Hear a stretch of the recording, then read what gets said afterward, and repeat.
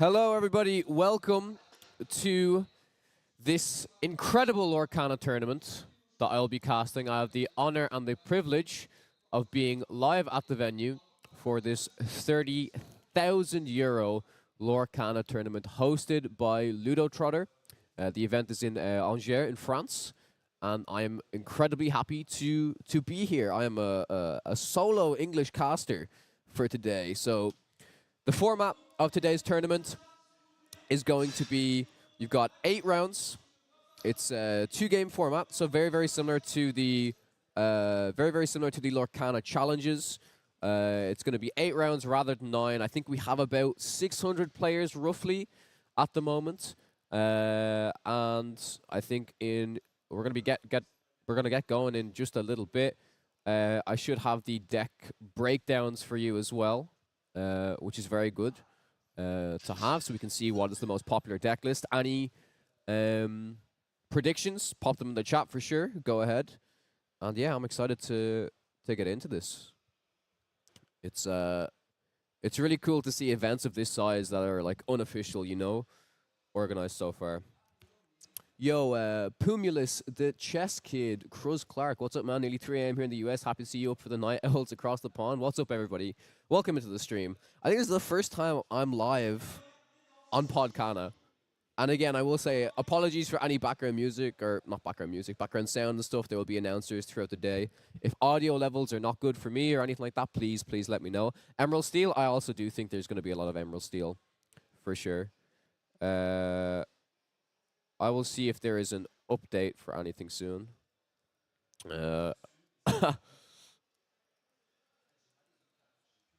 Sorry, chat. Just reading something for someone there. Oh, but yeah, how's everyone doing? It's this is really weird. I've never interacted with the Podcana audience live except when it's at challenge events. So this is definitely interesting for sure. But as you can see, I do have a second chair if any players want to come up and join me afterwards after the games. But yeah, I'm excited. I'm going to be casting, so this is day 1. There will be a day 2 event. I'm going to see if Moyen wants to cast day 2, as I'm unfortunately casting another card game. But this is going to be a lot of fun. What do you think the best deck to play into this new green steel Zanslade meta will be other than Ruby Sapphire? That's a really good question. A lot of people have been asking me in the comments since I did so well with Amber Emerald, what's the matchup like into green steel? And I think it's tough. I think it's not as easy as people think. I think you have to you still have to do your hard mulligan for John and stuff like that.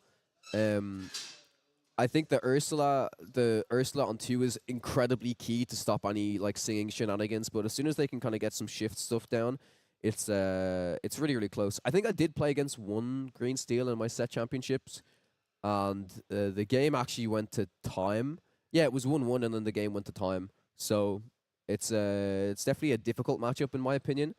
But I think Ruby Sapphire is probably pretty favored into it. I don't think Ruby Amethyst is favored into it. I'm curious because like I'm kind of hoping to see a little bit more green steel. I actually didn't get a chance to watch the Vegas challenge, so I saw some gameplay of it, and I know it's like Zan's particular list is very different from kind of the traditional green steel stuff, but it's still very focused on the Prince John elements. So there's a lot of similarities I can see between that deck and between my deck that I play. So yeah, no, I'm excited to see it. I'm sure it will show up today. You know what I mean? You can't not expect a winning deck from a Lorcana challenge to appear at this event. So yeah, as soon as I get the deck breakdowns for you, I will be happy to share those. But yeah, how's everyone doing? Hope you guys have been enjoying the latest episode of the podcast, all of the gameplay that we've been showcasing to you all. What am I actually looking for here? How long until first round? I would say it won't be too long now. I think they're gonna pick players for the featured match very soon, and then we will get going. Trust me, there's a thing in card game communities where it's like, how long until next game? There's no one who wants to show the next game more than the caster, and that is a fact. Trust me. There's no one. Casters filling time, man. It's not easy to do when you have an eager audience. So, uh, I I'm looking forward to seeing this stuff as well. So, uh, let me. I need to make sure I have all of my stream stuff set up. I've been setting stuff up for most of the morning, but yeah, let me have a quick look.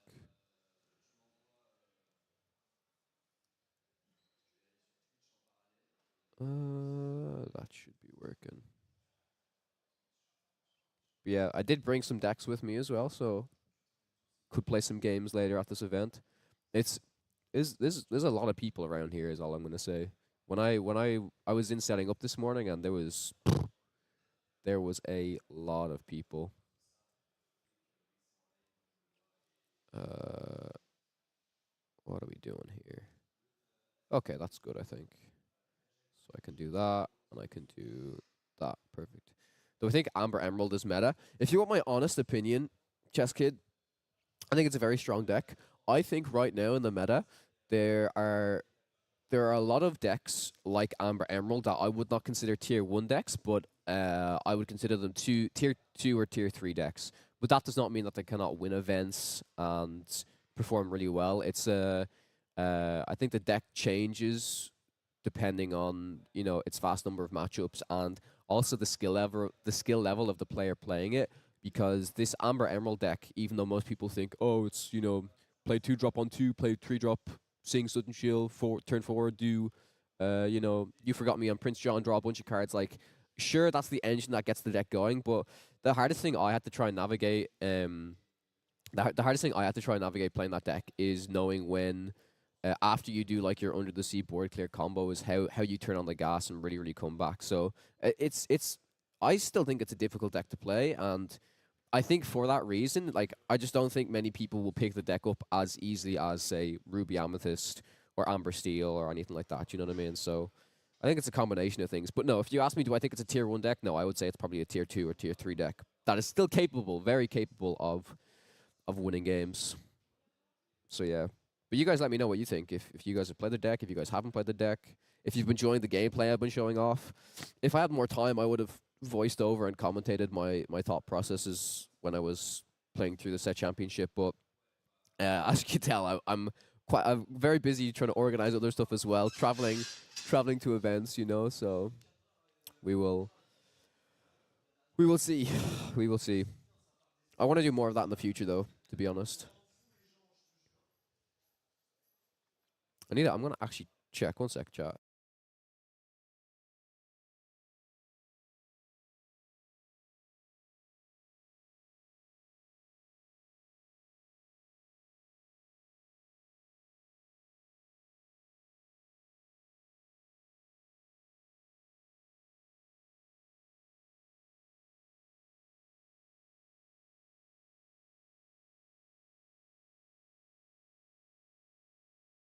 One second there, chat. Just gotta sort out some stuff. You played a ton on Ruby Sapphire.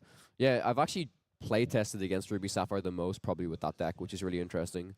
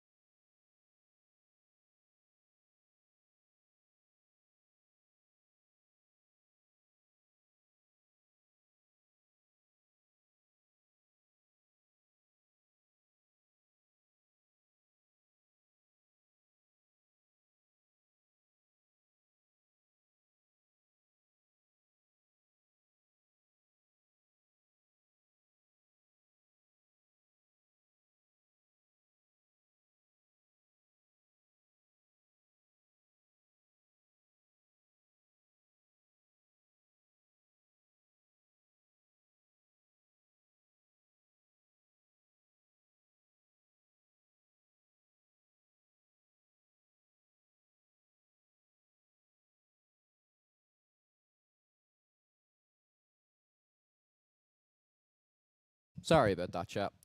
Hey, Kawa, West Coast NA here. No sleep for me. Emerald Steel is OP. Ruby Sapphire is S tier. Ruby Emerald. Ruby Amethyst, Emerald Amethyst, A tier. Steel Song, Blurple, Emerald, and Emerald Emerald, B tier. Emerald. Wait. Oh, okay. You're putting Blurple, Emerald Sapphire, and okay. No, I do disagree that I think Emerald Sapphire is actually definitely lower than Emerald Amber, 100%. Just my opinion from testing a decent amount with local pods. Sure. Not a lot of fan of a lot of the Emerald Steel. I think it's a bit overrated if you don't high roll every time. I think Amber Emerald can be like that as well, though. But I do think that Amber Emerald is higher than Emerald Sapphire. Emerald Sapphire is a fun deck, but it's so built upon Clarabelle and drawing cards and stuff like that, in my opinion. I don't know why I cannot find this. Getting ready to sleep for set champs tomorrow, but I want to watch. I think you should sleep. Don't worry. If you guys want to watch this event, the live stream will be posted on YouTube, so you guys can just watch afterwards. Do not worry.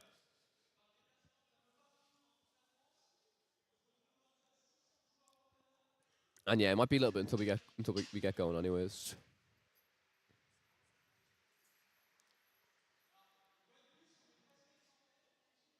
I really want to go up and see all of the players as well. I think it would be really exciting. Oh my god, Kawa streaming, you're going to be missed out. Missed at a set champs. Yo, Bruno, what's up, buddy? Yeah, I will. I will be missed at a set champs, unfortunately. It's a free win for you, though, buddy, yeah? Free win for you. And again, guys, let me know audio levels and stuff like that. I'm going to try put keep some music on in the background, maybe just until this starts. How many minutes or hours? Like, there's announcements happening right now, so I figure round one is going to get underway really soon. I can agree with Emerald Sapphire take. I just wanted to include it because it can be viable. Don't really think it's C tier, not competitive, just has a pop off. Low B tier, sure. I agree. I think there's, and I could definitely be wrong, I think there's one color combination right now that is, like, definitely unplayable. And that is Amber Sapphire, in my opinion, right now. You guys can maybe disagree, but I think at least like Ruby Steel kind of has something going for it. I think Amber Sapphire, the only thing, like, you're trying to think about what can you combine with that to do well, right? So for the card draw or consistent stuff you play, do you go the song pack with your Aerial? Do you go the item pack with your Hiram? You know what I mean? I'll put down the music. Sorry, chat. But there's a lot of things to consider, for sure. But yeah, we're just waiting for things to kick off here. Yeah, once everything is live, like I said, if I get the breakdown, I'll be happy to talk through that with you. Do you have the deck? That will be definitely very interesting to talk about.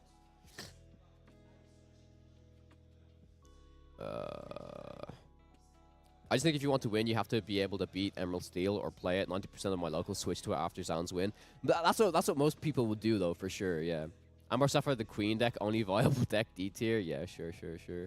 Yeah, I want to see some Emerald Steel just to analyze it and see how crazy it is. But it's not going to be anywhere near as crazy as what Bookie was, right? I can't imagine, anyways. Yeah, so we have the stuff coming now very shortly. I think the announcements of the opening ceremony and stuff is still coming, so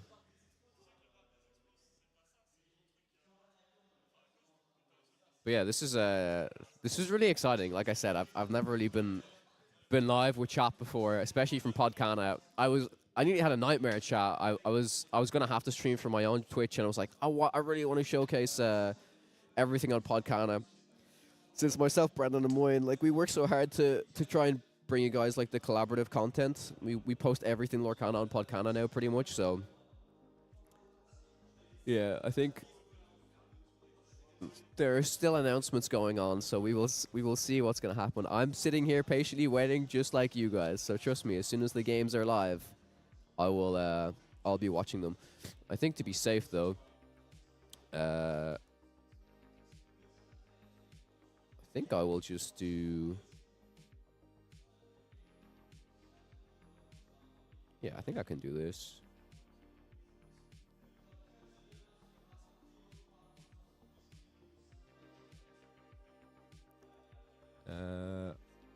I don't know if this will work. I think it's this, right? Cool, yeah, okay. I've got I should have the game up after this. We want the Moyen stash, keep hounding him about it. Yeah, yeah. Are we going to see Emerald Steel / Ruby Sapphire only? Let's see. Let's see what it's going to be. Bookie didn't run John. Now all this new stuff, we are seeing how viable John can be with such stuff as Hypnotize. Doesn't get hit by Ursta. Draws off Diablo Schist. It's a different deck. Bookie, I'd say, is evolved, yeah. Elsa's so good. Love playing Blurple. Just need to navigate discard. Blurple has been quite a fun deck. I know Moyen still isn't that convinced. But no, that makes sense, Cruz. That makes a lot of sense. I can see why Hypnotize is a good card now as well, because it's non-targetable by the songs. That's like a huge, especially in the mirror matches, that card is probably integral. And it kind of acts as a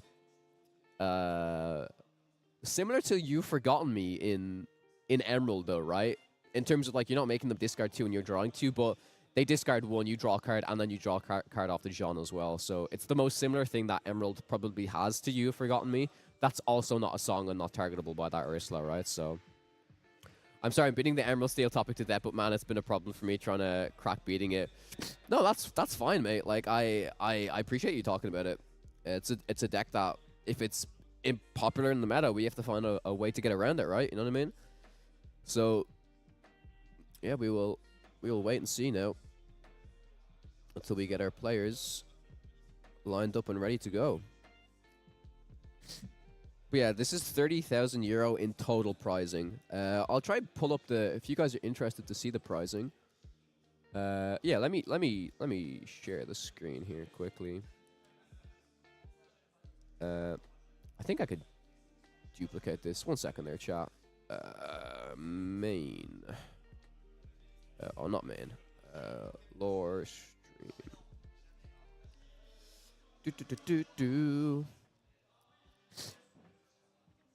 Let's have a look.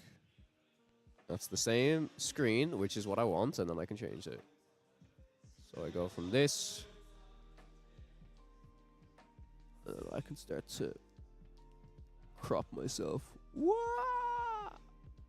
Look at this. Live Kawa cropping. You've never seen this before. This is a very professional stream, chat. Trust me. Very, very professional stream. But I can show you the pricing of this.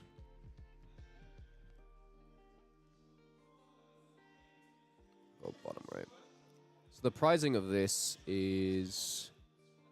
Learn more about tournaments. How would you build a Magicka Dispel that counters discard completely? It's hard to run Dispels because the list can bounce it with Muses and make you discard anyways. Oh, that's kind of true. So, this already is very good in my opinion. Any tournament that does, you know, 25 euro entry, 3 boosters for participation. I mean, boosters in Europe are like 6 euros. So you're basically paying 7 euro for participation, kind of. Which I think is really, really, really good. But once we get to the prizes, so like I said, it's going to be a 2-game format, 45 minutes. I'm pretty sure it's 8 rounds that they said. And top cut will be top 32. So this is the pricing for the event. So as you can see, the number 1 gets a case of the first chapter, a case of chapter 5, 1 promo card signed by the game designer, 1 graded enchanted card, 1 signed and graded card, 1 throw from the first chapter, 6 promo cards, 2 pins, the Shogun's Journey, which is like a big Ultimate Guard box, and then I think some Ultimate Guard sleeves as well. So nice to catch you live. Excited for what the day holds in store. Yes, sir. I am indeed as well. But all of this is like really good. Like, so you get top 4, you get a box of chapter 1, a box of chapter 2, and a box of chapter 5, and the graded enchanted card. The graded enchanted cards are probably the ones that are really going to pop off for value. But oh, what a tournament. I know, I'm really excited for it. this was kind of last minute that I ended up attending, but yeah, I'm super super super excited for it. Trust me. I think we are still waiting. Yeah, we're still waiting for it to go on. But like I said, as soon as we have something, we'll let you know. Is Moyen playing in the tournament? No. I think Moyen is at Essen Spiel, but last I heard, Moyen wasn't feeling too great after the weekend, and he was at home resting last I heard, but I think he's at Spiel at the moment. It is like a DLC in size, huh? There's about 600 Lorcana players here. About 600 is what I'm being told, which is a lot, which is definitely a lot. I would have loved to play in this if I knew, but I figured I haven't really been in the on the desk casting some Lorcana, large scale events, so I'm excited for this for sure.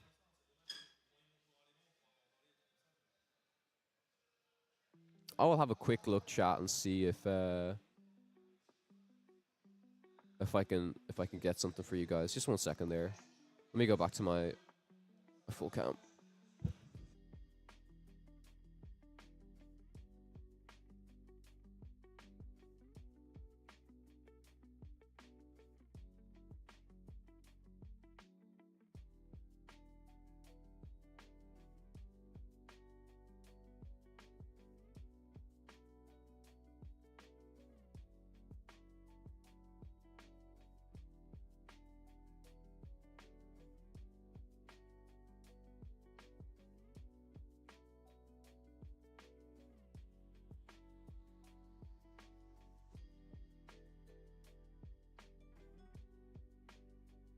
Yeah, I think we're still getting featured matches ready and players organized for that.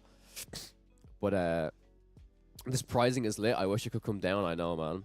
Top 256 out of 800, pretty good deal for a box. No, I don't. Wait. No. I think you I think you read it wrong. Wait, let me let me go back for you, buddy. 1 second. So I think you're reading this as it was a box for top. No, this is one. If you come in the top 256, you get an additional booster. If you come in the top 128, you get 2 boosters. Top 64, 4 boosters, a promo card. I think honestly, so the top 256 to top 64 is like, extra stuff. Once you get the top 32, you're gonna be playing like for a lot more stuff tomorrow on day 2, right? So, yeah, 1 pack. No, could you imagine? Oh yeah, if you get to top 256, everyone just gets a box. Could you imagine? That would just be nutty. But yeah, no. Like I said, we're just chilling at the moment. It will be a long day, but I'm very very excited to cast some Lorcana. But how's everyone else doing in the chat? Let me know. You guys prepping for set championships? What decks is everyone going to be playing? Yeah, I feel like, oh, actually, I should do this for chat. Wait. If anyone is attending set championships today, before you do so, may I present the prize that you may win? This should have been the thumbnail, honestly. So I have with me one of the first in the world given out. Won by myself. We have the Mirabelle. The Mirabelle map. Sing B prep for me? I'm no Lorcana villain. I'm no Baker, unfortunately. But are you prepping for Seattle? Nice. Yeah, there's the beautiful play map. I think I will play on this. I think I still have my Ursula playmats as well, but I don't really like the ones that say champion on them too much. Like my main playmat that I use, believe it or not, is my second place Stitch Rockstar one from Inklands, and I just think it's really clean. But I actually like the champion now. Oh, you have the lists? Awesome. I just have confirmation, chat, that we have gotten the deck list breakdown. So let's do some analytics on this, shall we? Let's pull it up. Oh my lord. Let's have a look at this. So, go over to this screen. This is the deck breakdown for the event. That's a lot of Ruby Sapphire, chat. That is a lot of Ruby Sapphire. And believe it or not, Green Steel is the 5th most represented deck here, which is very, very interesting indeed. But I think across the board, correct me if I'm wrong, chat, we have every color representation. No, we don't. We have no Blurple. There is no blue-purple, I don't think. I thought we had every color representation, but it seems like... And no Ruby Emerald either, yeah. There's no shot. I sleep in the next 4 hours, yeah. So this is the breakdown. That's basically a 1/6 of the players are playing Ruby Sapphire. So we're going to see a lot of Ruby Sapphire, a lot of Amber Steel. What are you guys predicting? I don't know if there was this thing as well. Like it seems like in the States, everyone is like Green Steel is like on the rise like crazy, but here in EU, everyone's like, okay, it's just Ruby Sapphire time. That's what we're doing. Why are there 3 Amber Sapphire? Maybe we'll have to watch one and find out, right? Maybe we will. 36 Amethyst Steel. Oh, I think the scarier, honestly, the scarier thing here is the the 53 the 53 hyper aggros. You know, 53 hyper aggros with all of this Ruby Sapphire is quite terrifying if I'm a Ruby Sapphire player, honestly. I think if I'm a Amber Steel, Ruby Amethyst, or Emerald Amethyst player, it's really not that bad. But if I'm a Ruby Sapphire player and my first game I sit down against hyper aggro, I'm just like, man, this is rough. All right, we have our first players. Oh, I think. Are we still good? Yeah, we're still good. We're still good. All good. Yeah, cool. I think one of our players nearly tripped over the the wires there, but our player is going to be entering in now. And let me check if this is live yet. If not, I'll get the other thing up for you guys. But yep, that's the breakdown. Good meta read by the hypers. I mean, I don't know. Like, I kind of agree, but then at the same time, like you said, if there's enough Green Steel, hyper aggro just can't be the pick, right? You know what I mean? Oh, there is 10 Ruby Emerald. Yeah, I'm blind.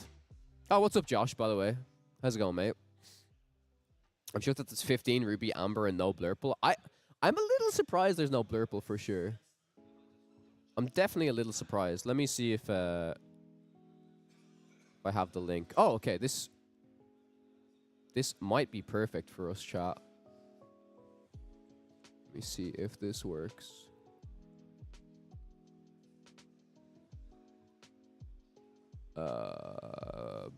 Bear with me if that's okay. I think this should work. Ah, cool. There we go. It's a little bit scuffed, but this is basically what we're working with at the moment. But there will be a overall better overlay and stuff like that. But just to start us off here, this is what we have.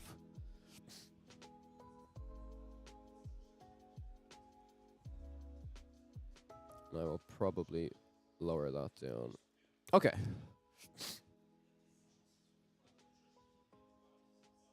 Fanboy set champs today. Been up for 5 hours testing against myself, and Emerald Steel will be the death of me. Oh, man. That is rough. Yo, Kat, what's up? How's it going? Welcome into the stream. So what are we thinking, chat? Are we thinking... I'm thinking Ruby Sapphire right here. I definitely think there's going to be a Ruby Sapphire right now. Let me make myself a little bit smaller here. There we go. And maybe we can see some hyper aggro coming out. One of the players here rocking the puppy sleeves, which you love to see, of course. But I should be able to get the full proper overlay in a little bit. But this is just what I'm working with for the moment. Oh, I think it actually might be live now. Aha! I think it is.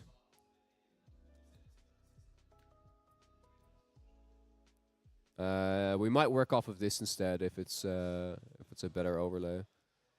Been obsessed with Lorcana lately? Really? That's cool to hear. Prediction: Amber Emerald wins. I like you, the chess kid. I like you. I hope Amber Ruby Mufasa takes down the whole thing. That was a big meta call from some players for sure.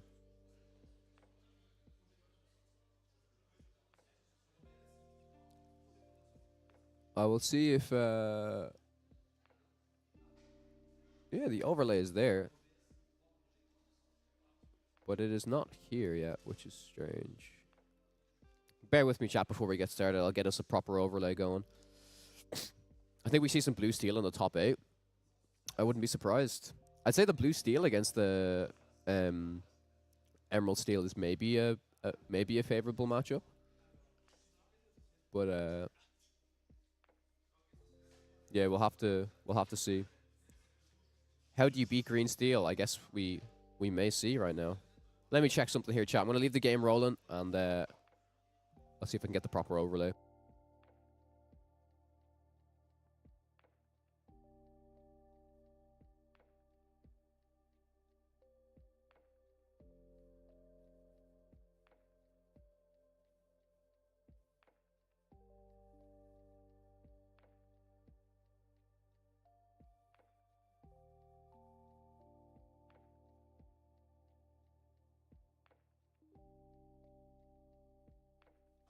Yeah, it seems like we might have to watch on the stream version once it goes up, but I think they are still preparing it for the moment.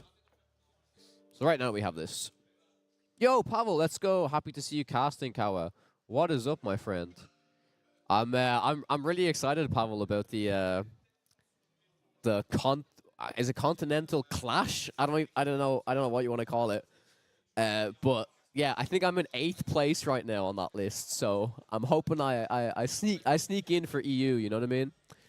But yeah, we're gonna wait for these players to get going.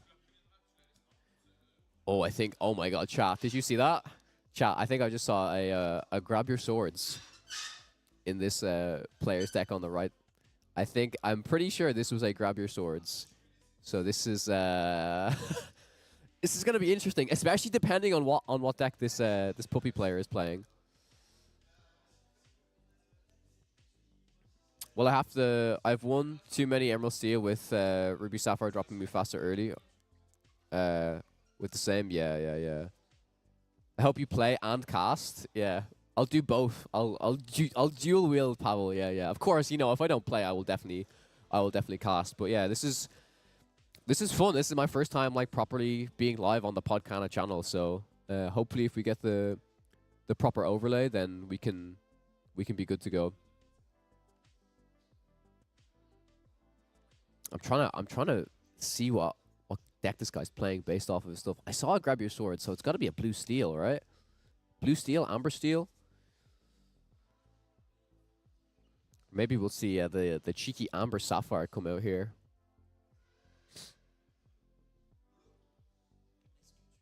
Oh, I think we're still waiting on the main feed here.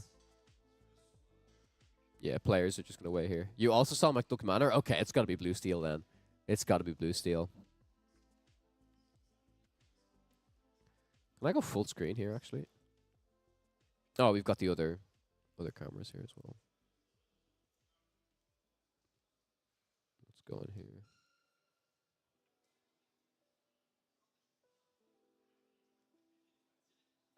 Oh, we're still waiting. Let me double check if I can get this for you guys.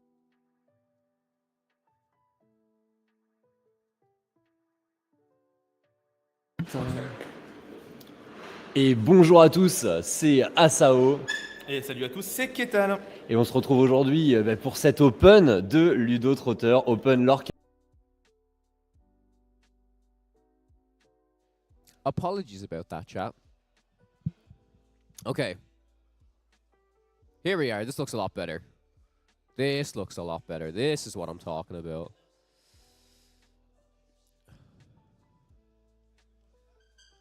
I will probably hide myself. All right, chat. Here we go. So, we have Malo M versus Brian L. It is 1 a.m. here.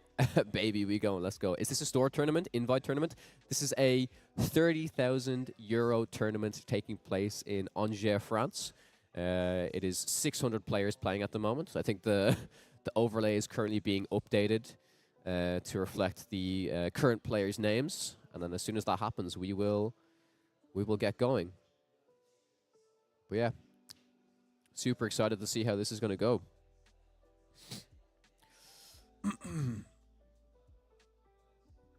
All right. So this is round 1 of 8, I believe. And yeah, it's going to be a top 32 cut making it to the next day. If you guys are interested in checking out the pricing really, really quickly, I will pull it up here. So first place gets an entire case of the first chapter. They also get an entire case of Chapter 5. They get a promo card signed by a game designer, a graded enchanted card, a signed and graded card, a trove from the first chapter, promo cards, pins, all that jazz, some Ultimate Guard goodies. So, yeah, it's a very, very big event, and I think it's really nice to have events like this in Europe because, you know, there's still going to be DLC Seattle. We're done with all of our Lorcana challenges right now, so between this event, which is 600 players, we will have Lorca Quest in 2 weeks, which I will also be casting in Paris, which is about, I think, 1,500 players. So the more events like this, the better, in my opinion. And it's great to see that, you know, these unofficial events can be filled, and, you know, there's so much interest to continually play Lorcana. So yeah, I'm excited to jump into this.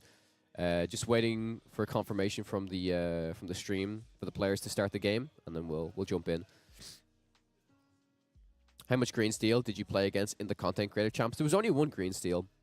There was only one green steel in the content creator set championships. So I was probably fortunate, to be honest. But when I say I was fortunate, as you guys saw from my gameplay, I faced 2 amber steels, I faced green purple, and I don't think I'm necessarily favored in any of those matchups. I just had to really get the ball rolling. Yo, Thorium, what's up, buddy? Welcome into the stream. A fellow Ravener in the chat right now. This event may be pretty important to see how championships and meta heads for the rest of the set. Yeah, I think so.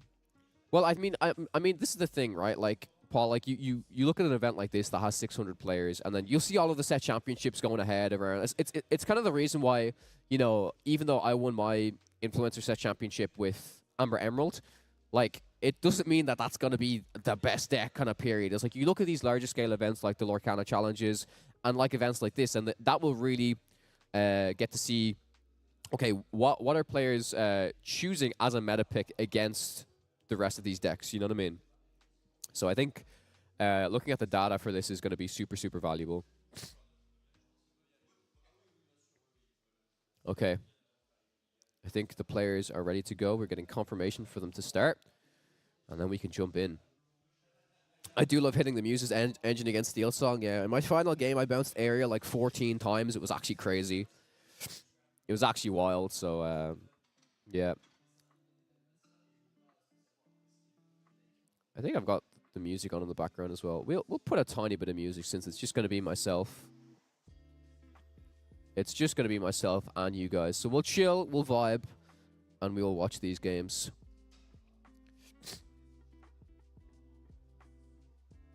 Man, this is exciting. I can't, like, to have we've got 62 viewers right now, and it's very early in EU. Probably quite late in the West Coast NA. So, yeah, okay. So we can see these players now. I'm pretty sure we do have a blue steel on the right-hand side.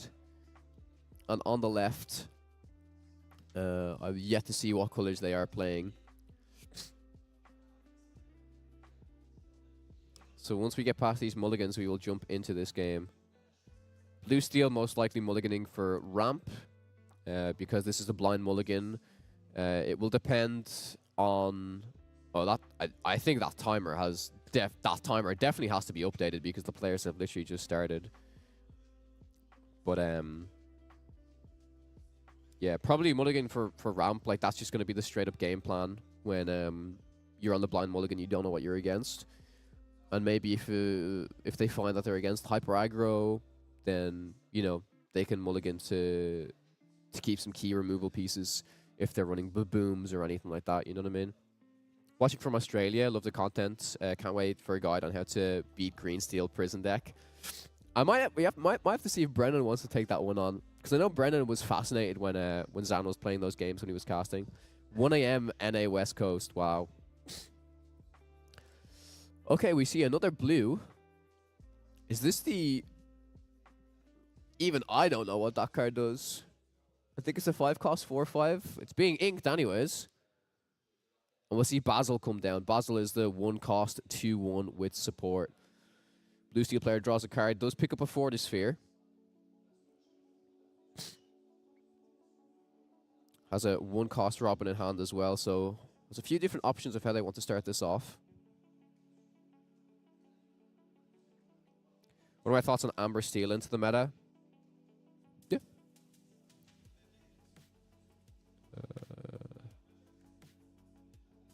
Oh, it's updated. Cool, cool, cool. There is Blurple in the tournament chat. Don't worry. I will show the meta spread after this. We see a Captain Hook coming down for the Blue Steel player here.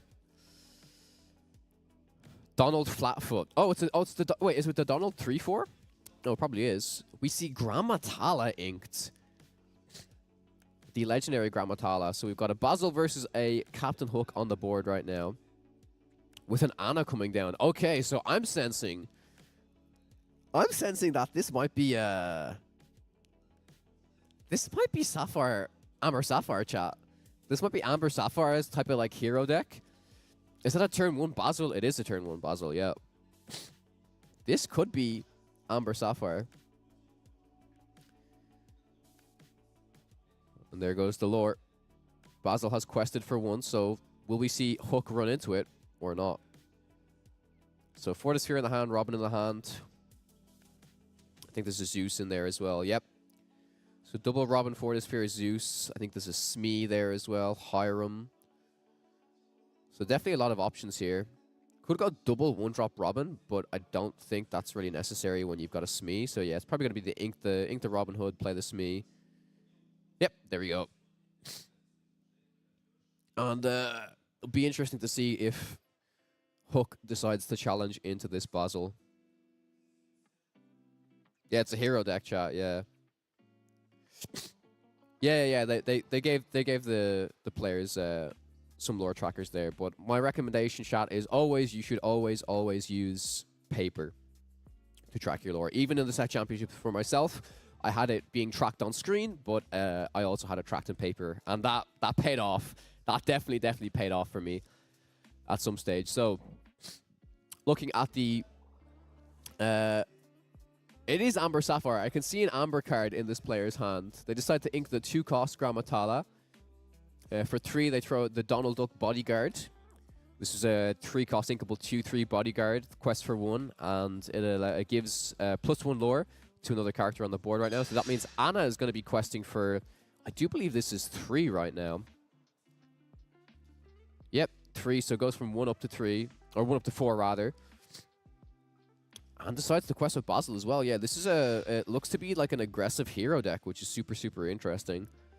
That being said, I do think, like I said, we saw the Grab Your Swords in the Blue Steel players deck. If they can ramp into that, that's going to be very helpful indeed. Oh, I think that is a Baboom that is after being picked up, which can definitely be useful to try to clean up this board a little bit here. So the most that can be done is Captain Hook can challenge into the exerted Donald Duck. Mr. Smee can maybe hit the Anna and then can Baboom it. But then that's not really going to be great, because then there's a 2/1 Basil left up against a 3/2 Smee. But the board is cleared, and there is going to be a lot of lore threatened here. I feel like if some of these cards aren't picked off, this Anna is going to gain a lot of value, I feel like. And a 1/4 traditionally, even against like removal cards, until a Zeus comes down, a 1/4 is very difficult to deal with in Lorcana. 4 willpower is just kind of that threshold. So we see the 2-cost Cinderella inked, 1-cost Fortisphere played to draw a card. And yeah, we can see the Baboom in the hand there. Probably deciding to see if they may Baboom the Basil even. Also, I think Captain Hook kind of wants to stay up here, so Smee doesn't die, especially here since Smee was used to trade. Okay, yep, this seems good. Hook hits into the Ana. Oh, this is actually a more effective play if the Baboom is going to be spent to take out the Ana here, because it means that the Hook does not get banished.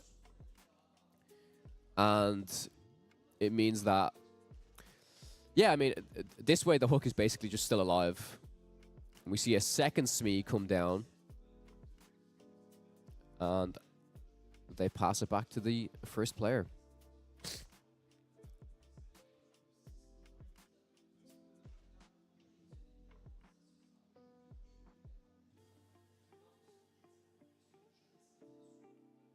Now, what are the options for this Amber Sapphire player right now? I can see Cruella in the hand.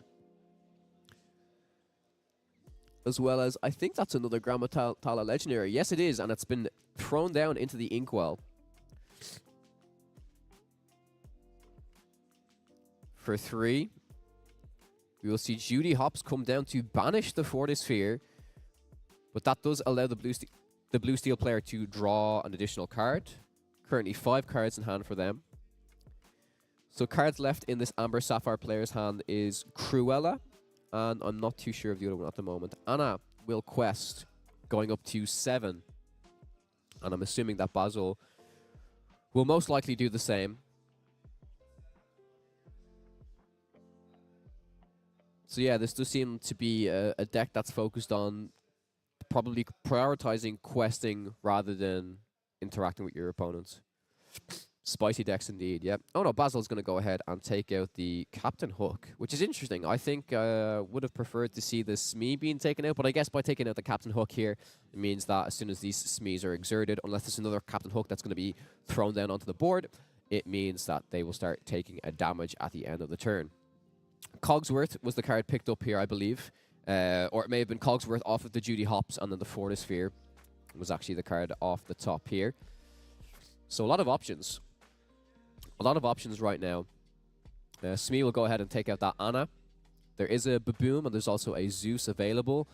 I don't know how good, you know, inking a card and playing a Zeus on the Judy is, but maybe it's fine right now. There may not be a better option until we get to turn 5 to throw down the Cogsworth.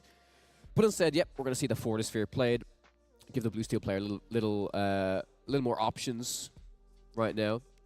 And for 3, we saw Lawrence get picked up. So this is a very interesting blue steel build. It seems like it's quite aggressive as well. And I do like to see the inclusion of Lawrence in this deck, because I feel like if blue steel comes up against enough Ruby Sapphire players, you know, Lawrence is a very difficult card for them to deal with that 4 willpower while it's undamaged. You know, Medusa can't interact with it, unless there's ice blocks on the field, of course. But really, really interesting inclusion here to see the Lawrence in the deck.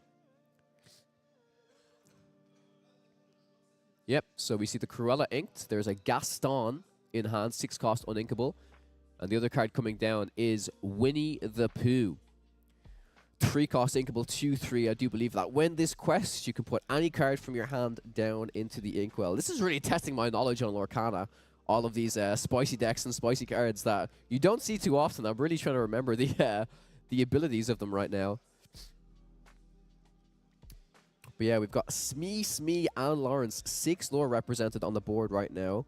Blue steel player has no lore in the bag at the moment. But to be honest, it could just be... I would be very... I think inking a card and playing a Cogsworth would be very, very strong here.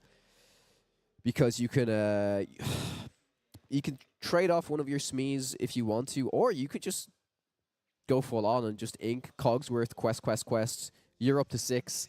The opponent could then quest up to 13, I do believe. But instead, we see a Chen Po come down. Blue steel player deciding to just slowly control the board. Lawrence will quest. Protecting the Lawrence here, I think, with the Chen Po is quite good, meaning that I cannot be damaged in any way. Unless, and I don't believe that Amber Sapphire has any, you know, damage spells from hand here. The most it will have is possibly like a Let It Go or something like that. Let's see if an Inkable is drawn off the top. If an Inkable is drawn, it was an Ana. That means that this Gaston can come down. And yeah, we know there's going to be a Zeus available for the blue steel player here to answer it, but between the Winnie the Pooh and the Gaston, there's still a lot of pressure coming down from this Amber Sapphire player that basically means that this blue steel player has to answer it as quickly as possible before they just run away with the game. But it does seem like the blue steel player is going to be in control here. Like I said, we know that Zeus is in hand. Chen Po can sing the Zeus to take out the Gaston here. And, of course, Smee or Lawrence can easily clean up this this Winnie the Pooh as well. Big Cinderella drawn for the blue steel player. I feel like once the 7 ink is reached, it's going to be very easy for them to run away with the game. Whoa, look at this 11 lore. It's a very, very, very impressive 11 lore. Yep, Zeus is being sung to take out this 6-cost Gaston right now.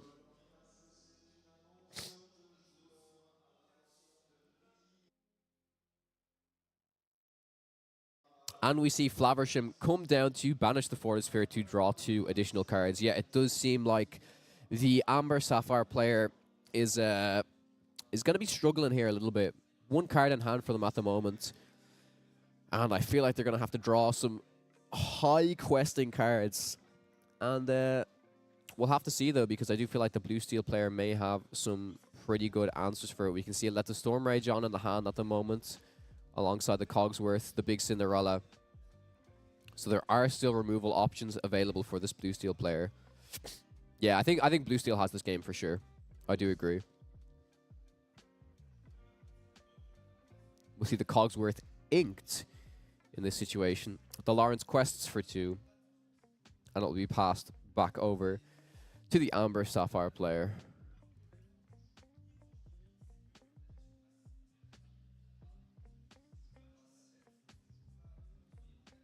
Draw for turn. What do we have here? A Daisy Duck has been picked up,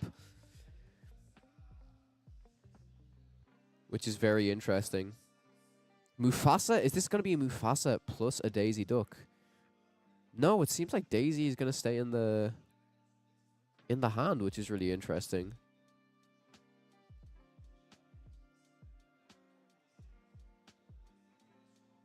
So Storm Rage on. Yeah, this Mufasa will not be answered too easily. So this could cause some issues for the blue steel player for sure.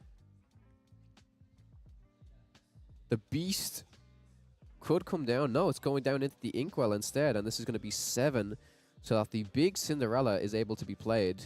And this is very interesting, and the reason I say this is because there is a Storm Rage on in the hand. Not opting to do so, but this blue steel player could have sung Let the Storm Rage on onto the Mufasa, draw card, and then use the Cinderella to challenge into the Mufasa.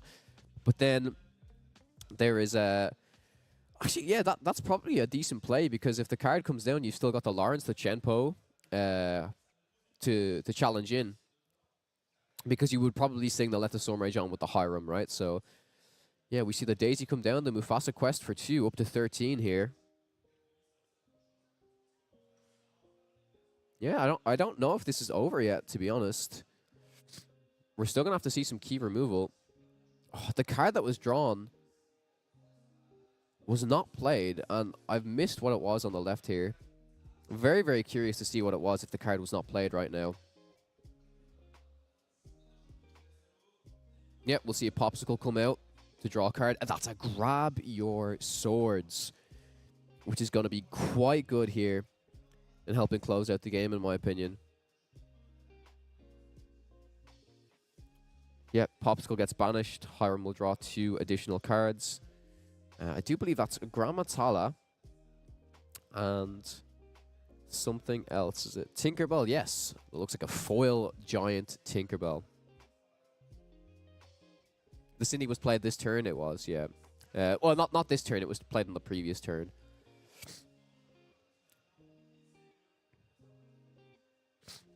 Okay. Inking the second Hiram Flaversham. And there's going to be a couple of options available here for the blue steel player. You could see a grab your swords plus a Storm Rage on. And then possibly just take out whatever comes from the Mufasa. But taking it really slow here, opting to just do the Grammatala to get more cards, more options. Pete comes down. Okay. So now I'm interested to see, are they going to go? No, they're not even going to bother challenging. So that's going to be 1, 2, 3, 4, 5, 6 lore gained, which I do believe is going to put them on 15, which this is probably the play if you want to race, honestly. Yep, it's going to be 15 lore to 13 lore. The Amber Sapphire player only able to get up to 17 here. But very interesting to see that they just go all out here. Okay, yeah, top card of the deck is inked. And the card left in hand is a big Mufasa. But I don't think there's anything that the Amber Sapphire player can do in this situation. Decides to send Mufasa into the Chenpo and pulls an Anna, and that comes into play. Exerted, that's the game. Yep, that is the game.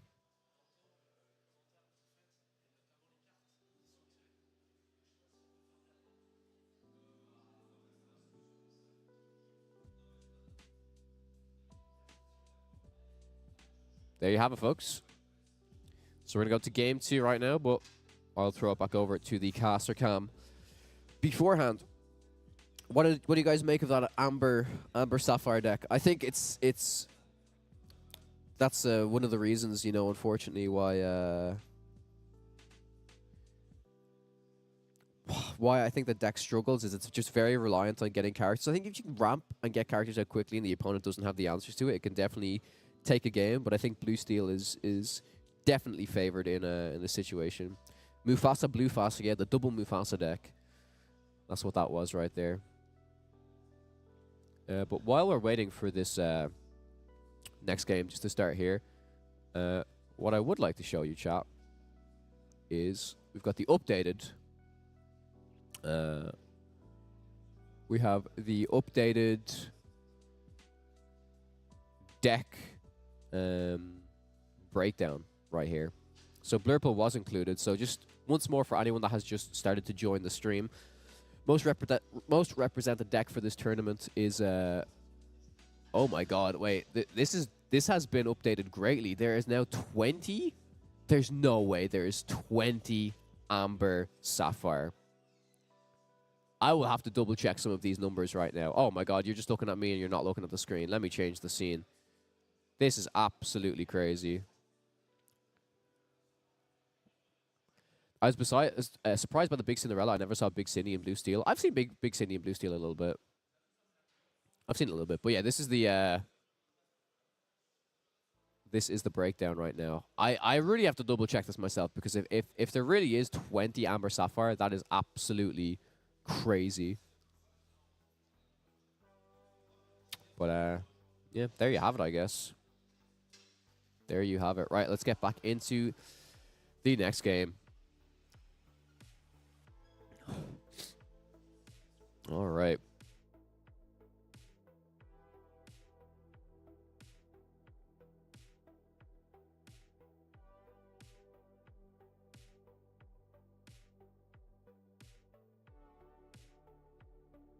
Yeah, there is a lot of Amber Steel, for sure.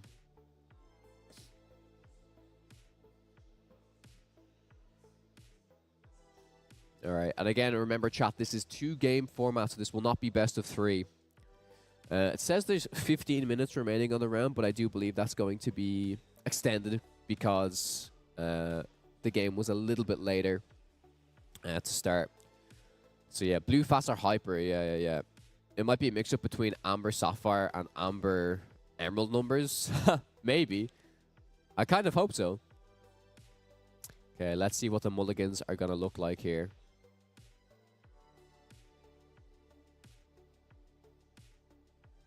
Yep, Big Cinderella, Hiram. We've got a Lawrence. Keeping the Smeed, a lot of cards going down there on the Amber Sapphire player side.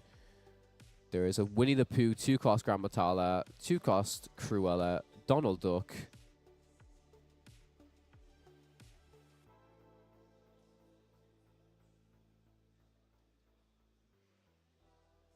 Yeah, it seems like they have a lot of cards that they would like to keep here. There's also the 3-cost Mickey Mouse for some additional ramp.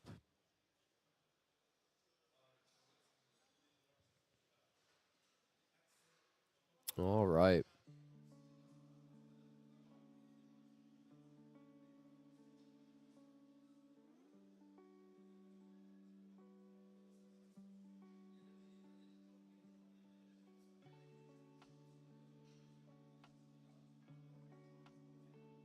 What are your predictions, chat, for the what deck is going to win this entire tournament? Like I said, it's 600 players at the moment. It's going to be a top 32 cut.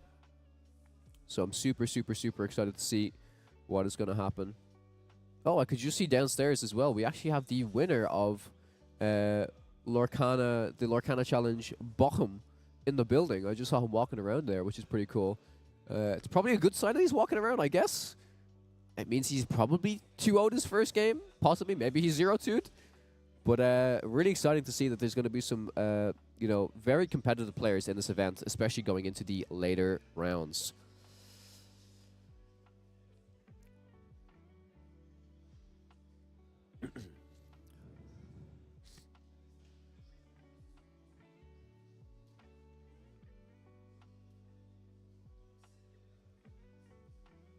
All right.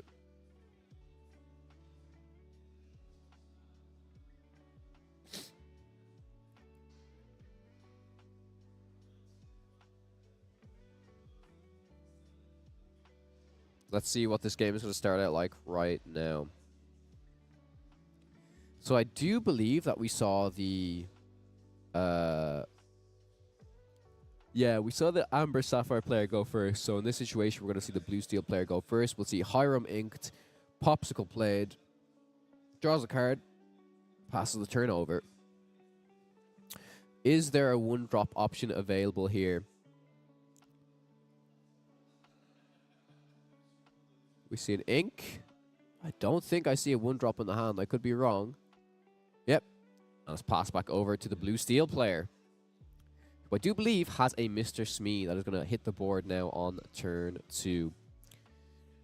Could opt to ink the Baboom, but I think against this matchup you want to keep Baboom just to keep your opponent's targets under control. But if it's the only inkable card and you don't want to ink anything else, I think it's fine. I think this is a Winter Camp in the Blue Steel player's hand as well. These are some crazy decks with some inclusions that I truly have never seen before. So I'm excited to see if we can see some spice make it all the way up to the top tables or not. Or will it be dominated by all of that Ruby Sapphire that we saw in the deck breakdown? Yeah, we'll see Gratmatala inked for the Amber Sapphire player, and Tipo comes down to put a card from the hand face down into the Inkwell Exerted. So we could see some ramp potentially come out here for the Amber Sapphire player. We'll see some early threats such as the 5-cost legendary Amber Mufasa. If we get all the way up to the 5-cost Amber Mufasa, yes. If we get all the way up to the 8-cost Sapphire Mufasa, that's going to be very interesting to see how that is going to play out.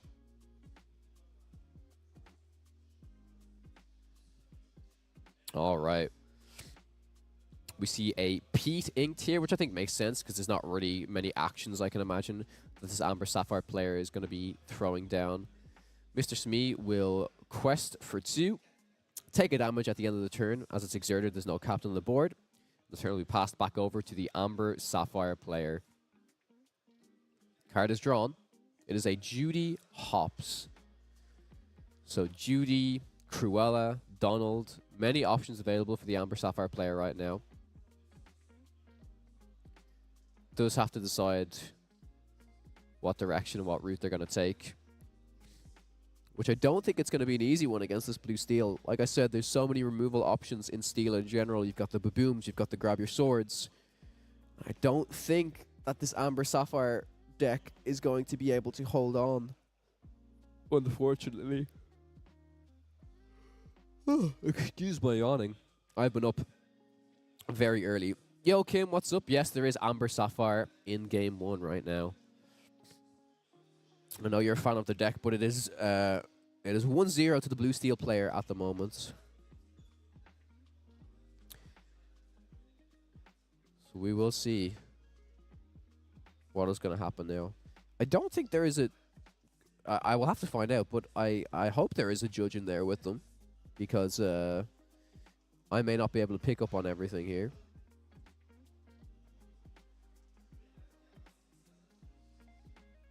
Still trying to decide what to do. Says to ink the 2-cost Cruella de Vil. And throws down Judy Hopps to take out the Popsicle. But the blue steel player will still draw a card from this.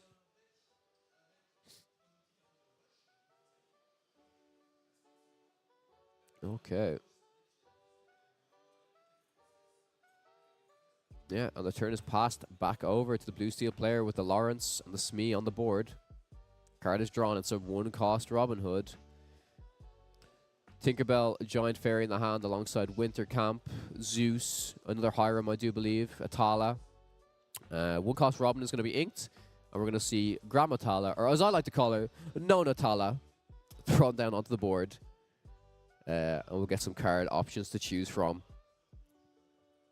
But a very steady game plan from this blue steel player right now, taking it easy. I think with cards like Lawrence and Smee on the board right now against a Tipo and a Judy Hopps, it's looking like it's going to be in their favor right now.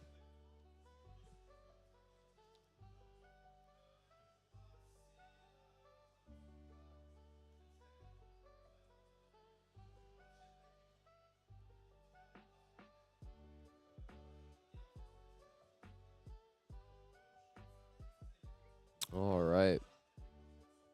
Turn is passed back over. Curious that the... Oh, what am I saying? I was going to say, I'm curious as to why the Popsicle wasn't used to heal up the Mr. Smee, but it was banished by the Judy Hopps, of course. So now, again, on this Amber Sapphire player side, we can see Mickey Mouse in hand, the Donald Duck. Okay, Tipo will be used to deal 1 damage to Lawrence, meaning he is now currently a 0-3 that quests for 2. Item Amber Sapphire or character? This is the hero version of Amber Sapphire.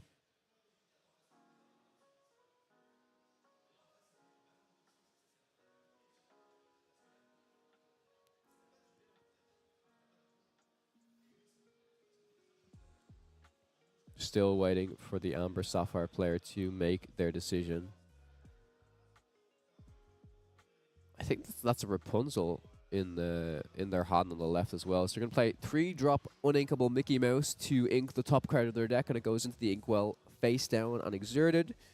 Trying to ramp up, most likely to that 8-cost Sapphire Mufasa. Inking the Donald Duck. I do think when this Mufasa comes down, though, it's going to be quite hard for the blue steel player to interact with. That being said, if they save an appropriate Zeus for it, they can Zeus and then just kind of hit 1 or 2 characters into it.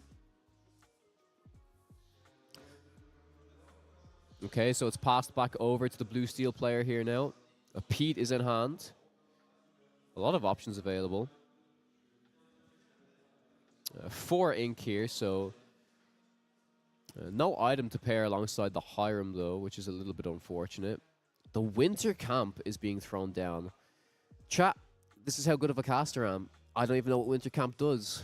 If someone wants to tell me, I can also look it up. I do have my phone here, so I will look up what Winter Camp does. But it's a card I rarely see. I know it's 8 willpower. It does have a lore, and it costs 1 to move something. I'm pretty sure it's like something to do with healing or damage or something like that, so I will pull it up really, really quickly.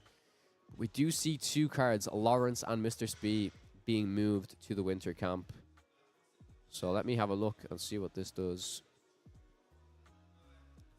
Winter Camp reads, whenever a character quests while here, remove 2 damage from them. If they're a hero character, remove up to 4 damage instead. Okay, so Lawrence is healed all the way back up, and so is Mr. Smee. Oh, thank you, Pumulus. Thank you so much. When someone quests there, they heal 2 and heal 4 for their hero. Okie dokie. All right. Yeah, the blue steel player on 10 lore at the moment as well. Definitely looking to be in quite a favorable position right now. And Grammatala will also quest for 1.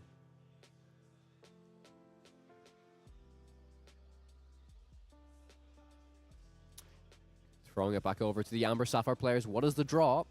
It is a 6-cost Robin Hood from set 1. That is a card I have not seen in quite some time.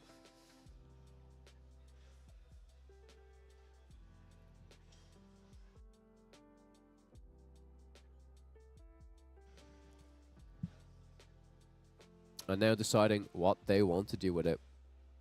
Love this blue steel list. Yeah, I'm a big fan of this blue steel list. It's very different, but I can also see why it works. Like, the Winter Camp combined with Mr. Smee and Lawrence seems like it makes a good fit. Winter Camp is just going to be difficult to interact with that 8 willpower. Is it 8? Let me double check. Is it 8 willpower or is it 6 willpower? I literally just had it up there. It is 8 willpower. Yeah, 8 willpower is very tough to get through for sure. We are seeing 5 being spent. 6 rather, actually. Yes, for that Robin Hood. And I do believe, I'm going to double check this myself. I do believe this Robin Hood, it has evasive on... it does. I don't know if it's the full evasive, but I think there's another ability on it as well. Again, this is a card I have not seen in quite some time. During your turn, this character gains evasive, and when you play this character, if an opponent has more cards in their hand than you draw a card.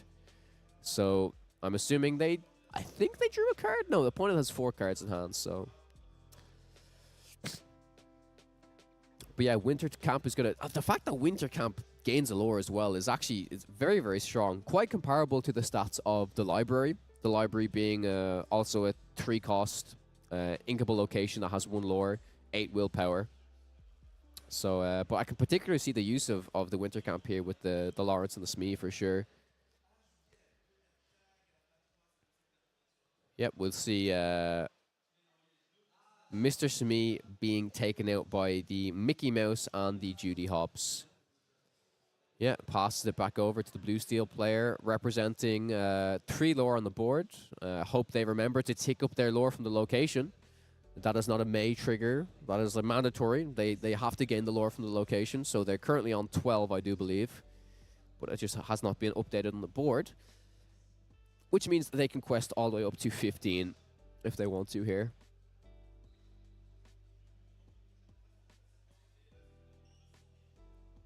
Yeah, we could see the Tinkerbell come out. Tinkerbell being inked instead here. Tala used to sing Zeus on the Robin Hood. And then 4/4. We're going to see a McDuck Manor come down. This is a very, very spicy blue steel list indeed.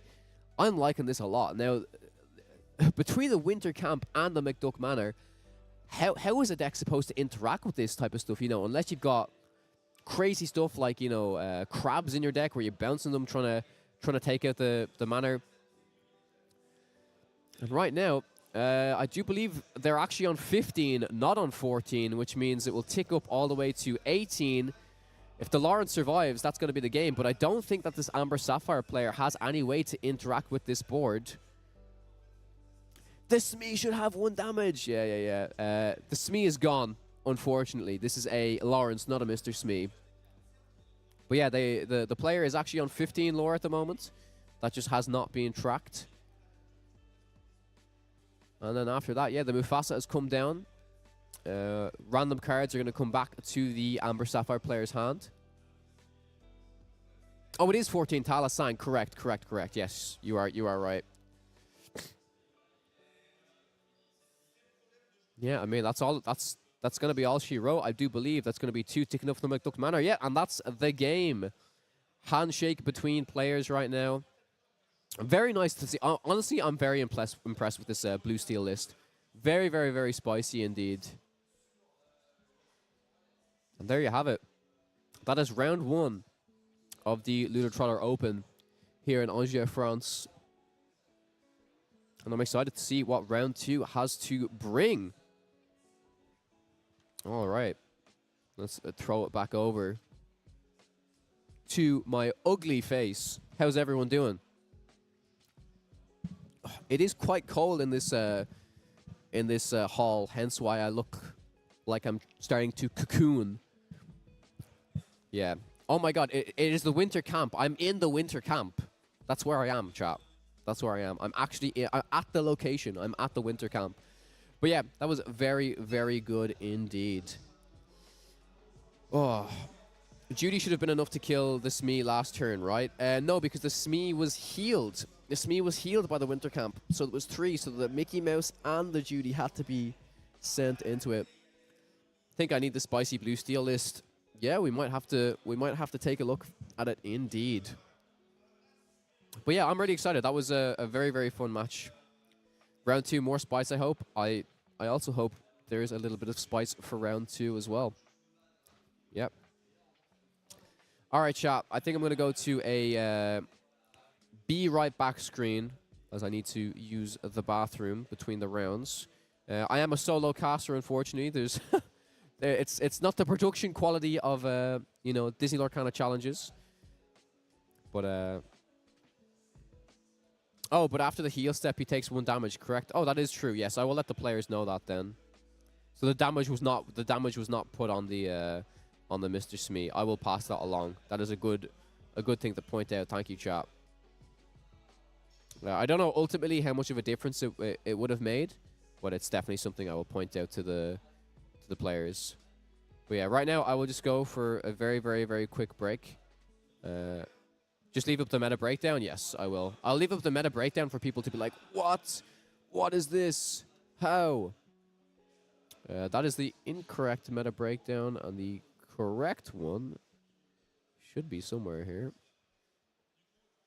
Let me pull it up for you again, chat. 1 second. Ah, yes, I think this is it. I actually think you're right. Wait, I think something was messed up here. Yes, I think something was messed up here, and I will say it to the person in charge of the comms. Just 1 second there. Okay, 1 second there, chap.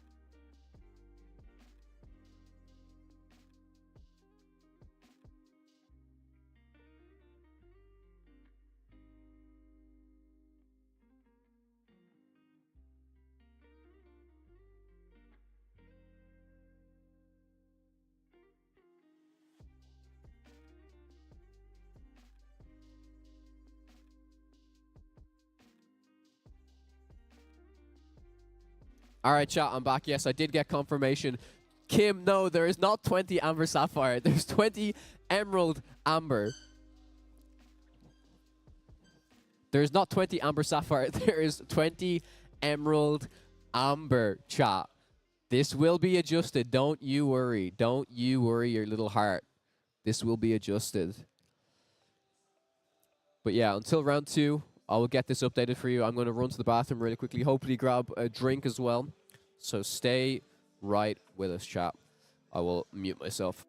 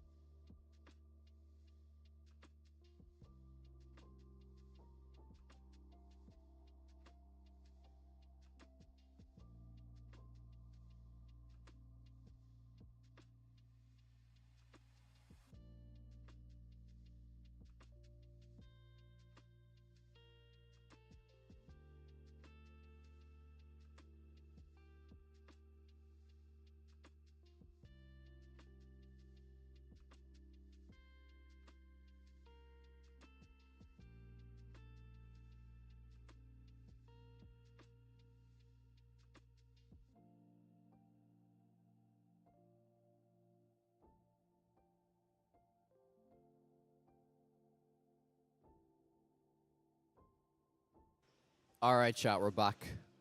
We are back. Hopefully, there's an updated graphic.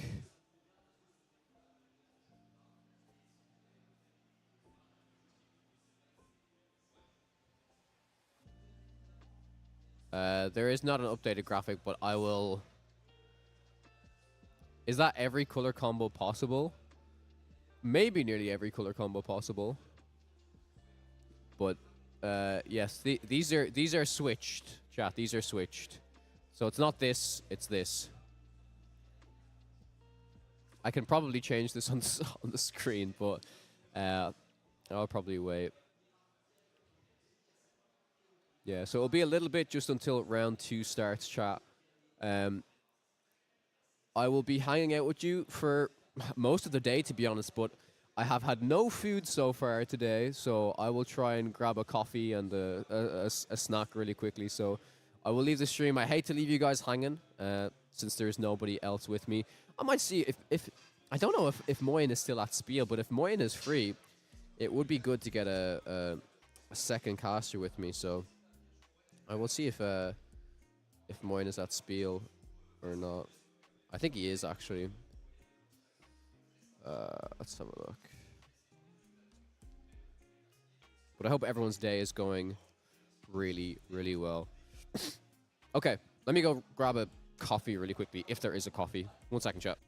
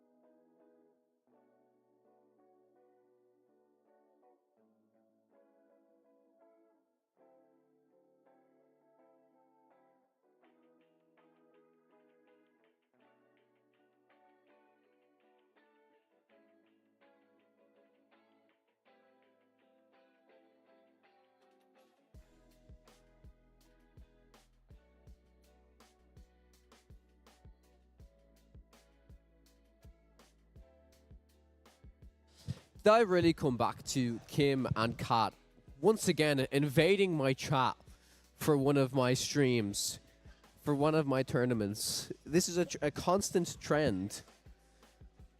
Did I really come back to this? Hey guys, how's it going?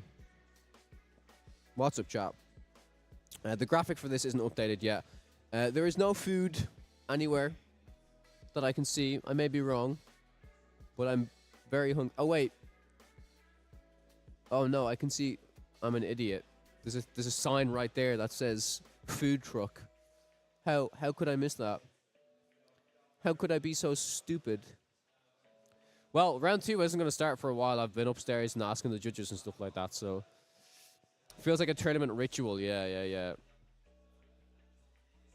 now I just need you guys to tell me you're going to get donuts or whatever it was last time. All right. So these are my co-casters, my co-French casters beside me. But yeah, we are vibing. We are vibing at the moment. Wouldn't be a cow tournament without spamming the chat. Yeah, it just wouldn't be. It wouldn't be the same. It would not be the same.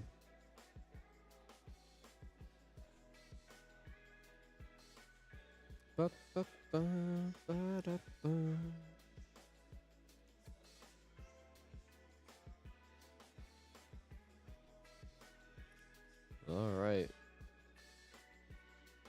It will be a little while until the next round starts. Chat.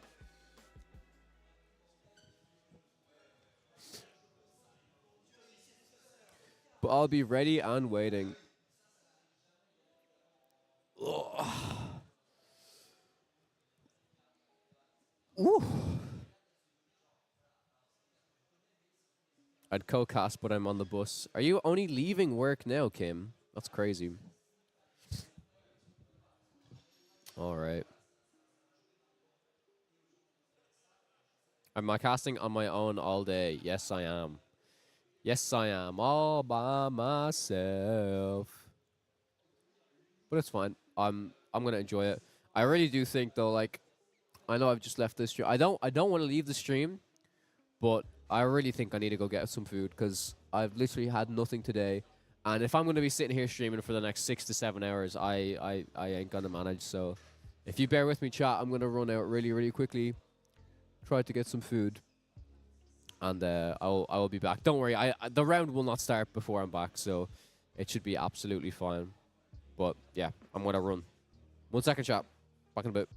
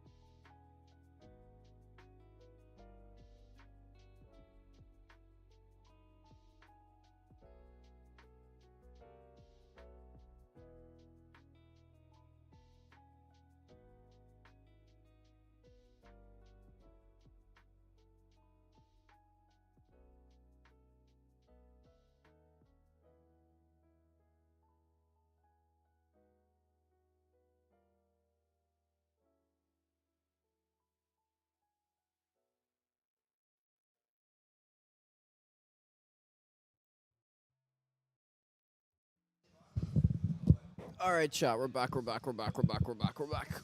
We're back. We're back. We are back. How's it going? I got myself a coffee and a hot chocolate because I think I deserve it. I think I need all the energy I can get for this event. But yeah, I'm super excited. I do want to start to see some Emerald Steel.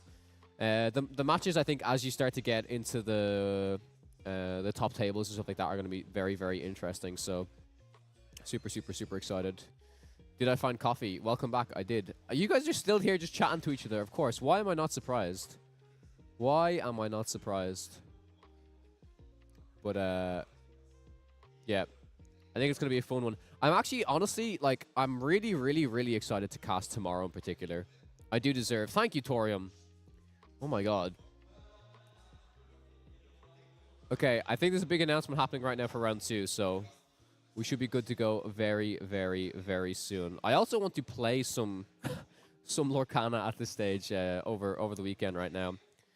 I've been very much just prepping and preparing for the event, but I think it's gonna be fun. No food? No, I mean, I'm not gonna lie. The food they had is very much like food for later. Like there was like a burger truck and fries and stuff like that, and there was like crepes. I think there was crepes, but it looked like they were only starting out. I didn't want to bother the poor people there, so yeah, I will go over it a bit. I need to actually check the time. Is it 11 or is it 10?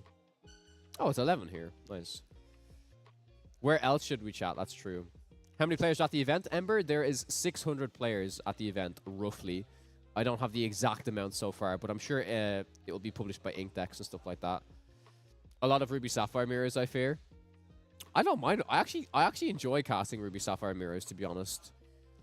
There's like, and it's funny, a lot of the unexpected decks I always feel like so unprepared for, because while it's cool to see decks that people don't usually play, I'm like, shit, like, what does this card do? What does that card do? You know? Be right back on my way, bringing you croissants. Oh, yummy burger for breakfast. I'm not ashamed to say I've done it before, Kat. I've done it before. I have had a burger for breakfast before. Oh, that is good. But yeah, tomorrow I will be casting Altered alongside one of the actual game designers, which is very, very exciting indeed. Yeah, like Winter Camp. Yep. But it's gonna be a fun one for sure. I know there's set championships happening everywhere else at the moment. There's a set championships happening today at my locals, so good luck to everyone who's participating in that. Good luck to everyone who is participating elsewhere. Wish I could watch, but I'm playing in a 2K later. Hope your day is fun. Oh, nice, Sultan. That's cool. Good luck in your 2K. Hope it goes well. I can prove the breakfast burger. Yeah. Yeah. There's nothing wrong. There is nothing wrong with a breakfast burger. Trust me. Sometimes you got it. Yeah, I agree. Breakfast burrito would be so good right now. Welcome to today's Lorcana stream, where in this 30,000 euro event, we talk about food. Cheers. We talk about food. There's no better way to fill time. There's no better way to fill time, chat. Discuss the luxuries that we have in life. Sustenance, food. Thank you, appreciate it. Oh, good luck, man. What deck are you going to play, Sultan? I'm curious. 2K is a big event. What part of the world are you from? Where is that taking place? Why is the coffee so small? You know what, Sultan? You know what? I was thinking of the same thing. I was thinking the exact same thing, because they said the coffee is €1. I was like, €1, that's a good deal. And then they give me these. I should do a mix and match. I should put the hot chocolate into the coffee and make a mocha. That's what I should do. Bro, order you a breakfast burrito. I wish I could order myself a breakfast burrito. I haven't had breakfast yet. A breakfast burrito would be dope. Oh, no. We're just going to get everybody in chat hungry, aren't we? That's exactly what we're going to do. I guess this is probably maybe... I don't think this is, like, selfish, but what I'll do is... Oh, I think we have our players actually. Oh, I do believe, if I'm not mistaken, chat, we have a very, very impressive player joining us right now. Maybe I won't spoil it, and you guys may or may not be familiar with them, but I can bet a lot of money I know what deck they are playing. So I've just seen them walk in now, and yeah, I'm very excited for this. I'm gonna have a chicken goujon roll ASAP when I eventually get home. You guys Uber Eats, right? What's your it's fine, Cruz. It's absolutely fine. I'm also not in the UK, but don't worry about it, brother. It's fine. I'm an Emerald Amethyst player. I'm playing at the SEG Con. Cool. I made top 8 yesterday at their 1K and lost the only blue steel in the event. Jonathan Lamb, very comfortable against everything else. Well, good luck, man. Yeah, I love watching the SEG Cons. It's really good for events. Is it Frank? It's not Frank. I will say it is a very similar level to Frank in terms of achievement. The person is they have won. This person has won a Disney Lorcana challenge. That's how impressed I am by them. And I'm very, very, very excited to see. Bien sûr. Bah, c'est que Bleu Gris, il a des bien meilleurs body dans le game, avec potentiellement le Mouche, le Lawrence, et du coup, bah, il est tombé presque Ah, dans son meilleur match-up. Mouche, on l'a. Sorry about that, chap. Let me click here and show you that you may recognize this person. Some of you may not. I believe this is Ili. Ili? This is the Ruby Sapphire player that won DLC Bologna. Playing right now. Is it myself? It is. Behold, it is me, Kawa. The look into the look into the camera. It is I. And they have a judge in here as well this time as well, which is very, very nice. I'm in the US and you're my entertainment until my set champs at 10 a.m. Breakfast on me would be well earned. Well, we'll see, Cruz. We'll see. I might take you up on that offer.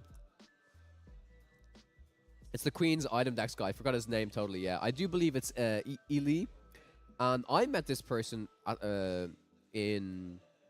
I went to a tournament in Vienna back in February of this year, and that's actually where I met him for the first time. And yeah, he did manage to win a Disney Lorcana challenge already.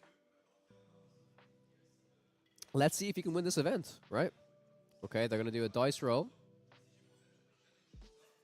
And we will see if they're on the mainstream yet. They are not on the mainstream yet, but for now, we will go out of this, and we will go into this. If there's any blurriness or anything, chat, apologies, but it should be sorted out soon. It's just the software that we're using for the stream. But I am curious to see if Ili is still playing his red-blue items list, or if he is playing more of the traditional Ruby Sapphire. It will be quite interesting to see now.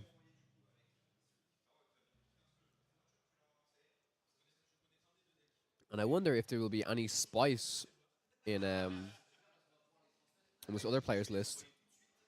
Again, I'm assuming it's Ruby Sapphire. I don't know if it's Ruby Sapphire or not. We'll have to see. Oh, I see some steel cards. Oh my god. Chat, do you see it? Do you see it? It's Ruby Steel. Ruby Steel, chat. Oh my god. We are cooking today on this stream. Cooking like crazy.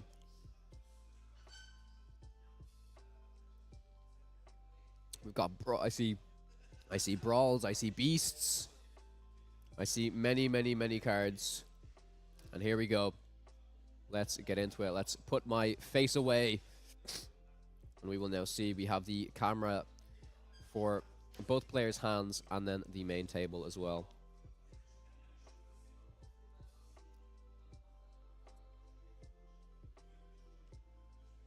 Wait, does Emerald? Wait, is he playing an Emerald deck? No, there's no way. You saw Emerald? Seems like Eli may be playing an Emerald deck. He has turned to the dark side. I like this man. Emerald Steel? Ooh. Could be incredible into Green Steel. Let's have a look. Oh, it is Green Steel. Yep, it's definitely Green Steel. Well, this is what everyone was waiting for. Everyone's been asking me all morning, Kawa, what are your thoughts on the Green Steel deck? Let's see how it can do. Yeah, I actually do think against like Green Steel versus Ruby Steel, definitely going to be interesting here.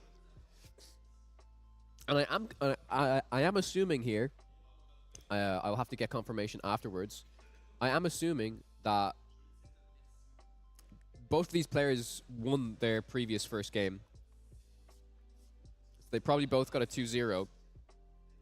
So let's see what's going to start off now. In the opening hand, for the Green Steel player, we've got a Muses, we've got a Diablo, 1-drop Diablo, Storm Rage on Bruno. So Bruno going to be inked, which makes sense. 1-drop Diablo comes down to see the Ruby Steel player's hand. What do we have? There is a Captain Hook, a Brawl, a Sisu, a Lawrence. Is that a Chief Bogo? Is that a Chief Bogo? I could be wrong. There's a Tiana I definitely saw in there as well. Was that Bogo on the far left? Is this best of 3 or 2-game? It's 2-game format. It's 2-game format. Okay, I do believe that was a Brawl that was inked. And Captain Hook comes down. The issue here... actually, I don't know if that was a Brawl. There could have been 2 Brawls in the hand, but you definitely hope that the Ruby Steel player decides to keep the Brawl, the 1 Brawl they have in their hand right now at least, in their opening hand, because... you know, if they ink this and the Shift Diablo comes down, there's going to be no real way of stopping that. I don't know how many evasives this Ruby Steel deck plays. So we'll see the Shift Diablo come out, the Strength of Raging Fire discarded, and the Storm Rage on played to get rid of the Captain Hook. So Eli draws a card here. And there is still no ink spent, so I do think we're going to see a possible Ursula or Bruno inked here. Bruno inked... And we will see Cove. And Diablo moves to Cove, most likely. Yep. There it is. Ruby Steel player will draw. Oh, nearly missed the Diablo trigger. Yeah, doesn't miss the Diablo trigger there.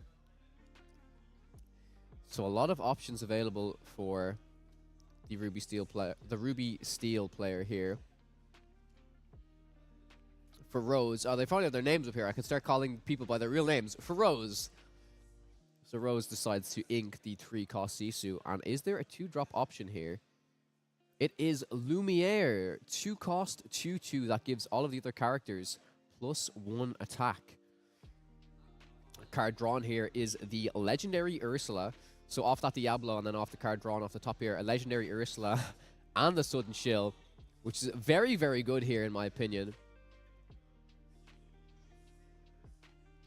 Updating the lore. Deciding to quest with this Diablo.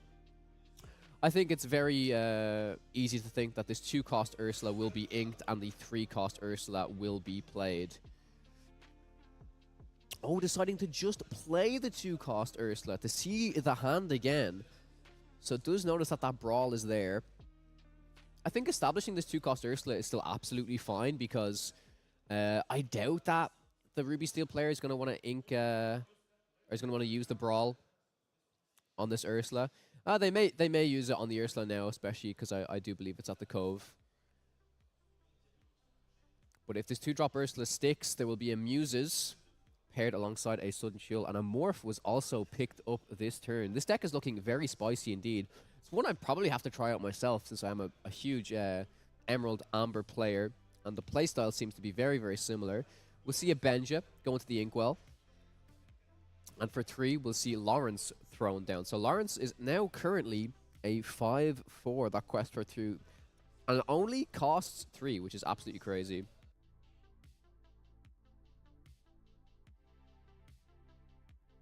One drop Diablo picked up here for the Green Steel player.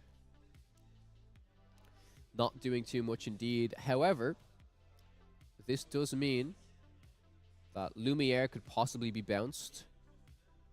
If they want to go for a Muse's strategy, this could also be, you know, Ursula into the Lawrence. Oh, Lawrence, never mind. Lawrence is not exerted, but you can do stuff where you can basically damage a Lawrence and then bounce a Lawrence back to hand. This could also straight up be a Muses and bounce the Ursula back to your hand for some more value in this situation. I don't see much else happening here between the Morph and the Sudden Chill. I think establishing the Muses is probably correct. Maybe the Sudden Shield doesn't have to come down yet, but I do like the idea of bouncing this Ursula back personally, just to have more ink. And Muses is gonna be red here, just to confirm the ability. But yeah, I think bouncing the Ursula back here is probably not too bad. Although this Diablo's already exerted, so I do believe it has quested. So Rose is gonna draw her card. Illy will also draw their card. 3-cost Ursula picked up, which makes the Sudden Chill even better if this card can stick. There is still a Brawl available in the hand, so right now, at least Rose has the option to send Lawrence into the Hidden Cove and then use the Brawl to take out the Diablo, which honestly I think might have to be the play here, even though it's a little bit slow. I think if you just consistently leave this Diablo up on the board, there's not much that's going to be done. Yep, so Lawrence heads straight into the Cove. Let's see if the Diablo is actually going to be taken care of here or not.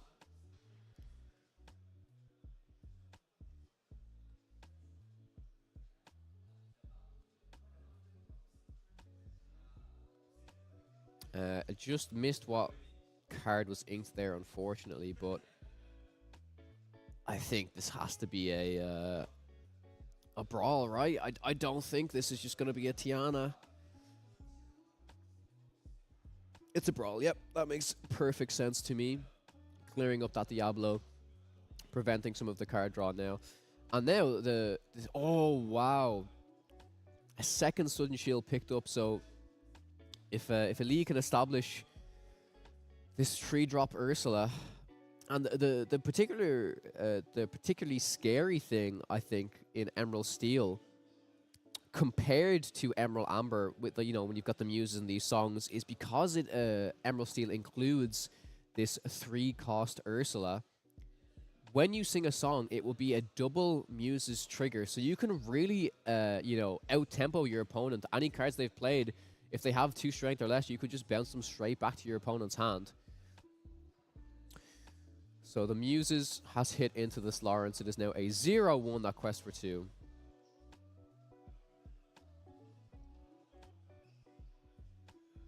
It's a 2-day event. It is correct, yes. Lawrence has been re-readied here. Lumiere has been picked up and most likely going down into the Inkwell, correct? I do believe this is a Tiana that we might see coming down. If Tiana, actually, rather, when Tiana sticks and can be exerted, it does mean that, you know, there's going to be no cards being able to, no action cards that Illy can play here. But that does also mean that I do believe Tiana's text, I will have to double check this myself, but I do believe Tiana's text is, when you have no cards in your hand and this character is exerted, the opponent can no longer play action cards. I'm sure chat can confirm that for me as well. Yeah, the double Sudden Chill will get rid of a Tiana, and I do believe that is going to be a Sleepy as well. Oh, this is just absolutely brutal. We are probably going to see the double Sudden Shield sing with the Ursula, and then the Sudden Shield coming out just to get rid of that Tiana as well. That is absolutely detrimental to this Ruby Steel player right now.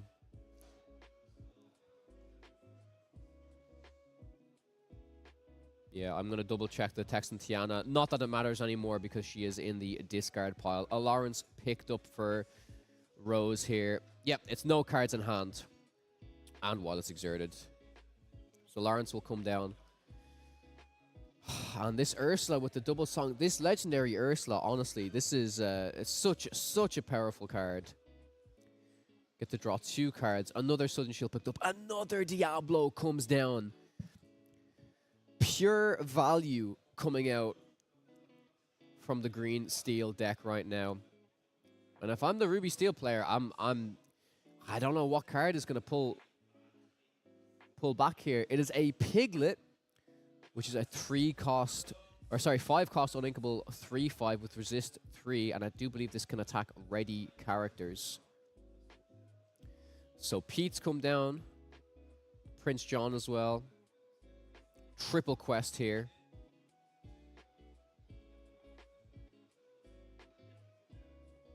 Up to 6. And there's no way to bounce this Piglet back though right now, which I think is fine. 3-drop Sisu picked up here by Rose.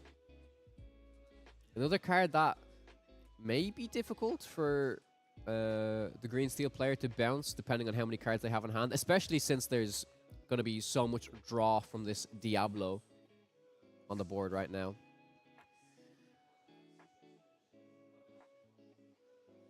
But I do think that Piglet is most likely going to take out this Ursula. More so than anything.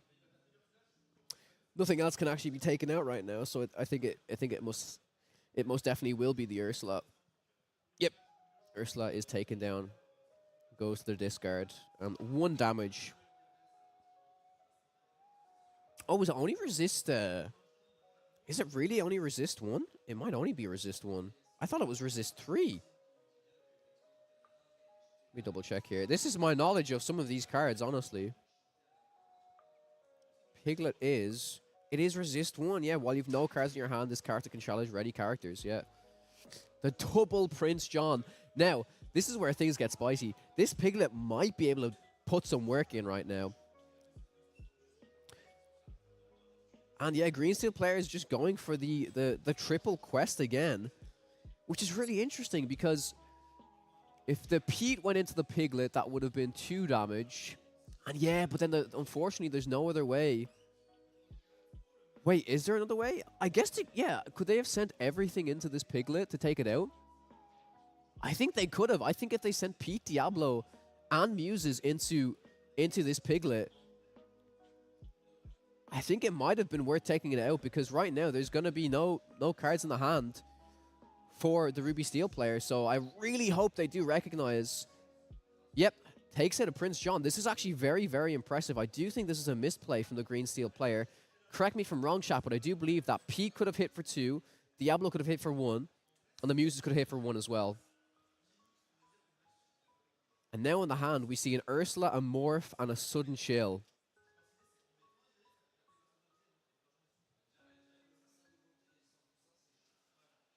Let's see how this game, because right now, if there are no like a Morph, an Ursula, and a Sudden Shield really aren't doing much. This Piglet possibly might be cleaning up these Prince Johns. Now, the real question is, can the Green Steel player literally just quest enough to just try and race and win? Yeah, it's just going to throw down everything. The Ursula comes down, the Morph comes down. I do think this is just going to be a quest with everything.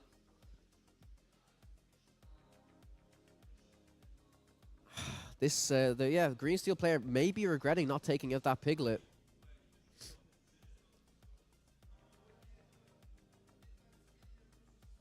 Decides to double hit into the Sisu, which is fine because both will only take 1 damage. This might be okay.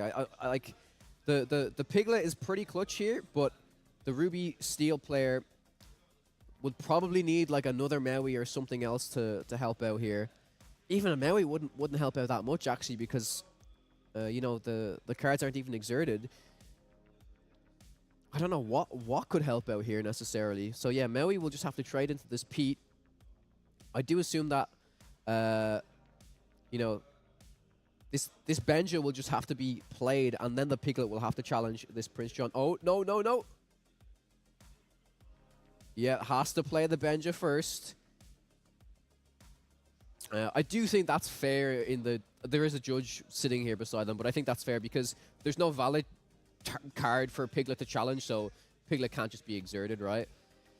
Oh, Anna takes out the damaged Piglet. What a crazy top deck here from the Green Steel player. Really keeping them in the game, I think, from that top deck. Wow. The power of Anna in this deck, it's this like execute effect. We see a Beast picked up right now, which is a very good card. We can see the Benja challenge into the Morph to prevent any shifting. But with this Ana, Ursula, and Diablo, it does mean the Green Steel player will possibly be questing up to 16. But no, they don't even challenge the Morph. It seems the Ruby Steel player just quests for 2, which could be a detrimental mistake depending on the top deck here. No shift target picked up. But there are 2 songs present. Let the Storm Rage On can be played onto the Beast so that there is no card draw. First of all, we will see the Strength of the Raging Fire gone down onto the Benja. Yep, and this is going to be quest all the way up to 17. Storm Rage On onto the Beast to damage it. What was the top deck there? The card is left down. We cannot see it right now. Top deck is Lumiere, and that's going to be the game. That is going to be the game. That was a very interesting pivot point when that Piglet came down. The potential to clear off 2 Prince Johns, which is a card that cannot be interacted with that much usually. And yeah, I think, yeah, that's a scoop from the Ruby Steel player. But honestly, I think that this deck, in certain situations, may have legs. That particular Piglet is very hard to interact with. I think that Ana top deck in particular was one of the only ways that Piglet could have been dealt with. And I do firmly believe that was a misplay from the Green Steel player, that I do think they should have taken that Piglet out beforehand. And there you have it. We're going to go straight into game 2 right now. And I'm pretty sure... I think this is going to be Rose, the Ruby Steel player, starting. I don't think they started last time. Maybe they did and they just inked and passed. But yeah, I think Ruby Steel, honestly, I'm incredibly surprised by how effective that Piglet is at taking out the Johns. I think where the Ruby Steel struggles is the interactability for the Diablo. Because I think just even playing evasive cards like Pegasus and stuff like that, they can be cleaned up so easily by cards like Let the Storm Rage On, Strength of a Raging Fire, you know. But when this Piglet came down, I was quite impressed. Yeah, maybe not this particular variation, but Piglet is a card that it does continue to impress me. And it's funny, once a card like Tiana comes down onto the board with all of the discard that's going on, if there's no Muses present, suddenly, you know, a lot of cards cannot be activated. Brawl, sure. Brawl is the only real interaction that the Ruby Steel player has against these Diablos. But honestly, I've been impressed. That was a very entertaining game. It was not very... I will argue to say that it was not completely one-sided. There was a stage there where I felt like the Ruby Steel player could recover. Looking at the opening hands here from the Green Steel player, we've got a John, which was most likely going to be kept. 2-cost Ursula, Sudden Shield, Legendary Ursula, Pete Cove, and I do believe that is a We Don't Talk About Bruno. So, what cards are going to be mulliganed away? I think the Pete can possibly be mulliganed away. It does depend who starts here. Maybe there's an argument to say, you know, you play 3-drop Ursula. But then the problem is, as soon as you play 3-drop Ursula, even if you go first, the opponent can just simply answer it with a Brawl. So the Pete was tossed away. On the Ruby Steel player's side, I can see a Captain Hook, I can see a Beast, I can see a Let the Storm Rage On, a Lumiere. Yeah, so Lumiere is a card that I feel like just doesn't really cut it in this matchup. It can be easily taken out by Let the Storm Rage On. We do see the 3-drop Sisu in this deck, though, so I'm curious to see, like, instead of the Lumiere, I would possibly like to see the Flynn Rider, even though, again, it's another card that can be taken out by Let the Storm Rage On. But I'm curious to see if we'll possibly see the Flynn Rider. I have a strong feeling that maybe if the Sisu is in the deck, the Flynn Rider will also be in the deck. But yeah, I'm excited to see how this one is going to shape up right now. Is there any Grab Your Swords in the Ruby Steel? I do not have the deck lists in front of me at the moment, unfortunately. However, if there is a Grab Your Swords, Kim, you are correct. That is another way of interacting with those pesky Prince Johns on the Green Steel side. We're going to see a 5-cost Robin Hood inked and a 1-cost Captain Hook played. On the Green Steel player side right now, I I don't think there's a 1-drop available. There is not. There is a... oh, there is a 1-drop available. Sorry, apologies. I can just see that now. So the 3-drop Ursula inked. Diablo played. We'll see the hand. There is also the Shift Diablo line. So 2 games in a row where the Shift Diablo is going to be very, very good. Luckily, there is an answer for the moment in the form of... I say for the moment, in the form of Let the Storm Rage On. But we can also see there is that 2-cost Ursula in the Green Steel player's hand that will be able to snipe that song out of the player's hand, and I think this Diablo is just going to start to run rampant, honestly. Yeah, if the Legendary Sisu is present in this Ruby Steel deck as well, that's a very good shift target to be able to interact with these Prince Johns. But I don't know if there's a lot of room. I can see a lot of uninkables in this deck already in the form of Tiana, the form of Piglet, so I don't know if there's going to be enough room for those big Sisus. We're going to see the Lawrence Inked and the Lumiere come down, and opting to quest with this Captain Hook, which I do believe is quite fair. With this Lumiere on the board, it does make Captain Hook a 2-2. So, you know, if Diablo wants to challenge into it, it's just going to simply die. But on the Green Steel player side, this is still looking very good. We're going to see the Pete inked, I assume. We'll see the Ursula played, and this will snipe that Let the Storm Rage On. Is there only one song present, or is there a number of them? There's only one. There is only one shot, and that's the answer to Diablo, probably gone. Going to discard this Sudden Shield, play the Diablo, and sing the Strength of a Raging Fire to take out the Lumiere. A very, very, very strong start from this Green Steel player. Passes the turn, draws with the Diablo. And now we've got the Prince John, the Anna. Get a few discard songs, and they'll be off to the races indeed. On the Ruby Steel player side, this is looking very, very rough. I do believe I can see a Tiana, I think it's a Piglet, and a Zeus as well. 3 uninkable cards. That may be 4 uninkable cards, in fact. And if it's 4 uninkable cards and you're on 2 ink, this is detrimental. Yeah, the opponent just passes 2 ink, all uninkables in the hand. Storm Rage On coming down onto the Captain Hook. And I think this is just going to be a runaway game right now. Yep. There's the Prince John. With no inking coming down from the Ruby Steel player, I fear this game is going to be over quite soon. There is a 3-drop Sisu picked up, which is in fact an inkable card, but is there a 3-drop able to be played? I do believe this is, yep, it's a pass. It's a pass. Green Steel player feeling very confident right now, I can imagine. For 3, we're going to just see the Ursula come down onto the board, and we're going to see a quest for 4. A very, very strong start, and I fear... Oh, is this another uninkable picked up? Oh my god, another uninkable picked up for the Ruby Steel player. I do believe that was another Piglet. This is detrimental and pass. I don't know if I can watch this, chat. This is absolutely awful. And now with this 5 ink, there was the possibility to play the Anna and discard from the hand, but they just simply don't need to. They just play a Prince John and they start going for the aggressive questing line. An inkable card was picked up. Thank the heavens. We will see the Tiana played, but I don't know how much Tiana is going to stop this 7 lore that is present on the board right now. I do believe there is a We Don't Talk About Bruno in the hand as well. So simply play the We Don't Talk About Bruno.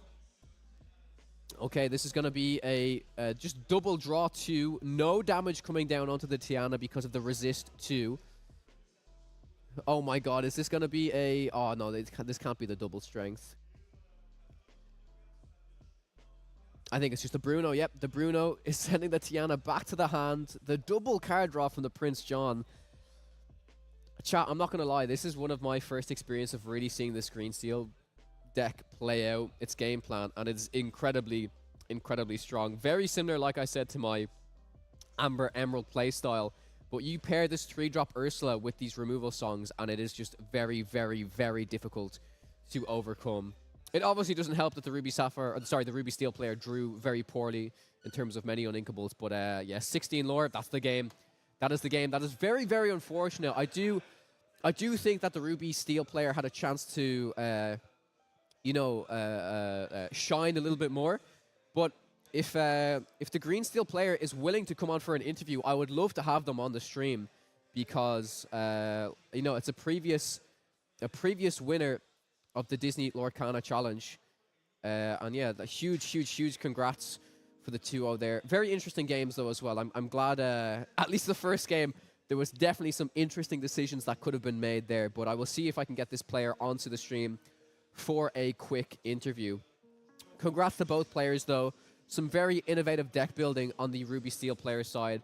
I don't even know. I'm definitely curious. I will try to ask her what it was the uninkable count in the deck. Maybe it was a little bit too high in terms of the piglets and the Tianas, but it could have just been a situation where they drew quite poorly, unfortunately. So yeah, that's the game. Let me see if I can get an interview with these players right now after they walk out.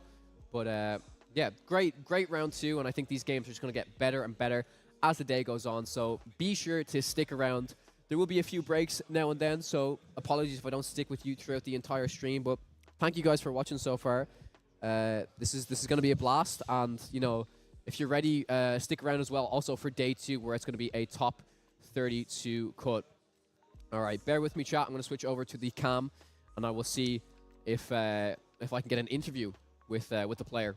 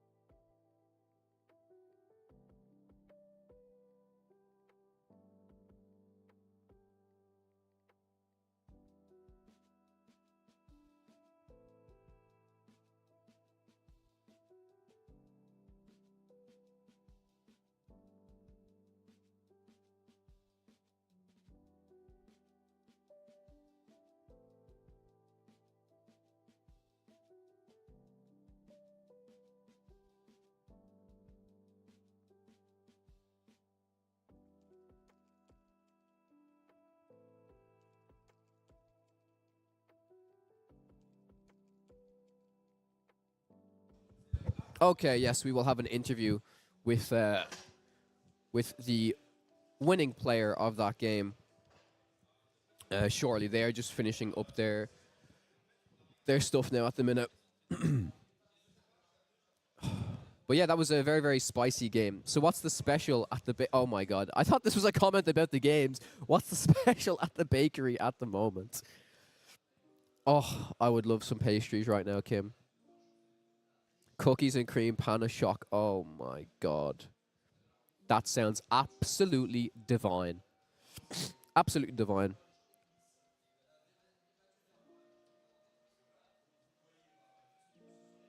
Oh, I can see the message now. Is it our time to entertain chat? Yeah, you guys are the ad break, right? Yeah. It's nice to see Vipier again. Love their list in Bologna. Hope they're innovating going into Euros. I hope so too. Yeah, interesting to see. I'm definitely going to talk about their decision to think you know, of swapping over to green steel over the previous red blue item list that they played. I think that's going to be very interesting for sure. Sorry, Kawa, I'm not good enough at Lorcana to ask all these questions. Don't worry, that's why I'm here. It's fine. It's fine. That's why I'm here. Oh my god. Apologies about if I'm sniffling a little bit. It's actually quite cold in here, so I'm trying to, you know, stay alert, stay warm, you know what I mean? You should get paid. You should get paid. I'm not getting paid. What do you mean? When is the next round? I just joined. The round 2 just ended, Lorcana Mans. So I would say, and that game was quite fast. I would say next round is maybe 15, 20 minutes, unfortunately, just so you know. But stick around, leave the stream on in the background. I would really appreciate it. And if you see the matches on the screen, of course, you can join back. But for now, this is going to be a little bit of, filling time and stuff like that. But we'll be having an interview with the player from round 2 there. Would be nice to know if their item list stacks up going into set 5. Yeah, so I'd be very interested to hear their opinion on the list if they have tried it or not. You know what I mean? So I'm definitely intrigued. So we're just gonna wait for them to. We're gonna wait for them to pop out of the room, and we will have a brief interview with them. All right. I feel like I should have like a Stitch teddy bear, or some Disney prop beside me as my as my co-caster. What do you think, chat? I think I definitely should.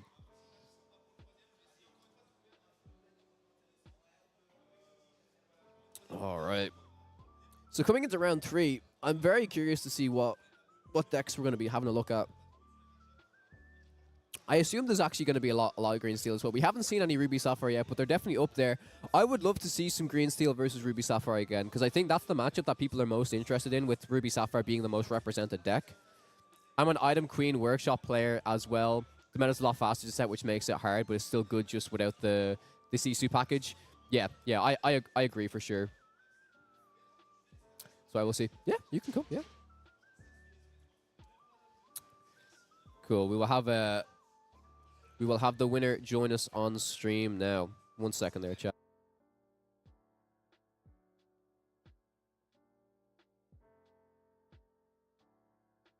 Hi. Hello. Hello. You can hear me? Yes. Yes, brilliant. So congrats on the win. Yes. Very well played. You can correct me if I'm wrong, but I believe a lot of the stream knows you as the winner of DLC Bologna. Yeah. Yep. So a lot of people are very interested to hear what was your decision of switching, because obviously you won Bologna with the red-blue list, the very heavy item build.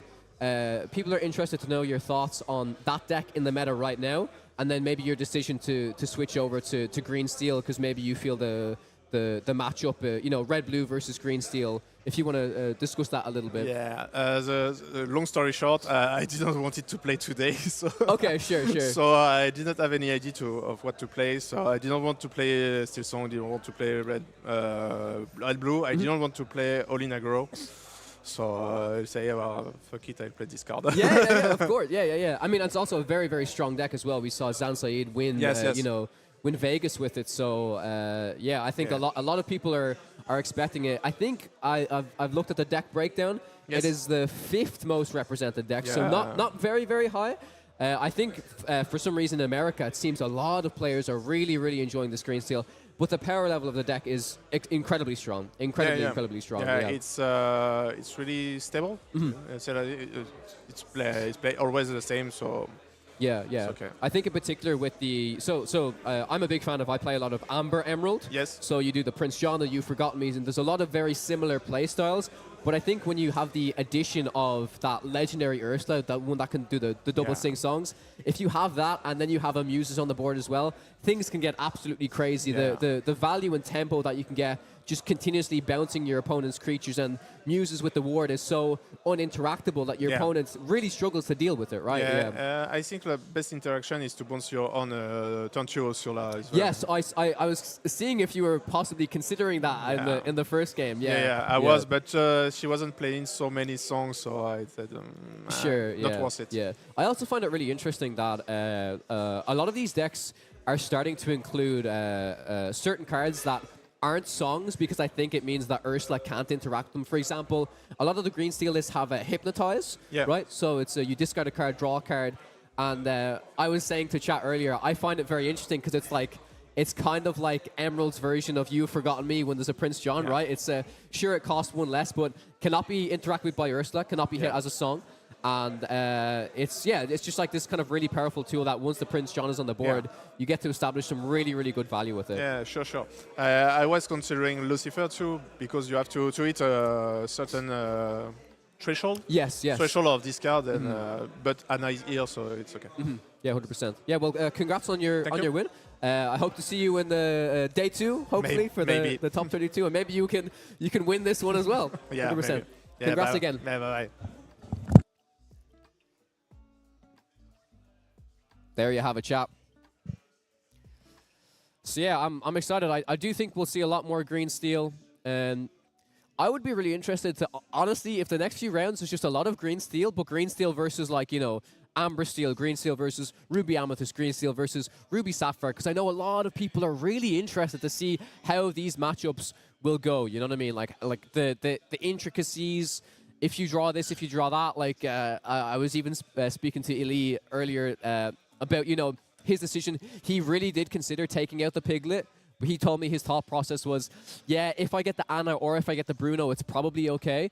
And even if the piglet kind of gets through the Johns, it might be okay. But he was definitely considering the possibility of taking it out. So yeah. Co-caster, how about a life-size Moyen paper cutout? Should I actually just crop Moyen? Should I find a picture of Moyen? You know what? Chat, I'm doing this for you, and I hope Moyen joins. This may take a little bit to do, but I will. Oh wait, I have the same picture of Moyen I use on like every thumbnail. Wait. I think this will work. I am a genius. Oh wait, I've got another picture of Moyen actually. Maybe we can try this one. Oh my god. Wait a second now, chat. We have a lot of time to kill, so this is definitely going to be worth it. And then oh my god, and then do I just like Photoshop a mustache onto him? Yo, Ben, what's up? Welcome into the stream. We just finished round 2 so far out of 8. Chat wants me to Photoshop in a cutout of Moyen as my co-caster, so that's what I'm currently working on right now. But yeah, that game was really, really fun. I do want to see some more green steel. Of course, chat wants to see it as well. So, use in a design, create new design. Okay. This is actually gonna be so funny, chat. Give me a second, and I'll get the cutout of Moyen here. Oh my god. Yo, Dean, what's up? I wish I could join the fun, but it's so far away. Can't enter the chat. Stay calm. We're suddenly surrounded by legends. Yeah. Well, there's a lot of legends in the chat. I mean, we did just have the winner of Bologna on stream, which is pretty cool. I need to figure out how I'm gonna do this, because it's really weird. Oh wait, no, this should be fine, right? I think this should be fine. Okay, everyone's really gonna enjoy this if this actually works. Wait, transparent background. We're going to have a Jan Moy join me live on stream right now. Playing a set champ right now, but overtime is crazy. Good luck, Dean. Good luck. I hope you win it. Are you going to play in any tournaments soon, Kawa? I think my October is pretty much booked for a lot of casting, which I'm very grateful to do. Like, casting is the one thing in Lorcana I've actually kind of struggled with. With any card game, I've been in the industry long enough to know that, like, once kind of people get established and get in, if they do a good job, you kind of stick with the same casters. So I'm very happy to have any opportunity to cast Lorcana, and I've played in a lot of events, so I don't think I'm going to be playing in anything. So like the next thing I have planned, honestly, is probably just the EU last chance qualifiers, and then maybe the last weekend in October I will play a set championship or something like that. But I would love to play, you know, if it's like Din said, right? If this was a little bit closer, I would love to play in these events a lot more as well. But it's a thing of time and money, you know. If I could do this and I didn't have any other obligations, of course I would. NA players like to prevent opponents to play. That's why discard is more popular there. EU players like to play the game. That's why Steel Song and Ruby Amethyst is popular. Good luck for your set jumps, but I doubt you need it. You always dig the deepest anyways. Yeah, Din does indeed. That's an interesting point, Franklin. about NA players liking to lock opponents down. I'd be curious to hear people's opinion because I do think there is this kind of this clear like difference. Oh, I'm on the wrong thing. I do think there's a very clear distinction in. There's definitely a lot of people testing out the green steel stuff, but there is a lot of representation of the other traditional decks like Ruby Amethyst, Amber Steel, Emerald Amethyst, Red Blue. You know what I mean? Being played over here more, which I also like. I don't know. I think a green steel versus a green steel mirror match is very similar to what the Bookie mirror match used to be, which was just, in my opinion, quite unfun to cast because it was just, yeah, sure, whoever gets Bookie out on the field first just wins, and a lot of the time that didn't feel great to cast, to be honest. All right, I think I have this Moyen thing working. Oh my God, wait! I think I can get Brendan here as well. Oh my God, chat, look at this. Should I just leave the stream like this? Can we just have this? Can we just have Brendan on the stream forever? I think this will be my BRB screen. I think this will be my Be Right Back screen, to be honest. Okay, I will resize Brendan. Oh my God, this picture is absolutely massive. 1 second, chat. We can have Brendan and Moyen. I should have a Brendan cut out as well, actually. I will have Brendan in like the bottom left or something like that. I'll have Brendan like hiding behind Moyen. Oh wait, because Brendan is so small, I will put Brendan like here. You need a speech bubble that says B or B, yeah. Wait, where I actually will just put Brendan like here, right? Okay, wait. I will add that. What's so funny about that, chat, is I literally just went to add an image, and the first image that is here is just a picture of Brendan. Why it's on my computer, I have absolutely no idea.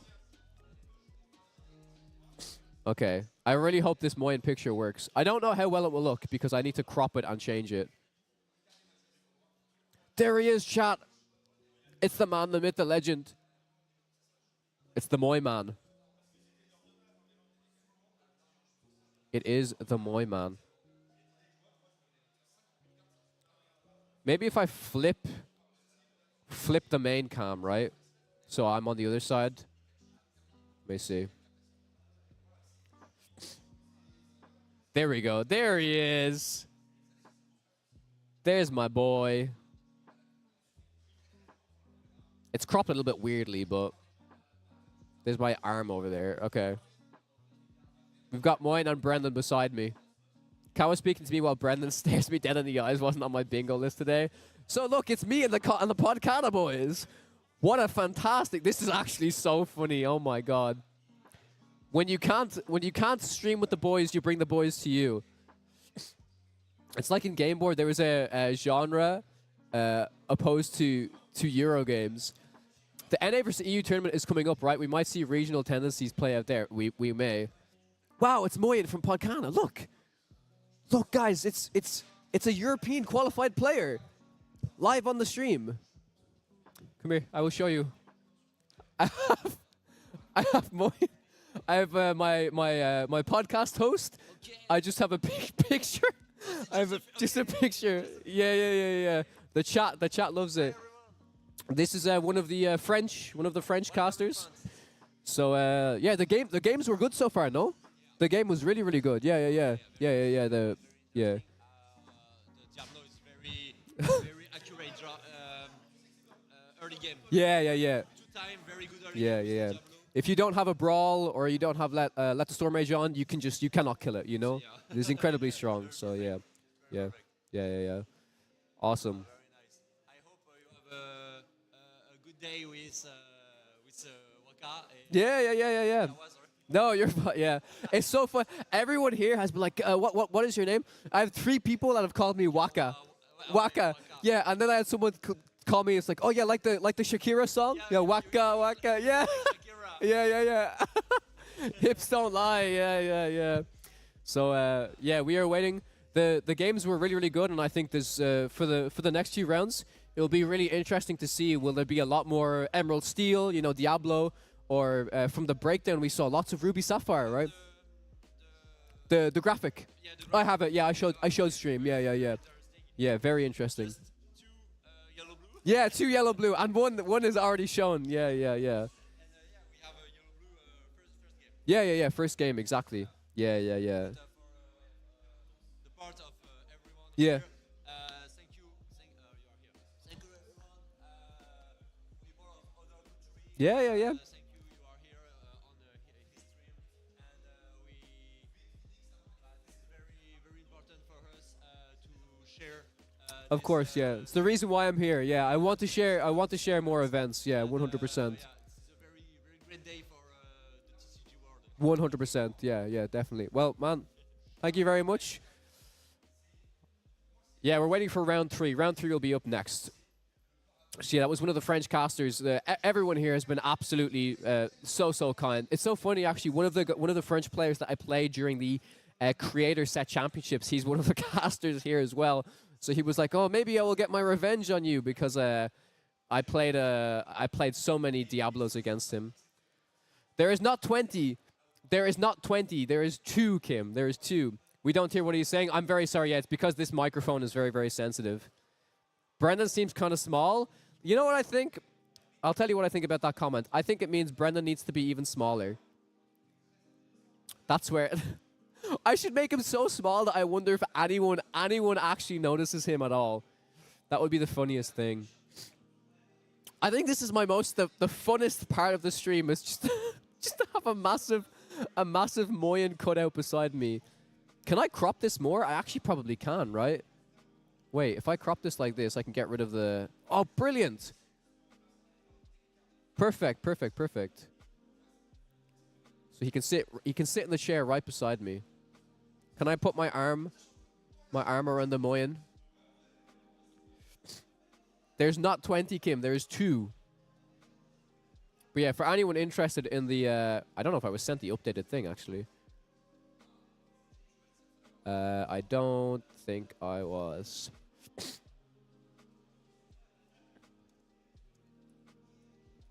All right.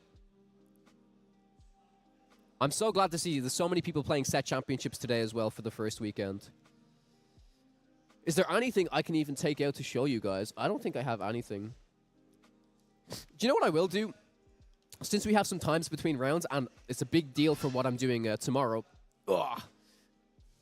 I will show you guys some cards. If you crop from the bottom, you can make the illusion better. It's because of the way it was.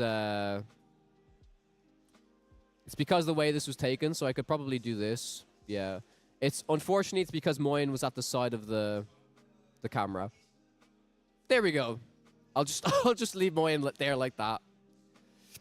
But I will show you guys some Altered cards, because Altered is the other card game that I am casting tomorrow. I'm curious, purely based on art, right? I will ask you guys, if you're all Lorcana players, right? What is your opinion on these cards?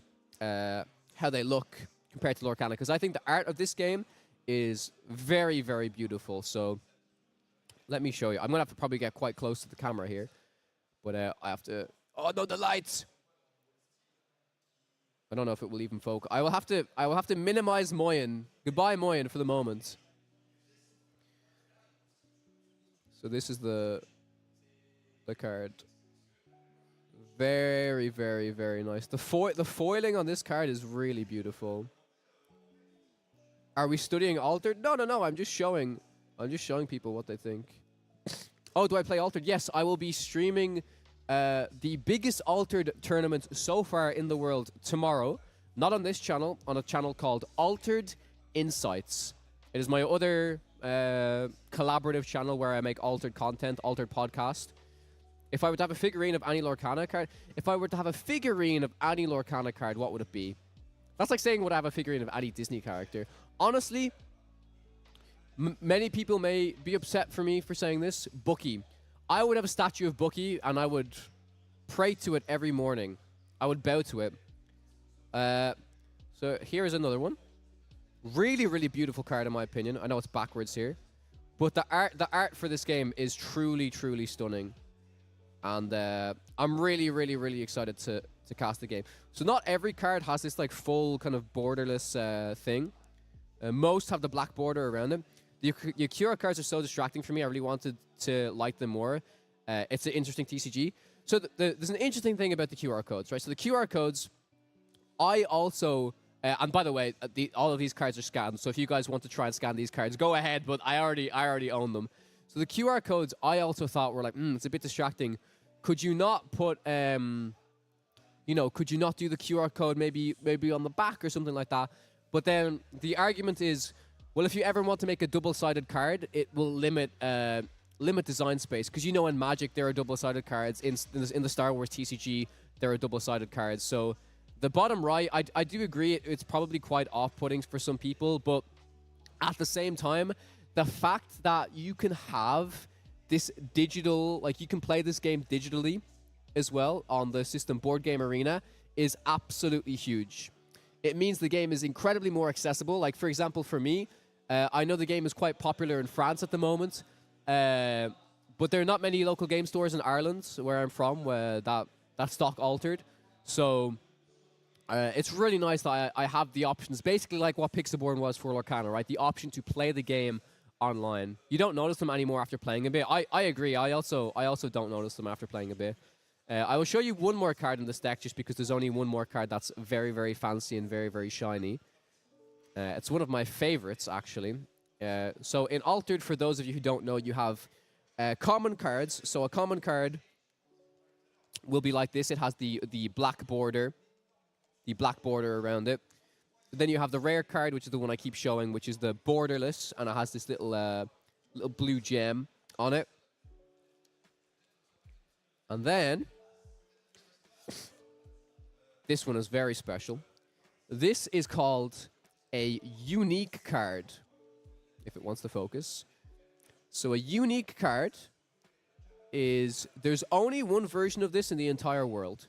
This exact specific version. It may change slightly, be that the stats on this side, the cost, the hand cost, the stats, and the ability may change. But this is a unique card. Can you flip them? Oh, yeah, I can flip the cam. I'll flip the cam back after a thing. But yeah, of course. I will let you read this. I think double-sided cards are the exceptions to TCG, and basing your choice, that is strange to me.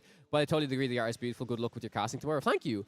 I appreciate you guys supporting me. I know sometimes people are like, I only play this one TCG. This TCG is the best. It's the best. Screw every other TCG. And I'm like, I'm very much of the opinion that if I have the time, I mean, for Altered, I really want this game to succeed. I'm nearly as much as Lorcana, honestly, because it's a game that, like, with Lorcana, you have Disney attached to it, right? With Star Wars TCG, you have Star Wars. You have these really big franchises and IPs.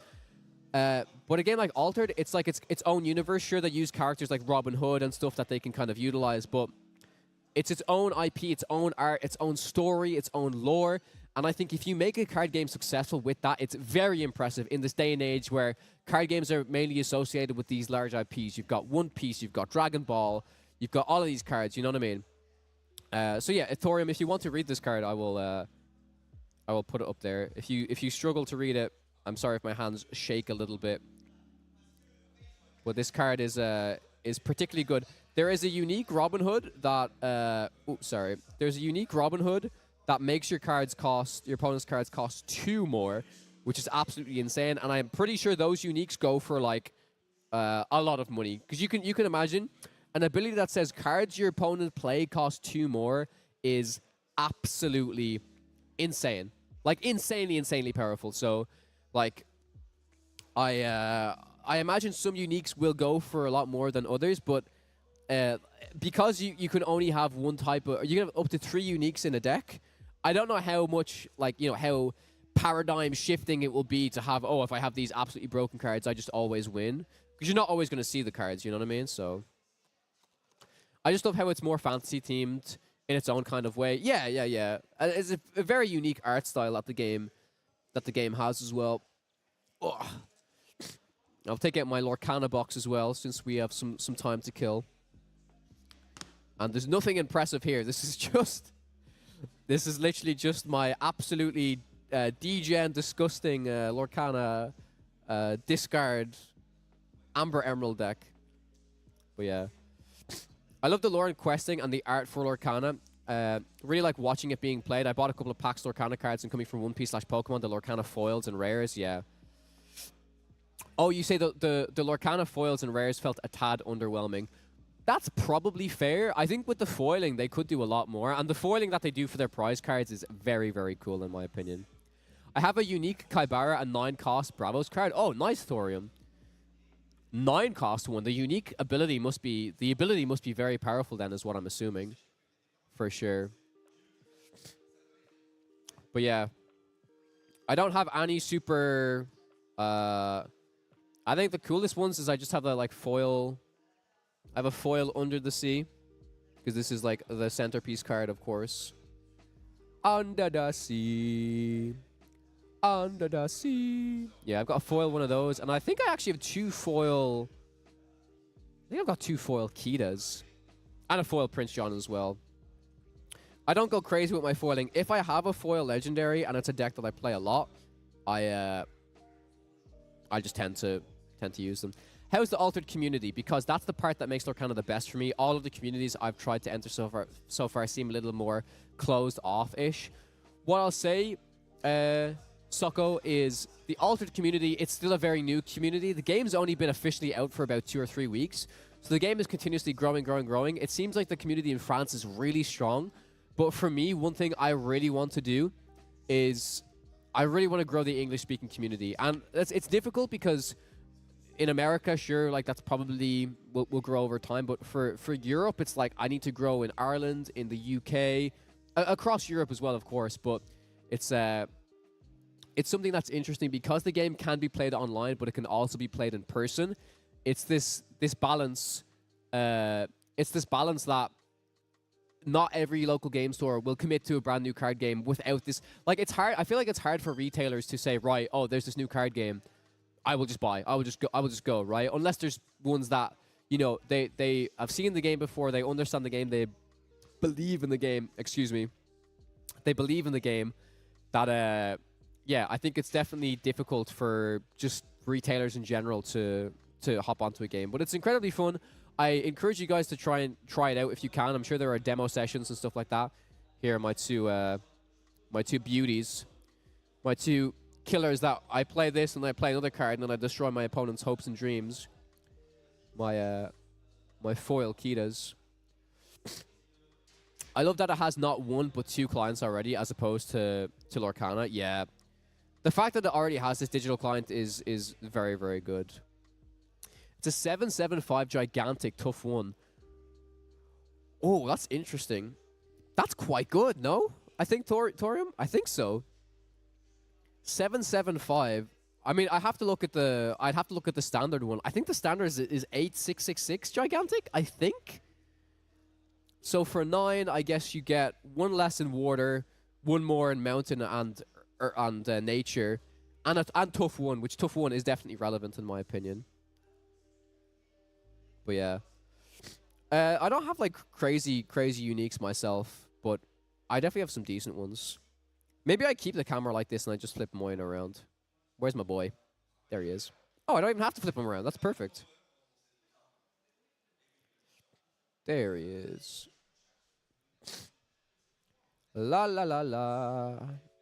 La la la la. There he is. All right. So we're waiting for round 3 to kick off now.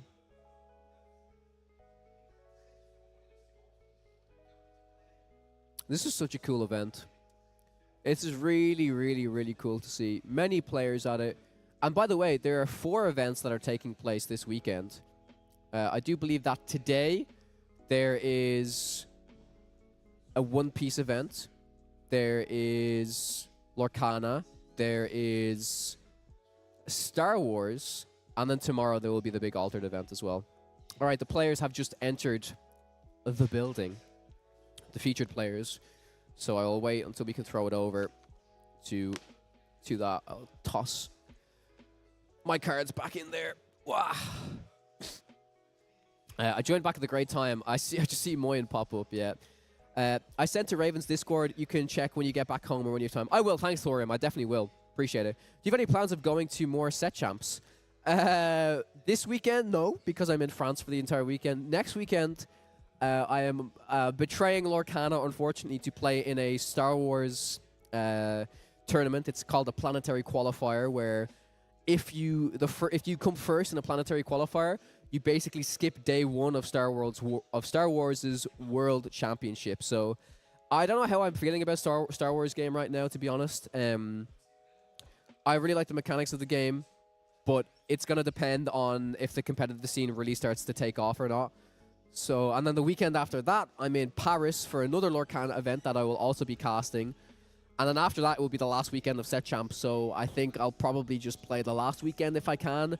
Or to be honest, I've been away the past, like, by the time that comes around, it will be 5 weekends that I will have been traveled. So, like, I think I'll be exhausted. I love providing all of this content and attending these events and tournaments for you guys, but it is pretty exhausting, to be honest. I will be tired during the week when I work, for sure.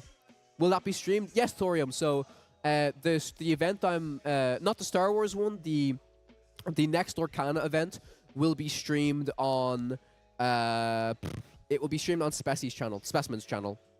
So if you watch Specie's channel, you should be good. Is there anything here? There is. Is the game back up yet? No. Okay, I'm going to go back over to this stream. Goodbye, Moyen, for the moment. We love you and miss you. I will sit here and wait until the game starts off. Very, very, very curious to see what we will have. High roll. It is an 8. It's a pretty good high roll. What will the opponent answer it is the question. No, there's no Star Wars Unlimited stream, unfortunately, Thorium. I can ask the shop if there will be, but yeah. I'm fine betraying Lorcana. I didn't even see what the high roll was there. On 2 weeks of set champs for a One Piece store regionals. Nice, nice. I like this Moyen a lot better. You guys can just start calling me Moyen. I'll happily be called Moyen. I don't mind. Today's a good day. Woke up and saw the current episode of Podcana with you both, and seeing you both traveling to Paris and having fun together now is also refreshing. Yeah, me and Moyen right now. I know. I love traveling with Moyen. He's with me. He's with me all the time. Okay. We can see it is Emerald Amethyst so far. I don't know what the other color is. I believe that we will go over to the mainstream here. Yes, we will. We will. We will. I will get rid of my crazy face as well. So, Emerald Amethyst versus... I can see Amethyst. Oh, is this Amethyst Amber? Hyper Aggro versus Emerald Amethyst. So, what does that mean?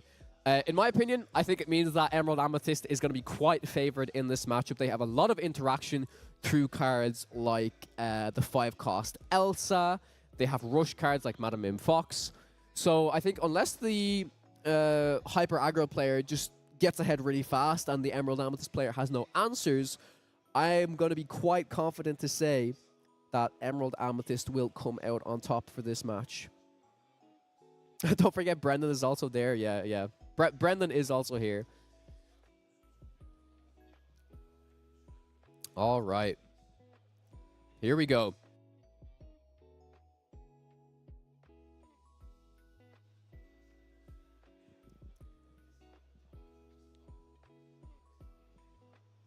All right.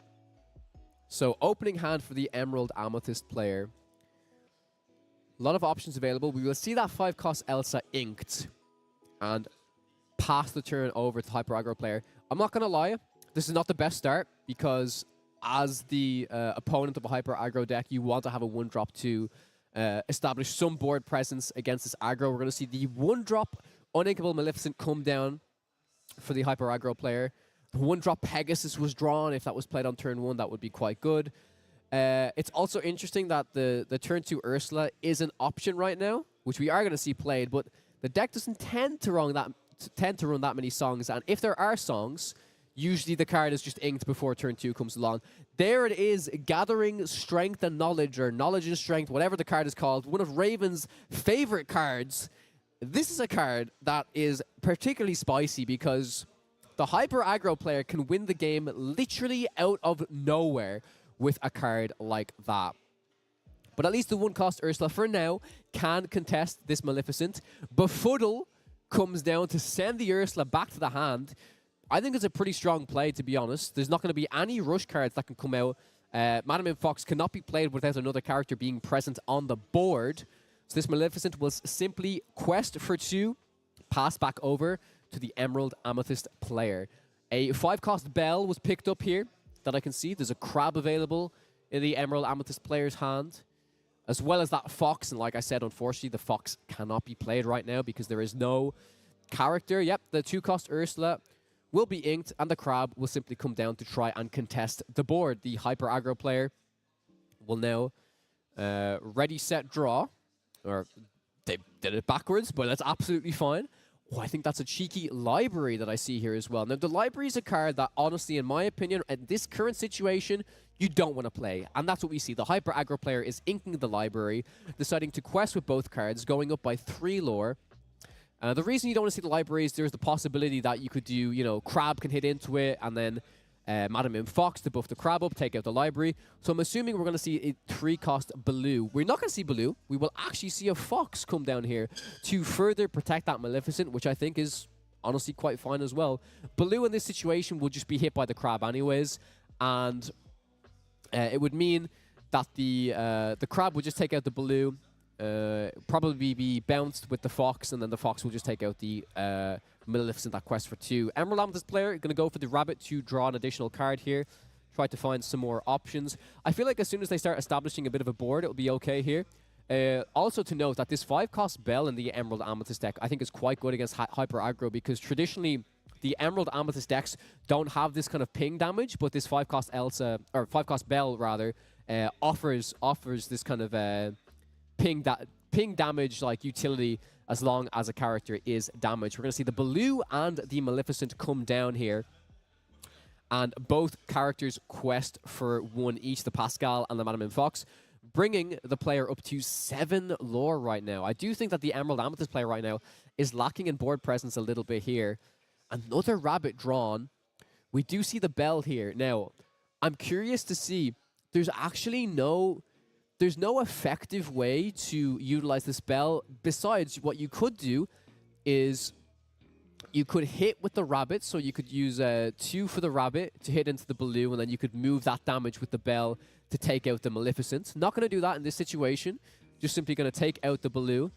This Rabbit here, you see, it can't interact with the Pascal. It can't even, you know, take some damage to then ping off this Maleficent. So I think I would have preferred to see the play of the Rabbit hitting into the Baloo, playing the Bell to move that damage to at least take out the Maleficent, and then the Crab finishing off that Baloo. So I'm curious to see what options the player has now. Is there the 5-cost Elsa at least? There's not. Yeah, just going for some kind of card draw here and taking it a little bit slower. I think against this Hyper Aggro deck, you really need to respect every single point of lore that is available on the board.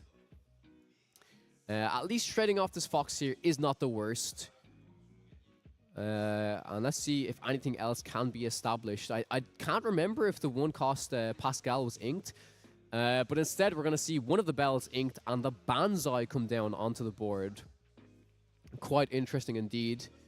On the Hyper Aggro player's hand, we can see the Amethyst Chromacon come down, which does give both players an extra card. And I'm not going to lie, right now on the Hyper Aggro player's side, we have a Maleficent. There's also a Gathering Knowledge and Strength in hand alongside a Goat, which is basically representing 4 lore. When the Goat comes down, when the Goat dies, that's excluding if the Goat even gets to quest, and then the Knowledge and Strength as well. So right now, up to 12 lore. The possibility that at least the Pascal will stay on the board, the other Maleficent will stay on the board, so that's going to go up to, that's an increase of 3 lore to 15. Then you do the Goat and the Gathering Knowledge. I think right now, this is really looking like the Hyper Aggro's game. I can't lie. I don't think there's much that can be done on the Emerald Amethyst player side. I think that, like, I can't even tell if not doing the Bell was a misplay. Maybe it wasn't a misplay, to be honest, but the Crab will have to challenge into the Maleficent. The Bell comes down, sure. Yep, the second Bell will be able to take out the Maleficent. which is quite good. And the Banzai takes out the Pascal. Very, very well done here by the Emerald Amethyst player. Very impressive to be able to fully clear the board here and leaving the opponent with only the goat and the Gathering Knowledge Strength. There's also going to be a library that was picked up here, but I think honestly right now it's just going to be a goat. Oh my god. Yeah, the potential here. Ink the library, play the goat, play the Lilo. What can be done in this situation? It's definitely a little bit slower because the Maleficent was taken out alongside the Pascal. However, with this one card in the hand, and the Emerald Amethyst player should know what this card is because it's uninkable. It hasn't been put down into the inkwell yet. I think that round one is going to go to Hyper Aggro for sure. And I'm very curious to see how many Hyper Aggros we're going to see make it into the top cut. It's honestly not unreasonable to play Hyper Aggro in this meta right now because I think if you expect so much Ruby Sapphire and you happen to dodge those steel matchups, you can really make your way into the top cut for sure. The Elsa comes down though, being able to interact with that Lilo, taking it out. Now what's going to be very interesting is if we see the Hyper Aggro player, if they manage to be able to pick up a possible bounce target for this goat, they might be able to close out the game here. But maybe the Emerald Amethyst player can establish the win in 2 turns. But we have to see what was drawn here. We can see a Chernobog's and another card as well. Goes up. Chernobog, it's a Daisy Duck. Keeping that Gathering Knowledge and Strength in the hand right now as well. Do you know what's really interesting? If that's still in the hand, I think at this stage you just play it. Because what if this Emerald Amethyst player just packs a secret little discard card, right? Suddenly that valuable card, that valuable 2 lore out of nowhere is just gone. And especially if you have the resources to play it, I don't see any reason. Correct me if I'm wrong, chat. I don't see any reason to just keep that card in the hand right now, especially. It's not really a particular surprise factor because the opponent should know what card this is. They should recognize that this is the Gathering Knowledge and Strength. Yep, Sir Hiss will take out that goat, bring up to 15 lore, and right now, on the board, if the Chernobog can't be cleared, if the Daisy can't be cleared from the hand, this is going to be the game. And I'm trying to look at the hand of the Emerald Amethyst player, and I don't think there is any answer. I don't think there is any out here. Elsa can't be bounced. Yeah, looks like everything is questing. So that's 1, 2, 3, 4, 5, 6, up to 12. I think the top deck of the Daisy was very, very strong here. Really needed that cheap 2 quester. Yeah, has to bounce this Elsa back to be able to try and interact with the opponents. Do they have enough for it? They do have enough for it. Very, very impressive indeed. Which means that this could be the game for the Emerald Amethyst player, depending. It all depends on how much lore is represented on the board right now. We've got 1 from the Crab, 1 from the Elsa, 4 in total then with the Banzai, 5 with the Fox, and 7 with the Bell. Not quite enough, unfortunately. However, it's Emerald Amethyst. There are goats that could be present. So this is all going to come down to... I think this is going to come down to the wire, honestly. Yeah, I think the Hyper Aggro player really respecting that they have to challenge a 2 quester here. Still not playing that that knowledge card from the hand right now. Is there any goats present? Do you know what is present though? I see a Madam Mim Snake, which can be used to bounce this Elsa to take that Maleficent out, which is very, very good here. This will be going all the way up to 18, I believe? 17? 18, 17, right? Yep, bounce this Elsa, replay the Elsa, take out the Maleficent. And now I think it's going to rely on... it needs to see another Gathering Knowledge and Strength, pretty much, right? Off the rip. There's the Baloo. Can they get it off the Amethyst Chromacon? Let's see. Needs the 2 lore card. I don't think that's it. I think it's a Befuddle that was picked up, I believe. Will Quest to try and draw that additional card one more time. Will it be the 2 lore that they need? It is a library, unfortunately. Yeah, that's the game. They just scoop. They just know that's it. Man, what a tense game. Is this live? This is live indeed. What a crazy... I thought that the...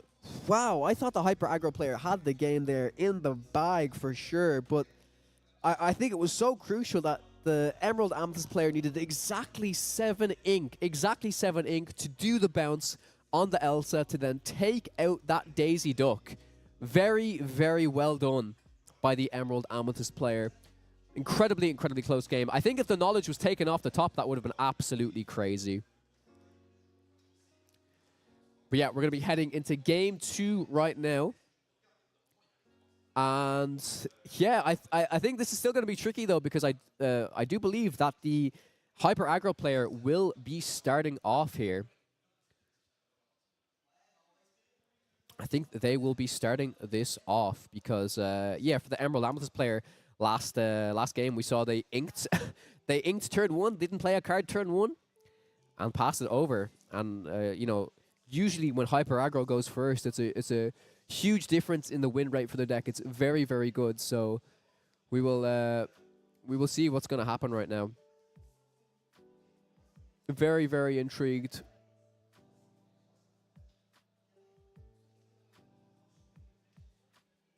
Oh, I can see people walking around the venue at food. I'm getting hungry, chap. But back to the game. Let's get back to the game. All right, let's see what the mulligans are going to look like right now.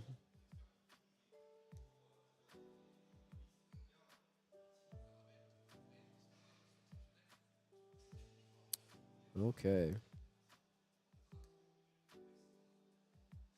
What are the opening hands looking like? For the Hyper Aggro player, I can see a Broom, I can see a Library, I can see a Goat. And for the Emerald Amethyst player, there is a Friends, there's a Sir Hiss, there's a Clarabelle, which is a 1-drop. I think for the 1-drop Clarabelle, you probably just need to play it for anything to contest.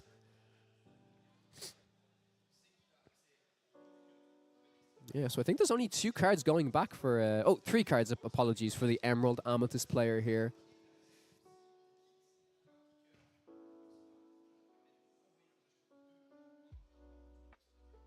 All right.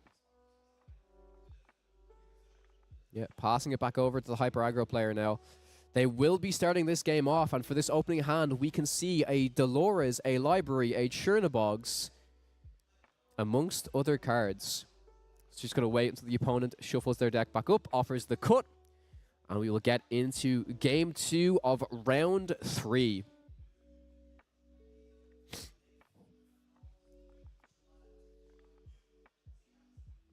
Dolores is the first card coming out here. Inked Daisy Duck, a very threatening 1-cost card. Emerald Amethyst player draws into the 5-cost Elsa. Gonna be a card that does not want to hit the Inkwell. Has to really save that for turn 5. We saw how crucial it was in the previous game. Oh, never mind. It seems like it's being inked. I could be wrong on the situation, but I feel like the Elsa is so key. They could have 2 in the hand right now. It could also be... Oh, I do think I see a second one in the hand. Okay, yeah. So the Broom is being inked for Hyper Aggro, and we can see a Lilo and a Churnabogs come out. The Daisy Duck questing for 2. Daisy Trigger. Merfolk picked up for the Emerald Amethyst player draw. Kit, Cloud Kicker in this Emerald Amethyst deck. This is a card, honestly, that I've struggled to play against when I face Emerald Amethyst. The amount of tempo that they can gain from constantly making you, you know, they play Kit, Cloud Kicker, they do Madam Mim's Snake, bounce the Kit, play the Kit again, makes you bounce another card. The tempo gain can be absolutely insane. And right now, they're opting to play double 1-drop right now. Quest with the Evasive Pegasus. This is a very, very interesting situation right now because I feel like both players are in a position where, you know, the Hyper Aggro player can start to quest for a lot here, but I feel like the Hyper Aggro player is also going to have to respect this Cursed Merfolk at the same time. The Donald Duck Bodyguard comes out. Going to be a total of 5, no, not even 5 lore, 6 lore gained on turn 3, which is absolutely incredible. Did they do a Daisy Trigger? Chat, let me know if they did a daisy trigger. I think I might have missed. I think they didn't do a daisy trigger. Let me go in and...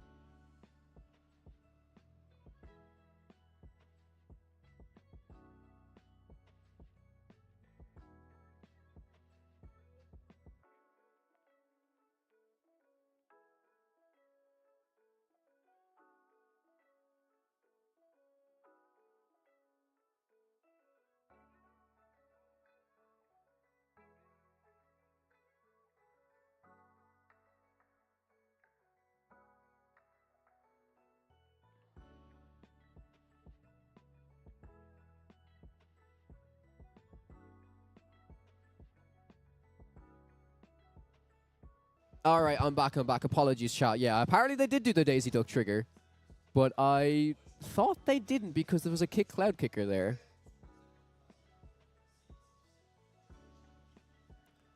You guys can let me know if I'm wrong, but I'm pretty sure there should have been another Daisy trigger. Maybe there was a Daisy trigger and it was an action and it went to the bottom and I just missed it.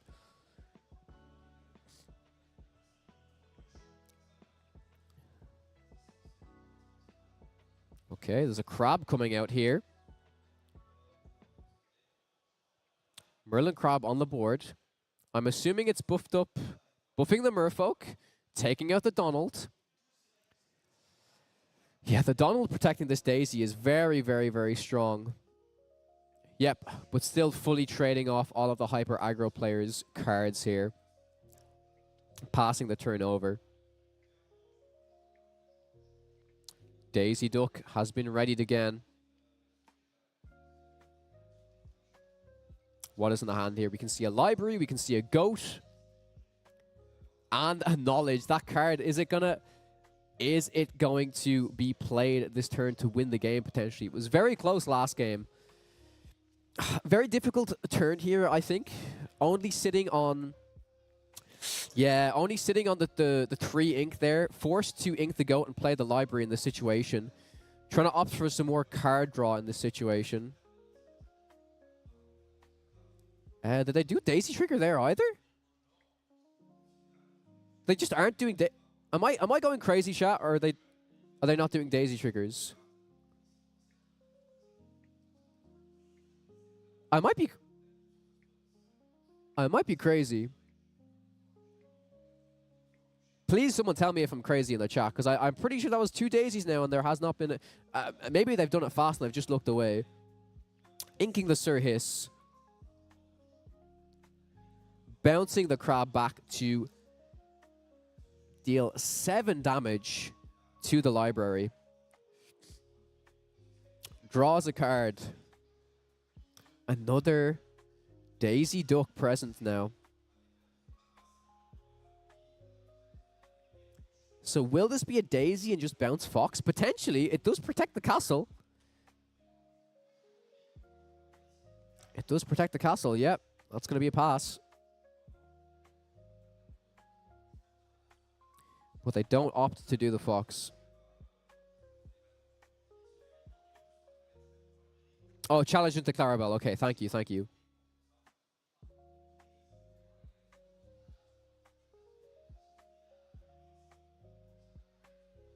Okay, yeah. Fox, Elsa will take it out. Very, very powerful. I think he did that in the wrong order, though, right? I think he took out the Daisy first, so he did get the card draw. Yeah, this is all moving so fast. I'm trying to keep up with all of it. Piglet. Knowledge, yep.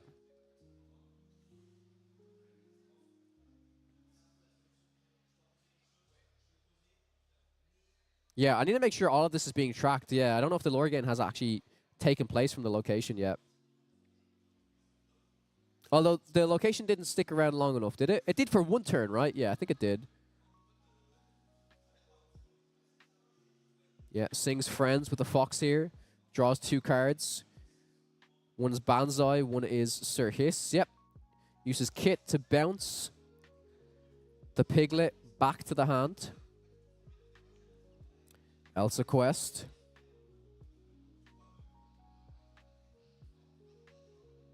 Goat picked up here. Goat played. Up to 10 lore. 11 lore, rather, sorry.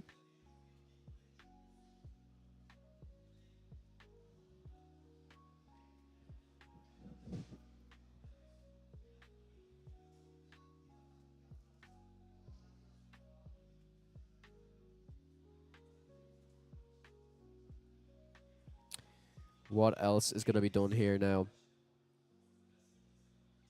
Oh, a Lyle coming down onto the goat.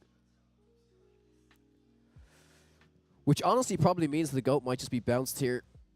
I reckon. Just to get the lore gain out of it.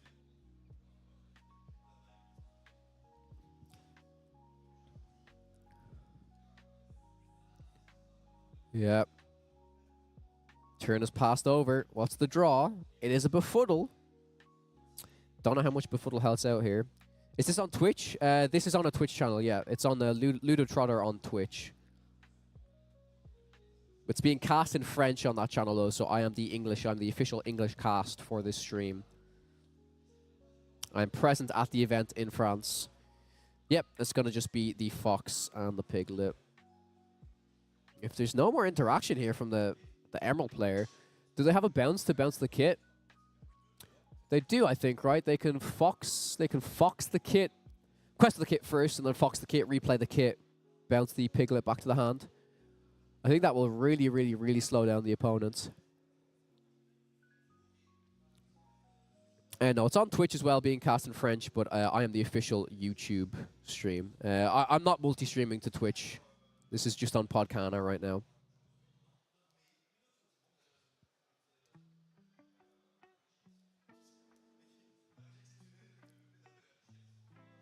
Yeah, questing with everything, it seems.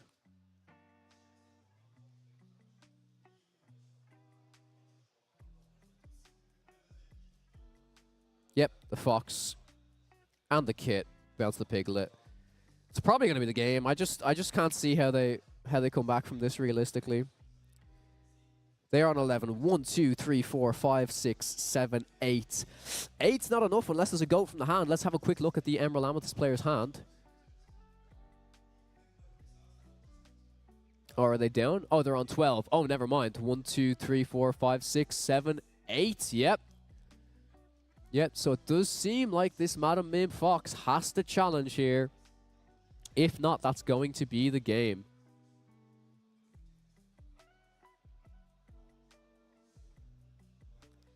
I'm pretty sure that's going to be it.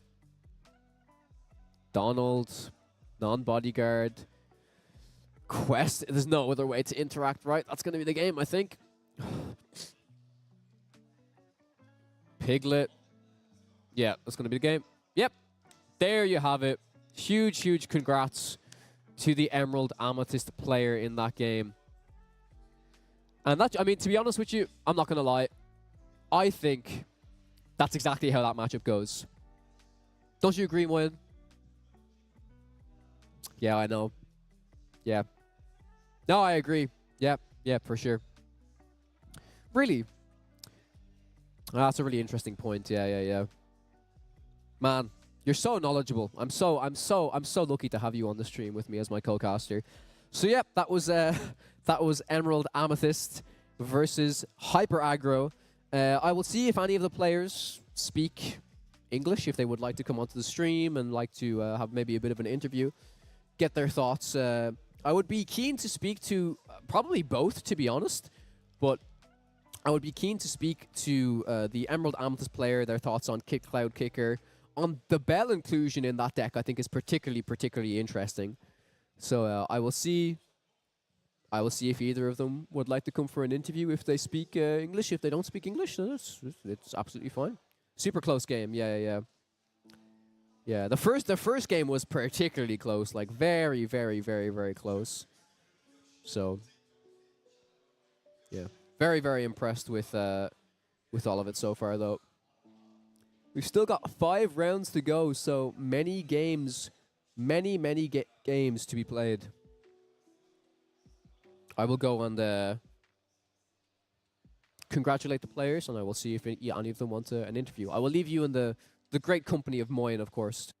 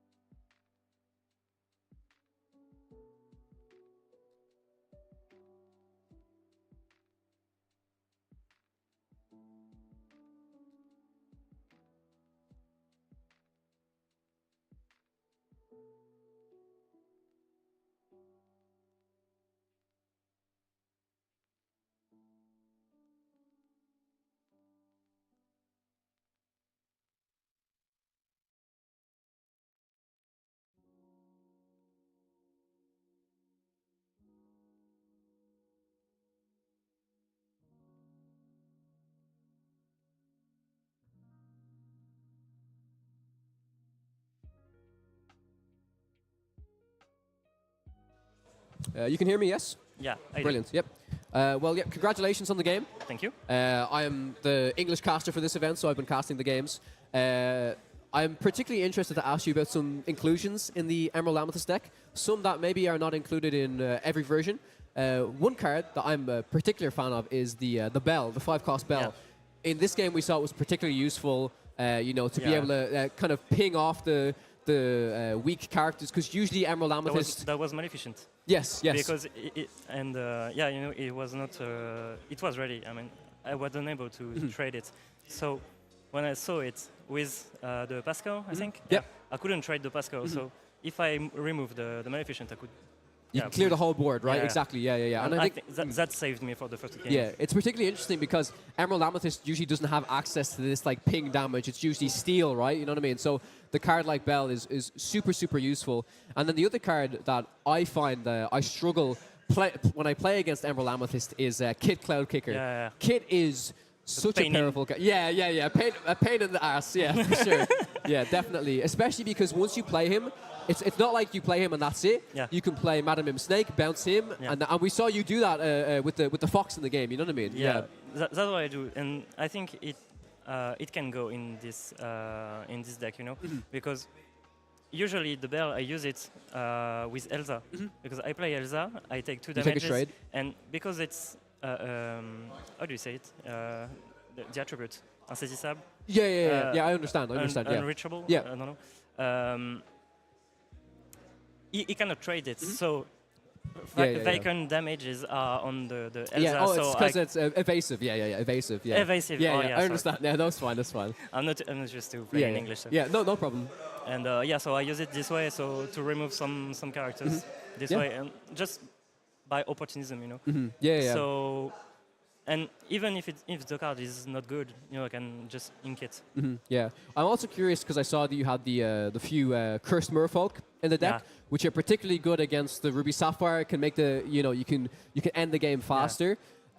What's your card count on that? Is it 4? Is it 3? Yeah. You have 4. Very, very interesting. It's 4 cursed merfolk because the Ruby Sapphire is too hard to handle without it.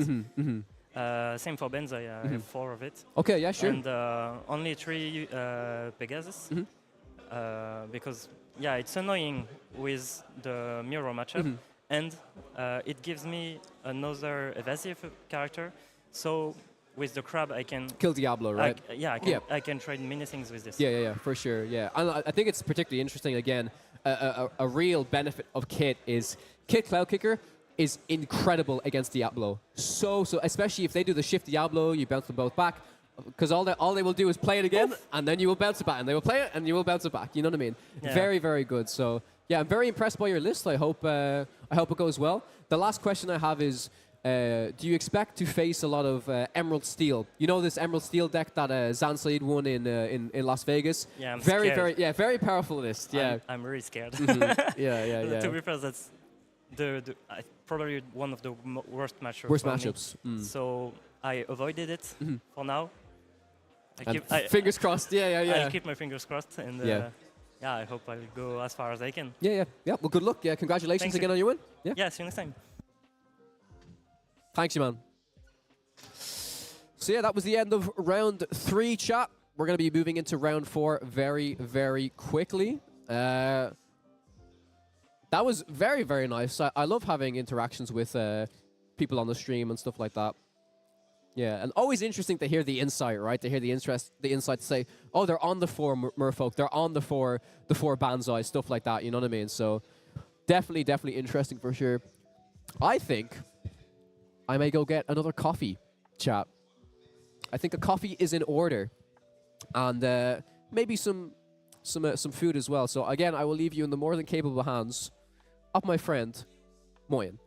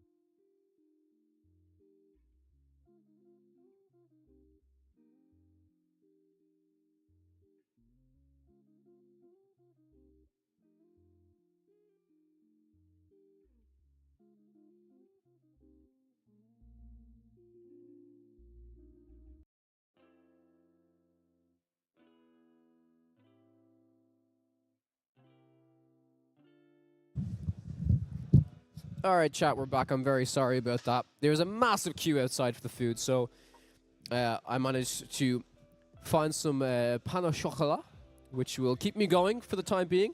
I don't know if there's like a big lunch break or whatever right now. Thanks for the insight, Moyen. Who could have guessed that increasing the Medusa count would be the answer against the rise of Emerald Steel? Who would have known?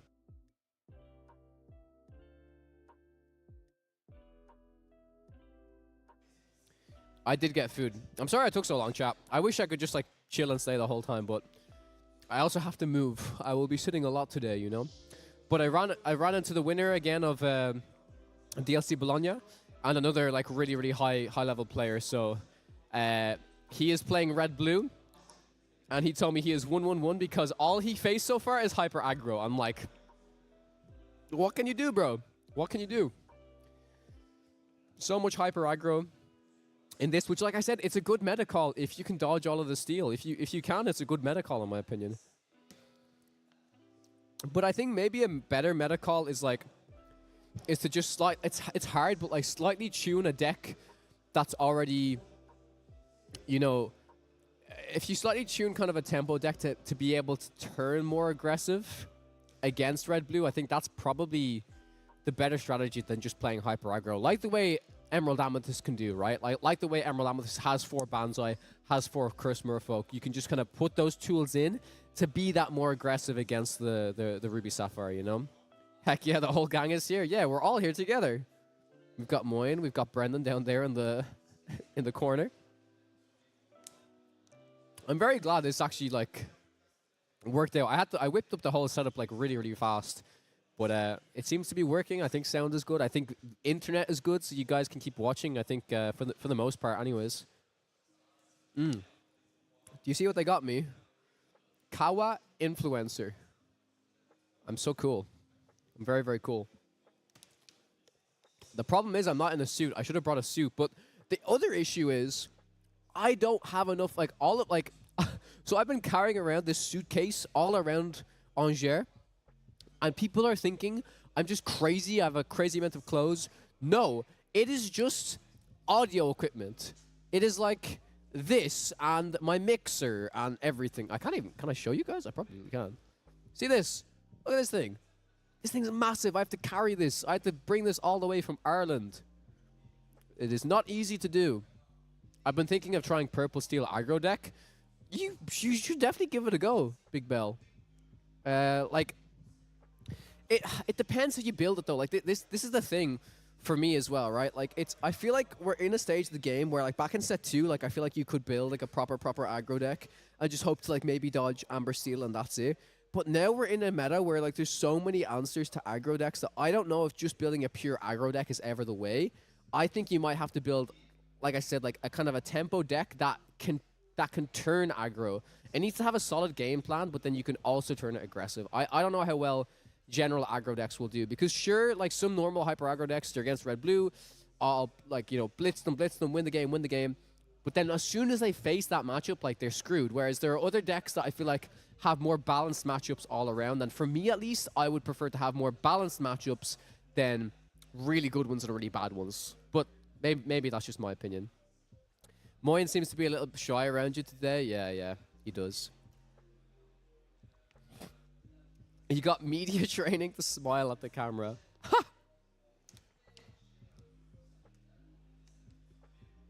Being on red blue and tied 6 times at Vegas, gonna go back to red purple reliable with a tempo version mixed in. I think red blue you just can tie a lot, which really sucks. But equally, oh my god, I cannot show Raven my wire. 1 second.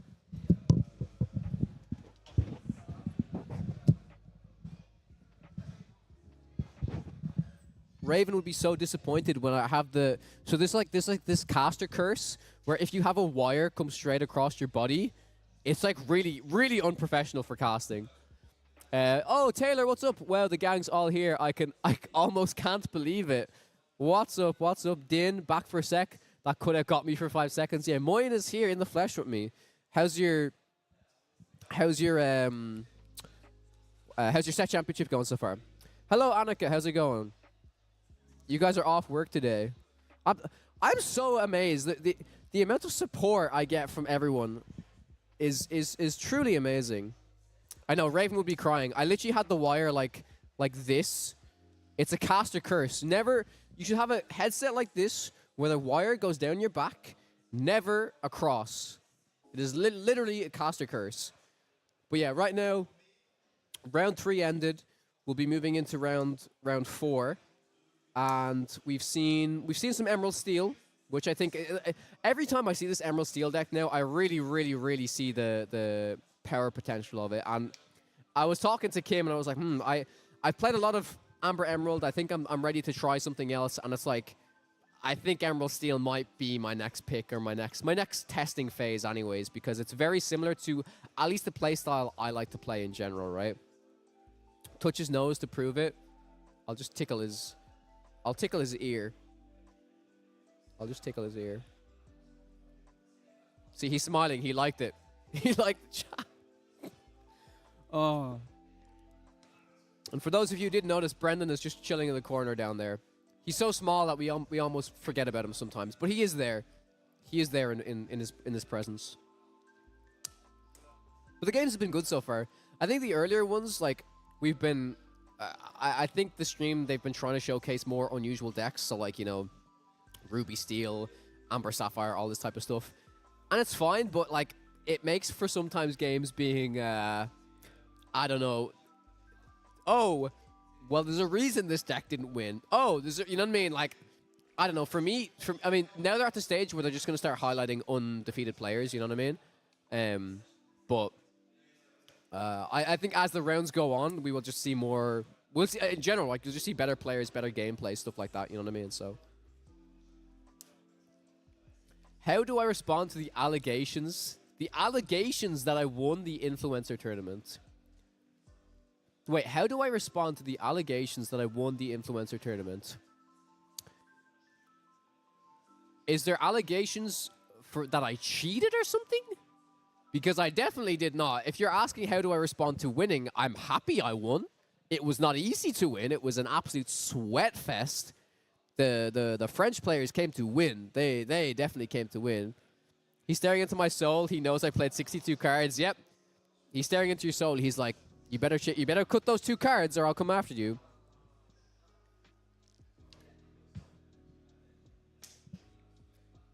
I can imagine it's a bit hard to commentate Sapphire Amber Princesses when you don't know what. Oh my god, Taylor, that's literally what it is. I was literally sitting here like, okay, he's got a Winnie the Pooh. He's got, like, I saw Robin Hood from set 1. I literally had to Google what the card does because I remember I had evasive on during your turn, but I couldn't remember that it draws a card if you've less cards in your hand than your opponent. Which, naturally, now that I think about it, that actually makes sense for just blue. Because they ramp cards, so they have less cards in hand, so it's kind of like this card draw engine. But it's also a 6-cost, inkable 4/4, quest for 2. It does that, and then you look at Hiram. It's just like, what the hell? Are you and Brendan also starting a Pokemon Pocket podcast? You know what's so funny is I feel like if you ask Brendan, is he starting a new podcast about a year ago, he would say yes. Brendan would do a podcast for every single card game, and I'd probably join him.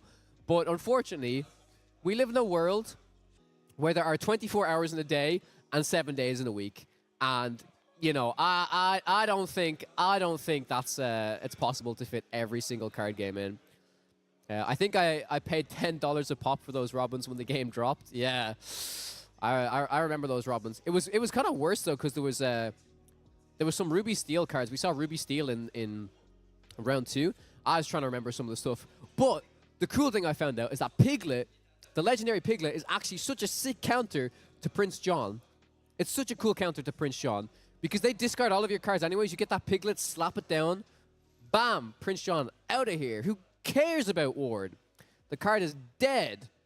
So that was really cool. Did I see Lemon Lime is even rarer than Red Steel today? Is it really? I think, if anything, then maybe that's going to just be a good thing because if less people are playing the deck, less people will expect it. I don't know. Like, I think I've publicly acknowledged at this stage that the deck I won the set championship with is not a tier 1 deck. I don't believe it's a tier 1 deck. I believe it's a very powerful deck. I love playing those types of decks. But I don't know. Like, I think it's a fine deck. I think I think you can easily call it a tier 2 deck. It won a challenge after all, which, like, I don't know. Like, most of the decks that win a challenges are very, very, very good. I still don't know how to feel about how that yellow purple one won Atlanta, but like the person who won, yeah, like the person who won Toronto with Lemon Lime, I firmly believe that Lemon Lime, the Discard Songs version, was such a strong pick for that tournament, which is the reason why I played it.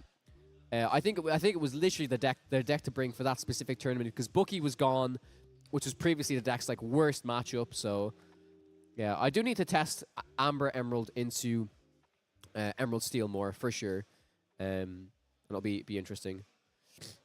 Between Snap and Lorcana, I can't do another. Yeah. I can't play Pokemon Pocket. I play even more cards at the moment as well, so you know. You should stand absolutely still so it seems like all of you are fake just to confuse incomers for 5 seconds. That card was golden in my set 1 Amber Sapphire deck. Okay, you guys, you ready? Just play along. I'll have to go.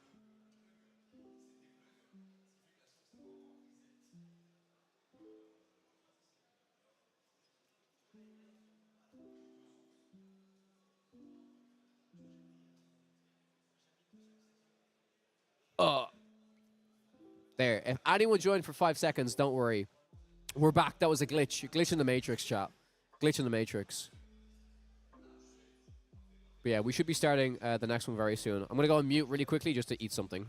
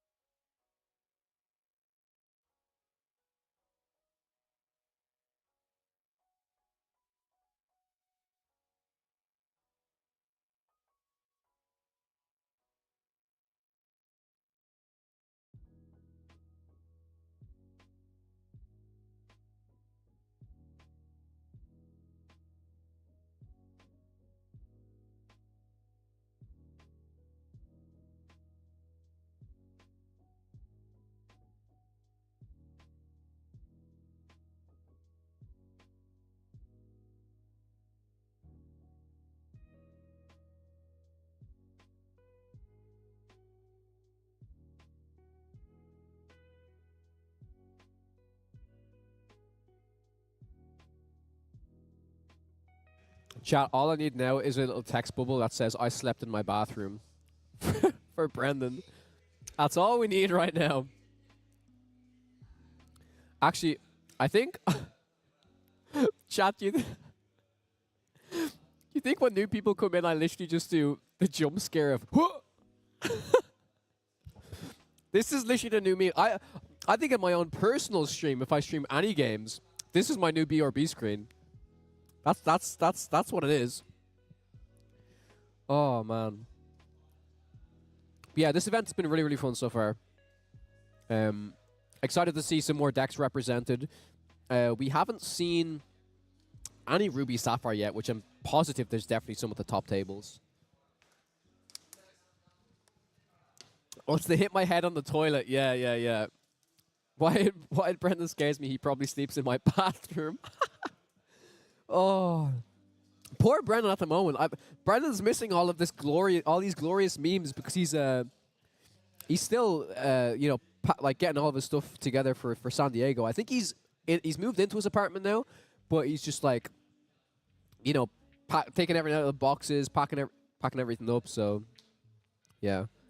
I do think there's a bit of a lunch break at the moment, so you guys can chill and have a lunch break with me, Moyen, and Brendan.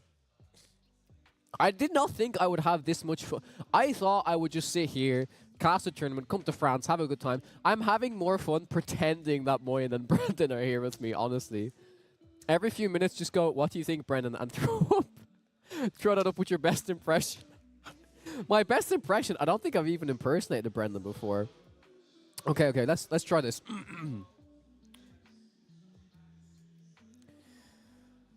So hypergeometric math. Lorcana is like it's like chess. I can't even impersonate his accent. I hit my head on my toilet.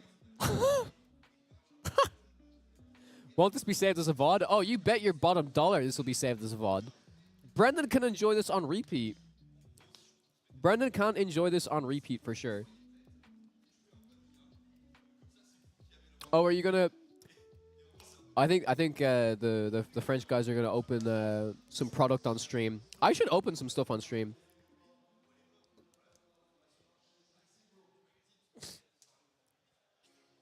Oh man.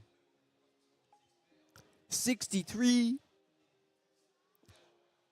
Yeah, I need Moyen to do the 53. I need to get Moyen's voice clip of when he said the 53% meme.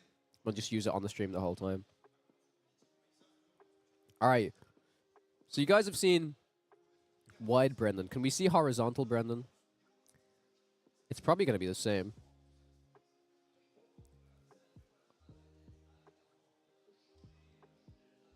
I can't even... Can I stretch him more? Wait.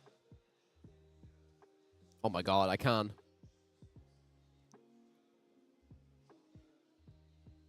Do I just stretch him like this? Like super, super long? Wait, and put him beside me to make sure he's really tall? Oh my god, wait. Wait. I should not be having this much fun. Oh my god. It's me and the boys, chap. It's me and the boys. Let's go. It's me and the boys. Oh. Tell them to throw me over some packs. I wish. I wish they could. I could just go buy some packs. Chat, there are hypergeometric math sounds coming out of my bathroom. What should I do? I think you should sleep in your bathroom. That's what you should do.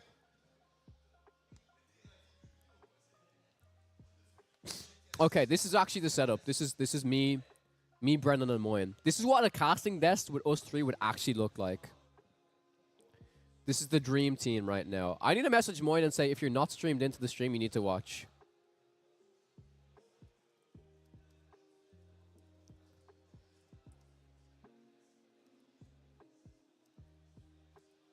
Okay, Moyen said he's not at Spiel. I think he's not feeling the best. So if you see Moyen in chat, give him a lot of love. Tell him you hope he feels better soon.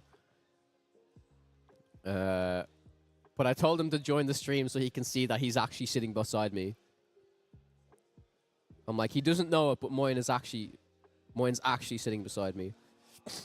I've been working on a green steel Robin Hood ping deck for a while. I'm not expecting to be good, but I would love to know how to make the least bad version.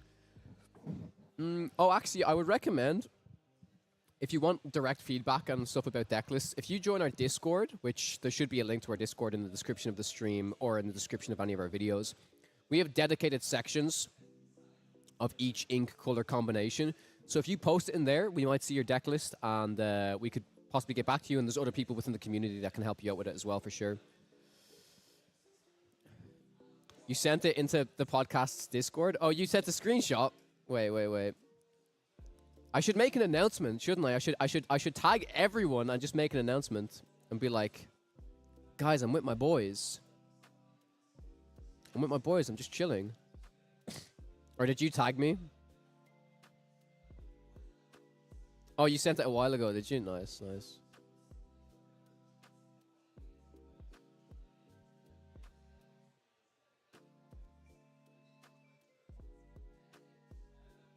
Taller than real Brendan? Yep. Yeah, for sure. Oh, man. How do you... I'll ask this question in general, and I think we talked about it a lot. How do you guys feel about lunch breaks at events like this in general? I think... I understand why it's done, but... I think some events have it a little bit long, in my opinion. And I understand people have to queue for food and stuff like that, but... Like, I personally just like to kind of go. And also, because Kim is not here with me, my beautiful fiancée, I have no snacks. She's always so great. We bring, like, energy bars and rice cakes and all these healthy snacks, and I'm lost. I'm lost without her. I am lost without my other half. I know these guys from somewhere. Everyone, say hello to Moyen. Wish him the best. Wish him, tell him that you hope he gets better soon, because I know he's not feeling the best. Need to crop the background off Brendan so it matches Moyen's. Yeah. I probably should try and crop Brendan. But this is, I'm just hanging out with the homies. Oh my god, there's a butterfly. What the hell? The butterfly wants to be featured on stream. I need to eat or get hungry the second half of the day, yeah. I needed it in last DLCs. I couldn't go anywhere between rounds. Queues were so long that at least one break felt really good, sure. Yeah, I think breaks are still a good thing in general. For sure. But yeah, I wish you could have came to this Moyen. It's actually a pretty fun event so far. And if you're up for it, you're more than welcome to cast day 2 of the event. Okay, I'm gonna have to quickly leave you all with Wide Brendan again, because I need to stuff my face with this before I pass out. So enjoy our Lord and Savior, Wide Brendan.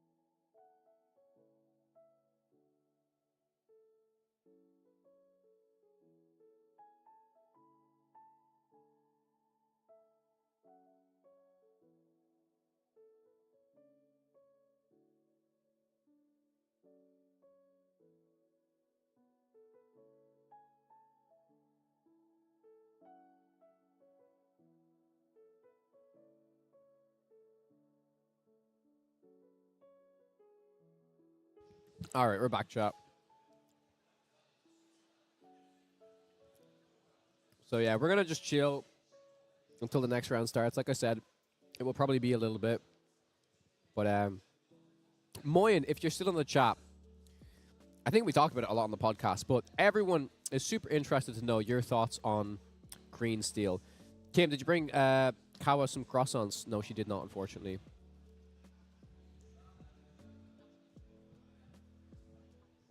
Your thoughts on green steel in general. I think we actually discussed it a lot on on this week's episode of the podcast, but it just plays so similar to Amber Emerald, I think, but like people keep referring to it as like a super giga like lockdown deck, right? And I think it's probably true for the most part. I really need to try it to see where it shines in particular. Like the thing about Green Steel that I always found interesting is that like the way that Zan worked on it and stuff, like I'm sure Zan expected a lot of Ruby Sapphire and still felt that bringing this version of Green Steel was really good into it. And like you suggested, Moin, I think if you just up the Medusa counts and stuff like that, I can't see that it's like, excuse me, super good into it, but I can see how it's at least playable into it. And it's not like my deck that it only has all of these, 1 strength, 2 strength character cards. It has these shift lines like the beasts and stuff like that. So like, sure, like the Medusas can get it, but without all the ice blocks and stuff, the Sisu might not be as efficient against clearing the full board. But for the most part, it probably still is. And I've seen some versions run Morph and some versions not run Morph. I actually don't mind Morph that much. It's like, the card is really weird and really annoying in like mirror matches, and I think Morph in general is probably a card that you will ink more than you play him, I think. But it depends if you're on the play or if you expect that your opponent has an answer to the Morph. Because I mean, like naturally, right? Most of the time, a 2-cost 2/1 is not that overwhelming, and it can usually easily just be pinged off. You know what I mean? So, yeah, it's definitely interesting for sure. I think the inclusion of 4 Merfolk against the slower decks is very good. Early aggro questing forces red-blue to try as fast as possible to try and clear the board. I couldn't agree more, Kim, yeah. But I agree with the Merfolk in Emerald Amethyst. I don't know if I agree with Merfolk in Emerald Steel. Although, does Emerald Steel run it? I'm gonna pull up Zan's list myself because I don't even know the deck off by heart. But I'm just very curious on if there are many different versions built. But I've really started to respect the Hypnotize in the deck, like I discussed earlier, because it's an action card and it cannot be targeted by Ursula. I've really started to respect that. Let me go into Ink decks really quickly. Actually, I can just pull it up here, right? I can pull it up for you guys.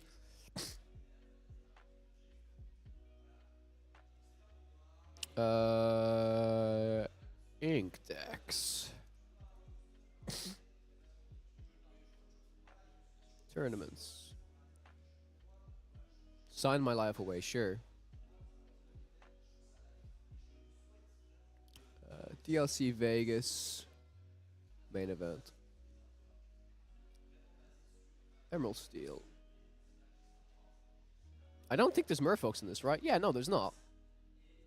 Like, you look at this list, and nearly everything about it, I think, is just like super solid. I love how many 4-obs there are in this. I love the 4 John personally. I think it's like really good.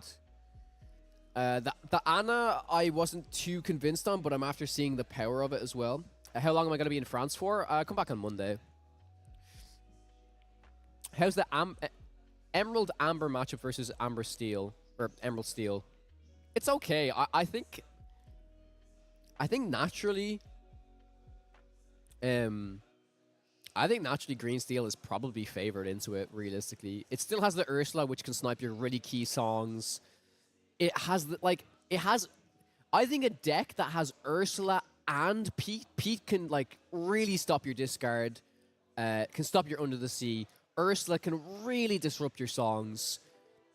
Stormray John, Strength of Raging Fire, sure, like, not all of your characters are ward, but it, like, pretty much just destroys the Diablo line, right? Absolutely destroys the Diablo. The Muses can bounce the Diablo, can bounce the aerials, but not that you really want to be giving your opponent more aerials. And my answer to a lot of their cards, like, I can kind of answer a Diablo, sure, I can kind of answer an Ursula, but only for a turn. I can't kill it unless I do, like, a big Under the Sea play. So it's very similar in terms of a lot of the cards in this Emerald Steel deck they don't have more than three strength most of the time. So Under the Sea still works really well on them, and then the key to Under the Sea is good.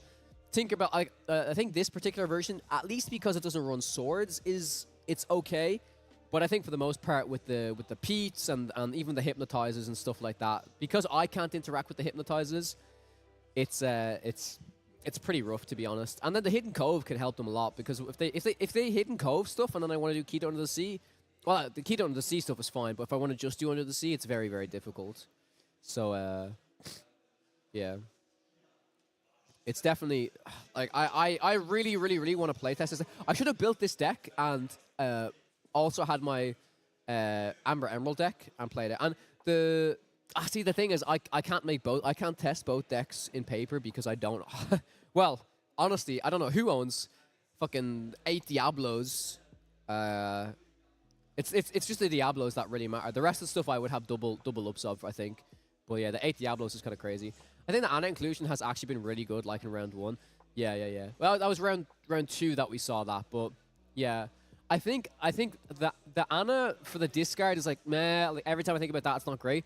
The Ana with the possible, like, you know, send a little tiny guy into something and Ana straight up banishes something on a character is kind of insane. And I think I need to respect it more. But I do think it's like a 2 of max in a deck. One of in a deck is completely fine as well. But I think a 2 of max like really, really, really makes sense. So yeah. All right, chat. I think I'm going to run to the bathroom really, really quickly, and I'll be straight back. But I'll leave Zan's list up on the screen.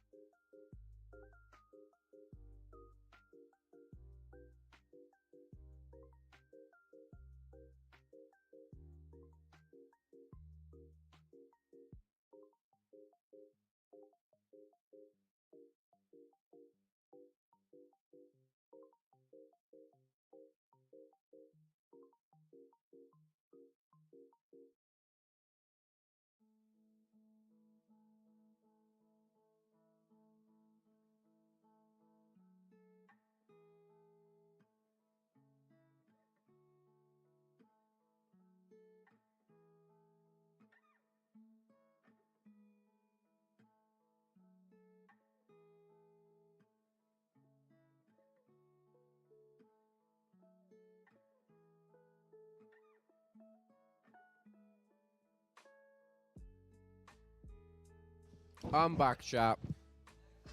I'm back, and yes, you know what it is. I got more food. I was told to get more food. I was like, you need to eat, and I was like, you're probably right. Probably right, chat. I have returned. All right, so I guess it still hasn't started yet. I think players are just finishing the lunch. So let me bring Brendan back. There he is. I need to have this Brendan, but then I also need to have a normal version of Brendan. That's reset. Oh, wait. Yeah, I need a normal Brendan as well. And then I'll just do fit. And when I say a normal Brendan, I mean a tiny Brendan. Down here. It's 2 o'clock. What am I having? They gave me... Look what they gave me. They gave me fries. And... I'm not making this mistake. I've done this before on my stream. It's the classic meme where you say, chat, look at my food. They say, oh, chat, look at my food. And then it goes all over your keyboard, all over your setup, all over your screen. I'm not making that mistake. So I will show you. It is this. Food is food. But it is good food for sure.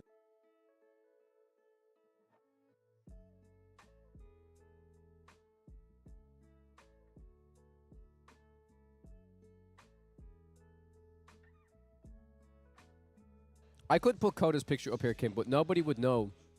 Nobody would know who Coda is. Unfortunately.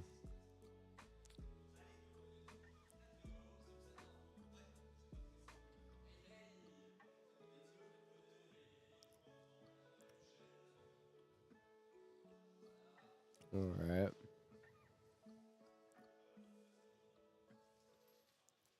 Oh, cool.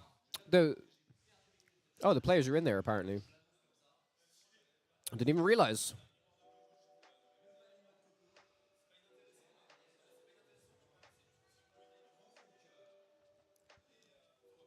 Okay. So we're in for round 4. Curious to see what it's going to be. Okay, I can see purple green, is it? Or is it no, it's yellow green. No, it's amber steel. Amber steel versus something. Amber steel versus something. Okay.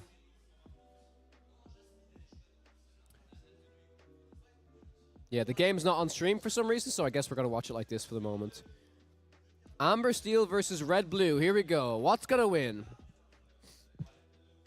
I'm not going to be chomping, don't worry.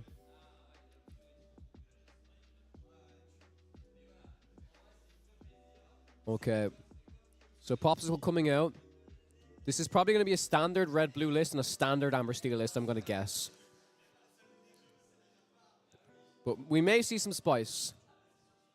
Yeah, the Bell playmat is absolutely amazing, I agree. We may see some spice. Inca Cinderella, play a Piglet. Piglet's a particularly strong card against Ruby Sapphire because, like I said, like they just don't have the removal for it besides like the Brawl. And this is guaranteed to get at least 3 lore pretty fast. With no removal, it's pretty good. Ink the Stone Dragon, play the Tipo. I'm still not a massive fan of the Stone Dragon, but I think it's fine. So what will Tipo be bringing down here? Well, I guess I don't know either, but we'll see. Draw. I think I did see a big Cinderella in the hand. Hand cams here would be great. I think I see there's another small Cinderella. There's a big Robin that could be shiftable, but the problem is if you do a big Robin, you're not going to get an advantage out of that the Piglet. But maybe you can get an advantage out of the Piglet anyways. Okay, opting for the Cinderella, sure.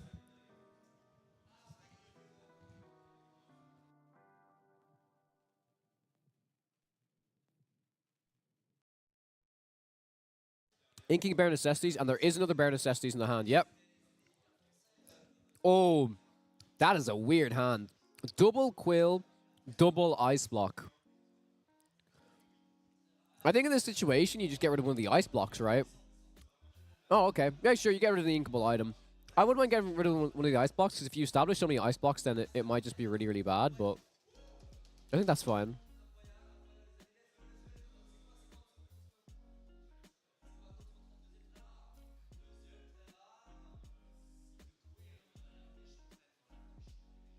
Okay.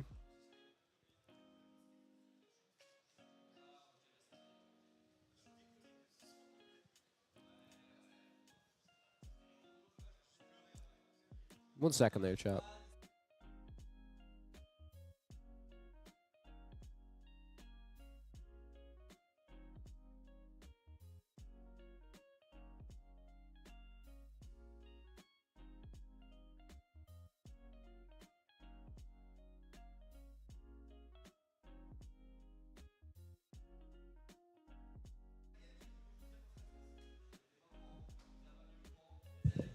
All right, so plays out the Grammatala.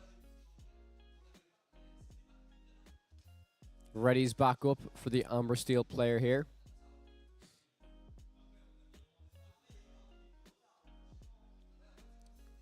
Still waiting to get the proper overlay. Just one second there, chat. It should be coming soon. Shifts the big Robin Hood here. Yeah, it's a little bit annoying with this overlay right now because you can't really keep track of lore, but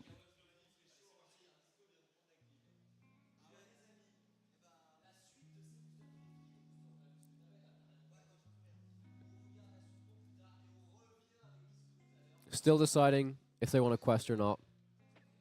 I think questing here is probably smart. I think right now it's 5-0 from what I can see on the trackers. 5 lore to 0 lore. Robin sings Zeus onto the Tala. Piglet will quest for 3.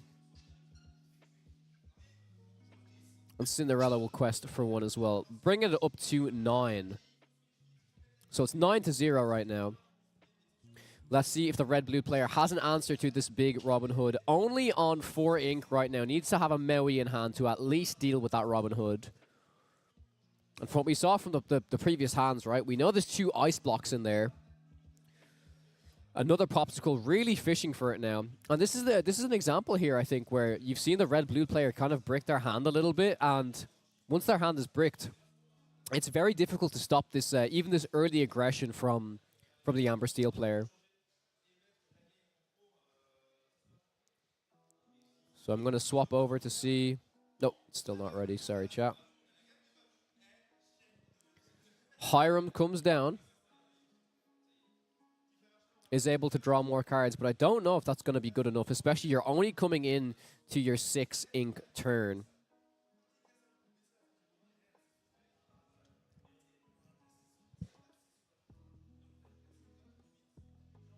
The 6 ink only being able to deal with a possible... single target like Robin Hood with that Medusa. No B prep for at least another turn on top of this.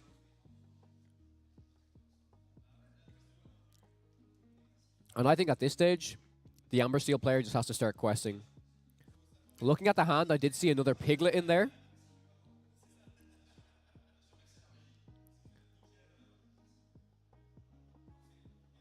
They're adjusting their lore for them, which is interesting, but I wouldn't trust them necessarily. That's definitely something you should do yourself. But they have done it correctly, up to 14. Another Piglet comes down. This could really represent the game right now. Only a Tipo and the Hiram on the board. They can both hit in to banish off the Piglet Poo Pirate Captain. But remaining on the board will be the big Robin Hood, the small Piglet, and the Cinderella. So even if Medusa is in the hand right now, ink something, play the Medusa, kill... you're probably going to have to kill the Piglet, honestly, because the Piglet's going to be questing for 3 potentially. Actually, not even potentially. It just will be questing for 3. Whereas this Robin will at least only quest for 2 for the time being. But it really, really, really does look like this Amber Steel player is going to have game 1 in the bag.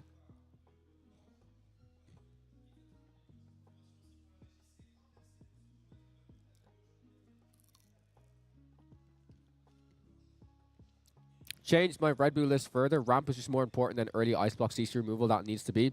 I agree. I agree for sure.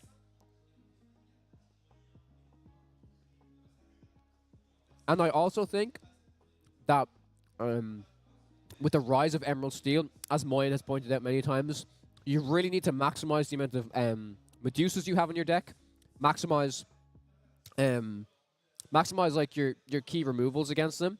However, I think having a card like the Small Sisu now is not as important as... Oh, what is this? Oh, I said the Small Sisu. The Small Sisu is good, but because you can't really threaten the shift, especially against something like Amber Steel or Emerald Steel, because they have, you know, Strength of a Raging Fire or Let the Storm Rage On, it's very difficult to let that 3-cost uninkable Sisu stick.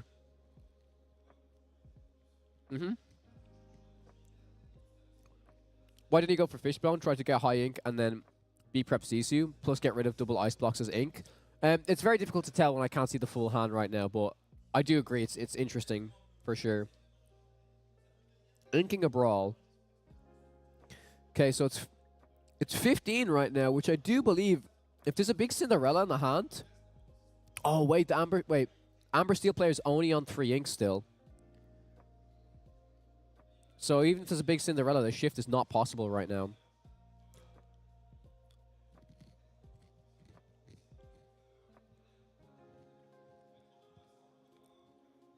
There's only a limited amount of characters for 3 that are really good.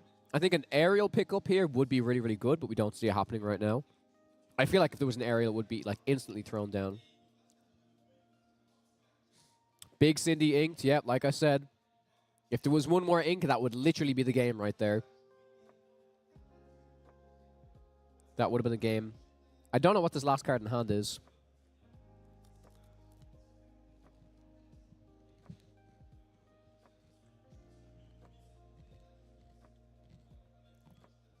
So 16, takes out the Tipo, goes up to 18. But this is where it gets to B-prep territory, right? Did he update to go to 18? I can't even tell.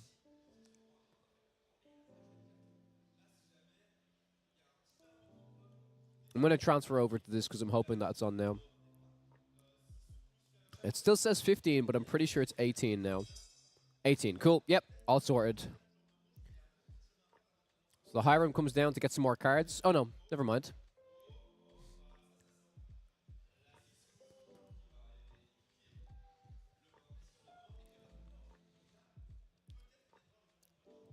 Let's see what is going to get played here.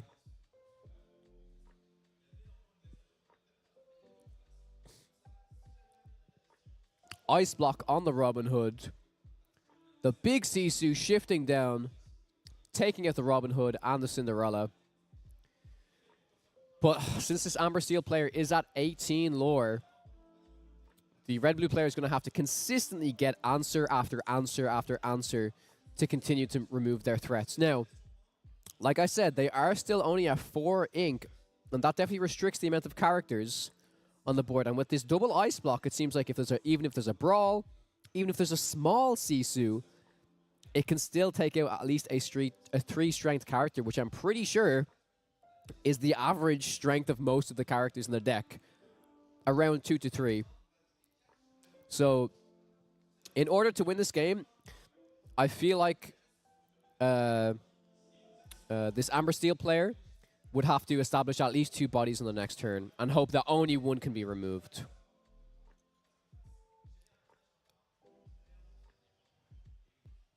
Inks the Robin Hood, plays the whole new world. I think that's the correct decision.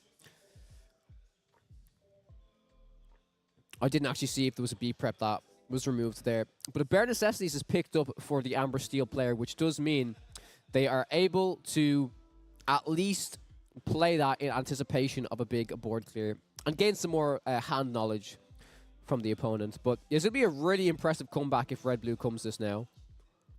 If Red-Blue comes back here, this would be super, super impressive. Hey, Kawa, you look busy, but just have to say I've seen you around other TCGs and now coming to Lorcana. I'm glad to find you here too. Like seeing someone you know at a party, good luck with the scene. Oh, thanks, man. I appreciate that.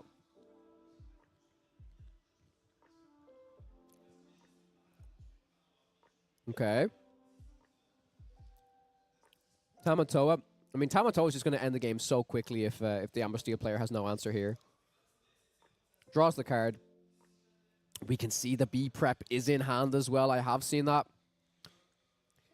This is very, very... And another How Far I'll Go sung by the red-blue player here. This would be an extremely, extremely impressive comeback from the red-blue player. And I'm not going to lie, I think I really see it right now. The B prep's there, so that means that the Amber Steel player will at least have to play the Bare Necessities, leaving them with only 4 ink, which I don't think with 4 ink you can establish more than 2 lore on either body, at least in this deck. Maybe if they go like, I don't know, they'd have to go Smee, Daisy, Daisy, something like that, right? It would have to be Smee, Daisy, Daisy in order to really contest. But would also have to remove the B prep, and then also have to hope that there's no brawls, no Sisus. The Bare Necessities is inked. There's a Lawrence. And a Pete, Lawrence and Pete. This is the we might see the power of this Pete right here, folks. We might see the power of this Pete. Now, if there's a Medusa in hand, it can still be Ice Block Medusa. I'm trying to have a look. I see a Brawl. I do see Medusa. So the game is not over. There is one Medusa in the red-blue player's hand that I have seen.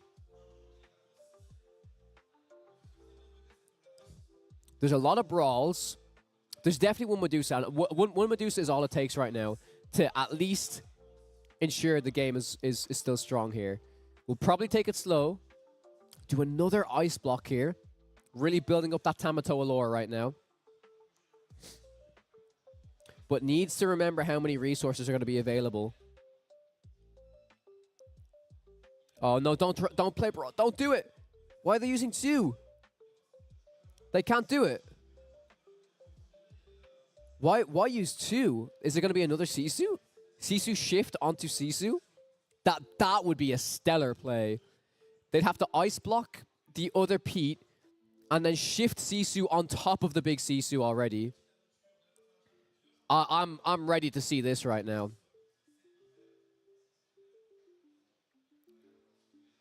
That's gonna be what it would like. I can't see it, but I don't see the Sisu in the hand. So I'm curious as to why it was the double Ice Block and not just the single one right now. Drawing 2. Was the Sisu found? No. Needs to keep in mind the amount of resources here. Yep, it's the Medusa. I think the Medusa just seals the deal because I really don't think that the Amber Steel player can get that 1 extra lore needed. The Pete, if there was no Medusa there and it was looking like, I think there was only 1 in the hand, could have been the game. Could have easily been the game. And I think that Medusa and Sisu are the only ways that red-blue can interact besides B preps and brawls and action cards, right? I'm pretty sure. Maleficent Dragon as well is 1, right? Yeah, sure. Maleficent Dragon's definitely 1.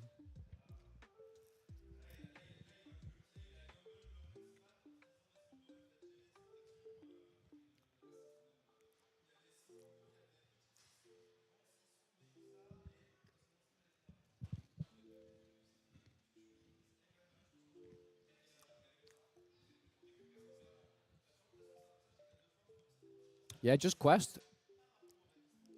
The only way the Amber Steel player wins this is if there's a sneaky Sleepy's Flute in here. I'll be very impressed if there's a sneaky Sleepy's Flute.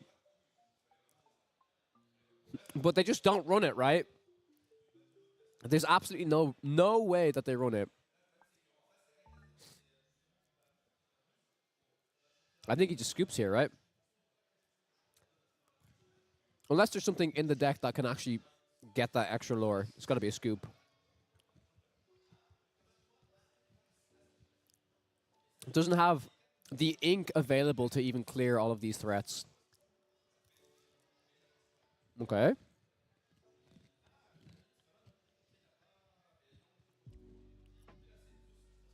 I don't know what this Amber Steel player is looking for right now, but I think the game is over. Alan, yeah. But Alan's also not really running these decks, unfortunately. Unless it is. No, it's Prince Naveen. Imagine he just goes, Alan, quest, sing, win. Imagine. That's just the straight up... that is literally just the game. It's the game.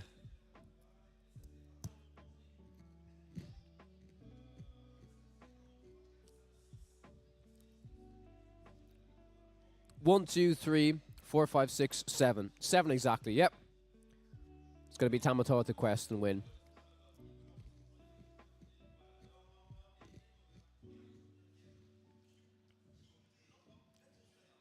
It's the game.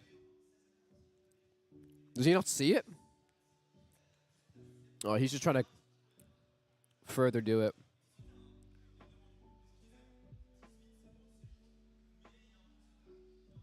Oh, it's a May draw card from Popsicle, right? Yep, that's game 1. All right, I'm going to eat really, really quickly, chat, and we'll jump into game 2.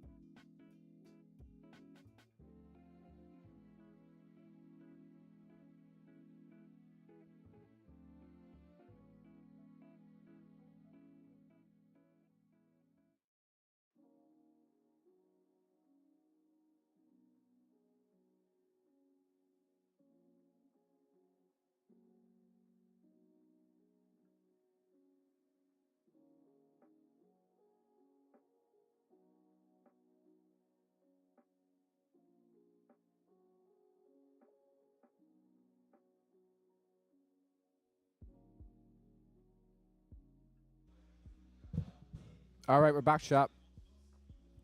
Please excuse me if you hear a little bit of munching. I've never eaten so fast in my life, but we are back. Also, apologies about covering the lore in the bottom right. I have fixed that now. Thank you for pointing it out.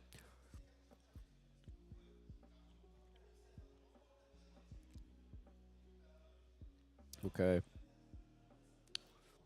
So, opening hand for the red-blue player, I can see the small Sisu, big Sisu. That's all going back. Assuming there's going to be ramp kept, I can see a whole new world from the Amber Seal player also going back, and a big Robin Hood kept. And the whole new world was given back to the Amber Steel player in this situation. All right. Some crazy comeback from the red-blue player there, right there.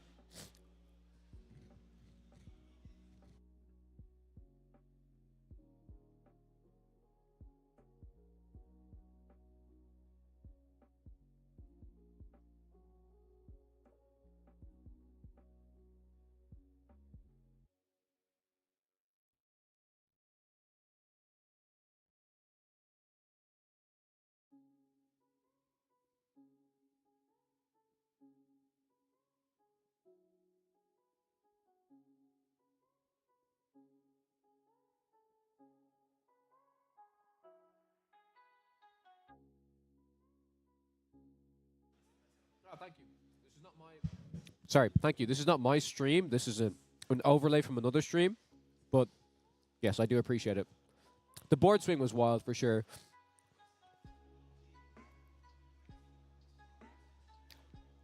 Do we know who's going first now? That's a good question. And that's the answer. It's the Amber Steel player.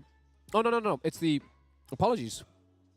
It's the red-blue player because they already inked. And they inked and they had no turn 1, so no Popsicle, no Ice Block.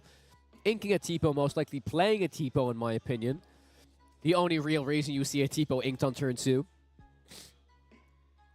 Hey, they've got... Oh, look at this. They've been upgraded. We've upgraded the overlay. We can see red, blue, and amber steel now. So Tipo was inked to hard cast a 1 jump ahead, which is definitely interesting. I think that might be the decision because they like a lot of their cards in their hand. They don't want to use Tipo to put one away. So 1 cost Robin Hood down on the board. 2 cost me comes straight after. 1 Lord gained for the Amber Steel player.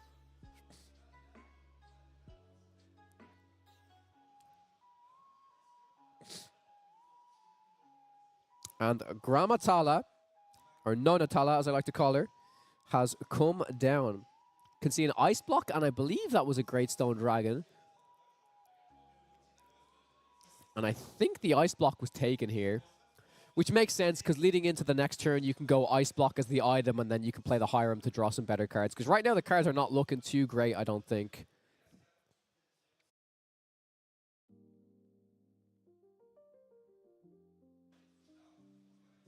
Oh, yep. Whole new world. There we go. That's what it feels like to play against an Amber Steel player. That is what it feels like. It's a lot of their own cards they got rid of there as well, though. But it is probably quite powerful in terms of these are just random cards that the red-blue player has now that they have to work with, right?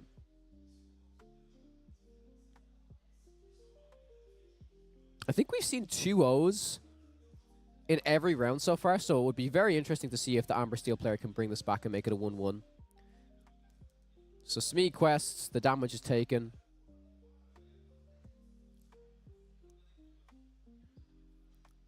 And nothing was played for 3 yet, right? Yeah, we're still waiting here. Oh, no. The Robin Hood was shifted and a whole new world was sung.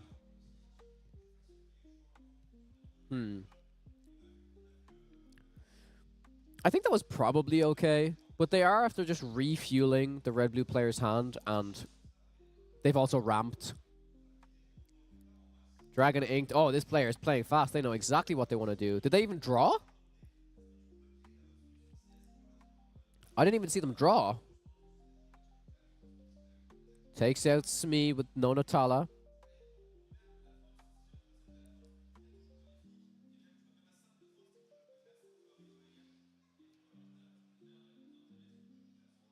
Is this a 2-game format? It is 2-game format, yep.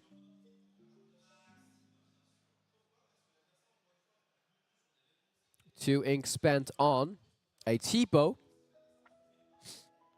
which I believe that was a Cusco that was put down, which makes sense because you're not really going to be using that in the Amber Steel matchup.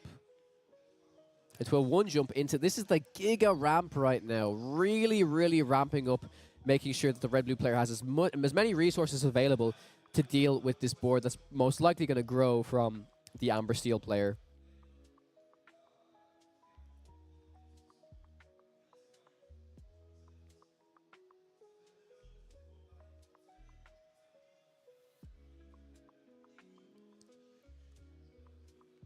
Robin Hood will simply quest for 2, bring it up to 5.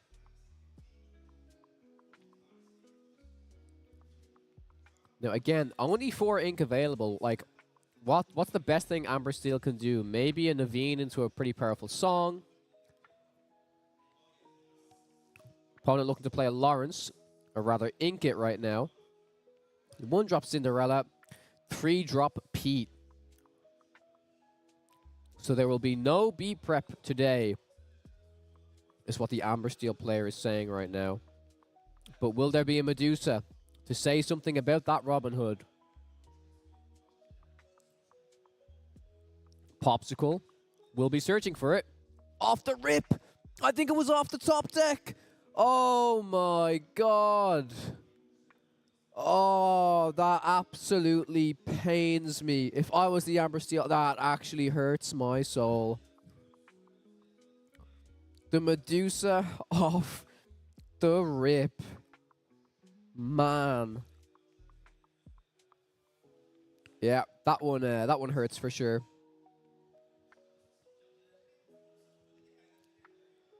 That being said, though, yep, Naveen Zeus is pretty good. I was going to say, that being said, the Amber Steel player was probably expecting a Medusa from hand anyways. It always hurts when it comes from a top deck. But they expected, you know, this is a possibility my big Robin Hood could be taken down by a Medusa here. He had another one. He might have another one. I don't think I saw another one.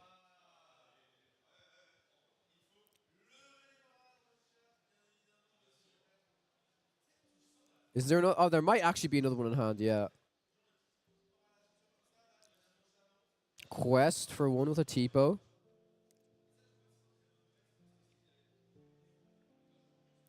Plays the Be Prepared. Yep. That makes sense. Still plenty of removal tools with that big Sisu and with that Medusa. Aerial comes down. A whole new world has been picked up. So has Let the Storm Rage On. Yep, whole new world is in the hand. But with this other Medusa in the red-blue player's hand, there's going to be no way that's getting sung anytime soon, unless there's a more threatening character that comes down besides Ariel on this turn. Rapunzel is inked. The Pete comes down. Unfortunately, the Pete can't stop Medusa. It cannot stop a Sisu. And I wouldn't be surprised. I wouldn't be surprised if we just see a Sisu right now rather than a Medusa. Or maybe the Medusa is just straight up better because you save the Sisu for a bigger board, right? Yep, there's the Sisu. That makes sense. That's fine. That makes sense.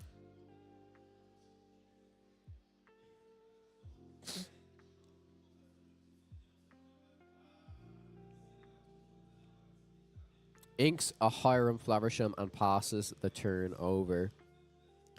Amber Steel player with a Cinderella drawn off the top.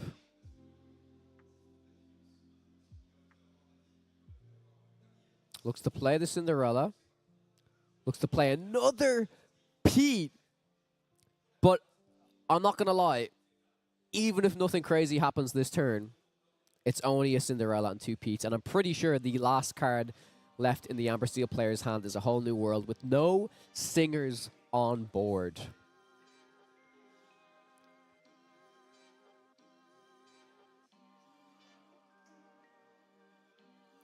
Draw for the red-blue player.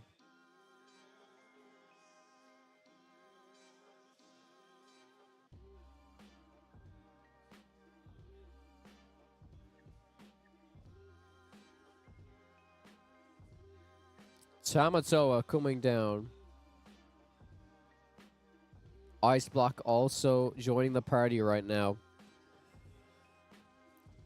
Sisu will simply quest for 3.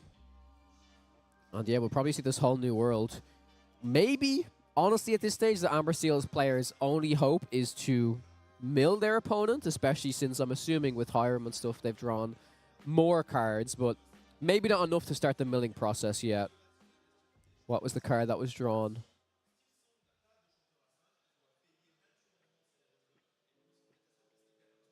They simply pass the turn.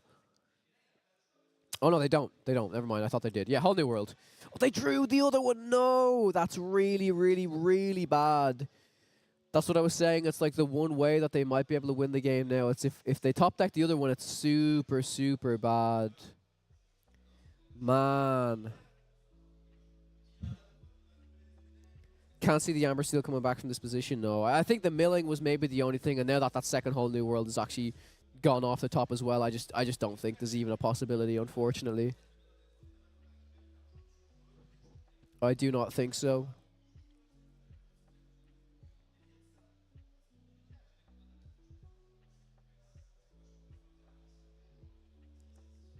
Yeah, and I think that's another B prep I saw, and that's 3 Petes that have been played, I'm pretty sure.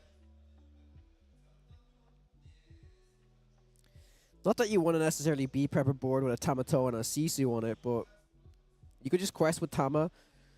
You could even just sing with Tama, but I don't think you really want to sing. I think you want to get the lore at least. Personally. Oh.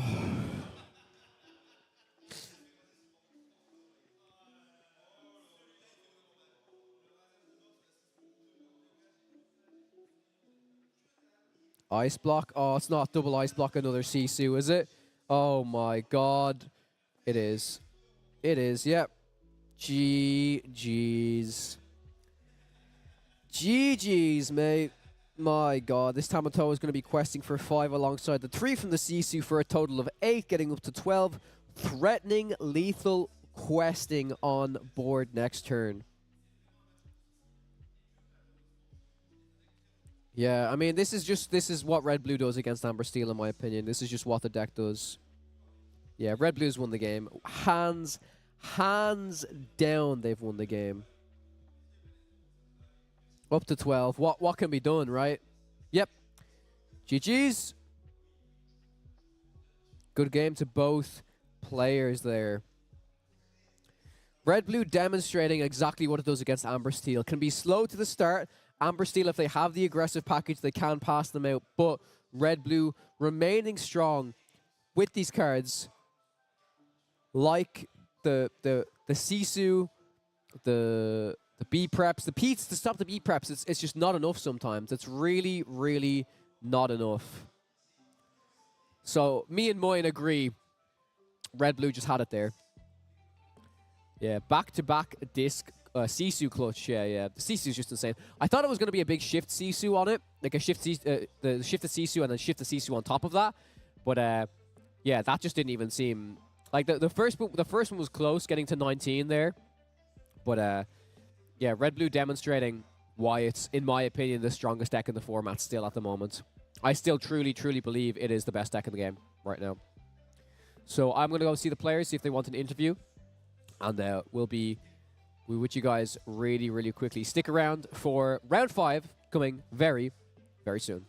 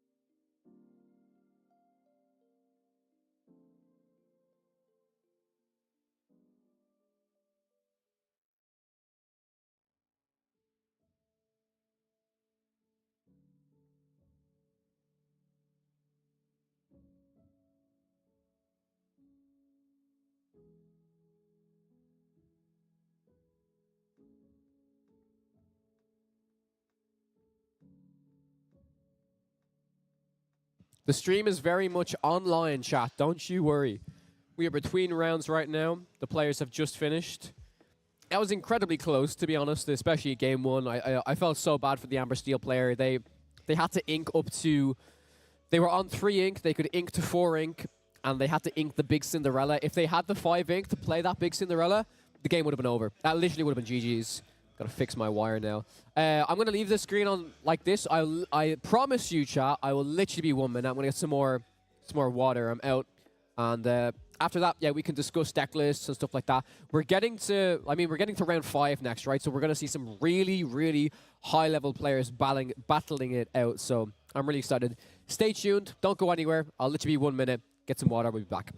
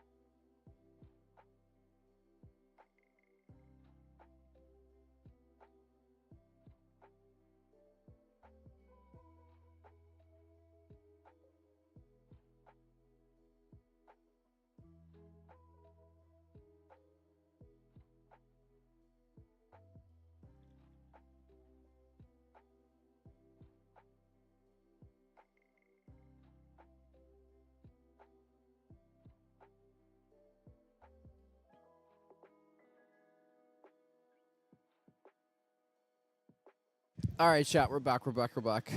I went from having no food to going downstairs and finding so much for free. It's crazy. But I would rather be like that. I would rather be energized than... So next we've got round 5, and it's a green steel mirror match. Like, I would rather be excited about the games, you know what I mean? Haven't seen any Amber Emerald yet, and unfortunately... I don't know if we will see much, but if we do see some, I'm going to be judging harshly. Oh my god, Raven will kill me with the wire.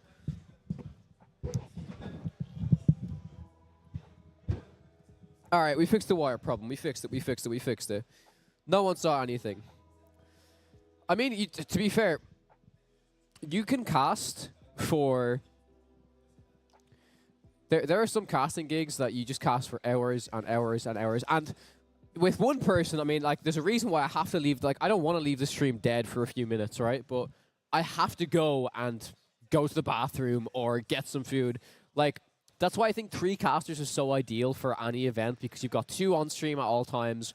One rotates, gets a coffee, has a break, rotate. I'm a one-man show.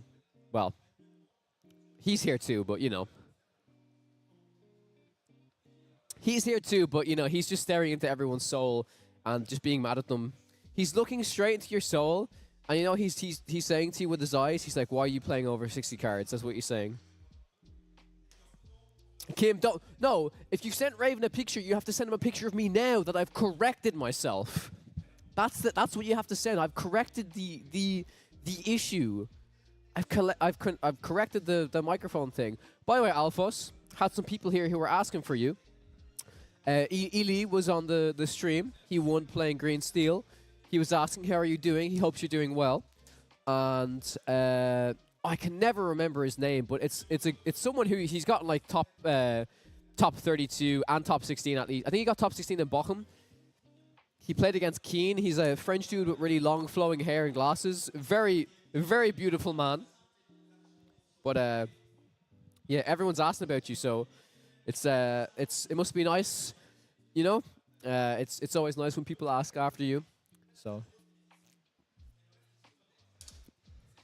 don't apologize. You're doing great. Thank you. I appreciate that. It's hard, but it's fun. I'm very glad to be here. I'm very grateful to be here. The only thing I wish I could do is I wish I could cast 2 games at the same time tomorrow. Like, after seeing how this day is going to progress, I really, really, really want to see what the top 32 is going to look like. But if Moyen is able and he's not about to throw his guts up, I hope he will continue to cast the games for you on the Podcana channel. And if he does, chat, and I'm not there, you know what I want you to do? If Moyen's casting and he's by himself, you need to tell him to get a to do this, get a cardboard cutout out of Moyen, or out of me rather, and I will sit beside him the same way I'm doing this right now. Rachlem, yeah, I believe that's his name. He played Keen in the top 32 in Bochum. Is Moyen ill? I think Moyen was supposed to be at Essen Spiel this week, and I'm pretty sure he said that he's just feels so unwell that he just can't even do. He's so unwell that he can't even do anything, right? You know what I mean? And like it's basically so unwell that you basically lie in your bed and like watch a show or watch a movie or something like that. You know what I mean? So, but yeah, is Altered the same time as the finals? Yeah, Altered's the same day as the finals. So, I will be casting it's a 1,000 player Altered event. It's even bigger than the Lorcana event. It's a huge moment for the game. So, I want to cast it. I want to try casting Altered as well, because my god. The first set having over 1,000 cards is it's gonna be a lot for sure, but I'm very, very, very excited to do so. Oh, it is a very fun event, Alphos. Yeah. I kind of wish I was playing, honestly. It's a privilege and an honor to cast, but I don't know. Now that we don't have challenges anymore until Paris in December, right? It's like any of these big events, I would love to play, like really, really love to play, but I'm very happy to cast as well. Came back from London with an awful flu, yeah. Yeah, it's the traveling, man. It happens. I'm going to be gone all of these weekends away for events and tournaments and stuff. It's going to be 5 weeks in a row, which is crazy. So, yeah.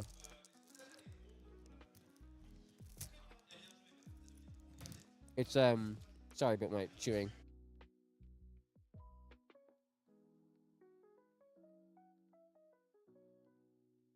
It's not easy doing it, but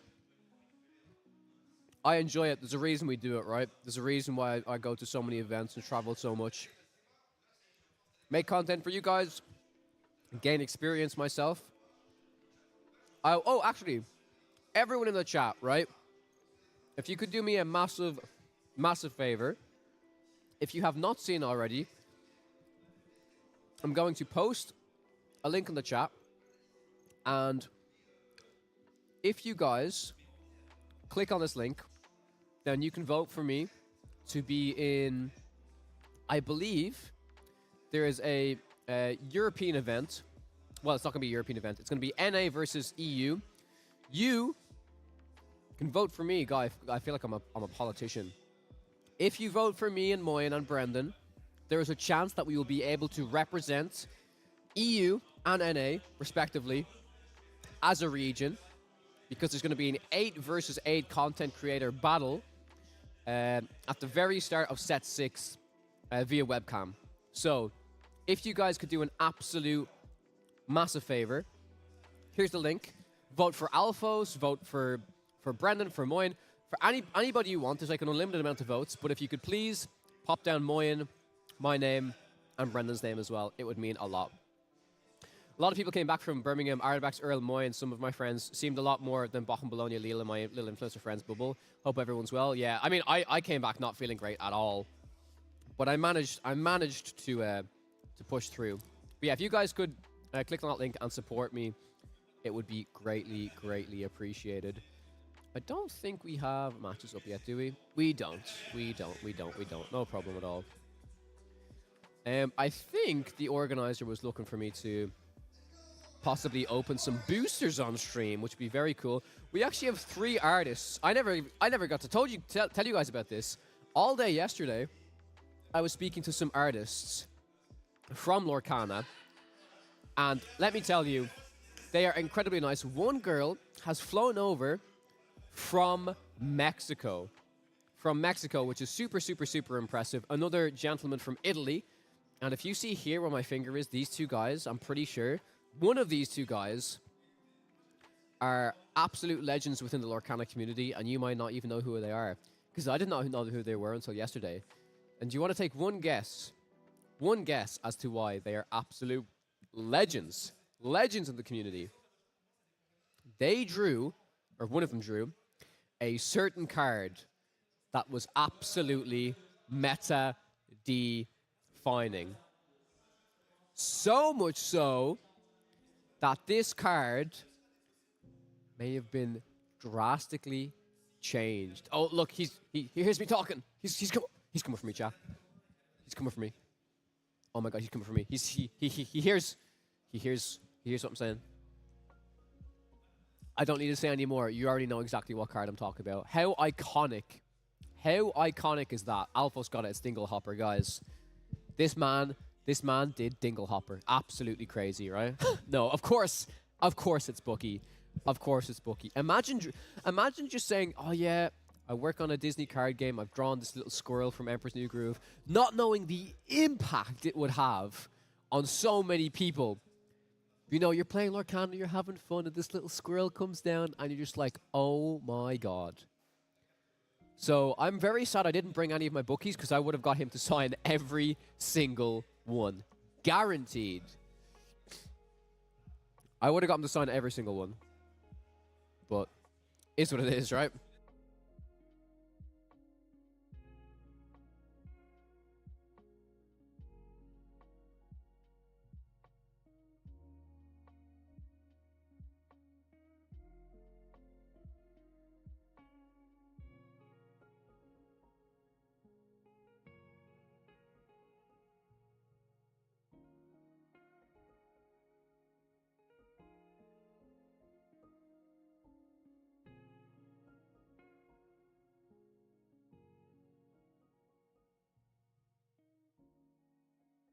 Because I didn't know, Kim, because I did not know, unfortunately, our players have just entered in for round 5, I believe. It will say whatever round it is on it.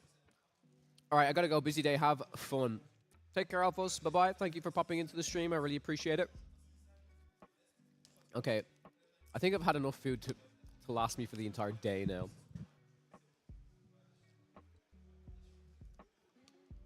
Which is good. Which is good. I'm fueled. I'm ready to go. Three more rounds of this, I think. I think it's 3 more rounds. Oh, I think there's one of the game designers down there from Altered. Oh, I must ask, is Marcus here actually? Oh, Discord is acting the maggot. I don't know if anyone understands that except Irish people. Have you guys ever heard of acting the maggot? No?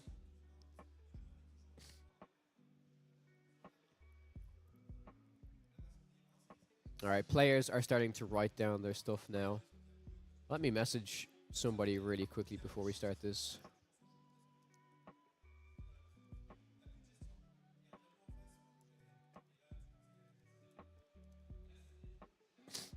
Alright.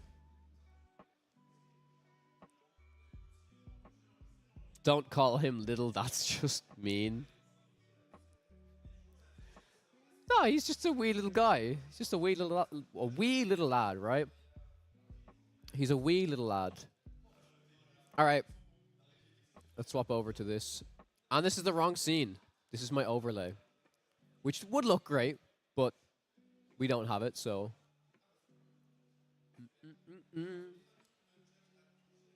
Oh, I think this might be cards. 1 second. Stream. Cool. There we go. I'll leave my camera up until we swap over to the other overlay.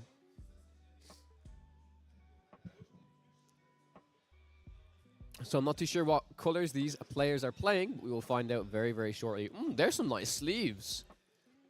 Mint sleeves. I'm new to Lorcana, just play the gateway. What would be the next, the best next step? I would say there's a lot of steps you could take.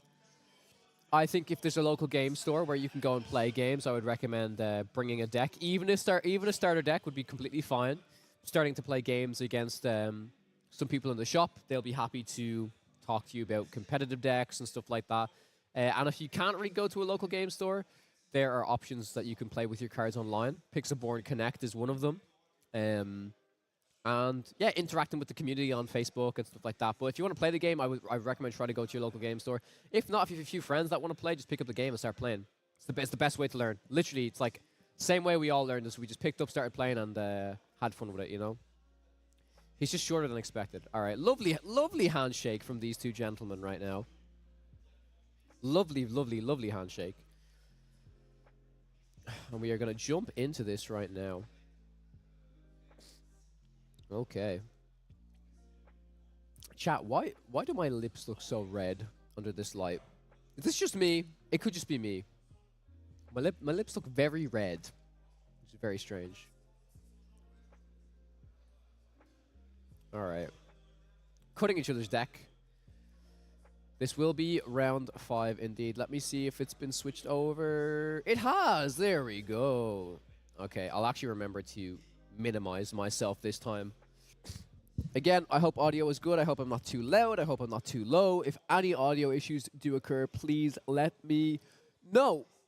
That would be absolutely fantastic. Okay, both players drawing their opening hand of 7 cards. One of them having them upside down. Oh, wow. I think this is going to be an Amber Steel matchup versus Green Steel. I'm very, very, very intrigued to see how this game is going to go. I'm curious to see how this is going to play out compared to Amber Emerald versus Amber Steel. I think having the song utility in this deck with the Ursula is going to be quite powerful. I think also just having the 2-cost Ursula that can snipe the songs is also going to be really, really good. Red lips, maybe camera quality problems, or maybe it's just the camera. I think it's to do with the lights and stuff like that. But yeah, I'm very, very, very excited to see how this is going to go. I'm gonna try Green Steel after this. Honestly, I really, really, really do. What are your votes to win this, chat? Do you think Green Steel is going to come out on top, or do you think Amber Steel will take the victory here? Curious to see what type of build of Amber Steel this will be.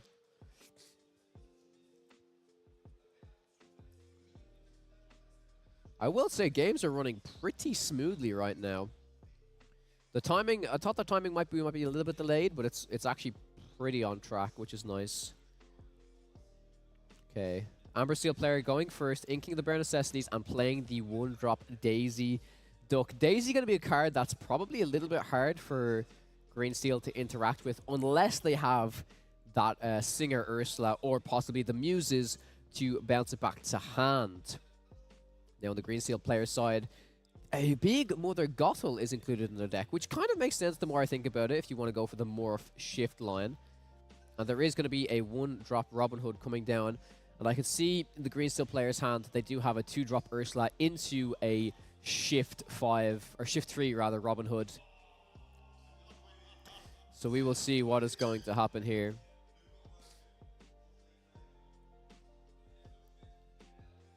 Daisy quests for 2.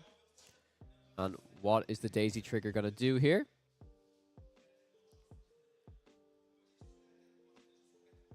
Diablo into the hand.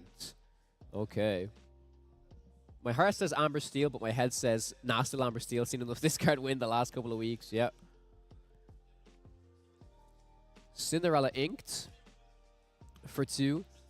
We'll see the Ursula Singer come down, which is quite nice. Should be able to zing a Zeus or 2 here for the Amber Steel player. A Emerald Chromicon picked up here. This does look like a very different build of Emerald Steel right now. Really focused on the Floodborns and the Shift lines, it seems. The potential morph here. I think it's just very obvious that the 2-drop Ursula has to come out here to snipe a possible song. You're after seeing that the Ursula Vanessa's after being thrown down onto the board. I really, really, really do think that... yeah, I think it's going to have to be. Beast is the card that was inked. If there's a Morph that comes down, I'll be very surprised, because Morph is simply not going to survive. Oh my god. I think that's a killer misplay already. That's like, I'll throw down something. Well, is it? I mean, I say it's a killer misplay, right? I understand that if they play the Ursula song and there's 2 songs in the deck, then the Robin Hood can be taken out and then, oh no, suddenly you don't have your shift line for turn 3, right? I understand that. Kawa, did you set up all the camera equipment? I brought a lot of the cameras, yes. I did bring a lot of the cameras.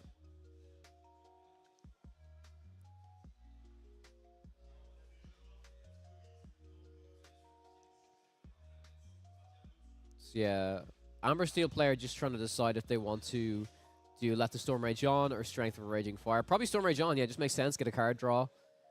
Take out the Morph. And there is the potential here that they could target both, right? Take out the Morph and take out the Robin Hood. Just ink and then straight up play a Strength of a Raging Fire. Stream looks good. Thanks. Oh, awesome, man. Thank you so much. All right.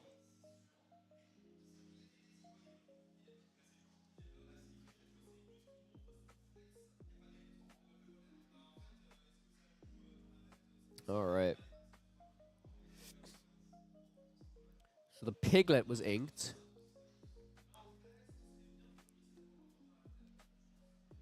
And a Piglet and another Daisy is thrown down. Wow. This is a super, super aggressive line coming down from the Amber Steel player. And we're going to have to hope that the Emerald Steel player has the removal cards to deal with this amount of pressure. Even one single Robin Hood shift is just not enough to deal with this aggression. I've never seen this impressive of a start by Amber Steel. So, I mean, I know Amber Steel can pop off and do some crazy things, but like it's turn 3 for the Emerald Steel player, and there's 2 Daisies, an Ursula, and a Piglet on board, and there's just not enough good removal. I think the best thing that can be done is what? Like shift Robin, sing Zeus, maybe? Pete is going to be inked here. There is a possible Storm Rage on as well. So it could just be Shift Robin Storm Rage on, maybe? Onto the Piglet Poo Pirate Captain. Zeus the Ursula. Okay, I guess that means there's like no possibility of any singers happening right now. Yeah, it's probably fine, honestly. Oh my god. The Daisy can hit into the Robin Hood and the Rapunzel can heal and draw 3 cards. Again, I'm not entirely sure how good that is. I mean, that does not seem too bad at all, in my opinion. You'll get the lore out of everything. If you quested this Piglet as well, this is going to be a total of 7 lore. 7! But they're double questing, right? So it's not going to be a hit with the Rapunzel. The Rapunzel play is not happening right now. I think I would have liked the Rapunzel play personally, but let's see what other line they're going to go for here. Very, very interested to see.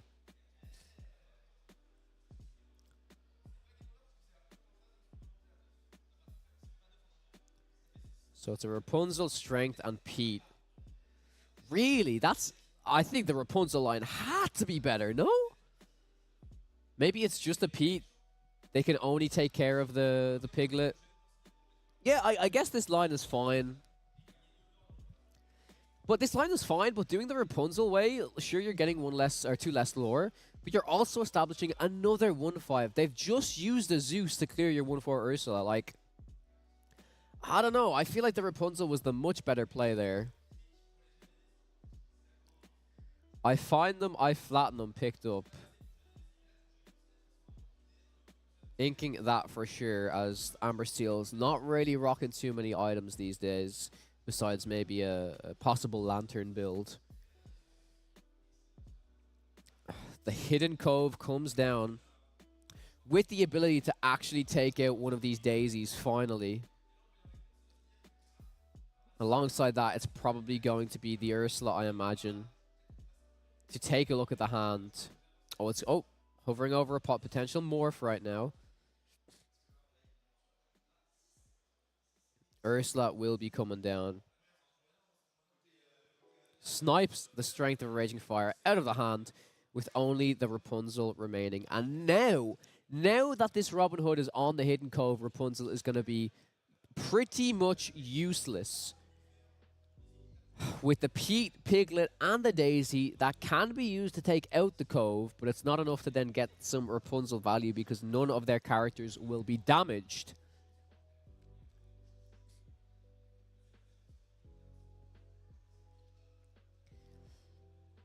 Okay.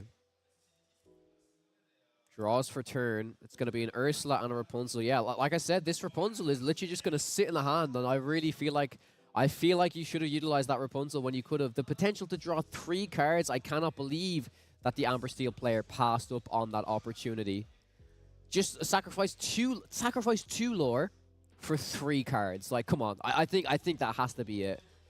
But right now they do a Daisy and a Tinkerbell as after being drawn for the Green Steel player. And I'm starting to agree. Yeah, Maho Basil, I think the I think the decision even to not really get rid of this 1-drop Robin when they could have inked and hard cast Strength of Raging Fire on it is going to be definitely tricky as well, because this Robin Hood has provided a lot of value right now. Yeah, and just has to hard cast this Rapunzel just to really start questing now. That being said, there's a lot of lore that's been gained, a lot of lore.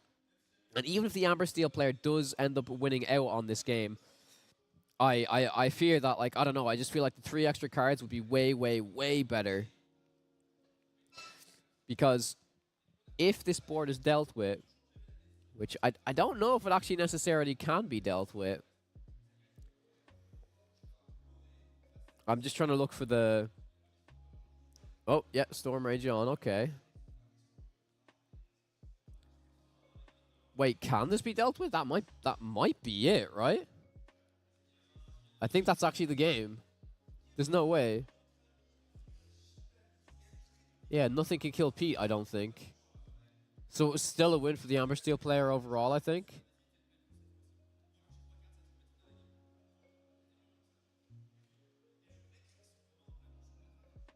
Yeah, it's the next game. I don't know, like, Even though the Amber Steel player won there, I feel like they definitely misplayed. I feel like they definitely misplayed. And that's not me, you know, trying to necessarily talk down. As a caster, I have to point out the play lines that I feel are maybe a little bit more optimal. It's not to say what he did was completely incorrect, because he's putting on more pressure to potentially get to that 20 lore faster. But it was definitely looking a little bit ropey when it was just, you know, the 2 cards in hand, the strength of a Raging Fire discarded by the Ursula, just the Rapunzel left. But I guess it doesn't matter when you start the game with, what was that? There was 2 daisies on the board pretty much, right? And the piglets. Kind of crazy. Yeah, I do agree. It was a little bit sloppy, but let's see how the next round is going to go. Very interesting build of Green Steel so far, I think, as well. I haven't seen a Prince John so far, but that could literally just be the case that Prince John was not drawn.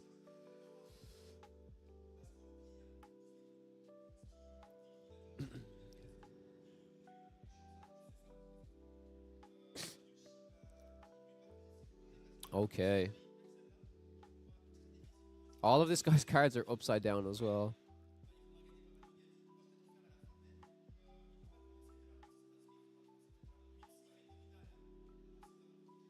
Yeah, I'm also convinced that Thales, yeah. You can argue that, oh, it doesn't matter, he's just won the game anyways, it's fine. But it's like, I would still strongly argue I'd give up 2 lore for 3 cards every day.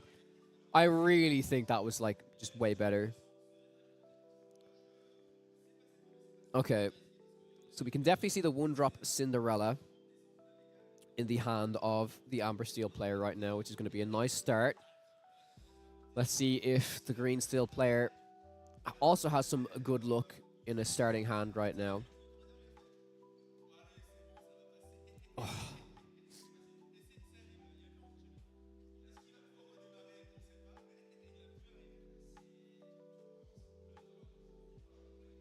All right. Shuffling up the deck, and then we're going to get into game 2 of round 5 very, very soon.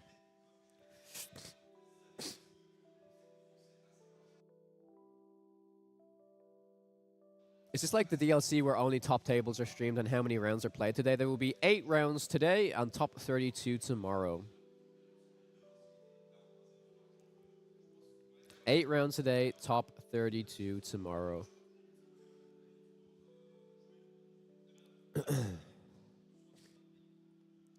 All right, opening hand here now.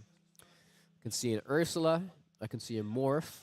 I don't think there's a 1-drop available for the Emerald Steel player right now. I say that. I think there's actually a Hidden Cove, which I don't know if Hidden Cove will even be played on turn 1. Oh, there is a Robin Hood, yeah. So Morph Inc. Robin Hood played. For the Amber Steel player, they pick up a Rapunzel. And they've got at least 2 Peats in the hand that I can see there. They've got a Whole New World. And a Smee. This looks like a pretty good curve. I think they've got 1-drop Cinderella into 2-drop Smee. They've also got a Strength of a Raging Fire. They've got P as well.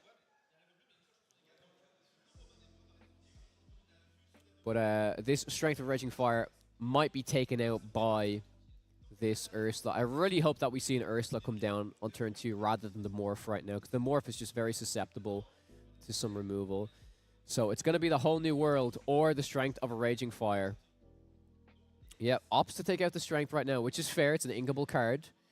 As long as there will be no possibility of that Whole New World getting played against the Emerald Steel player. If they have another Ursula to potentially snipe it, I think this is the correct play, because it means that the Robin Hood and the Ursula will survive. I do think this was a misplay, however. Not questing with the Robin Hood, because the Green Steel player knows that there's no way that the Cinderella can even remotely deal with this Robin Hood right now.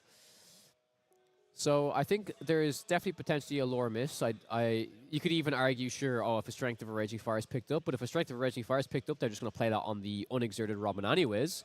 So I do think that they should have quested with Robin here on turn 1. They've got a 6-drop Mother Gothel, which is most likely going to be Ink.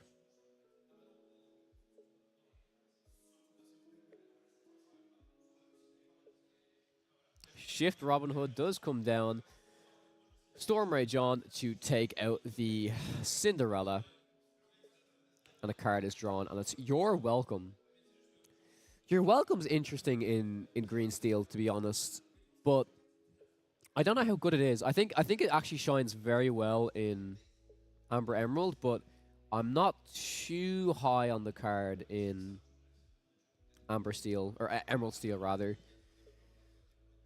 So pass it back over to the Amber Steel player. The possibility to play Pete. I think that's a Piglet on the left. It could be a Piglet or an Ariel on the left-hand side of their hand. But they've got a Pete, a Rapunzel, an Ursula, Whole New World, and I believe it's a Piglet on the left-hand side right now.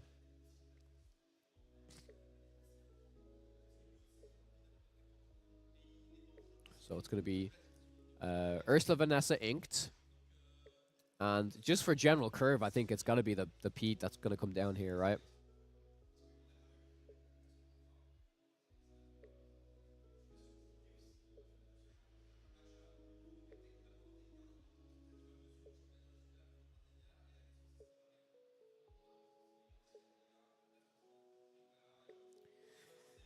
Yeah, and the Pete's going to potentially stop. We do see, like I said, that You're Welcome on the Storm Rage on.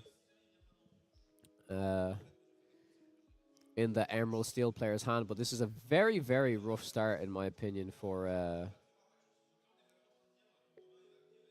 it's a rough start for the Amber Steel player.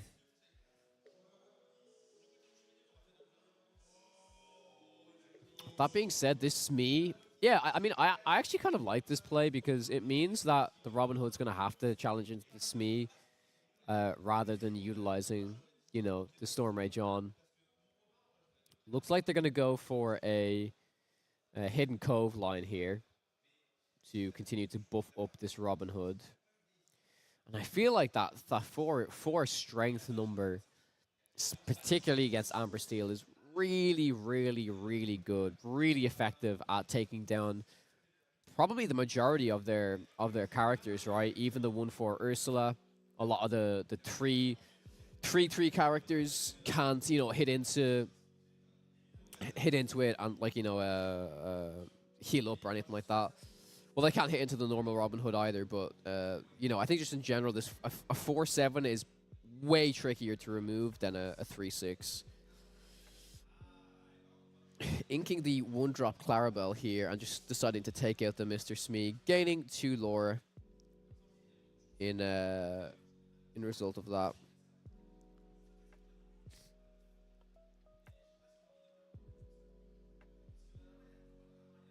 All right.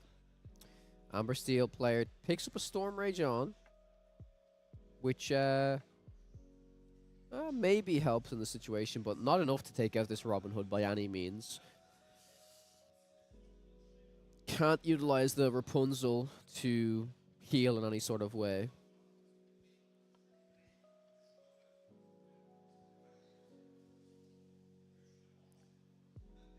Just waiting to decide. So there's going to be no Whole New World stuff. This might be an Ink Rapunzel turn, honestly, which feels really bad, but or maybe I would at least just sing the Let the Storm Rage on with the Pete here, just to see what kind of card you get, and it still means then that it could possibly force the Green Steel player to trade into the Pete, killing off the Robin Hood in progress.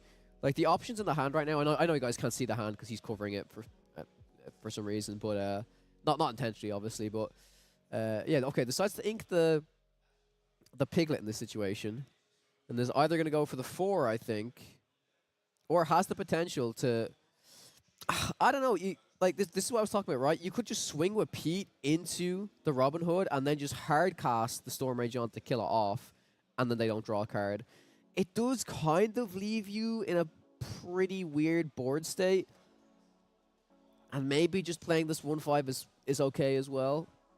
But you did have the potential to clear off the Robin Hood by just swinging in with the Pete and then hard casting the Storm Rage on.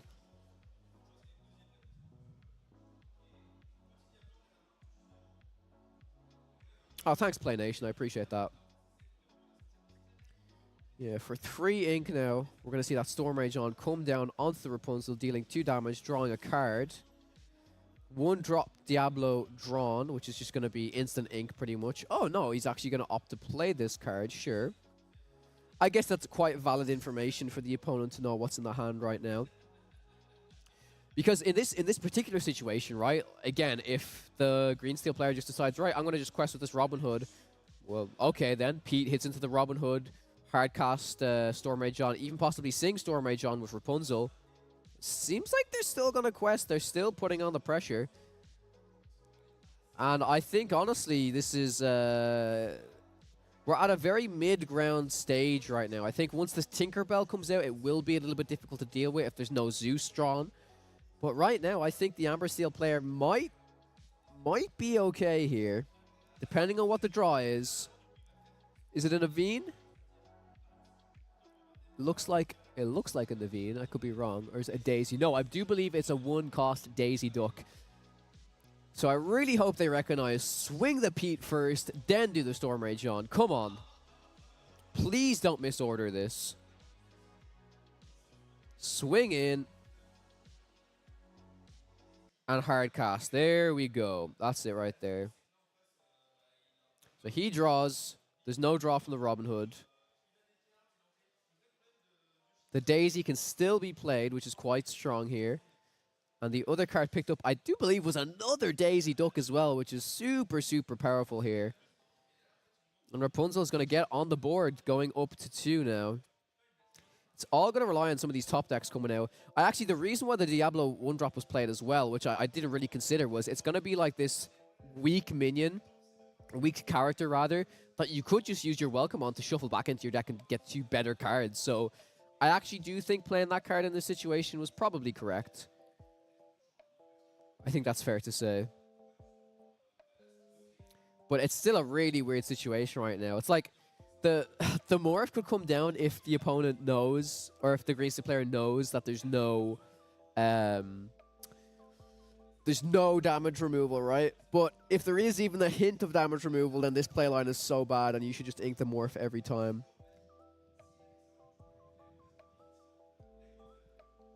I think I might be inclined to ink the You're Welcome. And just... yeah, I think you ink the You're Welcome here for sure.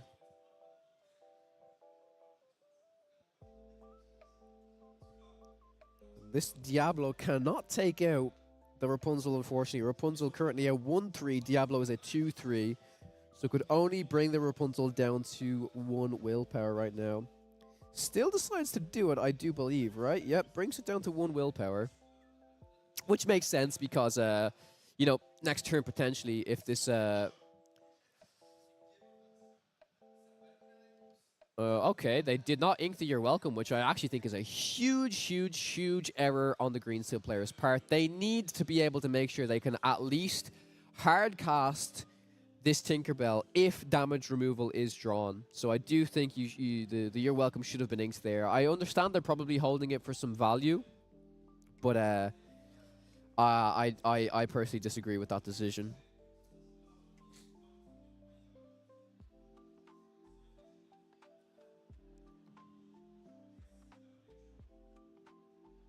On the Amber Steel player's part, they're going to ink 1-drop Cinderella. And it seems like they might be going... I think the whole New World cast here is not too bad because you have the potential to find a song that Rapunzel can sing to remove this morph. Now, is there enough ink is the question. I actually don't think there is. I think there is exactly 5. And I think getting the Daisy out is probably fair. But now we're going to see, because the whole New World wasn't used, this Shift Tinkerbell is going to be a major punish, in my opinion, especially if some of these cards are going to start becoming exerted. 2 lore gained from the Daisy Duck. Drawn is a big Robin Hood, which is a big issue for this Amber Steel player. Yeah, this Shift Tinkerbell is going to be very, very impressive indeed. I still think you should have inked the You're Welcome, but it looks like, you know, not punished, I guess. Please ink the You're Welcome now. Please, you've got Beast, Robin Hood, and Tinkerbell. Like, you just shift Tinkerbell. You just do it.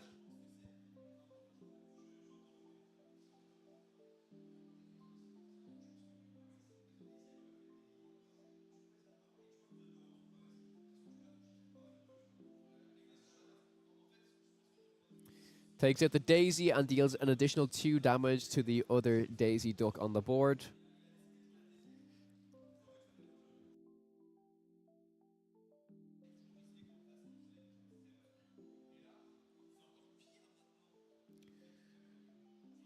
Decides, I do believe that's a pass turn, I think. Yeah, just quests with the Diablo.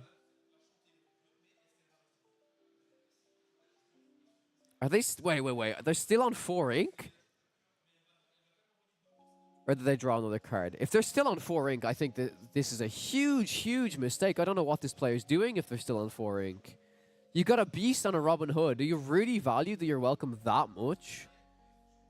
Maybe I'm undervaluing You're Welcome, but I just can't see it. I play that card a lot, and I understand its utility, but I also understand when it needs to be inked.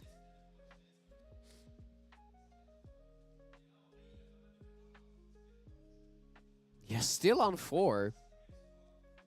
Tell me if I'm wrong, chat. I just really disagree with this play. There's an argument to not put the 2 tank damage on the Ready Daisy. Sure, again, to protect against Rapunzel. That does make sense.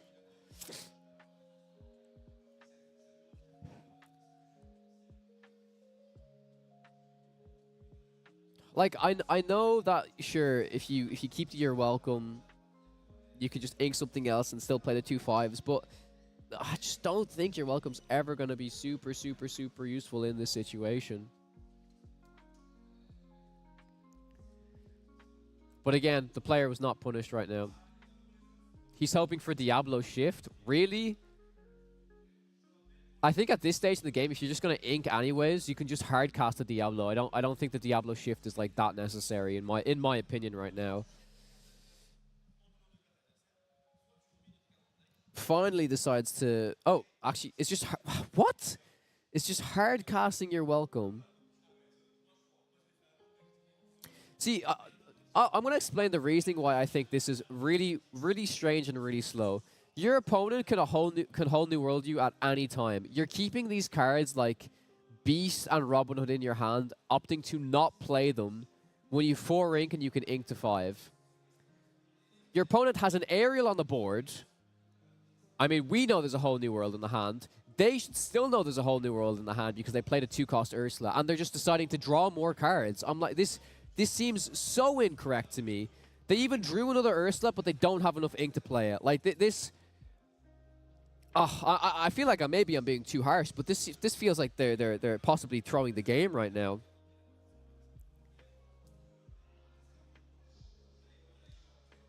Sings that but that's like so like, oh my god, it's so risky. They got that You're Welcome back from the first You're Welcome. Like, man, I really don't agree with these plays. He missed the lore as well. He didn't quest. Oh my god.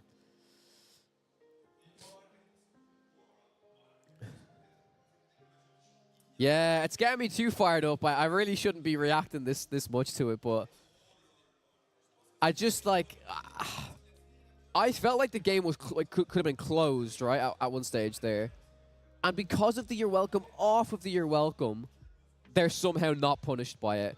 Well, we say not punished. There is a Rapunzel in the hand right now, so more cards can be drawn.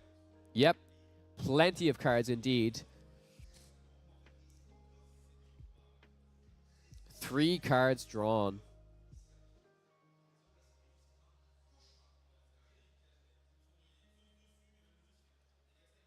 Like, maybe I'm really overemphasizing these misplays, but I really don't want to be harsh. It's like I have to say what's on my mind and what I'm thinking as a player in this situation. And I'm saying I only know what's in my opponent's hand. Like, I know there's a whole new world. The Rapunzel, you know, I probably would have put 2 damage on the Daisy because that's maybe acceptable. That's something that you can't I mean, like, maybe you should just play around the Rapunzel, make the money draw 1 instead of 2. But this thing of being on 4 ink and not playing a beast, a Robin Hood, and just you're welcoming your own your own Diablo when they've Aerial and a whole new world in their hand. I'm like, what? Yeah, I feel like he's been on 4 ink for 3 turns exactly. I'm like, I don't understand the logic. Self-edit, okay.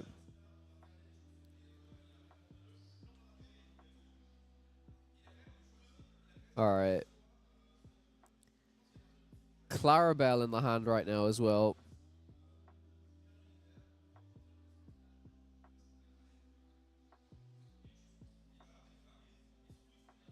Ursula comes down. There's two whole new worlds in there. And 2 Let the Storm Rage Ons.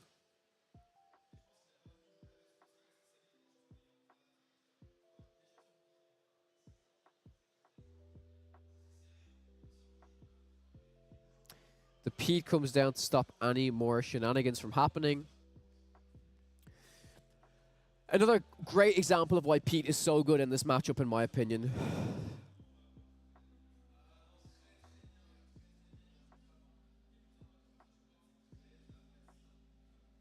Amber Steel player draws for turn, gets a Bare Necessities.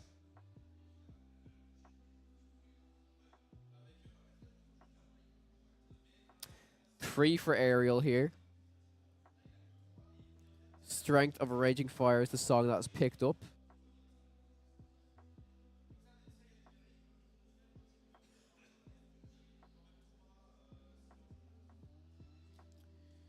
Now, this Tinkerbell right now is technically on 5 health.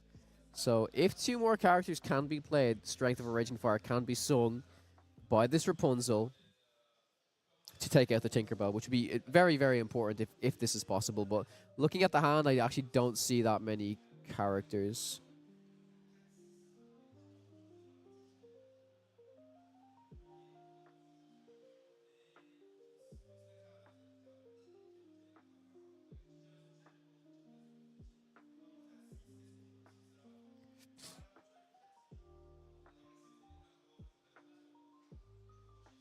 Okay.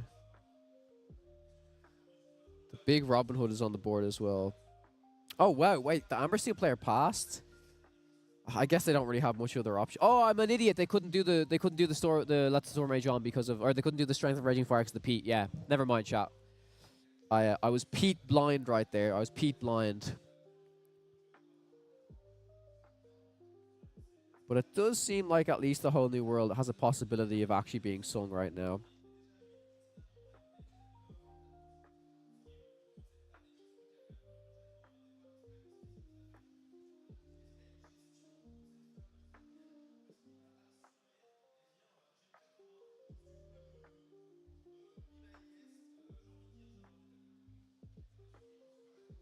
All right. Is that? Oh my God! Is that the 3rd whole new world in the Amber Steel player's hand right now?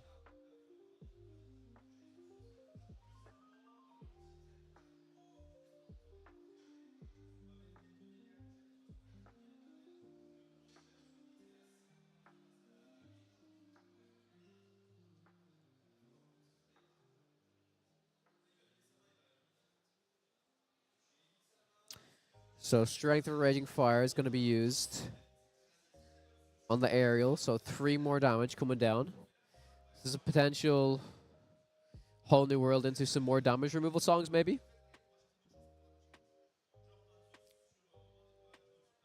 Storm Rage on to take it out. Sure, that makes sense. The card will be drawn. It is a Prince Naveen, which is very, very interesting here. Prince Naveen being able to sing a whole new world means this Aerial is freed up to sing another 5-cost song here as well.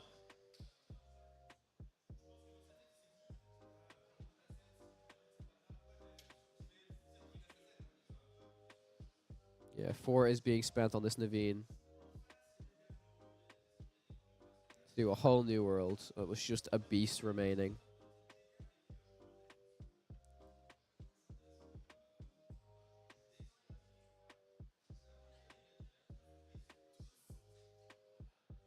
Okay, let's see what was picked up here. Couple of songs for the Emerald Steel player, a more for Diablo, a Bruno, a Beast, a Robin Hood. Okay. Beast will just be another card that's a little bit tricky to deal with. Double Big Cindy for the Amber Steel player here.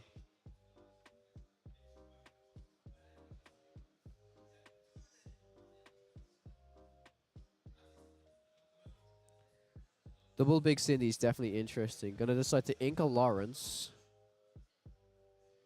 No songs this Ariel to sing, eh?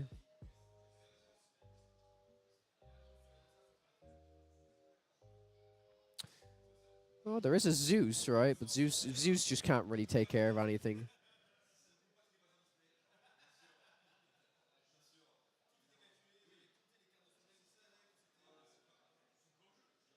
Daisy Quest up to 6. Hidden Cove goes to the bottom.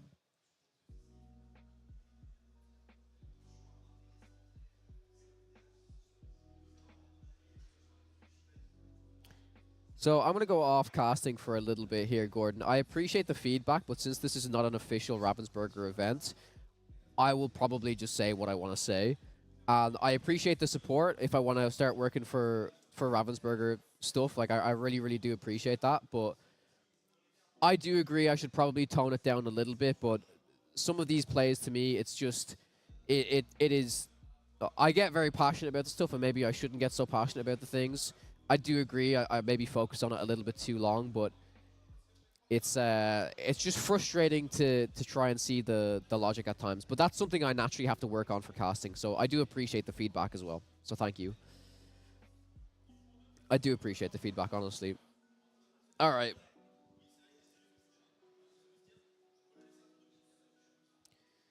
So Ursula hits into... Oh, Ursula and Robin will take out the Rapunzel, sure. So 1 damage on each.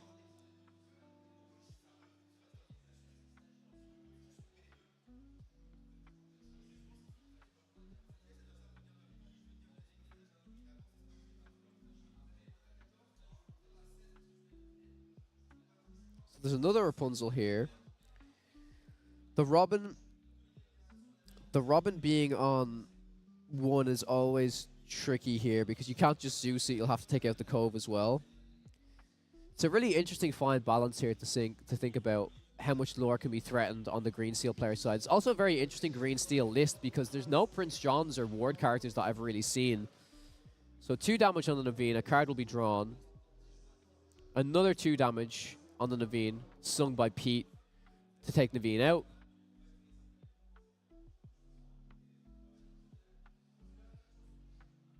And then I think there's still 2 ink remaining, so potential morph can be played. I'm not too sure if a card has been inked. Maybe a Diablo can be thrown down.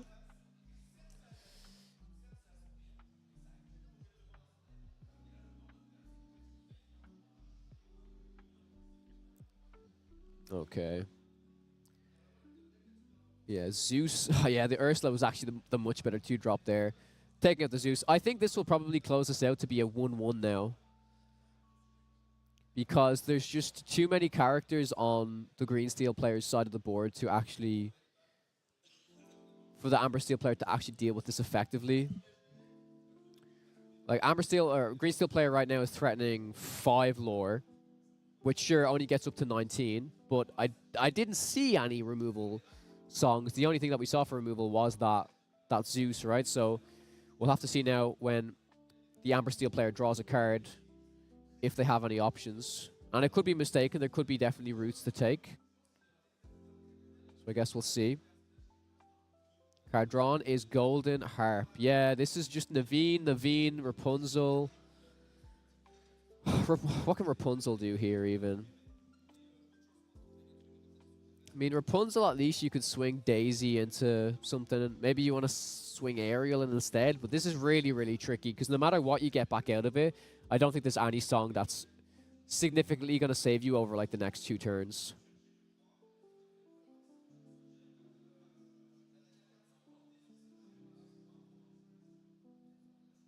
Maho Basil, that is actually also true.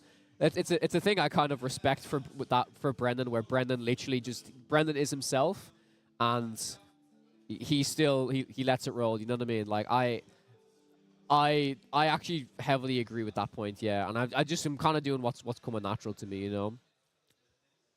Thank you guys as well. Like, but also I do want to say, Gordon, like I appreciate the brutally honest feedback because I do need to hear that sometimes. So I hope you know that I'm not you know throwing you under the bus either. Like I do appreciate every feedback that's said, both ones that are tough to hear and not tough to hear. You know.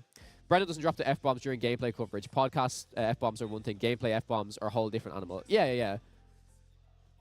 Well, if I did drop an F-bomb, I apologize. I don't think I did during this casting, but if I did, I sincerely apologize. I'm nearly positive I didn't, but please correct me if I'm wrong. Naveen comes down into a daisy. 4 lore left on the green steel player side of the board, threatening here.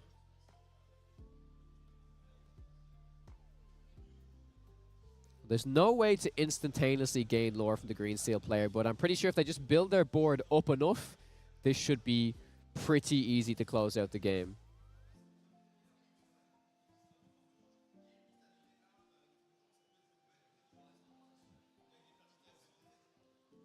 So Robin Hood is looking to challenge, I would say most likely looking to challenge Ariel here, possibly the Daisy, but I think 1, 2, 3, 4, 5, 6, 7, 8, 9. Yeah, I mean, there's 15 lore represented on the Amber Steel player side of the board, but it's not so much as a threat that they're going to, like, somehow lose the game.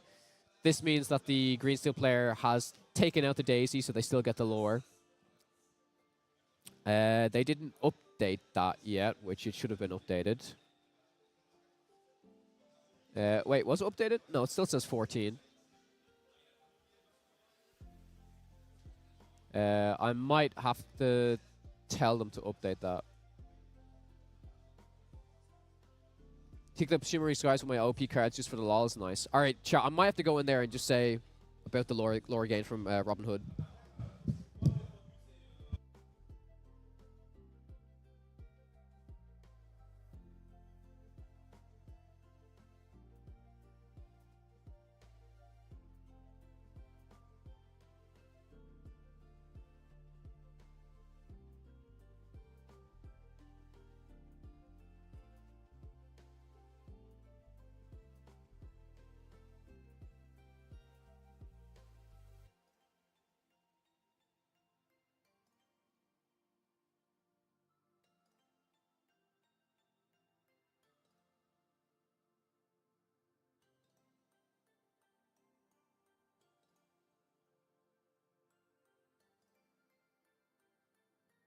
I was informed they did know about the lore change.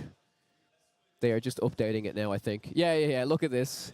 This will go 18. Yeah, I just ran in and said to the judge, and they were like, no, don't worry, they know. So that is probably going to be the game now. Just a tiny bit of delay sometimes on stream, you know, but I just ran in just to double check. And of course, as soon as I'm back, they've updated it correctly. So, yeah.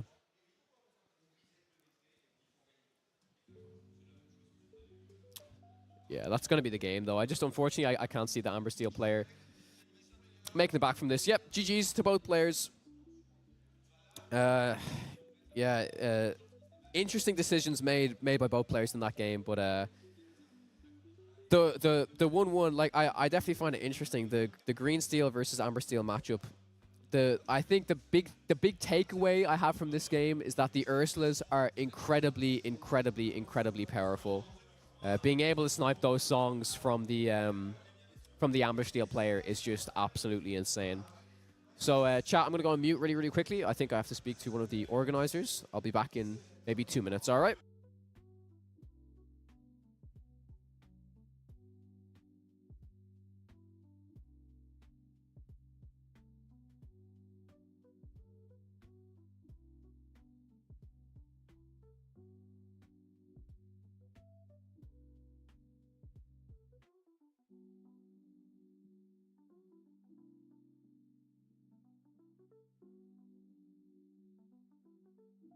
All right, guys, I have a special announcement to make from the organizers. The organizers kindly have given me 4 Lorcana Set 2 booster packs.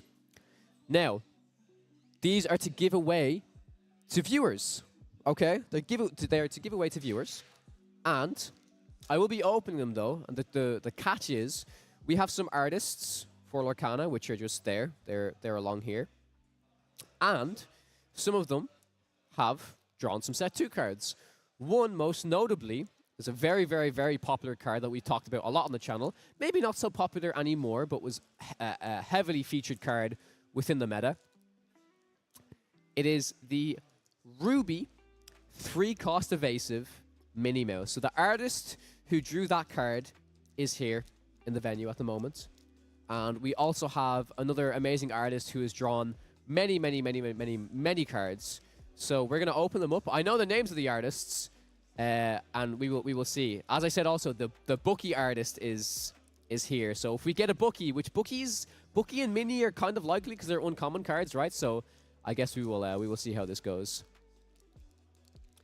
Kawa, I critique only because I know you have the ability, but the UK coverage team has consistently stronger than NA coverage. Brendan being that China beacon. I wish NA could get Hal Brady away from 20 Lore Pro. Yeah, I understand that, Gordon, and I know exactly what it is that EU has strong coverage, and I know it's a very low chance of me breaking into it, but I will just do my best, and I'm very happy to see Spessy and Villain on the casting roster. I think they are an extremely talented duo together. I think the other casters that are on the roster are also very talented for interview roles and stuff like that. But I think for analysis, I do think that Spessy and Villain are killing it. So all I can do is hope to make it onto the team someday. But without further ado, let's start cracking some of these packs. And there's probably quite a high chance that we get at least a Bookie or at least a Mini. I do think that there's a Emerald Arthur card as well that the artist drew as well. So let's have a look. Oh, this is very funny. The very first card we got is a Hypnotize. So what I might do here, chap, is I might weirdly stand up. And we might do this together. I'm going to have to remove Moyen's beautiful face. But we will have a look here. So we got Hypnotize. We got the Knock. We got Snow White. Elsa. Tremaine. The Broom. I'm pretty sure I'll remember which cards. We've got Donald Duck. Sardine Can. The beautiful Rapunzel. Radigan, one of Villain's favorites. Kronk. 2 rares so far, and a foil Raya. Okay, so that's the first pack. Not gonna lie. Pretty trash pack, but what can you do? So we'll go for the second one right now. I'm hoping for Bookie shot. I've never hoped for Bookie more. I don't think I've hoped for Bookie more in my life than this, because Bookie is dead. But the opportunity to give away a signed Bookie card is very, very, very cool. So we will start off. We have Panic. We have James. We have the Queen. I'll have to double check if any of these are by the artist, but I'm pretty sure I remember which ones. Croquette Mallet. Peter Pan's Dagger. Donald Duck. Nick Wilde. You Can Fly. I played this card a little bit in set 2, believe it or not. Pick a Fight. Falling Down the Rabbit Hole. I used to think this card might be good, but it's clearly trash. We got the super rare Basil. And a foil Ray, which is really, really, really nice. I will be double checking these cards to see if any of the artists have drawn them, but I know, again, like I said, the majority of the cards that they've done. And we haven't seen any yet, but again, don't worry. I will be double checking that. But we still have 3 rounds to go, chat, so you're sticking with me for a little while now. It's a long day of playing Lorcana, but I'm here for it. Oh, look at this! The first card off the bat. We have one of Mario's cards, and Mario is one of the artists. If Arthur wants to focus. Mario is one of the artists, so one of you guys will be getting this card. I'll bring it down to Mario, and I will get it signed for you. Really, really, really beautiful card.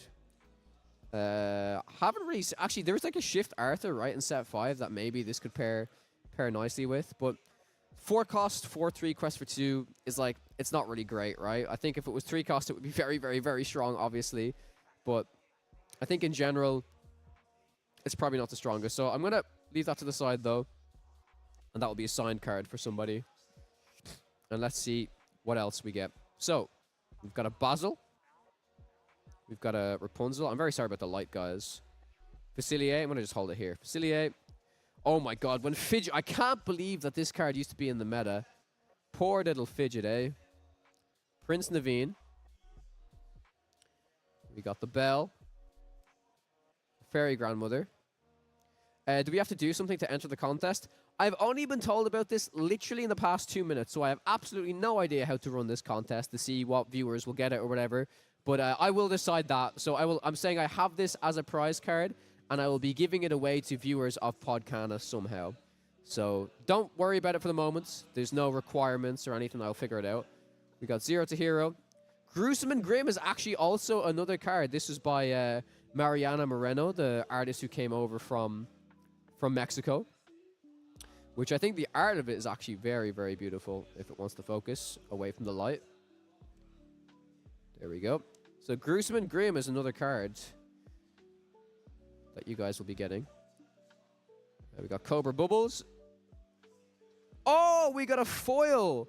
A foil Minnie Mouse by Mario, which will be... That's very, very cool. A foil Minnie Mouse. That is awesome. I'm really hyped to pull that. This is like a... like I said, I think Minnie Mouse is like... this is a timeless card from that era. Like, every single Ruby Amethyst deck played this card. So, from the one pack, we got 3 cards from the artist. And then we're moving on to the final pack right now. Back in time for pack unboxing. Yes, indeed. So this is the last one. The last one that we got was really good. 4 packs, though. No legendaries so far. I'm not going to lie. I'm a little bit sad about that. But, we'll see what we can pull. The biggest thing is we got some of the cards that we wanted to see from the artists. So we got Verana, Jasmine. We got a Mulan. Chip the Teacup. We got a Mulan. We got a Jafar. Iconic Madam M Snake. We have the most diabolical scheme. We've got a Jafar. Pack Tactics. Come on. Big money, big money. A Cinderella, which is absolutely beautiful. And come on, give me the foil. Foil rare. A foil Sleepy's Flute. What an iconic card this is as well. Probably is, I mean, maybe was the correct terminology, because it's not really played as much anymore. But a foil one is still very, very nice. Okay, I will quickly give these to the organizers, to the artists. We do have a break until the next round, unfortunately, but stick around. It's not going to be too long at all. But that's a very, very, very cool set of cards we got there. So I'll bring these to the side, and I will be back in just a second, chat. I will leave you, as always, with Wide Brendan.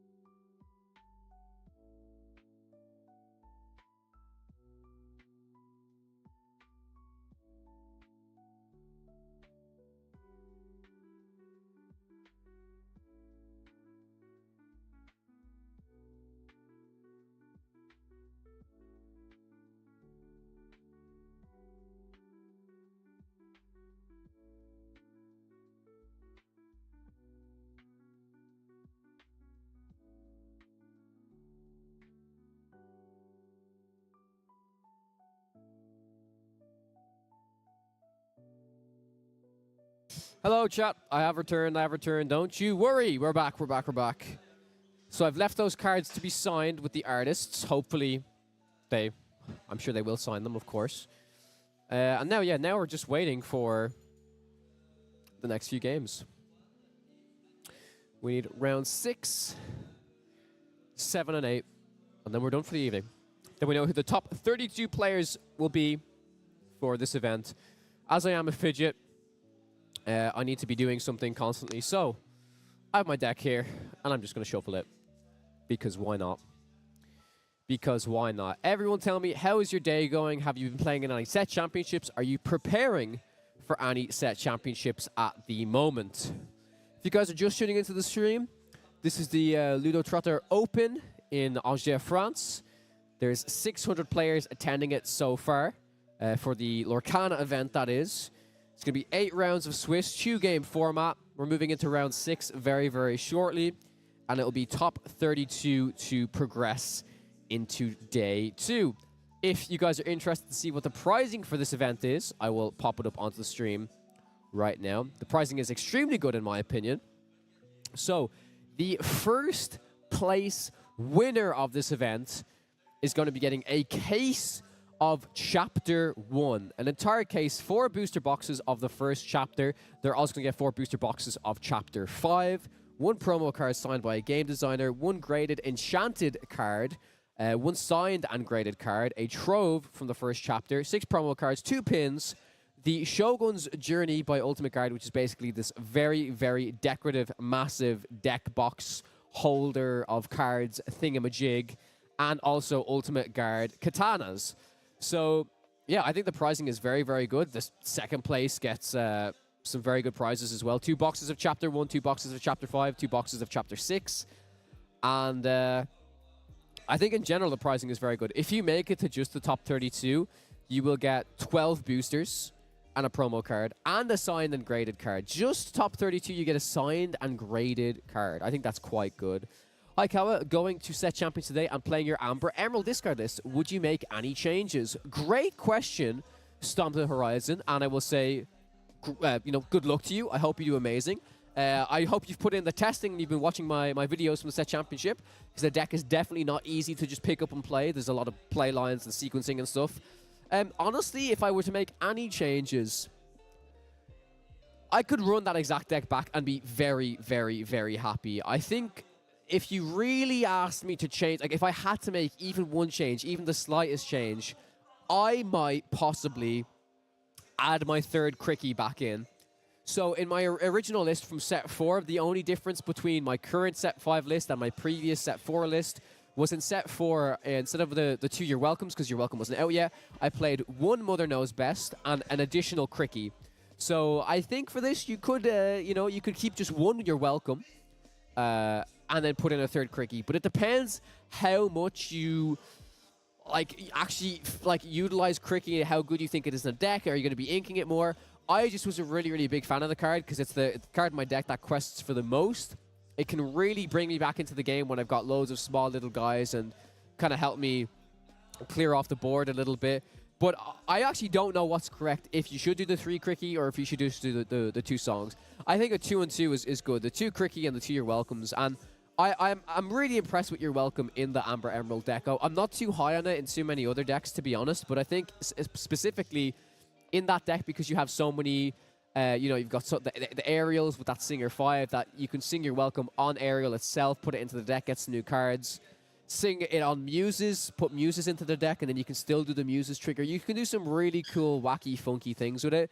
But if you forced me to make a change, maybe it's add the 3rd Cricky back in. But besides that, no, I'm very, very, very comfortable. I've got the deck right here in my hands, and look, look who happens to be at the bottom. It is Cricky himself. So I recommend just giving the deck a shot, and I hope it works out for you. It's not going to be easy to win. This is the exact deck that I brought to Birmingham. I did not do great with it. However, Alphos brought the exact same deck and came top 32. So it's just gonna be like, is it a matter that it's your day or not your day? You'll have to see, my friend. Well, graded cards as prizes is so good. I do agree. Yeah. So top 16, but it depends what it is, because if it's a signed and graded card, that could literally be anything. Like the top 16, they get a graded legendary card. And I don't know where the grading is from. It doesn't say where the grading is from in this situation. But yeah, I think even if you honestly... Oh, wait, I didn't realize. Wait, top 32 is 12 boosters from Chapter 1. I thought it was just 12 boosters in general. That's really good. 12 boosters from Chapter 1. Top 16 is an entire box from Chapter 1. Okay, I didn't really read the top 32 pricing. I thought it was, it's 12 boosters for even just the first chapter to get top 3. That's pretty good. That is quite good indeed. Good points. I have a good amount of testing with this deck this season. Your list has felt best for me so far. Thanks for the advice. Thank you for giving it a shot, Stomp. I'm glad to hear it's been working out for you. I'm always happy to hear about other fellow Amber Emerald enjoyers. So I hope it works out for you. If you do, win your set championships, or even if you place in the top 8, be sure to go to the Discord server and tag me and let me know in the Discord somehow. I love seeing your guys' responses and your victories and your achievements within the Discord. So please be sure to do that. Also, I've said it earlier on in the stream, but if anyone hasn't seen it already, there is a big European versus North American kind of challenge event happening between content creators at the moment. There's a link that Pavel, the creator of Pixelborn, has posted on Twitter. So if you find that link, it's in our Discord server as well in the announcements channel. If you could vote for myself, Moyen, and Brendan to represent our appropriate continents, it would be the world. I mean, the opportunity to represent an entire, the entirety of EU would be absolutely amazing.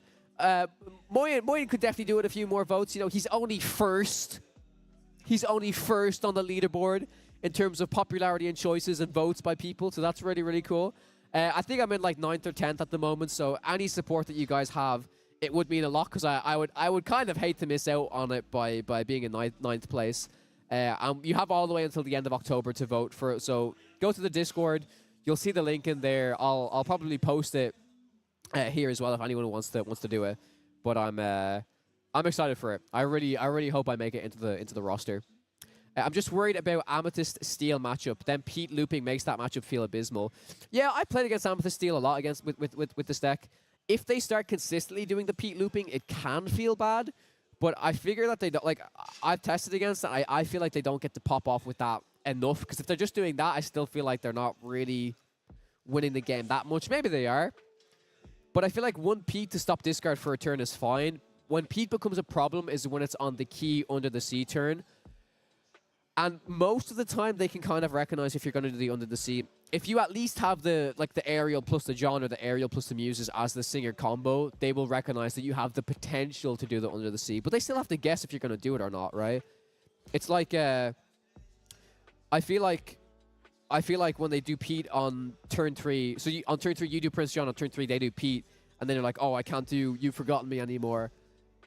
It doesn't feel great if that's literally your only option, but if you happen to have a Muses or an Aerial as a substitute play instead of the You've Forgotten Me, the Pete really doesn't feel that bad. It just feels really bad when it's your entire turn was revolved around playing songs and actions and stuff, and it's all cut off.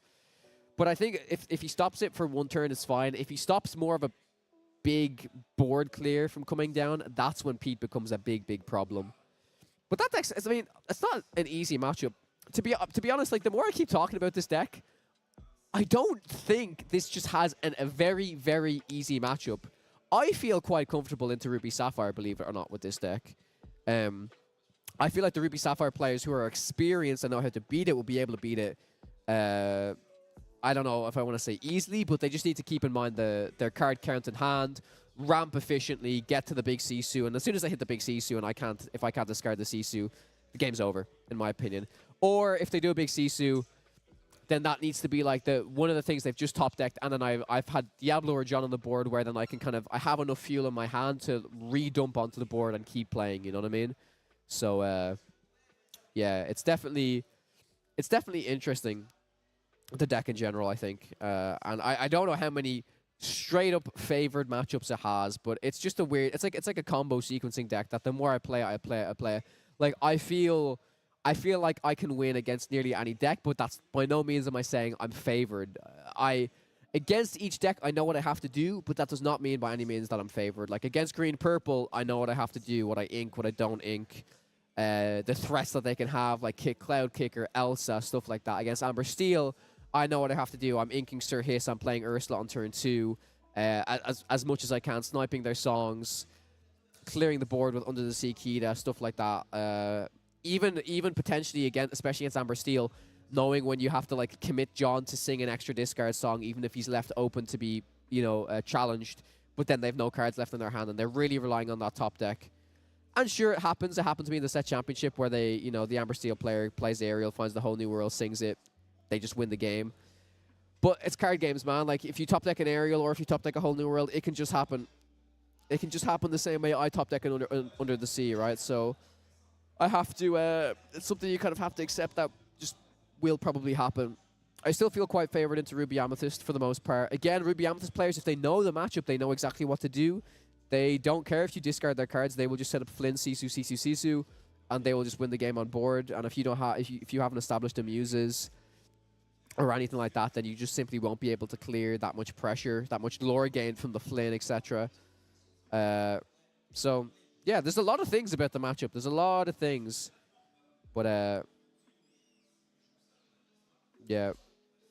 Okay, our players have just entered the featured match area for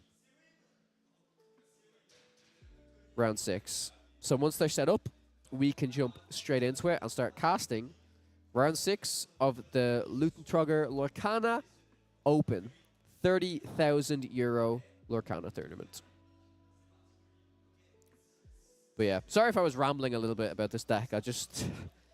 I feel like people are probably really sick of it at this stage because I feel like I talked about it so much this week. Not that I talked about it so much this week, but I showed off so much gameplay of it, blah, blah, blah. And I know naturally a lot of people, the amount of comments I got were like, oh, I hate people that play discard decks. And I'm just like, I understand it, but it's just a play style. It's like what people like to play. And this is like, I don't know, I still feel like there's really important decisions to be made in this deck, sequencing decisions, stuff like that. Rather compared to when Bookie was a deck, but people like what they like, right? I'm a Steel Song player, thought on swapping Aerial Singer 5 for Gaston. Thoughts on swapping Aerial for Gaston completely in Steel Song? No, I don't know why you would ever. Gaston compared to Aerial Singer 5 is strictly an inferior card.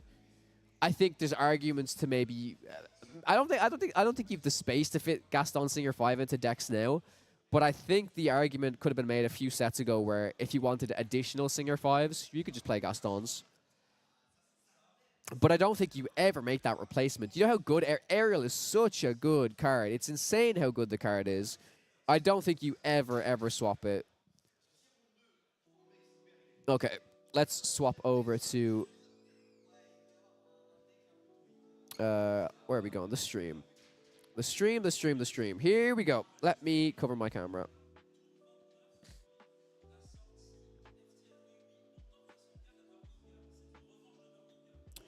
People just hate their hand getting discarded. I think you get a lot of agency discarding people's hands because they tilt to the point that they start misplaying. Yeah. It's probably true. Yeah. Which is funny, because I get tilted the most. The thing that tilts me the most in this game was whenever I get a whole new worlded, and I tilt like crazy. Which is basically the same thing, because you have an entire hand that just gets discarded. Yeah. Okay. Yeah. Yeah. Oh, really? Okay. Oh, really? Oh, wow. Nice. Cool. Okay, that's cool. So I was just been told there's a bit of lore and history behind this matchup. Toon played against Wee Wee before in Birmingham and actually apparently knocked them out of getting day 2. Toon secured the top 64. So this is the rematch right now. It's going to be Amber Steel versus Emerald Amethyst. So I'm super excited to see how this matchup is going to play out. I've said it a million times. I feel like I've said it a million times at this stage. There's always interesting inclusions, like these inclusions that are always included in the Emerald Amethyst decks, like the Curse Morfolk, like the Banzais, that make the matchup into red-blue easier, often make the matchup into Amber Steel worse because they are much easier to clear off, you know what I mean? So really interested to see how this is going to go, what the certain type of version of Emerald Amethyst is going to be. And I think for the most part, the Amber Steel deck will probably be quite similar to the stock builds, but I'm excited to see here. Has Emerald Steel not taken off in EU? Everyone's playing it now where I'm at. It seems like it has and it hasn't. It's not like, it doesn't seem like it's as crazy as it is in the States, but yeah.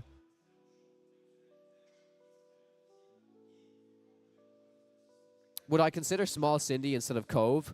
I've thought about the Small Cinderella. I think Cove is too good when it works.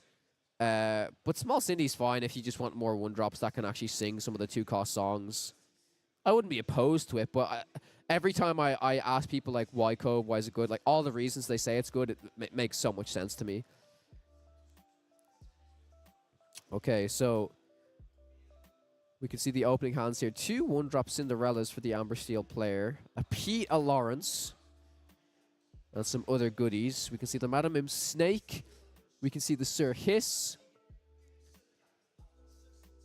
And the Elsa and the Friends right now for the Emerald Amethyst player.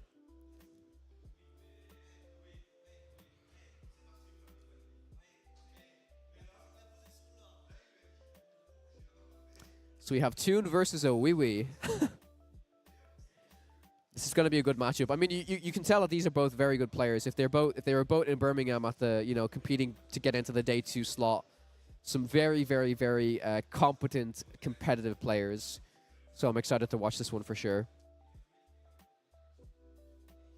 And then after this, we only have 2 more rounds to go, and then that will be it. That will be day 1 finished. And we will see what the top cut has to offer. Pete inked and one-drop Cinderella played. Opener from the Emerald Amethyst player. We'll have to see if there is a one-drop. I can see an uninkable Anna. I can see Mims. I can see Rabbits. I can see Crabs. I don't think there is a one-drop here, but I may be mistaken. There's a 2-cost Ursula on the right-hand side here. Ink, you're welcome. And I believe this is pass. Yep. Passing back over to Amber Steel. Oh my god. Another Cinderella. Lawrence Smee in the hand alongside Strength of a Raging Fire. This looks like a very, very strong opener for the Amber Steel player here. Inking the Cindy, playing the Smee, has the Lawrence as the 3-drop to follow up. And alongside that, they probably have the song. Now, we do anticipate the 2-cost Ursula to come down and discard a song. But I need to double check now, and we will see if there is more than one song in the Amber Steel player's hand. It looks like there might just be one, but I could be mistaken. I think it's nearly always going to be this 2-drop Ursula, since there's no 1-drop for the Mim to be used with. Yep, there is the Ursula. So we will see what is in the hand. It's a Strength of a Raging Fire, and oh, it's 2 Strength of Raging Fires. Okay, yeah, so that's what I was talking about. If it was 2, which it is, well, I think this is a crazy opening hand for Amber Steel right now. Still retain the song to get rid of this Ursula if they want to. Can play down the Lawrence. Drew a Rapunzel as well. Oh my word. This is quite possibly one of the strongest openings I've ever seen for Amber Steel. 1, 2, 3, 4. Done deal. Absolutely nutty. Yep. Now, the only thing here is that they do have to top deck an inkable card in order to play this Rapunzel. But I also feel like getting rid of that Ursula was fair. That way the Madam Mim Fox can come down and rush this Mr. Smee.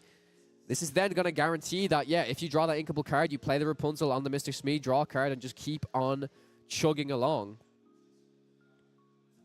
Super, super, super strong start from Amber Steel here. One of the best openers, I think. Really just focusing on strongly statted characters. Has this Rapunzel to follow up as well. And the Emerald Amethyst player really, really, really stuck here. With no 1-drop in particular, it was quite hard to establish some tempo. I don't even know what the 3-drop option is going to be. I can see a Crab. I can see an Anna. Anna's not going to do anything at all right now. It might have to just be A crab, unfortunately, here. Is this a Cricky that's being inked? Yes, Cricky has been inked.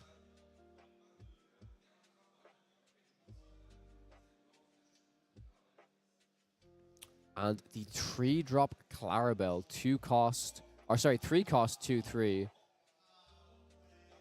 Oh, is it an uninkable top deck? Oh, no, it's the Mr. Smee, yep.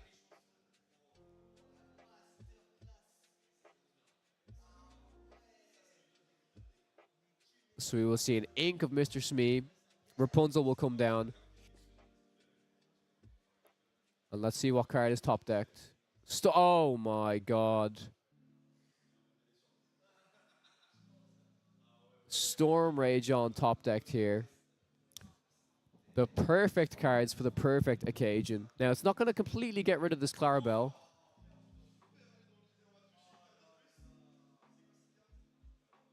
Let's see what happens here.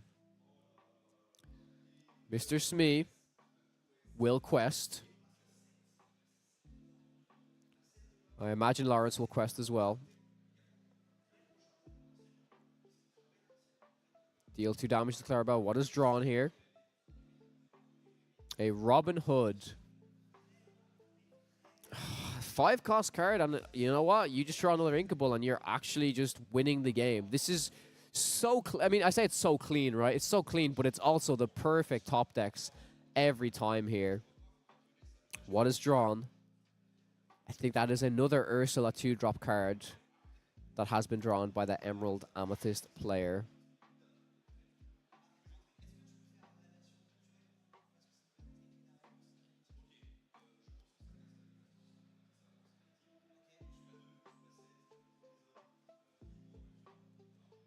All right. They really don't have too many options right now.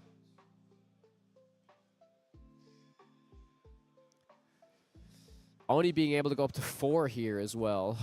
Ursula 6. Yeah, it's the Robin Hood. They know what's coming. They know what's coming. Not even a fox. I feel like if there was a fox here, it would be like maybe okay, but it wouldn't even be that good. It would take out a Lawrence, which sure is fine, but Inkable's drawn for the Amber Steel player, and they're just straight up winning the game.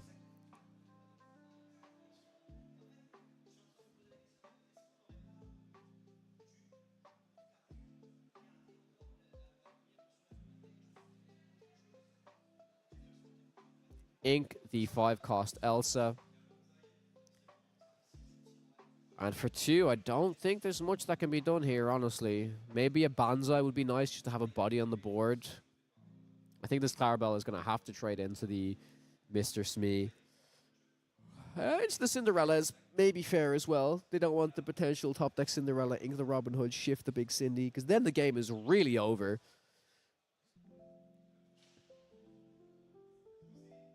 Wait.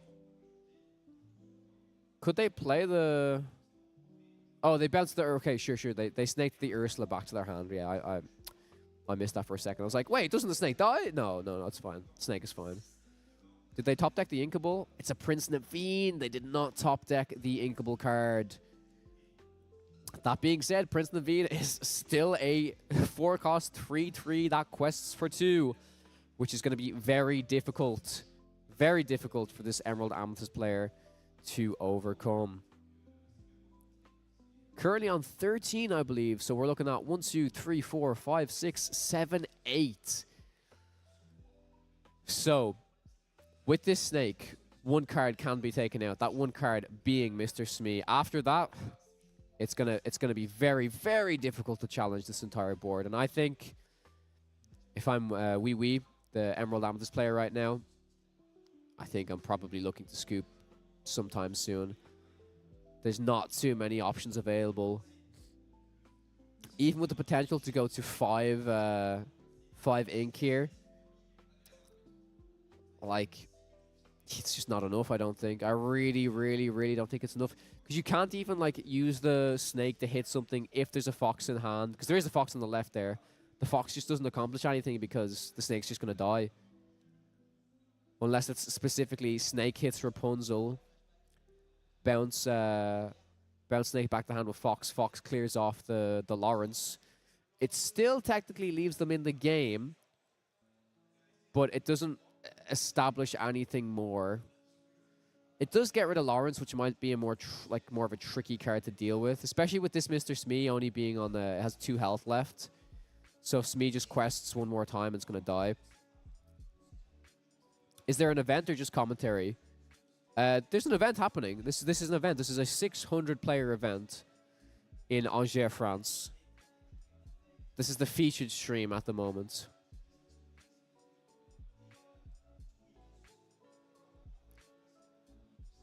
Let's see what the Emerald Amethyst player decides to do here.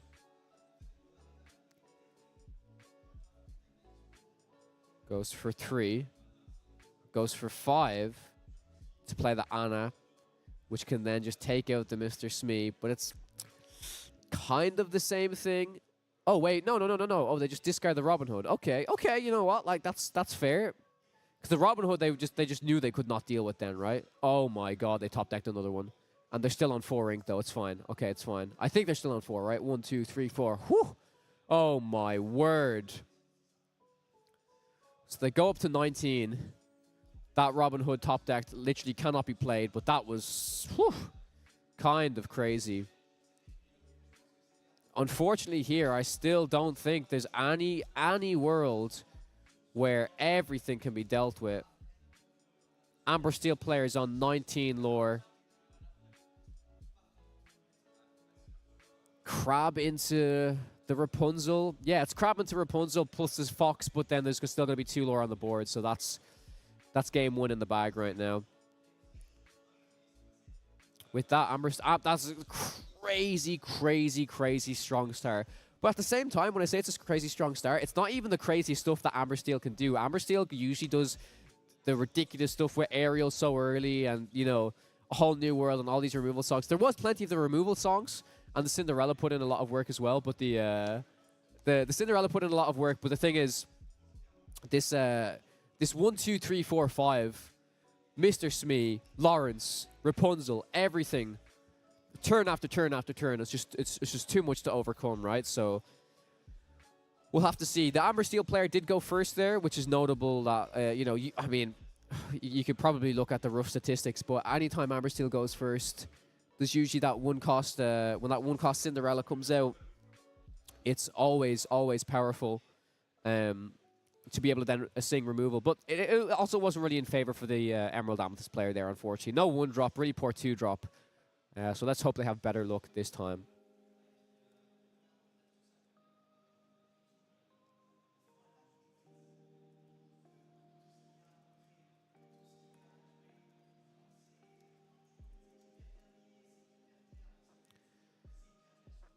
All right, so as these players get their stuff sorted out, they're going to be looking at their opening hands here. I can see 2 uninkable Annas in the Emerald Amethyst player's hand, and they are most likely going to get tossed aside, as that is not what you want to see at all for your opening hand as Emerald Amethyst. Amber Steel, on the other hand, I can see some removal songs. I can see a Piglet. I can see an Ariel as well, and I think there's a 1-drop Rapunzel. Not Rapunzel, sorry, Cinderella. There's actually not. I don't think there is a 1-drop Cinderella. But the mulligan's going to happen now, and we'll see if something happens to get it back. So let me just sort this out.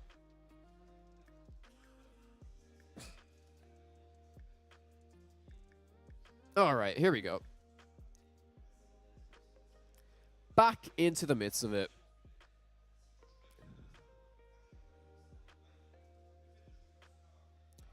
Going to cut the decks, and we're going to start off strong here. Hoping to see a possible, you know, 1-drop Pegasus at least. I think Pegasus is a very strong card generally for Emerald Amethyst. Maybe not so much against Amber Steel, because they have all those removal targets, but I'd still rather see a 1-drop than nothing. I think I see a Daisy Duck in the Amber Steel player's hand right now. I could be wrong. Nope, there it is. It's a Daisy Duck. So you've got the possible Daisy Duck into Mr. Smee right now.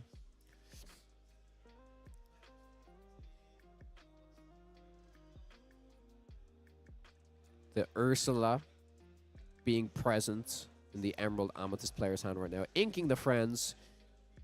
And there's the 1-drop Clarabelle. At least it's a 1-drop. At least it's something, right? And I think this time the Amber Steel player doesn't have the 1-drop Cinderella as the kind of answer right now. It does have the 1-drop Daisy to at least contest the board, right? So, yeah, we'll ink the Pete and we'll play the 1-drop Daisy Duck. On the Emerald Amethyst player's side, I think it's just always so strong to play this 2-drop Ursula on turn 2. Snipe a song as soon as possible. Ink an Ursula to play an Ursula, I assume.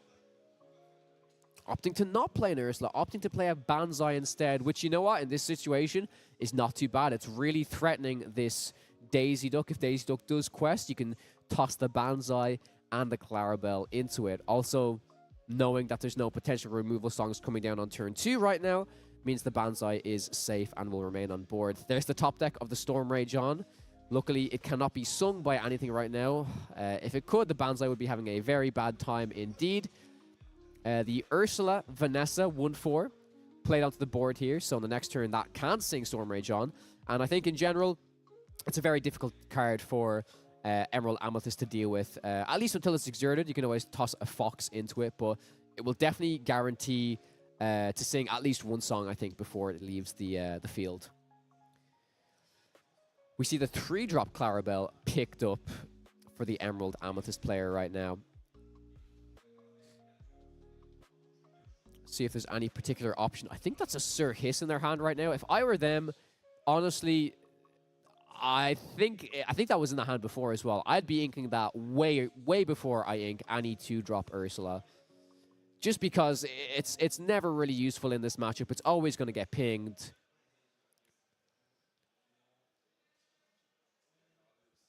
So yeah, we've got the little army of Clarabelles right now and the Banzai. Amber Steel player knew what to expect here. They didn't quest with the Daisy to potentially have it traded into. But this Banzai is going to get 2 lore on the board before most likely, unfortunately, being taken out by Let the Storm Rage On. Another Storm Rage On picked up for the Amber Steel player. Oh my days, alongside a few Rapunzels as well. So I think the first thing that's going to happen is, yeah, it's going to be this Ursula singer Vanessa will sing and take out the Banzai. Card will be drawn.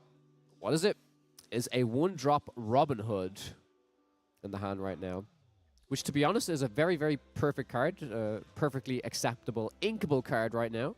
Which we're going to see the player is going to throw down into the inkwell right now. And for 3, is going to toss out an Aerial. Searching for even more songs. And the first one off the rip there was The Whole New World. A Storm Rage On and a Strength of a Raging Fire. Very, very interesting to see what's going to be chosen. It is going to be The Whole New World. Now, this is interesting because Toon, the Amber Steel player, has seen that an Ursula Deceiver has been inked, but they don't know that Wee Wee has another Ursula Deceiver. That being said, will they want to use it on this turn? I think they will, if they value their hand. If they value The Whole New World not coming out right here. And they do go ahead, play it instantly, and they get to see that there is another Let the Storm Rage On and A Whole New World. They also now have the knowledge of the 2 Rapunzels, so they're going to have to try and play around that to the best of their ability to prevent their opponent from drawing even more cards. The second Ursula Deceiver comes down and wipes out the second song. This is a man after my own heart, ladies and gentlemen. This is I've done this to Amber Steel players before, where I go the double or potentially triple Ursula, and it's never a nice feeling for them, but it's the best way to try and get past these songs, right? So they've just passed the turn. We can see that And Along Came Zeus was picked up by Toon here. Has the ability to sing it with, you know, Ursula or Ariel. Most likely Ursula, I would say. However, there's no, you know, incredibly valuable target to sing it on right now. So it's going to be interesting to see what happens. Very tricky hand, honestly. Has a Smee, 2 Rapunzels, and a Zeus. And, you know, I think Wee Wee's played around this perfectly. Not exerting any of their characters to allow Rapunzel to gain Toon some value right now.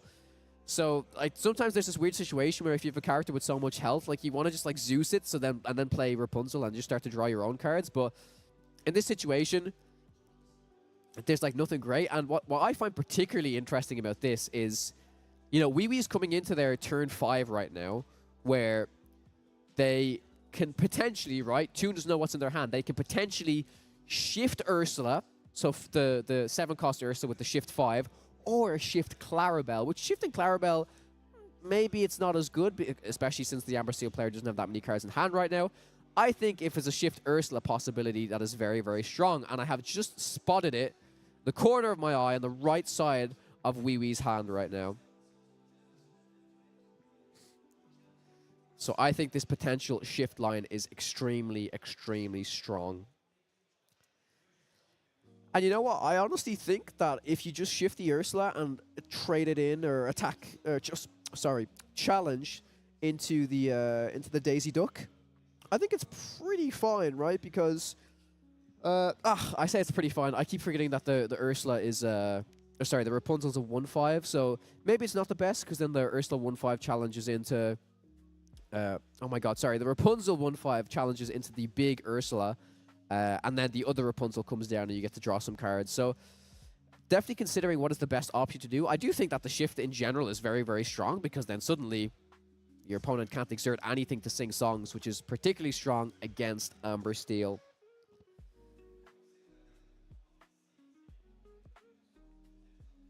Oh, thanks, Socko. I appreciate that. Yeah, no, we've kind of picked up a little bit.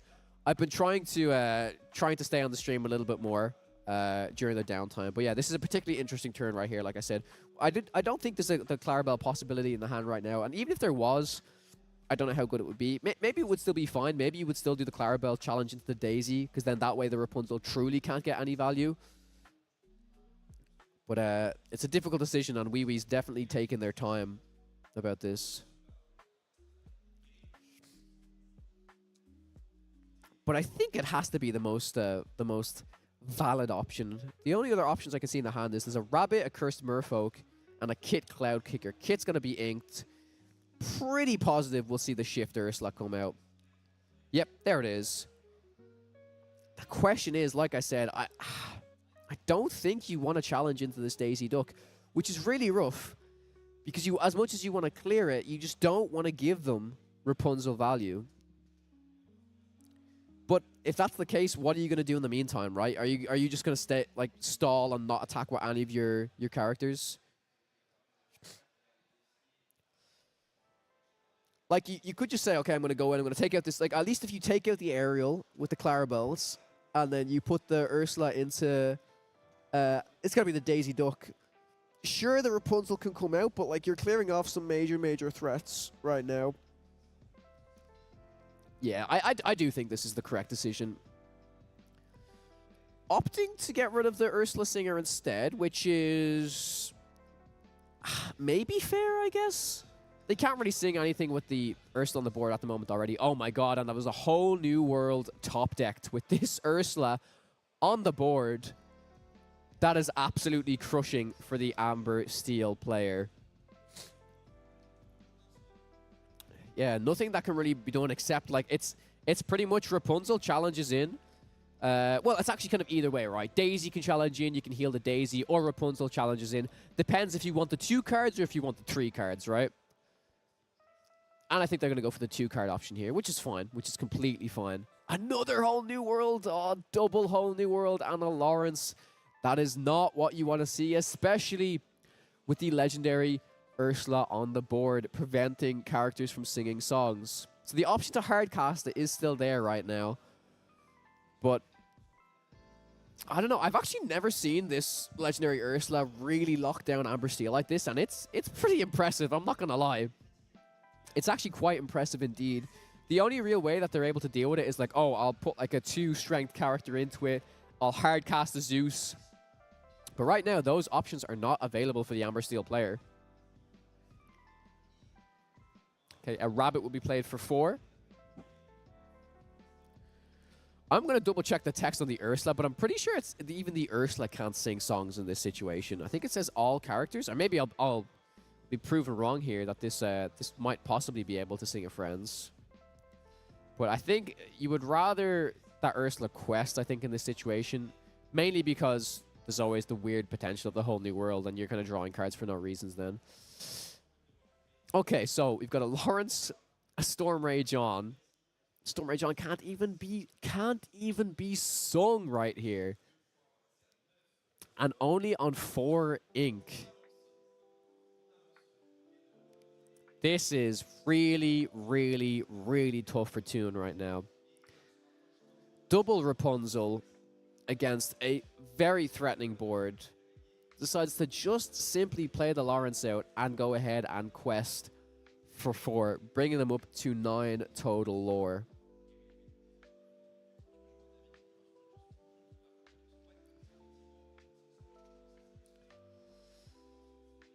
Oh, all other characters. Okay, so Ursula can't sing the song if she wants to.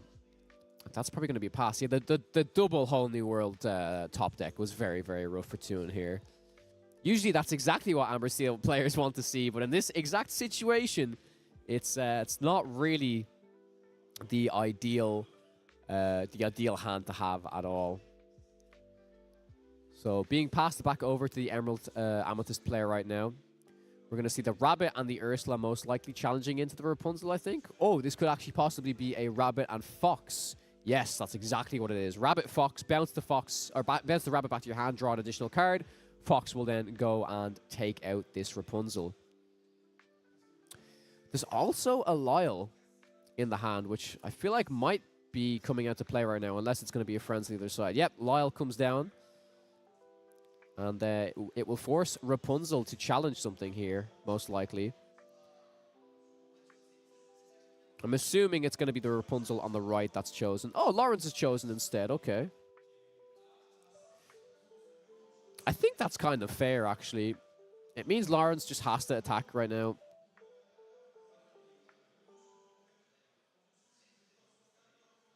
Yep, and this is just going to be a quest for 5. Also bringing the Emerald Amethyst player up to 9 total lore.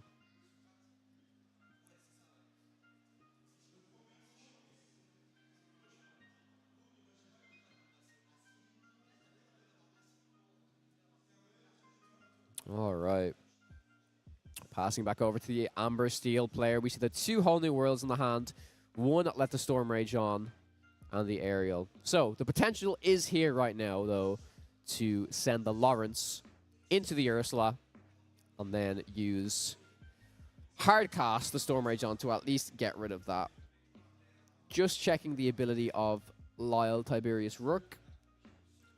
Usually a card can sing even if it's been given Reckless by Lyle. However, in this situation, because the legendary Ursula is still present on the board, it will have to be Hardcast, which it is. 2 damage dealt, a card drawn. 1 cost Cinderella is in the hand. Lawrence has to challenge that Ursula. And now the possibility of at least playing the 1-drop Cinderella, which is better than nothing with this hand, right? It's a shame that the Aerial couldn't have been played out as well to have the potential for the whole new world, but the question is, are we going to see the Cinderella played or inked here? Because I think I'm still on... 4 ink still only, yeah. Maybe they're going to rely on a pretty decent inkable top deck. Let's hope. So, top deck is You're Welcome for the Emerald Amethyst player right now. Potential lore gain of 4 present on the board right now. We would bring them up to a total of 13. Does have a Rabbit and Friends, so a lot of card draw options available right now. Yeah, Ursula really, really held down the Amber Steel player that game. Like heavily, heavily held them down that they couldn't sing any of their songs. But I do think if this Aerial gets established on the board and, you know, this whole new world comes in, there may be a way for the Amber Steel player to clean up. But even this turn, it's not going to be easy. Because you're going to want to do Aerial, and then hopefully you can at least get, you know, a Zeus or a Storm Rage on or something like that. So that either the Cinderella or the Rapunzel can sing it to start clearing off some cards. So I believe Friends was sung by Madame M. Fox right there. I think that's a Cricky pickup I've just seen, which honestly might be the answer to it might be the answer to start getting aggressive here. The Uninkable Anna is also an interesting option. They do recognize that, you know, there's 3 cards in the Amber Steel player's hand right now. So the opportunity to discard one of them would probably usually be pretty good, especially with them still only being on 4 ink. But it would just get rid of one whole new world, which is probably gonna... I don't know, it won't do them a favor, it won't do Toon a favor, but it's not gonna be detrimental either.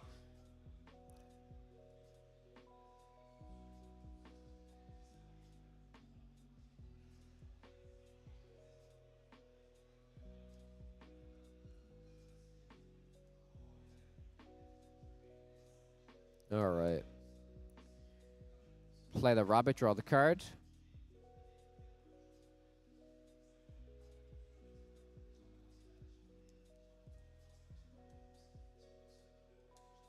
You're welcome.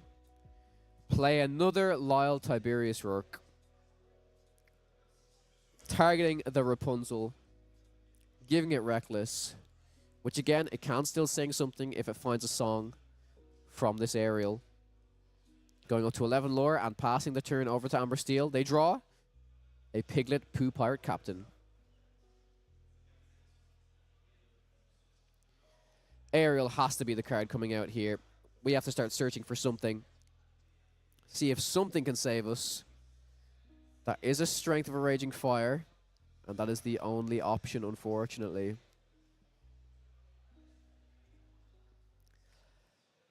Does mean that Rapunzel can still sing it, though. And I think with 1 lore available, is it still possible? Is there another 1-drop Cinderella? No, it's just the Piglet. So, unfortunately, won't be able to target the one of the Lyle Tiberius Rourkes.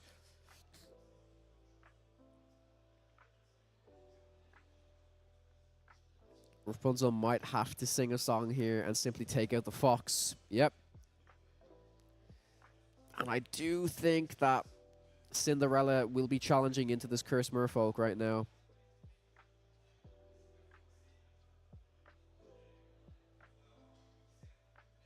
Really, really unfortunate. Can't even establish this this Piglet right now.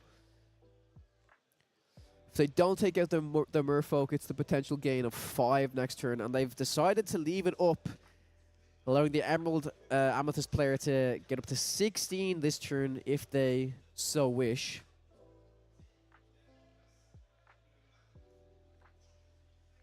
Have to see what options are available now. There is still 2 whole new worlds and the Piglet available for the Amber Steel player. Like I said, we can see the Cricky, we can see the Anna in the Emerald Amethyst player's hands right now. There's also the 1-drop Pegasus. I think you really want to try to get that Cricky out right now to end the game as quickly as possible.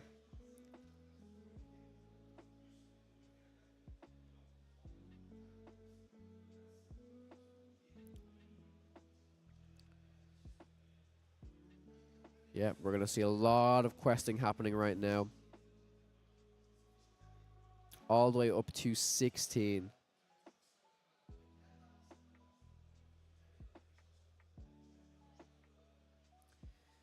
And this is all going to rely on what the whole new world is going to be like.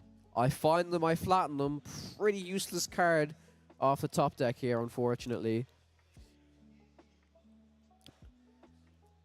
With the ability to banish all items, but this green-purple deck not really utilizing items. Bar perhaps an Emerald Chromacon or 2, but not always an auto-include in every deck.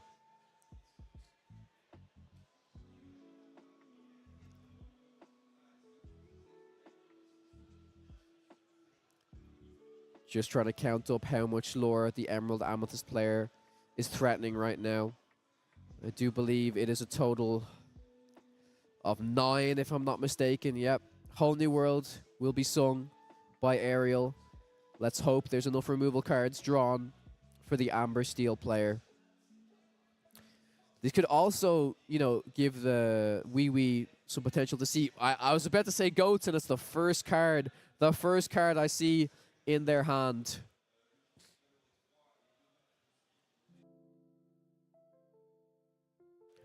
Now, on the Amber Steel player's side, I didn't get a great look at the hand so far. Let's have a quick look now. I think that's another whole new world. There is a strength. I think the strength of a Raging Fire is the only card that is really going to save them right now. Decide to challenge into the Cursed Merfolk because they simply have to. So, sure, I think if they're able to clear off the Cricky here, Emerald Amethyst can only get up to 19. However, there is that Merlin Goat available from the hand that we know of that will close out the game for Wee Wee. But in order to take out this Cricky, this is very, very tricky right now. I don't think there's enough cards. You would have to... Yeah, you can't even do it, right? Oh, wait. Is there 2 1-drops? No, there's a 1-drop Cinderella, which only gets to 3. I think that's the game. I don't think there's enough characters to really be able to utilize the strength of a Raging Fire. Get up to 3, you cannot get to 4. You would need double 1-drop here, and then hard cast the strength of a Raging Fire, and I'm pretty sure that's going to be the game.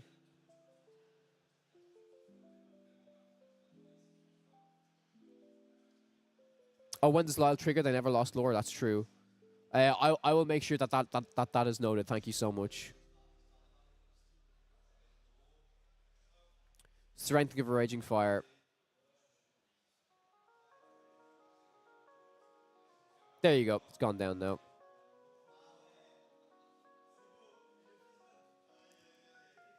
So that's going to be the game, right? 1, 2, 3, 4, 5, 6 lore. Quest for the turn.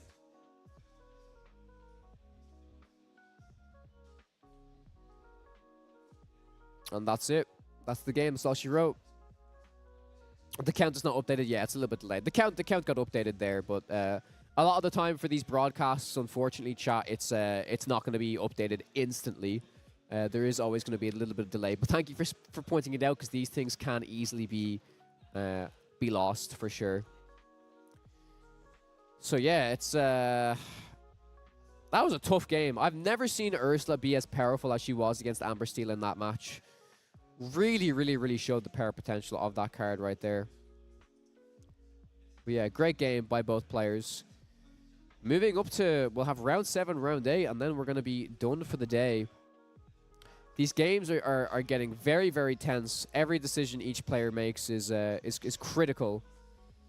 Yeah, bro, this is disrespected with the Pegasus. Yeah, that was definitely a little bit of BM for sure. But yeah, chat. That was round 6. What I'm going to quickly do is I'm going to probably pop down to one of the artists, see if they've signed the cards. If they haven't, it's completely fine. But yeah, we'll see. Hearthstone player detected. Yeah. That's the Hearthstone player term. Probably the term everywhere, but BM is that's actually where I learned the term. But yeah, chat. I'm going to leave. You'll actually see me down there talking to the artist, so I will leave I'll leave this camera view on. I will literally be maybe 2-3 minutes, and you will see me. Had a nap and I come back to an intense game. Yeah, it was a very intense game. The Ursula was kind of crazy. Have fun too, Kawa. Thank you. I will literally be down there, and you'll be able to see me. I'll try and wave to the to the stream. 1 second there, guys.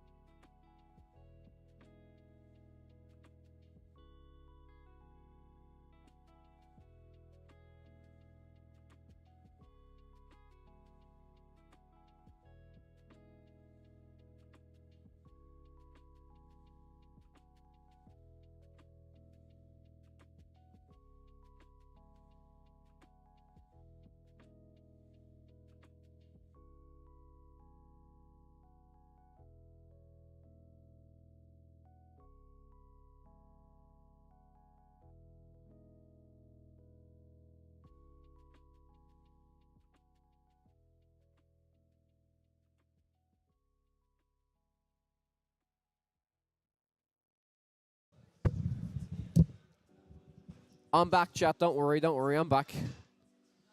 So, they have signed the cards. Beautifully, I may add. So, we have one from Mariana. You can see her lovely signature there. I've had cards signed before, usually just with the markers, but that is absolutely stunning.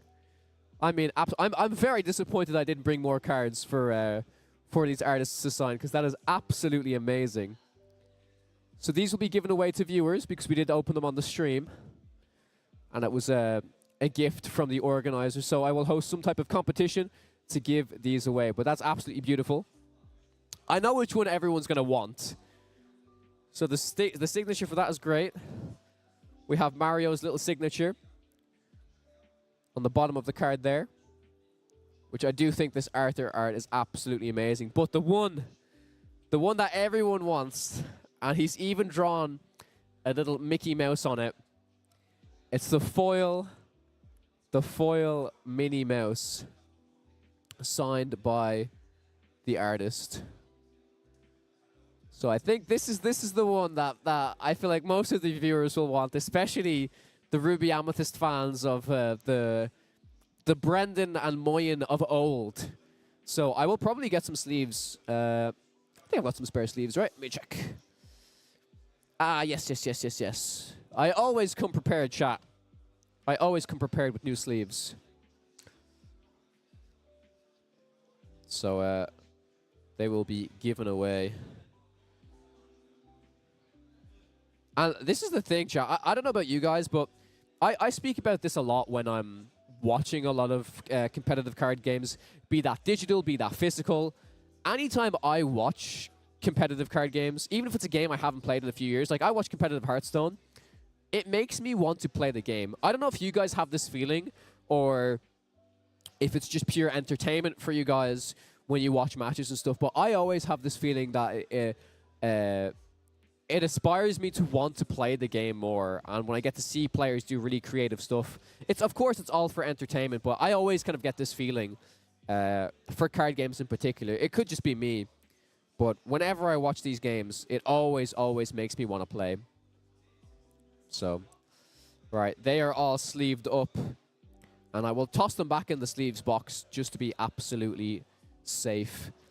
And I guess I will give the bulk to whoever may want it. Chat, if you want bulk, I can sign some cards.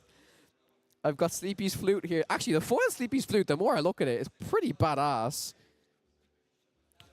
I've got a Fidget. I'm trying to think, what is a Kawa card here that somebody would like signed? There's no like Kawa. I guess, you know what, I don't think anyone would ever get me to sign this, but I would sign a You Can Fly. I would definitely sign a You Can Fly. If OGs remember, there was one deck I played this card in back in the day. One deck I played this card back in the day. Only OGs will remember. And it was pretty trash. But I played it, and it was okay. I know, and I keep leaving the stream to get games in. Makes me want to crack packs. Yeah. We've got a foil Ray here as well. Hypnotize is probably a good one for me to sign as well. We definitely got some good cards for sure. LeFou, yes. Yeah, Kim remembers. It was the aggro Ruby Amethyst, yeah.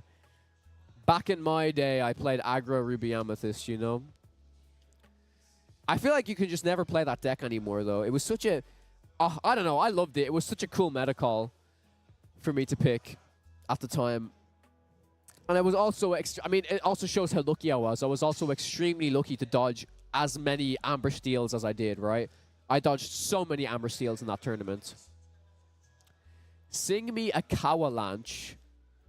A Kawalanche? Avalanche? What? But yeah, chat, we've got... two more rounds to go. And then I have a big day tomorrow for casting as well, but I'm really going to see if Moyen or... I know there's a few people that would be interested in casting this this day too. But stick around to the Podcana YouTube channel. After today is over, you will be happy to You know, you'll have somebody to commentate the day 2 finals as well.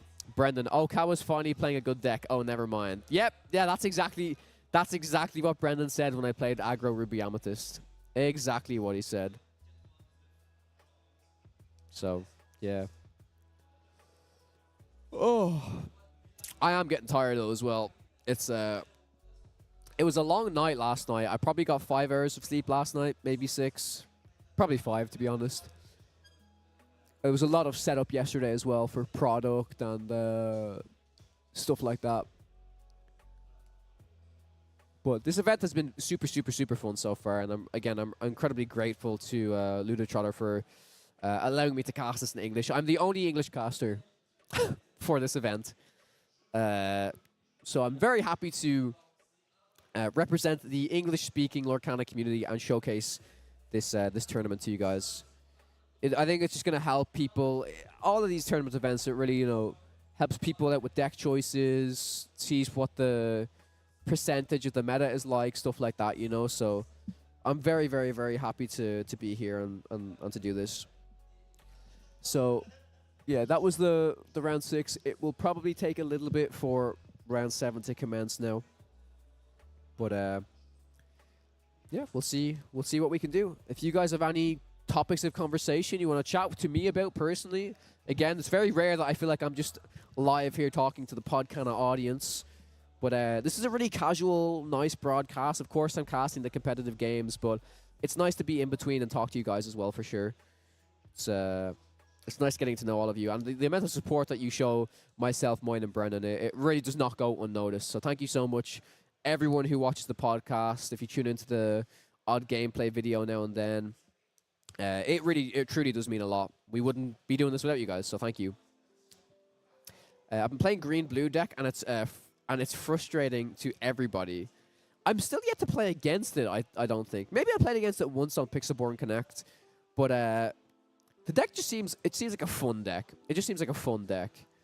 If you can get the card draw stuff and you get it working, I think it's definitely a fun deck for sure.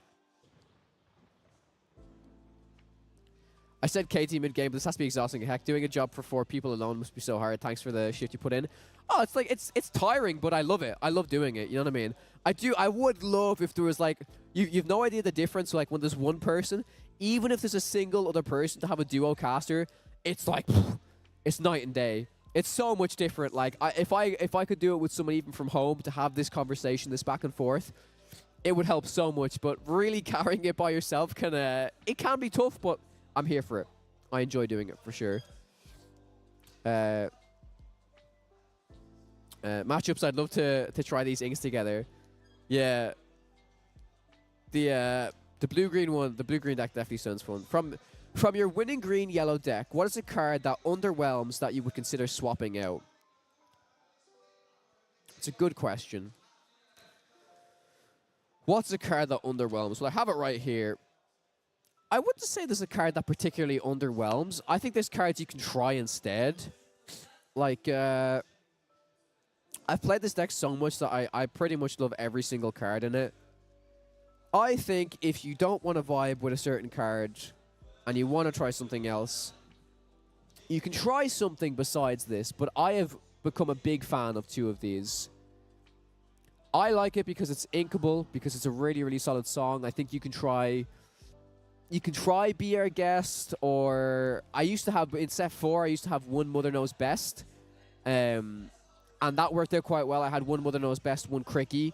So I'd recommend maybe trying those, but the You're Welcomes, like, initially they were underwhelming to me, but then over time, the more I played it and I understood what the real use of the card is for, it actually kind of grew on me. So I play this deck so much, there's no card that seems underwhelming to me, honestly. Like, I've tried the deck with coves, without coves. I've tried it with 1-drop, like, 2 1-drop Kitas, no coves. The decks also felt fine. Like, that doesn't, like, not having the coves doesn't mean that the deck's going to fall on its face by any means. Some people want to play the 1-drop Cinderella instead. Like, I think that's completely viable as well. There are some things that I really like ratio-wise in this deck that some people maybe do a little bit differently. But for the most part, I think it's fairly standard. I'm such a believer in Sir Hiss. anyone that's like, oh, Sir Hiss, oh, is so bad against the steel matchups, blah blah blah. I'm like, yeah, but like that's because like he's an inkable card for a reason. You don't say, oh, you just put him down. And then you want to play 2-drop Ursula instead against most of the steel decks because that's where they have all of their removal songs, you know? So. Been stomping Ruby Sapphire and been doing alright in Steel Song and Crush Aggro. Nice, nice. With everyone net decking red blue, do you think Hyper Aggro is a fair call for set championships? Spooky Dookie. I spoke about this a little bit earlier. I think in a set championships, honestly, it could be a very fair call. It could be a very fair call to do Hyper Aggro, but in general, especially for the larger scale events, for the ones that have a lot more rounds than a traditional set championship would, I prefer tempo decks that can switch into aggro decks. So the best example probably just being Emerald Amethyst, the way it can be this tempo deck, and then, you know, suddenly you've got a few Merfolks, a few Banzais, and you really kind of take the game away. Hyper aggro in general, I just feel like it has,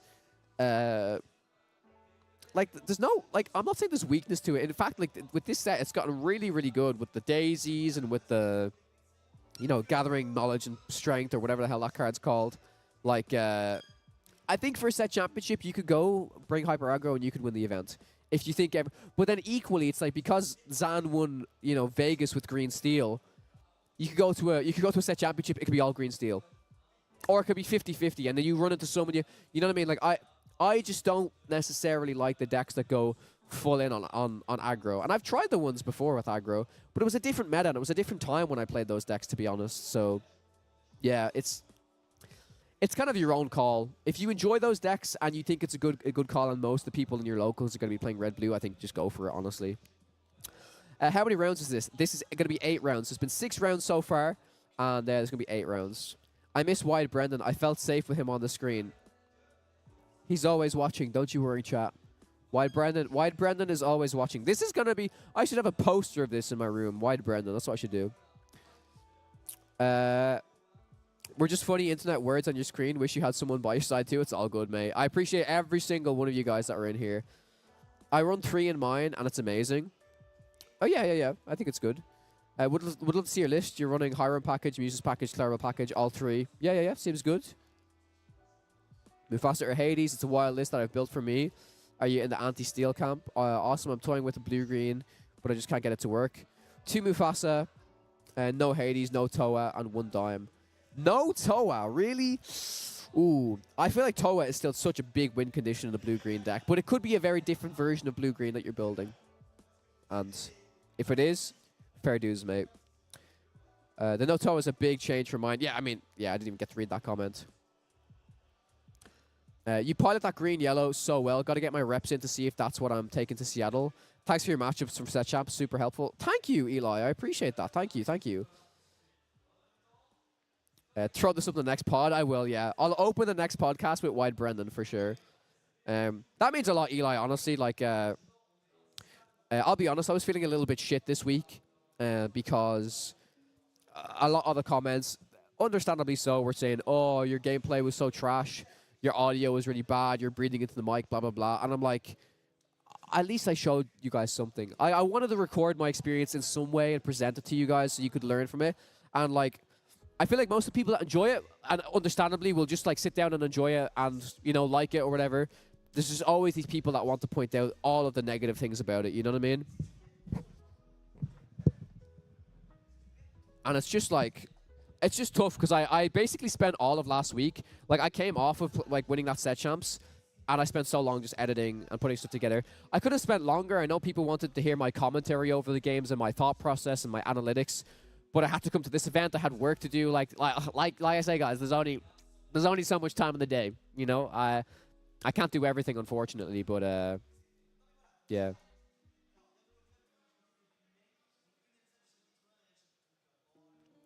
It's more reckless deck with Tala Spirit to help finish since I have a ton of ramp. Oh, cool. I like my green queen hyper aggro deck, but it's more of a casual deck. Awesome. Yeah, that's a fair point, Austin. I do agree with it as well. It's a very, very, very fair point. I just didn't have time, and for me, I'd rather get it out to you guys as fast as possible, than not be able to get it out at all. You know what I mean? Like, it sucks, but if people have to watch it on mute, it's fine. But if I have more time going forward, yeah, I'll do the, you know, talk through my thought process and stuff like that. And throwing together a... Oh, man, I'm going to need it. I'm going to need a drink soon.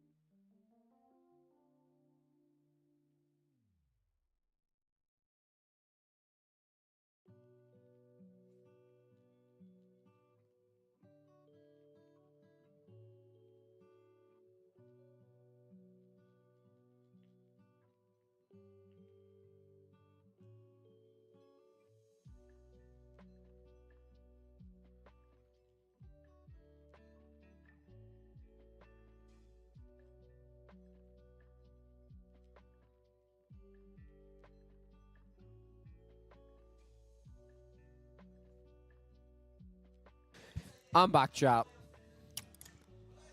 My boy Kettle, I beat him in the top 4 of the last championship. He is here as well. But he gave me a Strepsil. He was like, you will need this for your throat. I'm like, this guy's a legend. Yeah. Yeah, we're going to go for the next match now. The players are already inside. I've been told it's a Ruby Amethyst mirror match. The very first Ruby Amethyst on stream so far, which is great. In round 7, it's kind of crazy, right? So, let's... I will wait until we transition over. Let me see if they're setting up or if they're ready to go. They're just cutting each other's decks at the moment, so we can toss it on over. We can toss it on over. And once we get the official overlay up, we can work off of that.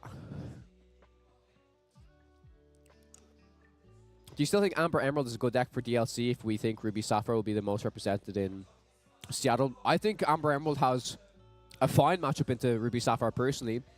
Phone book, I think that all depends on how well the Ruby Sapphire players are prepared for Amber Emerald, to be honest.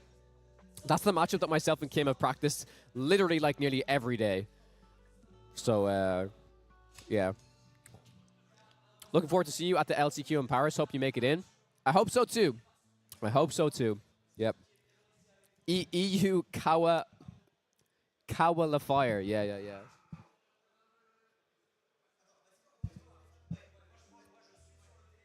Okay. You think Mufasa will take it all? I'm really curious to see. I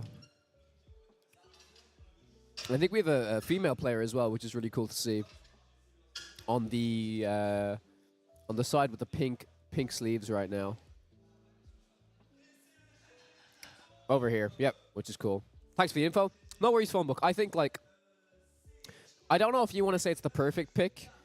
If you put the reps in, I like, this might be a hot take, right? This could be genuinely could be a hot take. I think there are a lot, right now in this meta, there are a lot more decks than you think that can win events. That if you put in the reps, you know the matchups inside out, you can play to your outs. I really, really, really think that they can win. Like, I truly, truly, truly think that Amber Emerald is something special, but only to the people that really understand the matchups. It's just not this deck that you can pick up and just start winning. I truly don't believe that, right? I'm not saying that other decks are like that either. I think some decks, sure, are easier to play than others. But, yeah. All right, so we're starting off Ruby Amethyst. I think it was a Broom Inked. Broom Inked to play a Broom. And we can now see what is in each player's hand. So, 1 cost Broom. Let me get rid of my camera. Sorry, guys.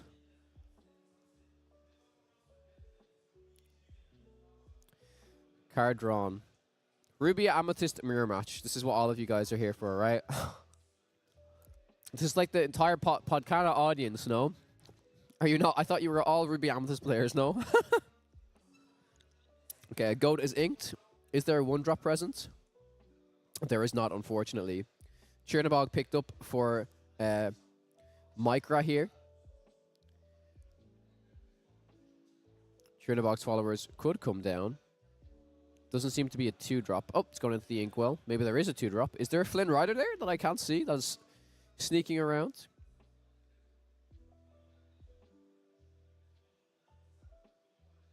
So, 1 lore.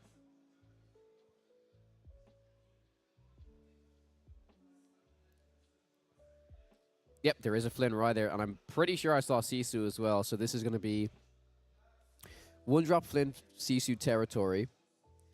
I do believe there's a Flynn on a dead side as well. Merlin Crab inked. Probably has to answer with the Flynn. Yeah, because I don't know if there's any other 2-drop besides the Snake that can really contest this Flynn right now. Queen's Castle drawn for Micra here.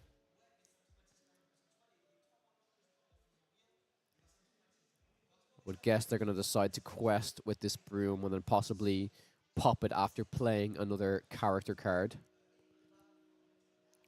Yep, does decide to quest.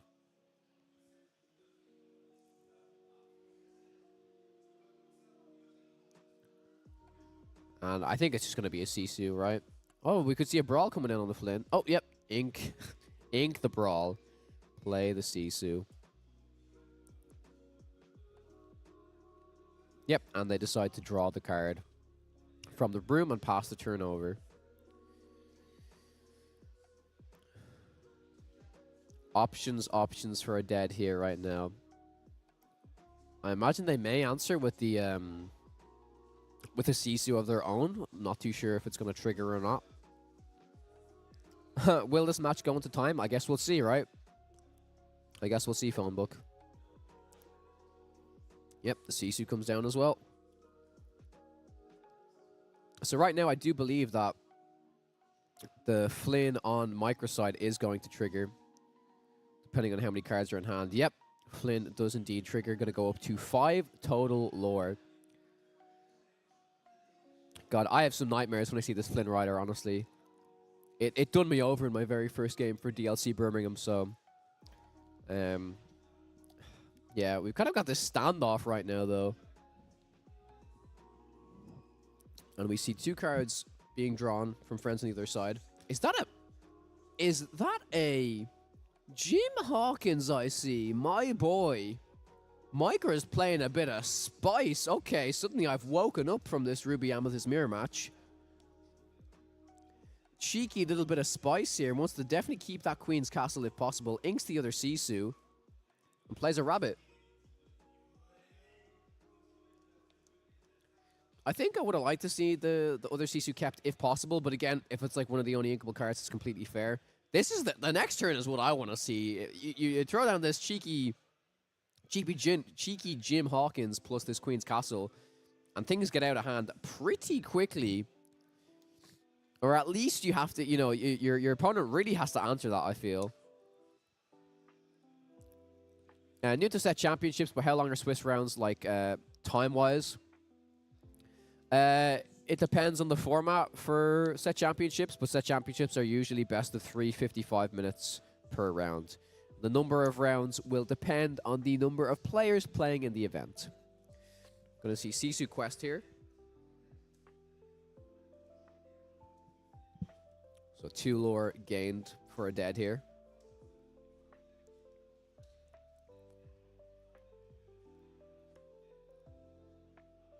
For 3, we're gonna see a Fox. This seems pretty fair.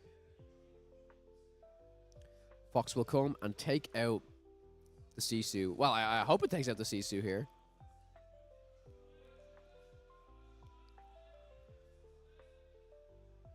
Yep, nice. Good pop on the Sisu there. A dead definitely staying in this game still. Micro with the slight advantage. Probably because they did go first. But also they had a pretty good like 1-drop stuff. They had the 1-drop, whereas Adead did not. So it's going to have the little bit of extra lore. A Merlin Crab picked up for Micro here. Potentially looking at playing this Brawl as well. 45 minutes is the 2-game format. Yep, that's correct, phone book. 55 minutes is best of 3, and 45 minutes is 2-game format.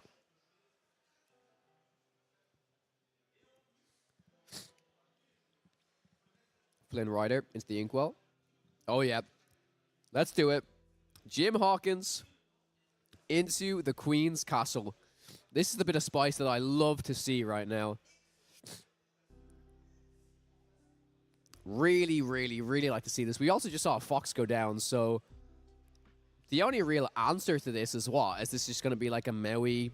Flynn hits into the castle, and then, I mean, Micro's just clearly ahead on board. This is a big tempo swing, I feel.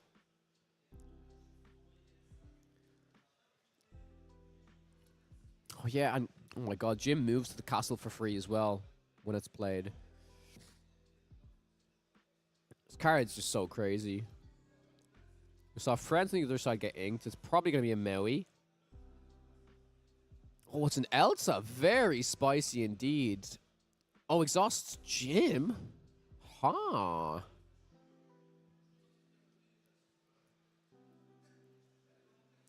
Okay.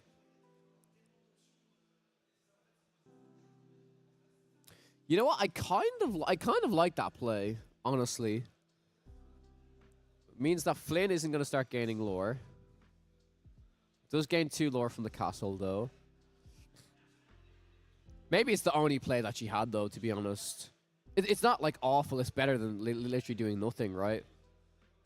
It's probably better than the Maui.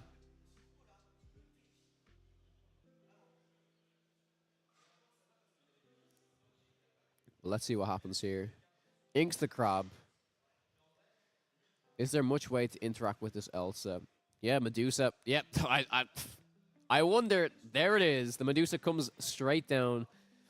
It's looking like a huge advantage for Micro right now. It's this idea with locations, right? These location cards are the most effective when you're ahead in the game. Quite effective when you're ahead. And with that, I think Micro has quite a substantial board left for a dead to interact with.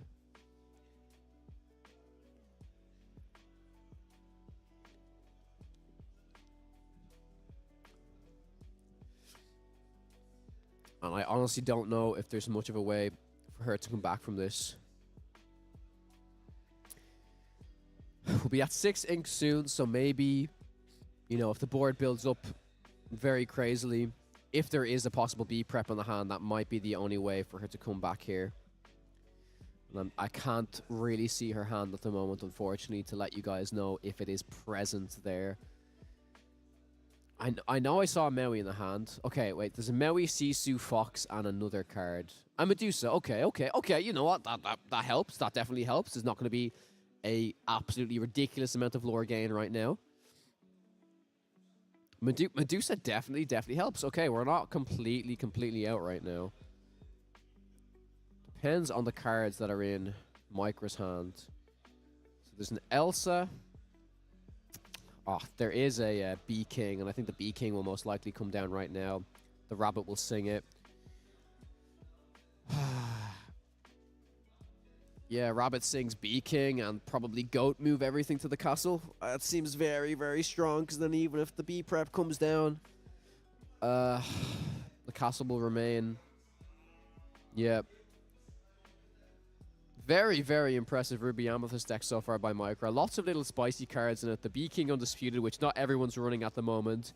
The Jim Hawkins plus Castle would be very interested to discuss with them what are the ratios on these cards in their deck. And Medusa will quest for one as well.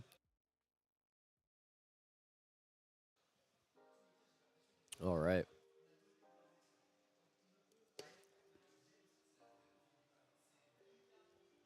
So the B prep will be something at least, I guess, if it can even come down right now. But it will have to be a top deck. It is the top deck! Oh my god. It helped for the moment, but it is the top deck. Which is quite insane here. It does still mean that Micra's going to go all the way up to 15 because of the lore gain from this Merlin Goat dying. And from the Queen's Castle as well, we'll also get them up to 15. But it's probably quite important to think about what card you want to ink right now. Yeah, there's the B prep. Off the rip, off the top deck. So that will go up to 13, and then when the turn's passed over, they will go up to 15 lore.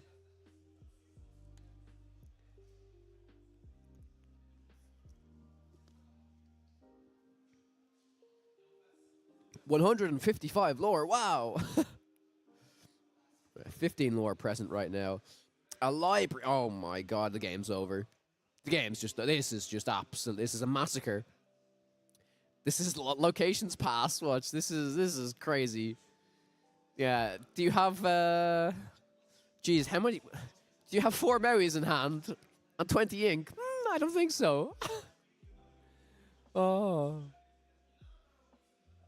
Man, that's brutal. That even with the B prep top deck, exactly what you needed. It's just not enough, unfortunately. Now they will only get up to 18, but over time there's just not going to be enough to be able to clear both of these locations, unfortunately. Maui will come down. We'll probably hit the Queen's Castle.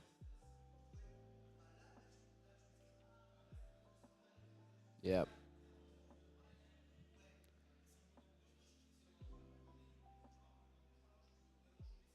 I might see if we can ask them to use the dice just so we can kind of see the numbers a little bit better in the next game. But yeah, I'm pretty sure this is going to be the game, unfortunately.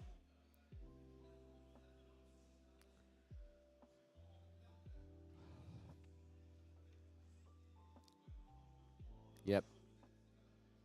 Goes up to 19. I'll go in after this and see if we can get the dice used for the next one. That's probably going to be the game. I think that is another B prep, but yep. There you have it. Round 1 goes to Micra. Give me literally 2 minutes, chat, and I will be right back to you guys.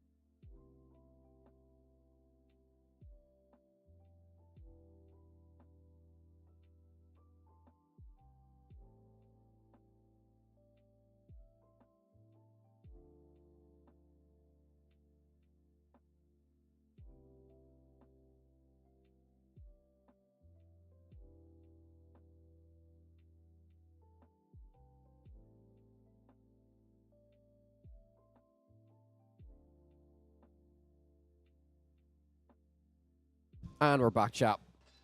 How many players registered in the event? Roughly 600. I don't know the total amount, but it is roughly 600. I can get the total amount for you after, and of course it'll be up on Inkdex as well. But yes, roughly 600 is all I know right now.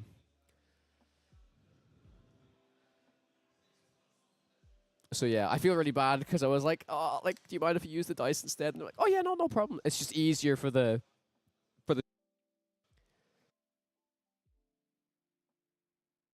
Sorry, chat. Yeah, it's just easier for the stream to see. La la la la.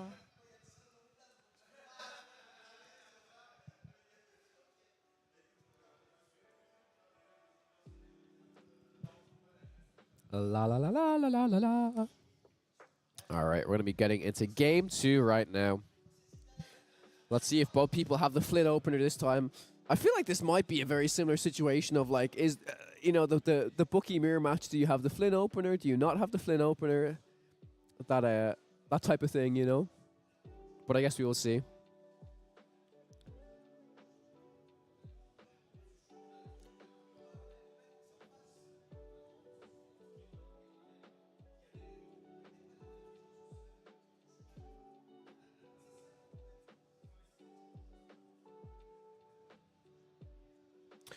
All right, shuffling the decks up. Then we're going to get into game 2 of round 7. And then after that, we have one more final round, and we will have the top 32. I'm sure we will have a breakdown, a graphic of what the top 32 deck lists are going to be. I'll be sure to get that to you before I end the stream for today. But in the meantime, yeah, hope you guys are enjoying the stream, hanging out, watching these games. This will, of course, be a VOD that will be going up to YouTube afterwards. So if any of you guys are tuning in on YouTube, hello. And if you did miss this live, be sure to tune in tomorrow. We've got some more spicy games for you guys as well. Okay, starting this game off, I can see some snakes in Micro's hand, but there's a Chernobog's on the board for a dead here right now. Is there a particular 1-drop available for Micro here, is the question. I cannot tell at the moment. There is a goat being inked for the moment.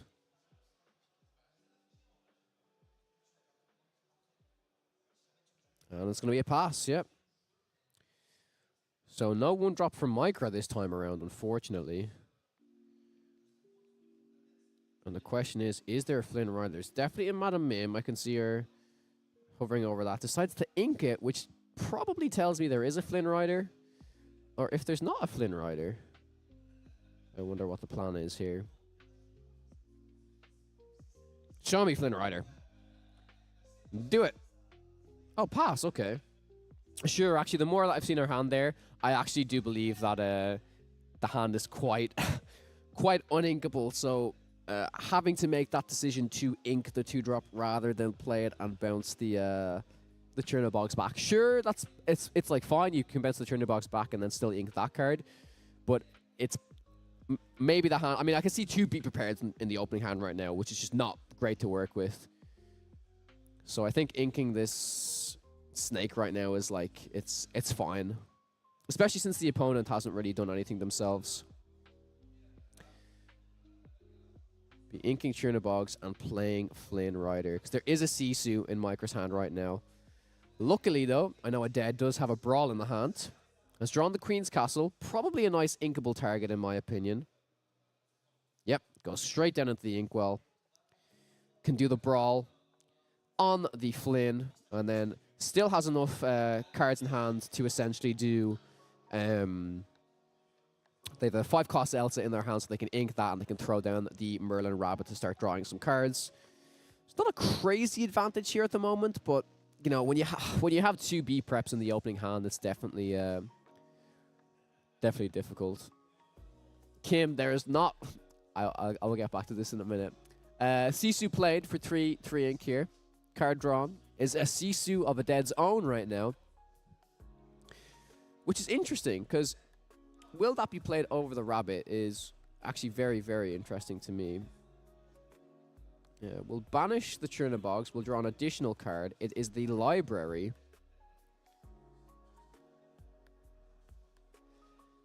I think the library, yep, the library being inked is quite good here. and then the rabbit to draw an additional card. With that being Fox. Fox is actually a very nice pickup here. So as soon as that Sisu gets exerted, you can just quest with the Merlin Rabbit, play Fox, take out the Sisu, get some extra card draw. For card advantage, this seems very strong indeed. Yep, Rabbit comes down. Interested to see if this Sisu will be exerted. It will indeed. And there you have it. So I'm nearly positive that we will see the Rabbit quest here and the Fox come down. The goat is inked, which is fair. And then it's more than likely going to be the Fox, I think. Let's just hope that a dead does quest with that Rabbit beforehand, before throwing the Fox down onto the board. But I guess we will see here. The only other option I'm pretty sure is an Elsa, and I don't think Elsa works too well in this situation. Elsa could be okay. Oh, it looks like we might be going for an Elsa here. Exerting the Rabbit, but possibly still taking out the Sisu? Okay, sure. Opting to just take out the Rabbit instead. Card getting drawn. Keeping more board presence, which I think is fair, rather than, you know, when you do the Rabbit Fox play, sure, you've taken out the Sisu, but then you have no cards on the board right now, so this play is not too bad. Super Goof is extremely spicy, coming down onto the board. Going to rush into the Merlin Rabbit, taking it out. 2 damage will be put on the card, and 2 lore will be gained. Very spicy indeed.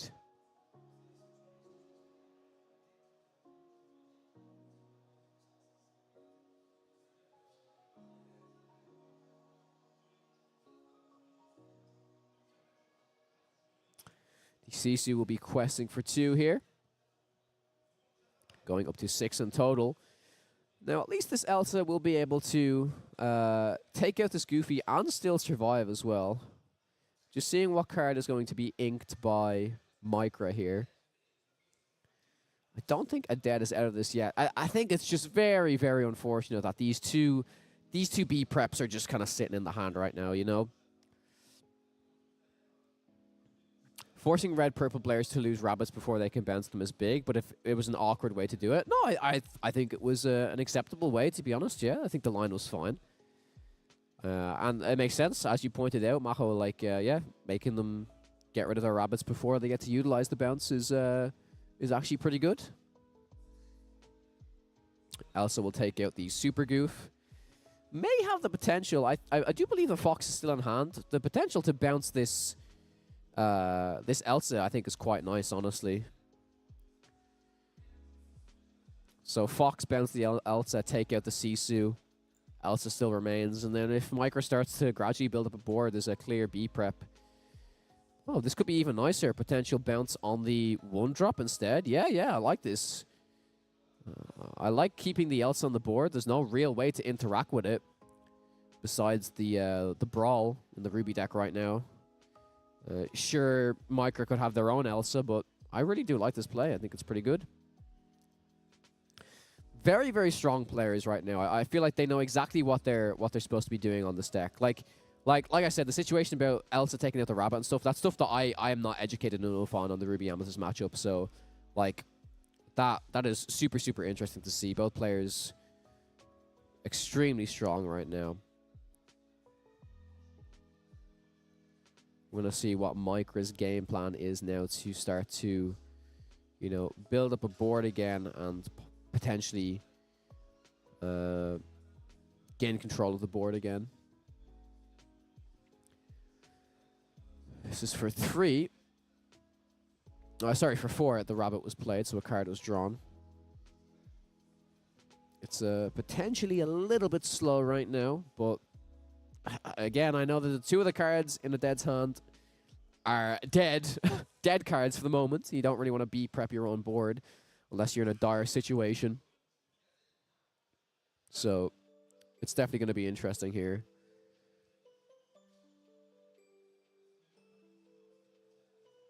Draw a card. It's a Maui. Maui's okay, but doesn't do too much in this particular situation. Decides to quest with both cards, going up to 5.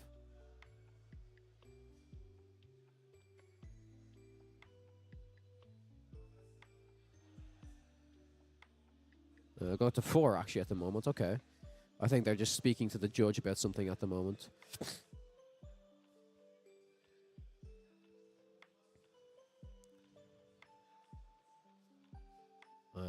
Don't know if something is happening right now.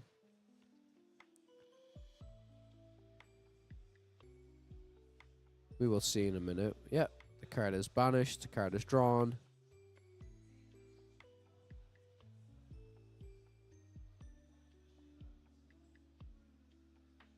All right. There's a Maui, there's a Sisu, there's a Friends, and there's another B prep.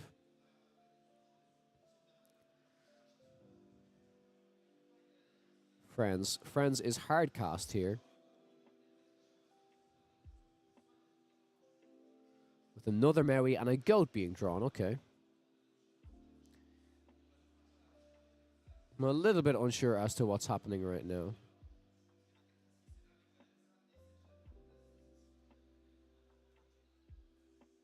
Maui is inked. And I think playing the goat here is more than fair. Yep. Love to see that. Going to go up to 5, and then Elsa will most likely quest and go all the way up to 6.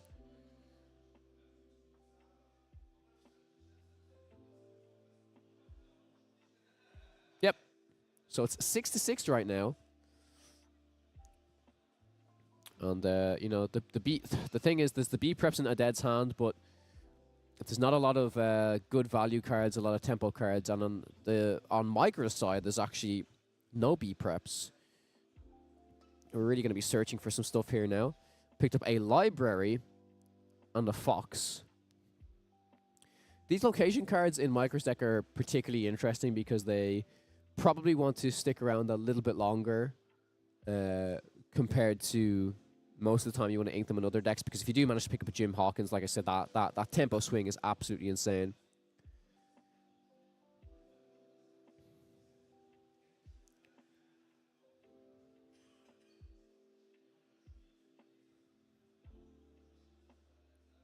All right.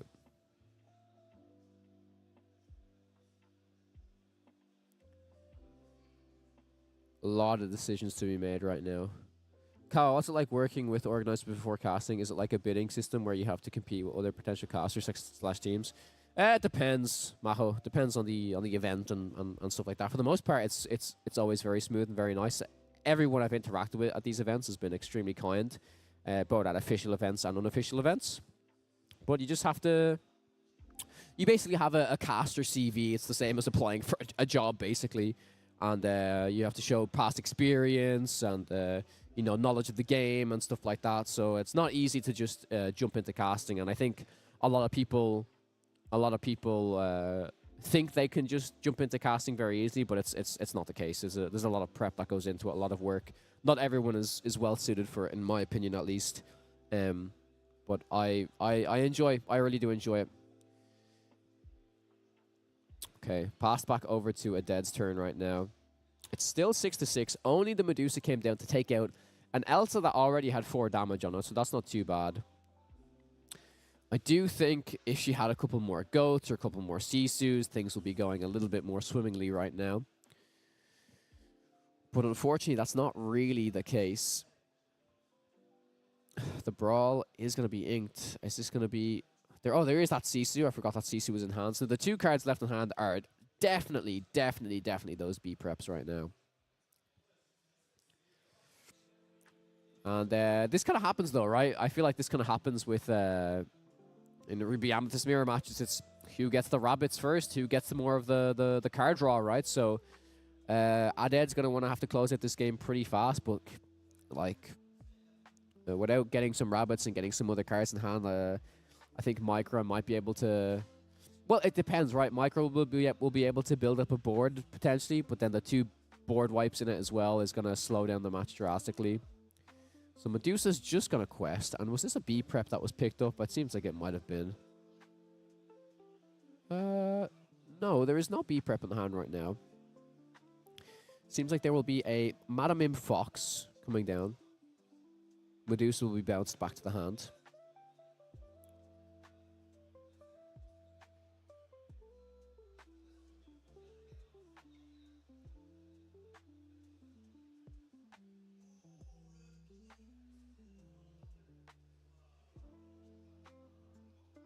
So we have to see what is the option coming out right now.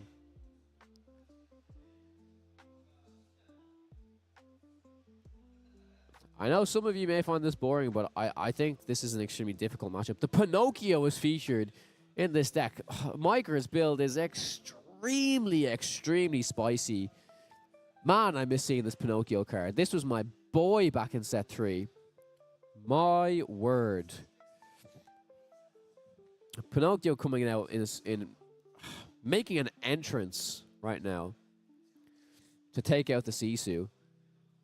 Very, very strong indeed. The potential to even bounce this Pinocchio yet again back to hand.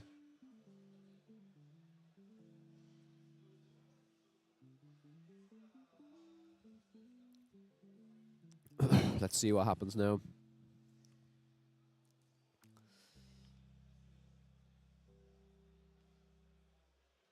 No, it can't be the library, right? Ink the brawl and pass the turn. I think Adad needs to see at least a bounce card here. It was a purple card, but I did not see what it was. It could be another goat. It's for 3. It is the library, okay. The library's still pretty tricky for Micra to deal with, I believe.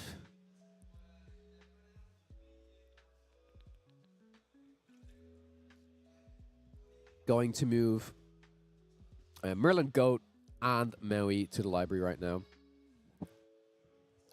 Isn't Elsa just better than Pinocchio? Which Elsa are you talking about? Pinocchio is so good. Elsa is not strictly better than Pinocchio because Pinocchio costs 2. You can bounce him and replay him. So no, I don't think Elsa is just better. No.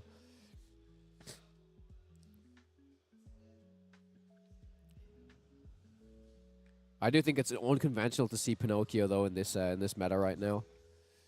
I just think the Ruby Amethyst list is so tight a lot of the times, and for certain tech choices that you want to play that, you know, you don't often see these cards like Pinocchio, Jim Hawkins, Be King Undisputed, stuff like that.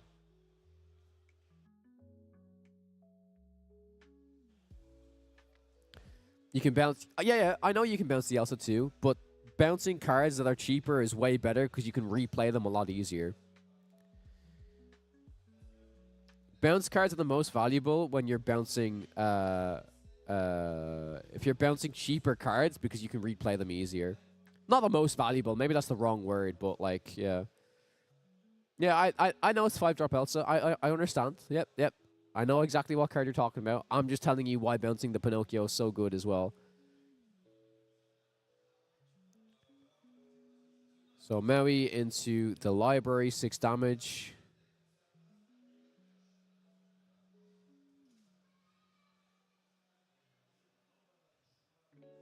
Fox to bounce the Pinocchio, I'm going to guess. Or potentially the Maui. Probably the Pinocchio, right? Because once you bounce the Pinocchio, as soon as they play another exerted character, you play Pinocchio, you can probably rush into it if you have another Fox or Maui.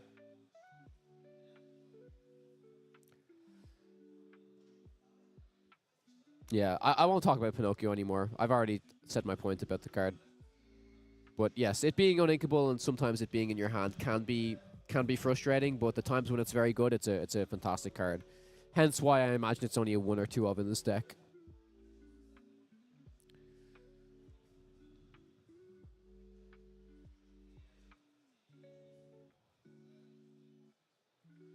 So Maui can challenge into Maui most likely.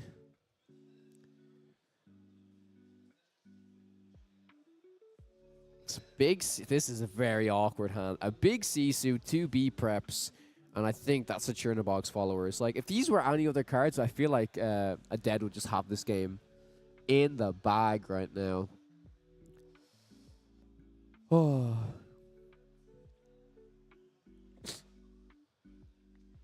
Yeah, Madam Moon Fox. Again, lots of options available for Micra here.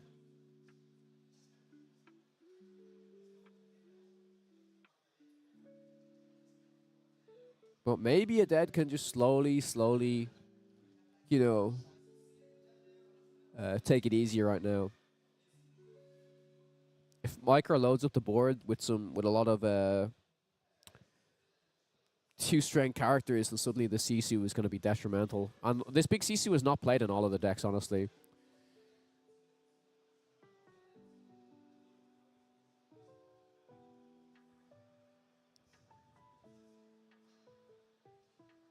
Yep, Fox Pinocchio.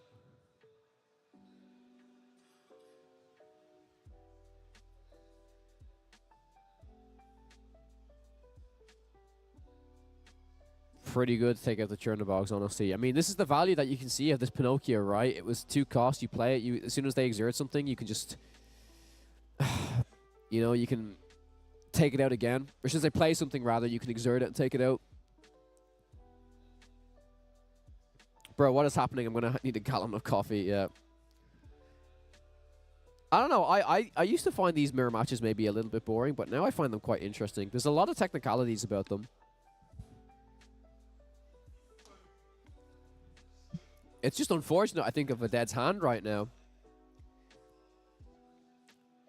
I think this is an appropriate time for a B prep, though. Like, I really, really, really do. Probably more so than the Sisu. Oh, don't do it yet. Don't do it yet. No. You gotta... Okay. Okay, there's the Sisu. I was like, I thought it was gonna be a B prep. I was like, don't do it. Don't do it. I guess getting the... I guess it makes sense because you get it out. The Pinocchio's off the board. Can't be bounced by stuff anymore. Maybe the Sisu gets the quest for 3. You get to establish this, and then even if they still go over, like, you know, flood the board again, then you should be able to at least get the 3 lore out of the Sisu and then just do a B prep, right? Big Sisu is particularly good against all the steel with Pizza, I imagine. I don't think I've seen a lot of Big Sisu in Ruby Amethyst decks. So the Big Sisu in the Ruby Amethyst decks, there's usually a 1-of. Because you play 4 of the 3-cost Inkable Sisus, the potential to shift against 1 or 2 against certain decks is actually like really, really good, but it's usually like a 1-of, maybe a 2-of, but it is not that common indeed, yeah. What are the prizes at this tournament? I'll go over them after this. They're very, very good prizes. First place takes home a case of Chapter 1, a case of Chapter 5, graded enchanted card, all of this jazz, crazy stuff. The GOAT comes down.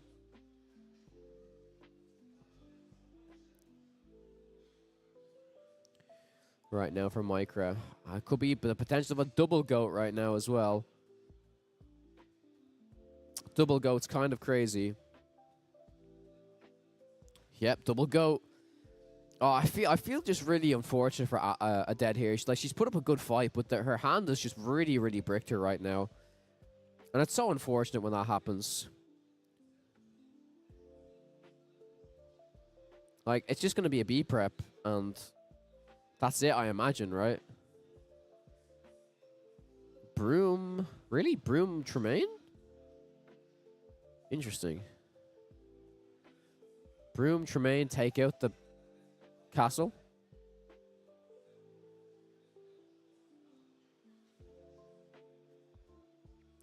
Okay, yeah. They have to resolve the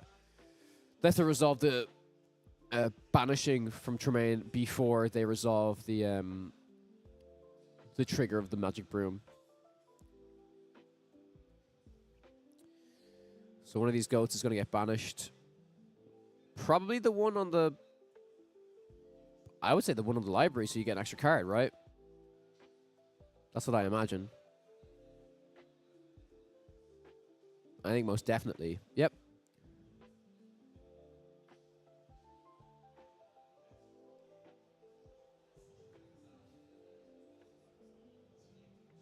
Yeah, so it's currently 12-9 right now.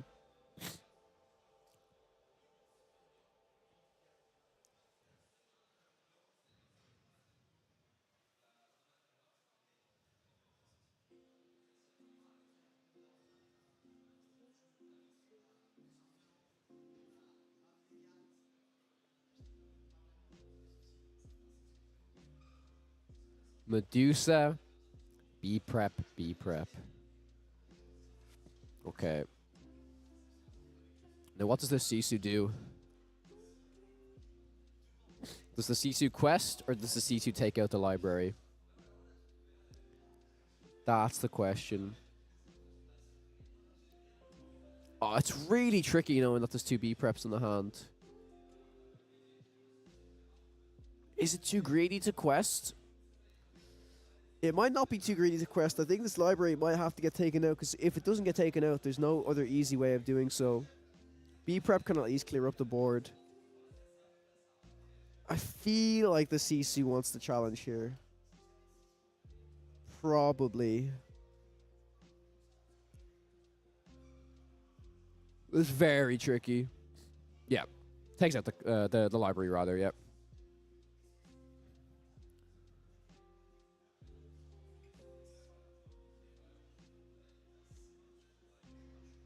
Added missed window for broom trigger. Oh, did she? Yeah. Well, I think she tried to do it first, and then she just waited for the goat. Yeah. He drew because of the library trigger, David. That's why. The goat was at the library, so he was able to draw a card.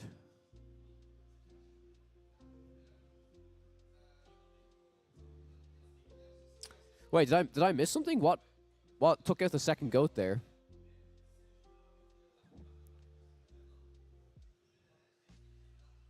I didn't actually see what took out the second goat there. How do you miss the window for the broom? She just tried to do the broom first.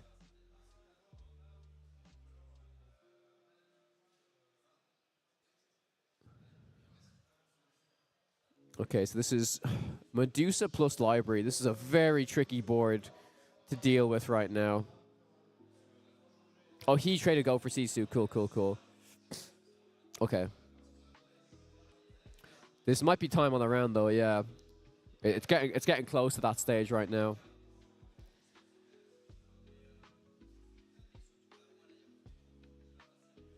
It's a Medusa, 2 B preps, and something else. I can't actually make out what the other card is.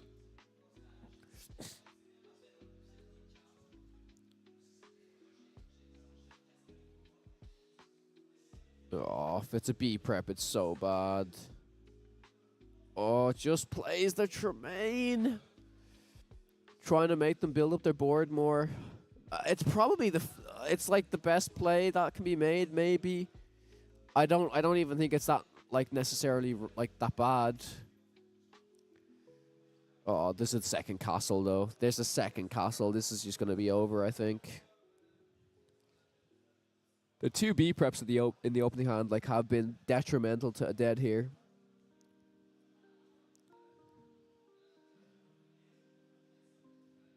Yeah, I should have removed the library before Tremaine. That is actually true, yep. Elsa will take out... well, yeah, the Medusa will just make the trade here, I'm assuming. And then you just play the second castle, and that's the game, I'm pretty sure. Yeah.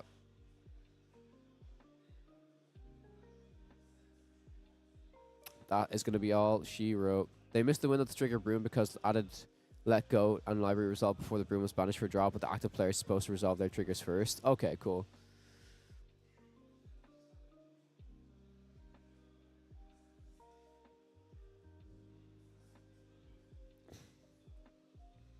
I mean, it's just going to be a Medusa, right?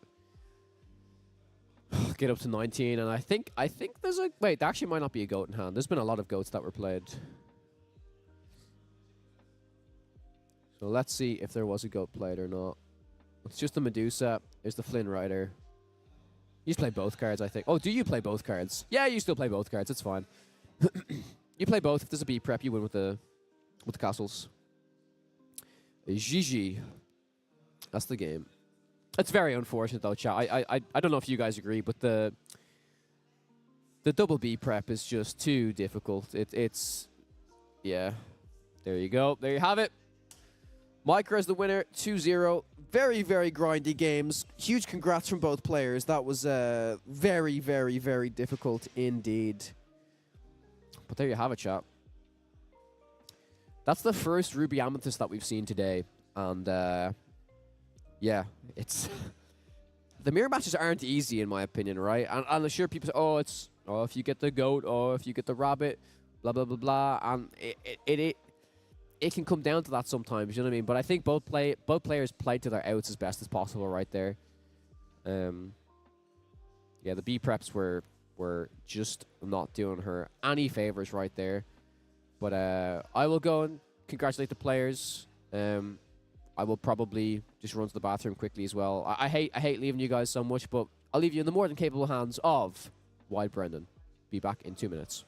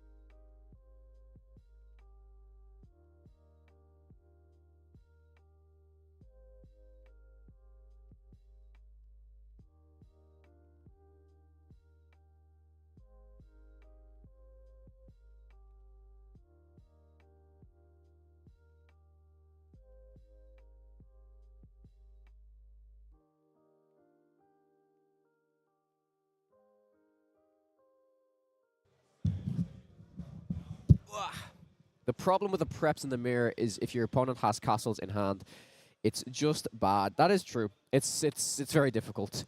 Castle is such a powerful card. It is extremely strong. But yeah, there's not much you can do when you've got you've got all of those B preps, 2 B preps in the open hand. I just felt so bad for her, honestly.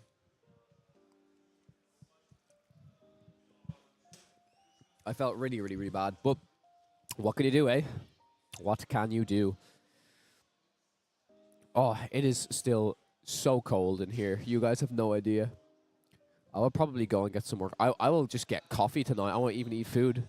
I will give me the biggest pot of coffee you have, and I will drink that happily. So yeah, we'll have one more round, guys. Round 9 will be the last one. You know who we haven't had in a while on the stream, guys? We haven't had Moin on the stream. So here he is, keeping us company. My best friend here, keeping us company, keeping us happy. The rare time that Moin smiles. No, I'm joking.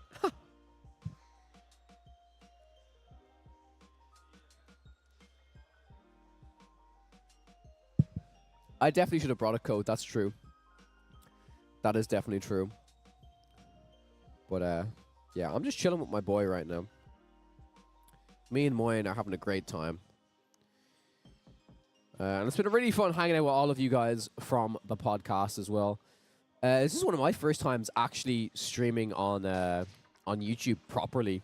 I never used to stream on YouTube when I used to do my full-time Marvel Snap content. I would always just stream on Twitch and then bring it over. But since we've got such an amazing established audience on the Podcana podcast YouTube channel, I figured it only makes sense to stream over here. Moin looks like he is going to catch Pokemon for sure. Yes, sir. Why is Moin so short? Don't worry. In a few seconds, he will grow a few inches. Are you ready for this? Whoop! See, now he's suddenly taller than me. Now Moin's actually taller than me. How crazy is that? How time flies. How they grow up so fast, chat, am I right? I prefer YouTube, to be honest. I prefer YouTube since I have premium. Oh, that's cool. Well, that's good to know. We will probably keep streaming on this platform a little bit more for events and stuff like that. I don't know how many events like this we'll be doing, but I just asked the boys, would they mind if I streamed on the Podcana instead of my own Twitch channel? They said, yeah, cool.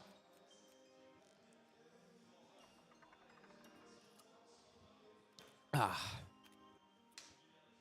yeah, it will be a little... Actually, I don't think it will be that long until round 8 because that was quite a long game, to be honest. But yeah, it's nice that there's so many events like this in France and stuff like that. Not streaming on both Twitch and YouTube. No, I'm not. No, I like... For that, you can do a free software called Restream, but they add a watermark to your stream. And I could do it, but you could pay.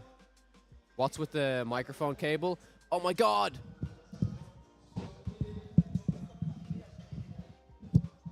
Thank you. You saved me, Annika. Thank you. It's because I keep sitting down after I go get a drink. Yeah, so it's 2-game format. Am I casting any of the top cut? The top cut will be tomorrow.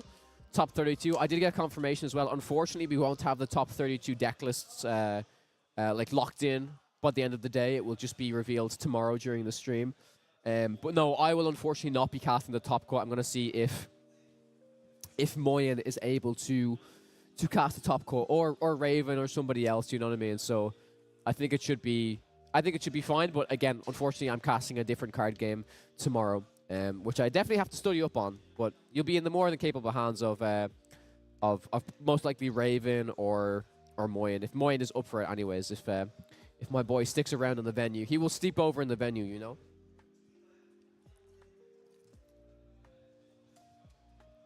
But yeah, I think I really do want to see what people's like. Remember, we used to do like tier lists for the challenges and stuff like that. I would love to see. I mean, if you guys would like to see it, we could probably do a tier list for decks leading up to DLC Seattle. I can't go to Seattle anymore, unfortunately. It was just too much money, and I don't have the time to take off work, unfortunately. But I'm hoping to have some good opportunities at this event. Tomorrow I have some meetings for some potential stuff that I won't reveal to all of you yet, but who knows? Let's hope it all goes well for me. Because if it does, I will be if you guys think I do a lot of card games already, I will be doing even more card games very, very soon. Just got into the game and bought 2 competitive decks, one for me and one for the girlfriend. Super excited to dive in. Nice. What decks did you buy, Jordan? I'm very, very curious. My main one is Amber Emerald at the moment, and my fiance's is Ruby Sapphire. So very curious to hear what you bought. Would love to see that. Yeah. Yeah, sounds good. Kawa, what's my day job?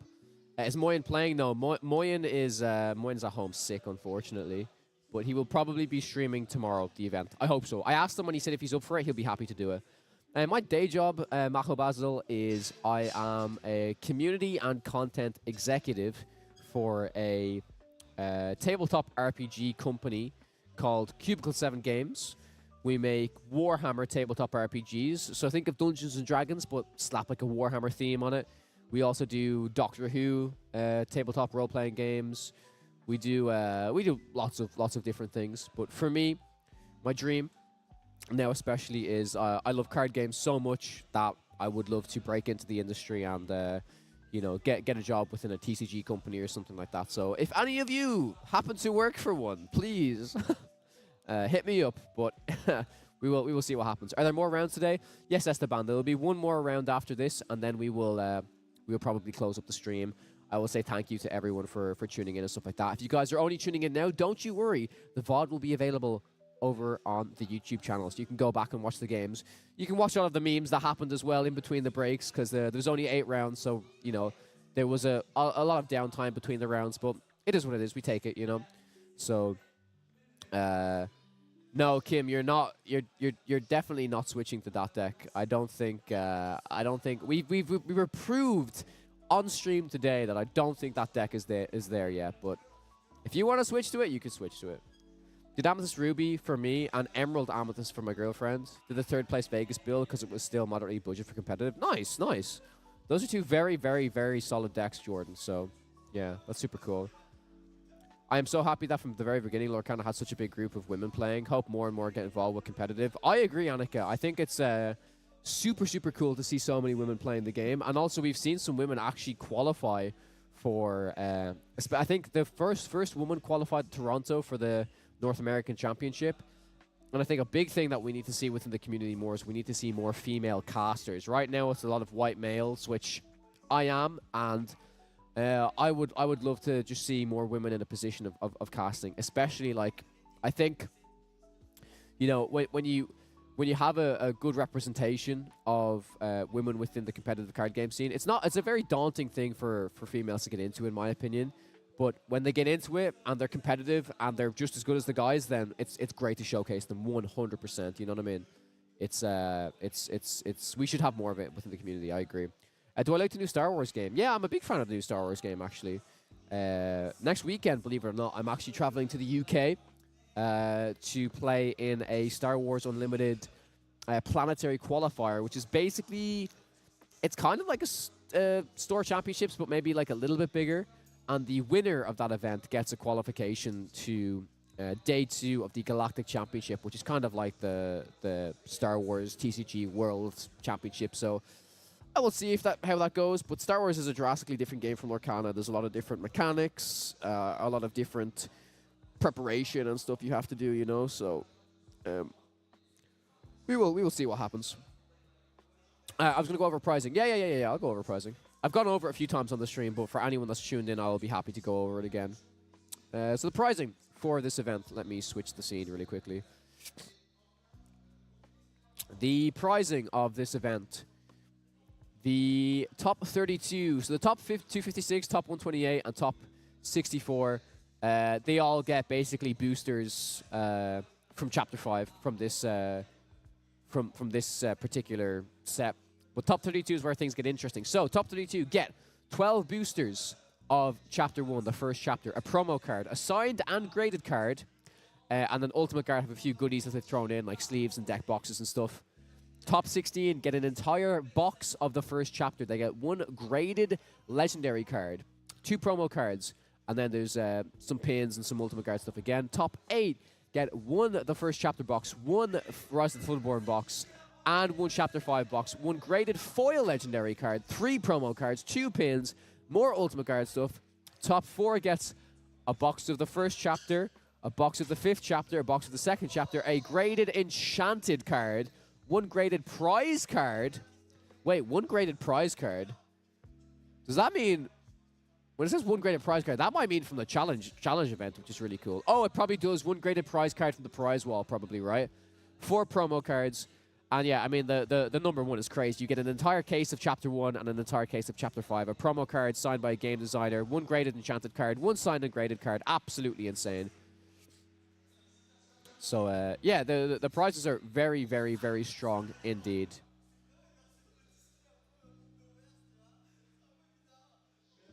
Hopefully Lorcana gets distribution and tournament support here in South America soon. I hope so too. I really hope so too. Yeah, I know they're starting like their proper launch in Asia pretty soon, in like Japan and China, and then in Australia as well. I think it's starting off as well. Yeah, the prizes are super crazy. I definitely should have played in this. Although if you do know at the top it says the prizes are intended for a minimum of 750 players, which I need to double check if we've hit that. I guess I can ask.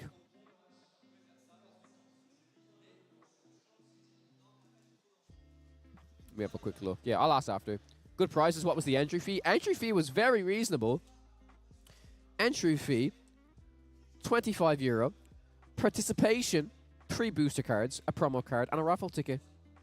So you've basically spent €7 on a ticket, because here in Europe a booster is worth €6. So it's not too bad, is it? I think it's very, very, very good, if I do say so myself. They're going to launch in Asia on January 2025. Yeah, I'm pretty excited for that, to be honest. So, yeah, and they've got loads of side events and prize walls and stuff like that. Or prize ticks. So... Oh, I think they've got a... Oh, they have a set championship at this. That's so cool. I did not know that. That is very, very, very cool. They have a set championship at this main event, which is awesome.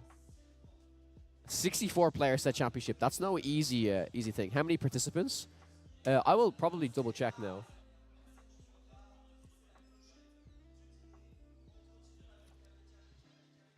All right. The final players are entering the building right now. My friend, I'm going to ask. Do you know how many total players there were in the end? The exact number? Yeah, thank you. Yeah, I'm going to find out the exact number of players very, very soon. And then we're going to jump into the final game.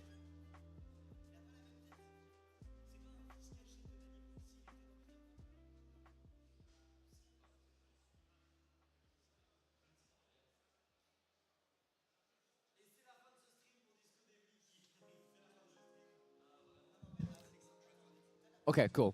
Yeah, so there is 624 in total, chat, for this event. They're going to start with set 1. Yes, they will. Yeah, they've got a junior tournament as well, which is super, super, super cool. Yeah. And they had one on Spiel too as well. Okay, cool. At registration. Okay, cool. Yeah, so 624 people that registered for the event. So they won't be any at the same sets as EU and NA. No, they won't. Which is a big reason, chat, why... or, I mean, they can just buy EU and NA cards, sure. But it's a big reason why... basically, I think it's a big reason why they wanted to do the errata for Bookie rather than a straight-up ban. Because if there's people that are being introduced to the game for the first time and they say, oh, I'm coming into a game and there's already banned cards, and you could argue, you know, oh, well, that's the case for Yu-Gi-Oh! And for other stuff already. Yeah, like... for Lorcana, if they could change the card at this rate already, I think it's fine. So, okay, let's have a quick look. We'll tune into the official broadcast for this very, very shortly. Like I said, I think I won't have the breakdown of the deck lists right now, but as soon as I do, I will probably send them over to Moyen for tomorrow if he still wants to stream the event. I would love to stream day 2, but I have commitments and obligations to stream another card game like I've been mentioning. But let's enjoy this final round, and let's see what colors are being played right now.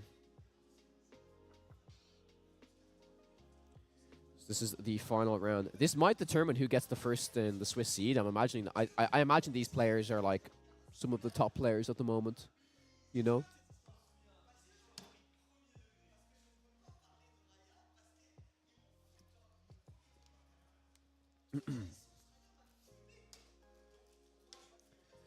All right.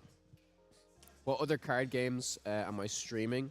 You'd like to see that? If you are interested, if you go to a YouTube channel called Altered Insights, that is the YouTube channel where I will be streaming the Altered TCG event tomorrow. Brand new card game that's coming out. It came out about 3 weeks ago, I think. And it's going to be the largest event in the world so far. 1,000 total players. So I'm very, very, very excited for that. Am I hyped for any of the new cards? Any of the new cards for set 6? None have really caught my attention. I think the Legendary Yzma is like maybe okay. But besides that, there's been nothing that has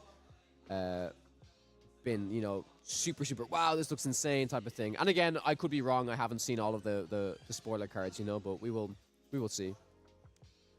How do I like it? The game is very, very, very, very fun. Yeah. Bookie wasn't an errata anymore. The card isn't really playable anymore. If they removed the word, that would have been enough.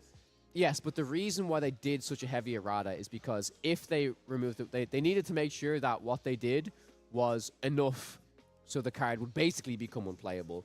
Because if they do a slight errata and the card is still absolutely busted, that's really, really bad. So, and like I said, it means that people in Asia and in other countries can, or other continents, you know, that where the game's not out yet, they don't have to just have a straight up banned card. The card is still technically, when I say playable, I don't mean, like, we all know Bookie's basically unplayable now, but you can still play with the card if you really want to, you know, so.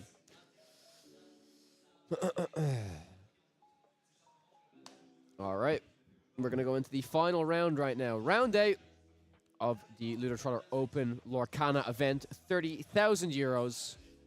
Let's jump straight into it. I'm just going to wait until I move over to the main stream view, and then we'll be good to go. Oh.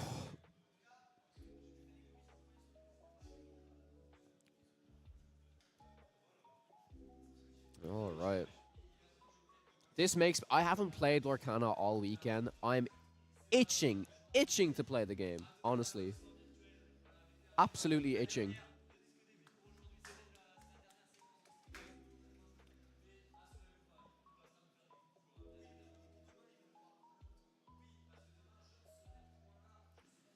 All right. We're still waiting at the moment, but we'll be there in just a second. What's the predictions, chat? What do we think it's going to be? Do we think it's going to be Ruby Sapphire again? Sadly, my LCG won't be carrying Lorcana, sad. Aw, really? That's unfortunate. The game is super, super, super fun. Oh, Altered, not Lorcana. Yeah, Altered is, it's going to take a while, I think, to take off in some places, but I really do hope that it grows. Left Magic for this game. The power creep was just far too extreme for Magic, plus this is the girlfriend's first TCG, so this is a great time to join. Awesome, Jordan. Yeah. I mean, I play with my fiance all the time. Super, super, super fun game. It's a 9 versus an 8. So the Bell player here will be going first in this situation. We're still waiting for the official broadcast to be thrown over.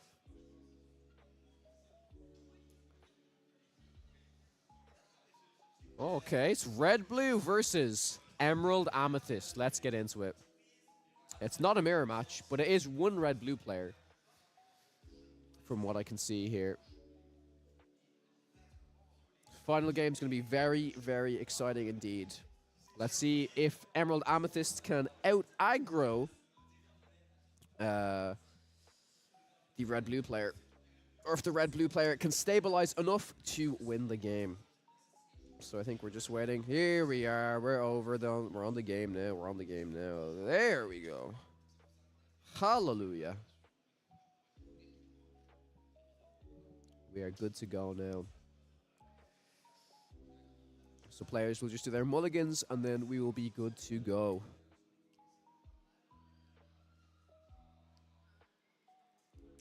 So we have Crocodile versus Ask Blade. Blade, I'm gonna say.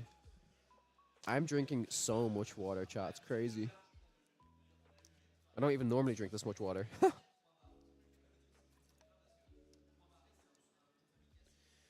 Oh, every time I look at that bell map, it's absolutely stunning. I really, really, really, really like it. It is phenomenal. Bum ba dum, bum ba dum, bum ba da ba da bum ba dum.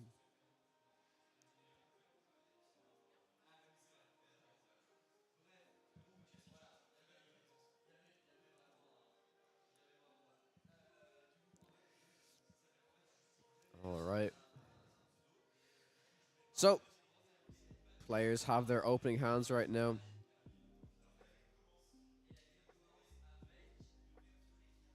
Oh no, Ruby Amethyst. Wait, is it Ruby Amethyst? No, it's not Ruby Amethyst.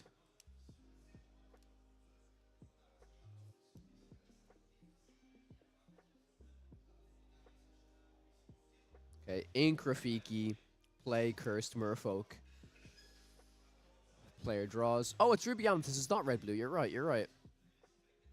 Ruby Amethyst versus Emerald Amethyst. I think Emerald Amethyst will have the slight edge in this matchup, but I will be happy to be proved wrong. Very smart to be inking this Friends on the other side first so that the Ursula 2-cost card does not snipe it out of the opponent's hand. No 1-drop, unfortunately, here. Draw for the Emerald Amethyst player. There's a rabbit, there's an Ursula, there's a fox. There's double Ursula, double fox, which is super, super interesting here. So Ink Ursula. We're going to see an Ursula come out. I don't think there is a single song here. I may be mistaken.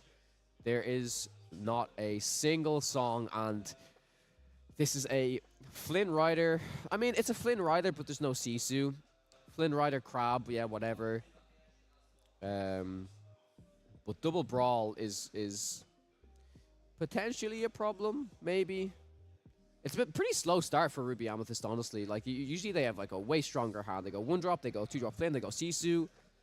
Like, I think this is a pretty slow hand, and it's probably just still going to be Flynn that's thrown down. Card is drawn. It's a Medusa, not really going to help out in the situation at the moment.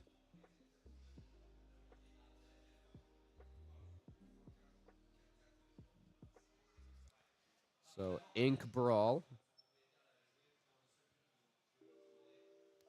And it's just got to be Flynn. There's no other option, right? Yeah, Flynn Rider comes down. And at least in this situation, this is probably quite straightforward in my opinion. It's probably just going to be a quest with the Cursed Merfolk. Ink whatever card you want in your hand, and then you're going to play the Madam Mim Fox to protect that Merfolk. Yep, that's going to be a lore gain of 3. And then I think it's just straight up Fox. Bouncing the Merfolk here. Yep. Oh, but decides to bounce the Ursula. Interesting. Okay. I guess maybe they just want another inkable card. They say, oh, if the Flynn attacks into the Merfolk, it's fine. If the Merfolk gets brawled, it's probably also fine. Yeah, I actually don't mind this play. Seems pretty good from the Emerald Amethyst player, honestly.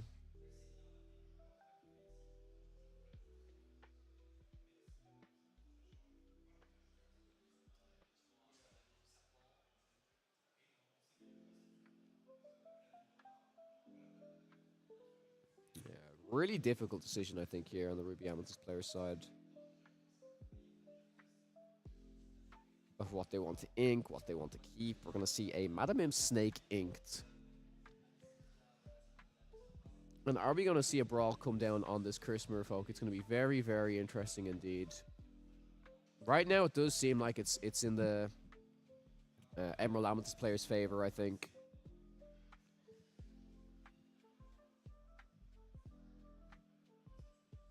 Yeah, forces the brawl.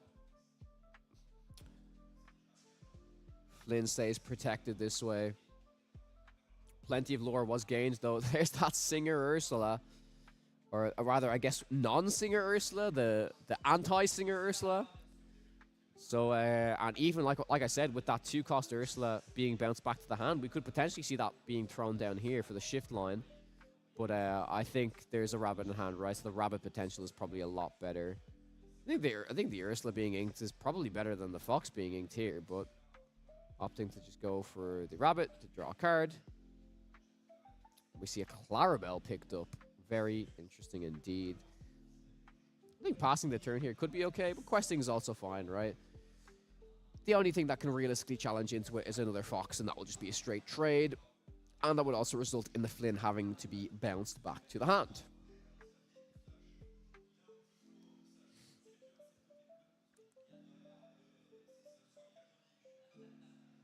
Yeah, we see the Crab being inked here. Probably the Fox. No, sorry, yes, that's what I meant, the Rabbit. Yeah, the Rabbit's going to come down, draw a card. Pegasus in the Ruby Amethyst deck. Super, super interesting. Some anti-evasive tech cards here. The Elsa is also a very strong pickup, I feel. I feel like the Emerald Amethyst player would love to have an Elsa right now.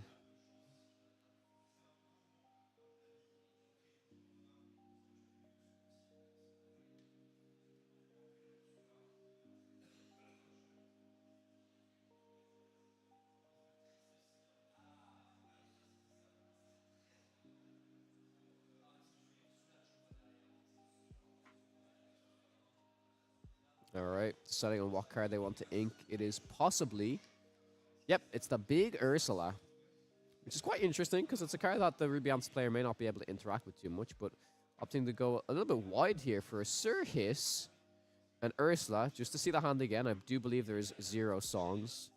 Medusa, Pegasus, Maui, Elsa, and the Fox.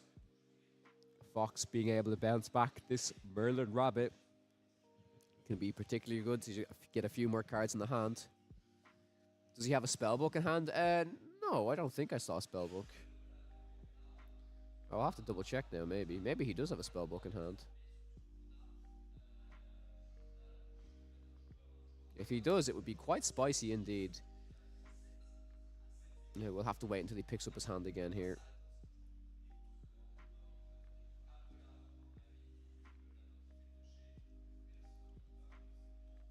Oh, you meant, does the Ruby Amethyst player have a spellbook in hand? No, no, no, no, no. They don't. Yeah, Maui will come down. We'll take out the Merlin Rabbit. Card will be drawn. Didn't get a great glimpse of what that is. I think it was a... Oh, Ursula, I think. Ursula, Clarabelle, and something else. Yeah, now this Maui, if it's not taken out, which it most likely will be, can start triggering Flynn Rider here. Card to be drawn. Emerald Amethyst player. It is a goat. Yeah, they are quite ahead on lore right now, honestly. They do know that there's going to be a Medusa. So I think the Sir Hiss is probably the card that's going to trade into the Maui straight away. Yep. And the Fox can't be interacted with by the Medusa, so the Fox is probably okay. Yeah, what is the goat like here? The goat's maybe okay. Maybe the rabbit just to get some more card draw, right? Yeah, the rabbit makes sense. He wants some more cards before anything else. Lyle, Tiberius, Rook. Yeah, I think it's just going to be the 2-cost Ursula inked here. Maybe they're afraid of the B prep, but I mean, they've played 2 Ursulas now and there's been 0 songs, so I think they have to ink this Ursula and just kind of go. They can't afford not to ink here, especially with cards like Clarabelle, I'm pretty sure. Yep. Looks like this 2-cost Ursula is going to be inked. Are they considering not doing it? Really? I don't think you ink the goat. There's no way. You just ink the Ursula. Just don't even worry about it, mate. Don't even worry about it.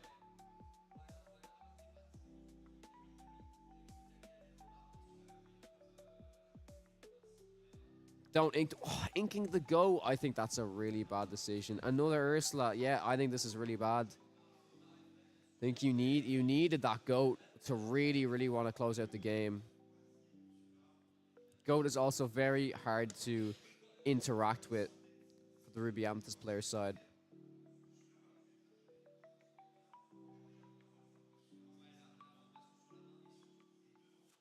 It's another Medusa top decked, I think.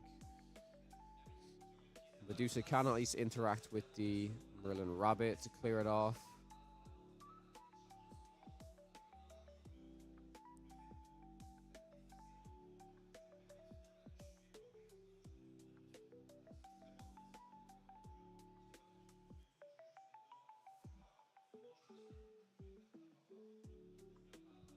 All right. Just trying to decide what to do right now. Only on 5 ink for the moment, so may have to ink a card in order to play a card out here. Question is that the Elsa? Is it the fox? Is it the snake? What does Crocodile actually want to accomplish here? Seems like the snake is going to get inked. A total of 6 for Medusa. And I'm assuming the rabbit's going to get popped. Yep.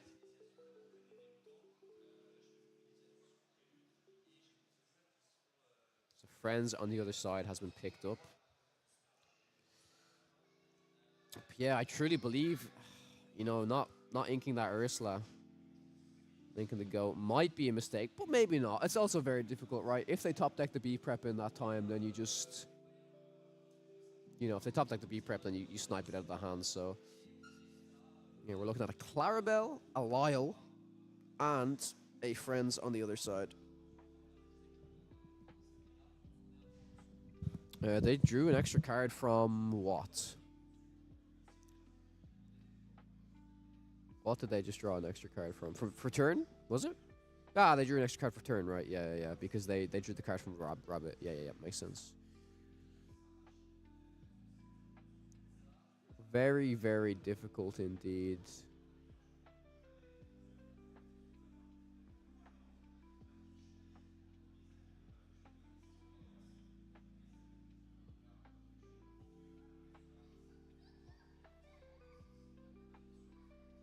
You could just snipe this Flynn out of it right now. You could also just play the Elsa, put the Fox into the Medusa. Sync Friends is also fine. Just get some more options, right? As a rabbit. As a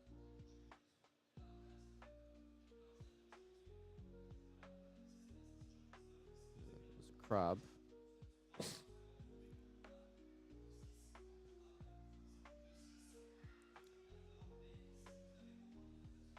What card is drawn? It is a library.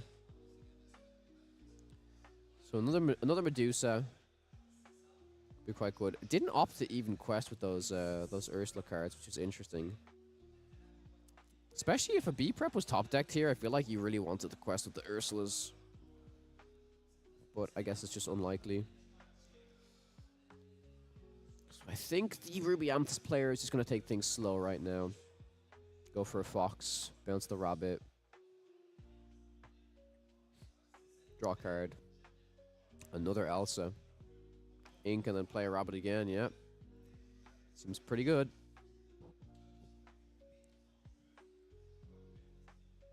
Oh, opting for a 3 cost. The library moves the Fox. Very, very nice. Means they get to draw an additional card from the deck.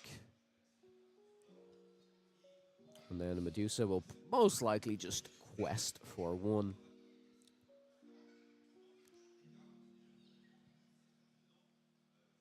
Yep. Up to 4.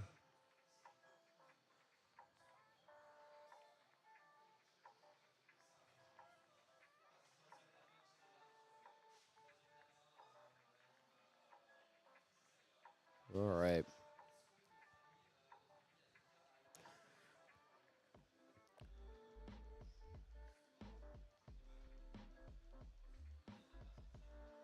Yeah, Merlin Rabbit. Draw a card. I believe that's a Banzai that we've just seen now. So if this is a Banzai and a Merfolk, you can go all in right now. Oh, it's Lyle, okay. On the Medusa, which is, it's okay.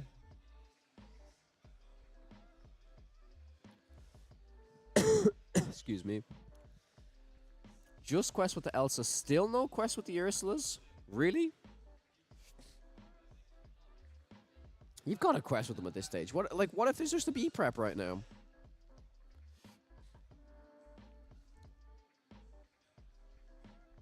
I think you have to.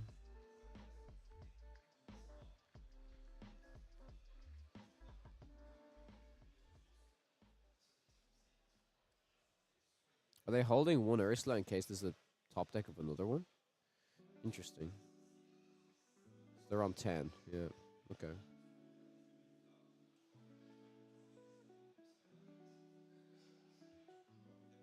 All right.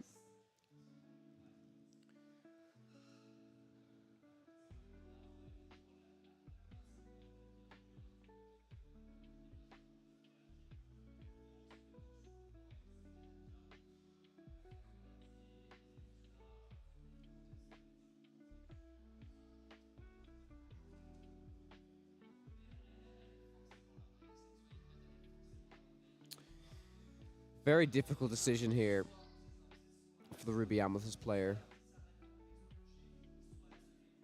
Looking to play the Elsa. To exert the Lyle or the Rabbit, I'm assuming. Yep. So the Ruby Amethyst player doesn't lose any lore because the Lyle is now gone. The Elsa will... The Elsa can't even take out the other Elsa, though, which is kind of tricky. Yeah, this still doesn't seem great for the Ruby Amethyst player. They will move the Churnabogs to the library. This Elsa might just rush into something or might just stay unexerted.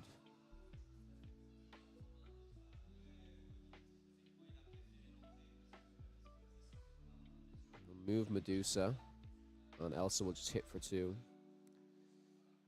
Okay. So the Emerald Amethyst player can get up to 14 potentially here. This is a very, very long game right now. Another Lyle available as well. But a lot of card draw potential from this Ruby Amethyst player. Also with this library. I think the Emerald Amethyst player wants to be a little bit aggressive here, honestly. Just wants to go in on questing. I think there's been a lot of potential lore lost on not questing with these Ursulas as much. I think potentially there's 3 lore lost from not questing with these Ursulas at optimal times. But that being said, they could have been traded into and stuff, so maybe that math is wrong.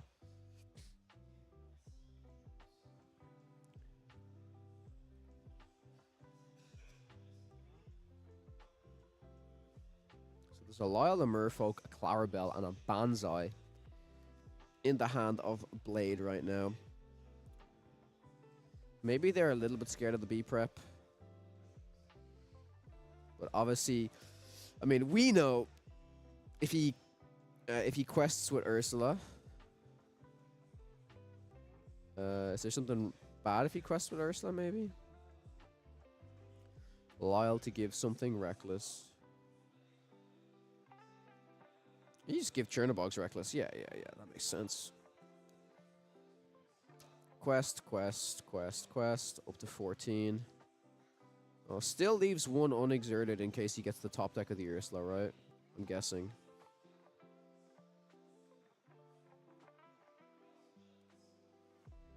I guess that's fine. Well, it's the top deck.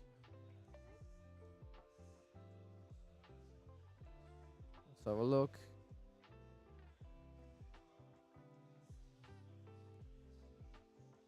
What cards are in the hand? Another Medusa, a Maui, and a Rabbit.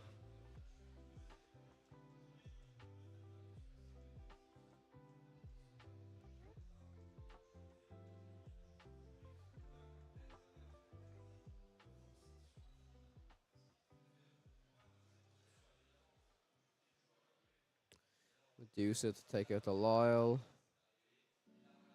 Elsa will go into Elsa. I'm assuming this Medusa will take out the Rabbit.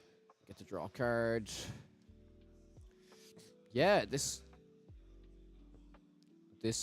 Ursula not questing seems like a big punish, honestly. There's a lot of lore that's been lost. And there's the B prep, yep. And the B prep, unless one of these Ursulas is going to get bounced, I don't know what's going to happen here. So we'll have to see if it is possible for it to be bounced. What's the top deck? It's a You're Welcome. Okay. You're welcome. I don't think there's a possible bounce card in the hand right now. Oh my god, there it is. Yep. Oh my days. Absolutely insane. Was prepared for it, was ready for it. There you go, ladies and gentlemen. They now know it is very unlikely to see the Be Prepared off the top now, so I assume they have the Merfolk, they have the Banzai. They could just go in, or they could take it as slow as they need to take it right now. They can get up to 15. I think they just play the Banzai as well. Yep, there you go. The Ursa was in the hand. They were ready for the Be Prepared. Now let's see if the other one comes off the top of the deck. It is just a Maui. Maui and a Rabbit. And I do believe that is going to be the game. No way to interact with this unexerted Ursula, Cursed Merfolk, or Banzai. Unless there is a miraculous card drawn off of this Rabbit right now. Like an Elsa, potentially. Let's have a look. Oh, he hasn't played the Rabbit yet. I think he knows he has to play the Rabbit. And it is not the card. The play there might have been 1, 2, 3, 4, 5, 6, 7, 8. Yeah, the play might have been move Elsa to there and then attack first, because then if you got a B prep, you could have actually used it. Whereas after you play the Rabbit, you just can't use it, right? So I think that was a misplay on the Ruby Amethyst player's side, was you should have moved the Elsa first to draw a card and then the potential to see the Be Prepared. But yeah, that's just going to be the game. We're probably going to go to game 2 very, very shortly now. Plays Flynn Rider. Plays Churnabogs. Moves card. Moves. Yeah, that's the game. They know it's 15. They know the game's over. They're just playing this one out.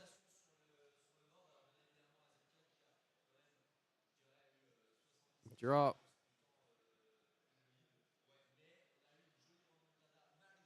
Quest. That's the game. Okay, I'm going to run to the bathroom really, really quickly, chat, and then we're going to be going for game 2, the final game of the day. We'll be back very, very shortly. I can leave you in the very comforting hands of not Moyen, but our friend, White Brennan.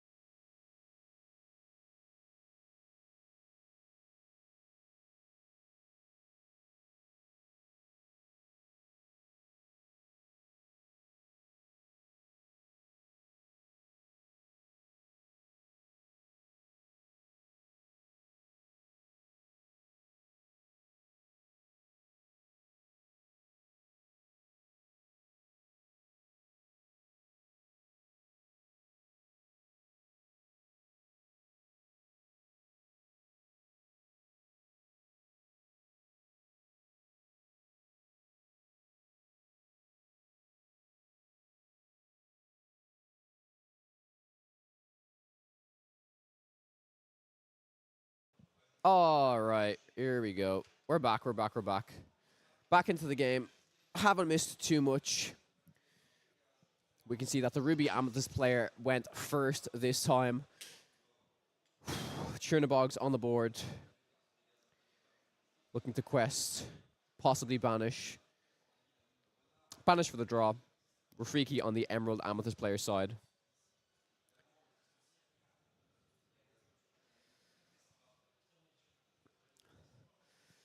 Draw a card. It's the big Ursula.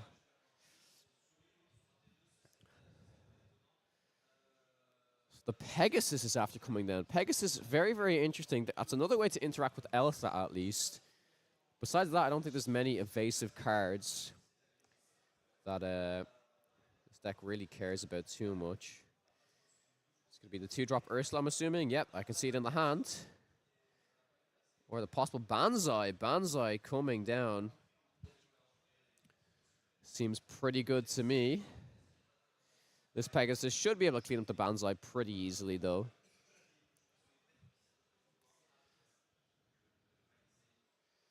Yeah, Ink the Goat for 2. Play a Cusco. I didn't even know Cusco was in this deck. Pegasus takes out the Rafiki. Interesting that the Emerald Amethyst player even quested with the Rafiki there. It's a free trade for the Pegasus. So unless they have a plan to hit into this Pegasus somehow. That just seems like a very suboptimal play. Like I don't know whether Rafiki's exerted there.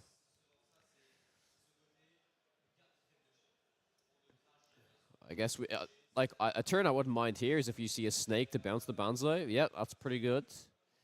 Inca card, play a Merfolk maybe. I think that's pretty good. Yep, that seems pretty decent to me. There's a 3-drop Emerald card that has evasive. I think some people use it. It's not Wildcat, is it? I haven't seen Wildcat in the meta in ages. It's probably some other evasive card. Oh, it's not Sir Hiss. No, Sir Hiss is 2 cost. Oh, the B prep's in the hand now. That should be easily hit by the Ursula sooner rather than later. I think the Ursula is just bound to come down before turn 7 at least. But yeah, there's no Flynn Sisu line right now, so looks like a Rabbit is just going to come down, continue to draw some cards on the Ruby Amethyst player side. The Emerald Amethyst player going to continue their game plan. They've drawn an Elsa.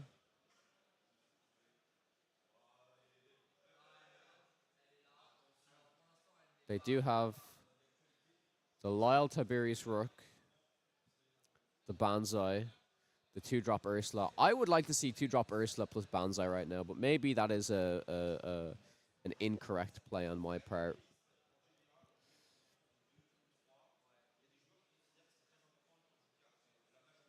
Quest for 2 up to 5.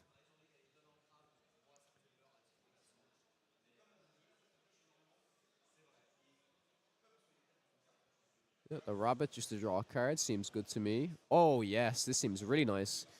So you can throw out the Ursula potentially on the next turn. And then set up a shift turn. Or you can just do the Elsa instead.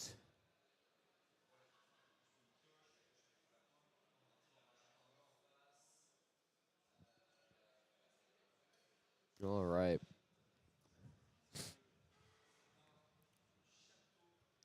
Trying to decide if they want to quest with this card or not. Seems like they do. Nope, seems like they want to challenge the Cusco, and the Cusco will be banished, and Crocodile will draw a card, getting a Flynn Rider off of that. Readies the cards, draws a card. It is a Queen's Castle. Okay. Queen's Castle, definitely interesting.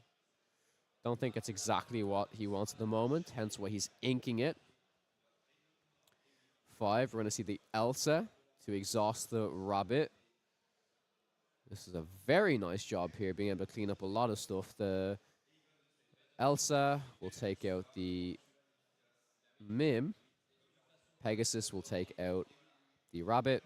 Card will be drawn, and the Rabbit will take out the Merfolk.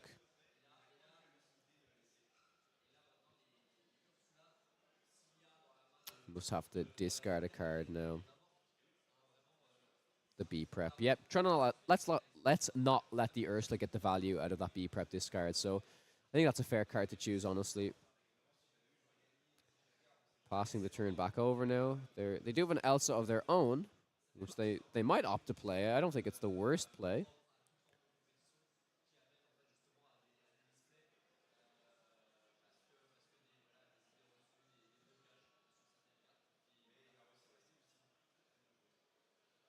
All right. So the option of Elsa, Banzai, Big Ursula, Lyle, Tiberius, Rook. I think there's 2 Lyles, a Banzai, a Big Ursula, and a small Ursula. And also, I think there's 2 Elsas. Maybe there's only 1 Elsa.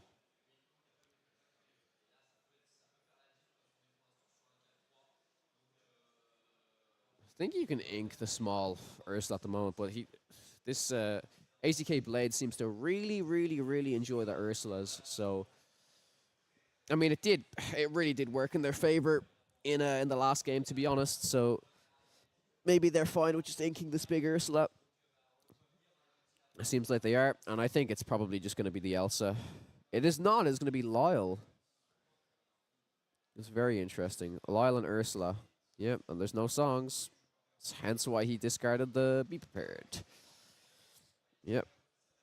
Castle, Fox.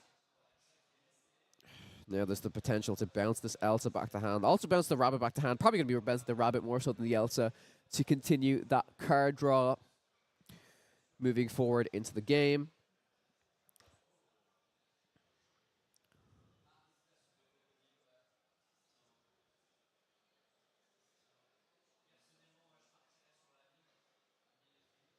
Rabbit and Elsa decide the quest. Up to 6. I think AZK Blade is actually on 5 lore at the moment.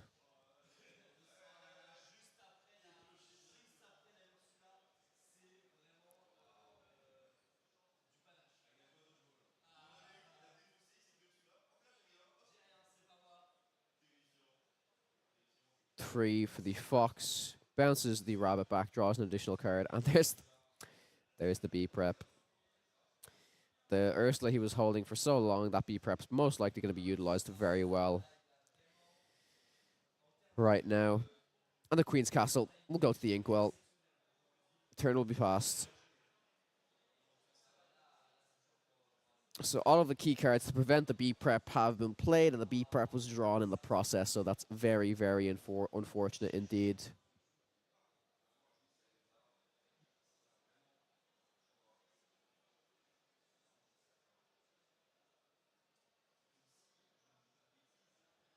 Very curious to see if the Emerald Amethyst player can actually come back from this right now.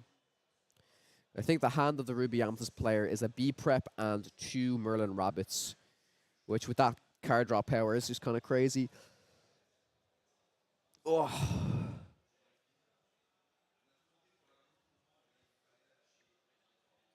The Emerald Amethyst player slowly deciding what to do. Plays the Elsa, exerts the Flynn. Okay. I think I would have probably put Elsa into the other Elsa and then Lyle into that possibly, but I could be wrong. Maybe I am wrong, actually. Yeah.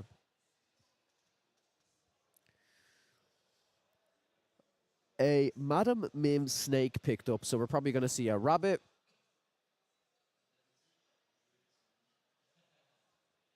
And then the snake paired alongside it. Lady Tremaine.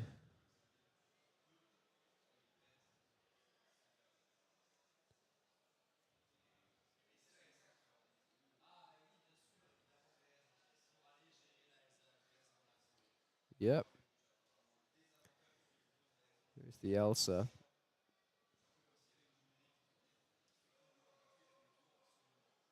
This game's over. Yeah, we'll have to see. It could be turned around, but I think it's going to be in favor of the Ruby Amethyst player. Elsa bounced back to hand. I think that's a smart decision. You've got the other Rabbit in hand already. That it's fine if they clear the board here somehow.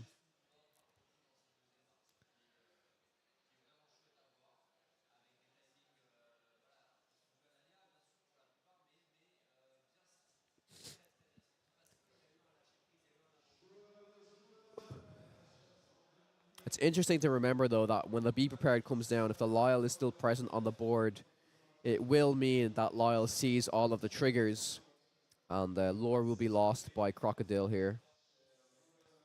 Not that I don't think it's going to matter too much, though.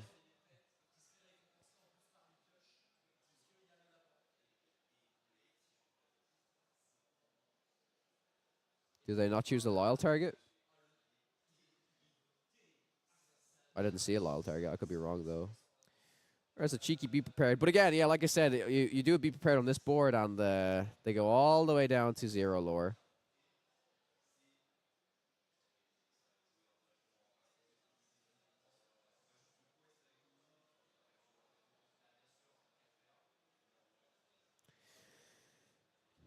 Da-da-da-da-da-da. They will draw. It's another Flynn Rider.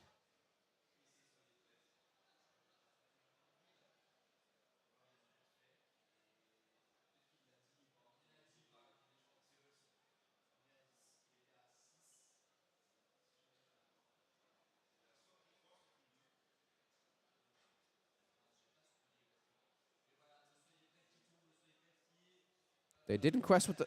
What? Why did they not quest with their rabbit? What?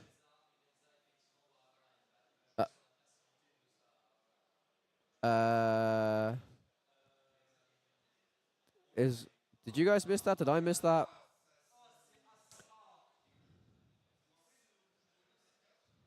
Oh, I guess it didn't matter, right? If they quested the rabbit, they lost all their lore. Are they back all the way down to 0? 1, 2, because it doubles, right? It's 1, 2. Maybe they are all the way back down to 0.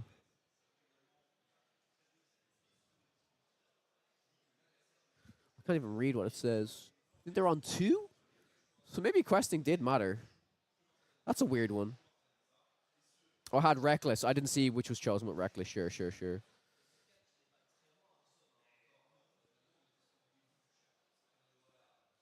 Okay, so now it's but going back down to 2 is definitely tough in my opinion, though, for sure.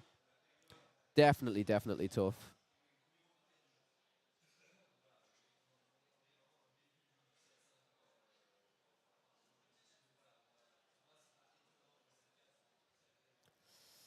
They should be at 2 lore. Yep, it says 2. There you go. It's finally updated. Tremaine will simply quest. I don't know if the Emerald Amethyst player has enough gas left here to keep going right now. Really depends on what the top decks are. If they can get some cheeky bounces right now. Bounces would be a big help. It's a big card. It's a Clarabelle. The GOAT will... I think the GOAT wants to trade into this Tremaine.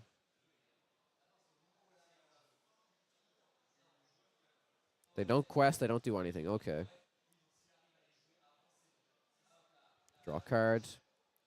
Medusa. Medusa doesn't do anything against this board right now, which is interesting. Sing Friends, draw 2 cards. Sisu and Goat. Okay. Well, they'll start gaining some lore fast again now in a second. 4 for the Goat. 4 for the Sisu. Quest up to 4, so that'll be 8, I believe. Yeah.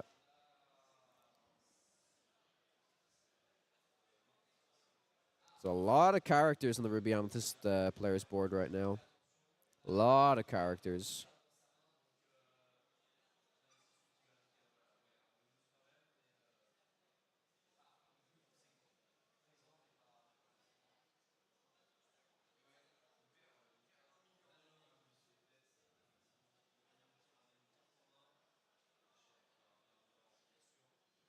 Quest with the Goat.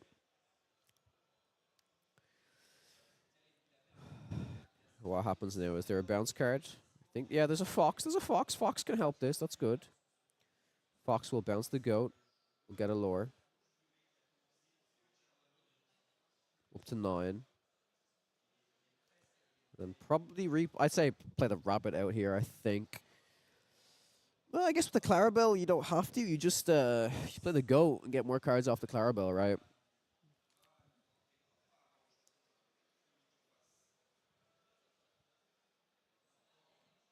I I think that's pretty good. Yep, decides to play the goat, goes up to 10. And then 1, 2, 3, 4, 5, 6, 7, 8. Yeah, probably has to put the Clarabelle into the Tremaine, I'm guessing here. This is going to be pretty close right now. I think slightly favored for Ruby Amethyst.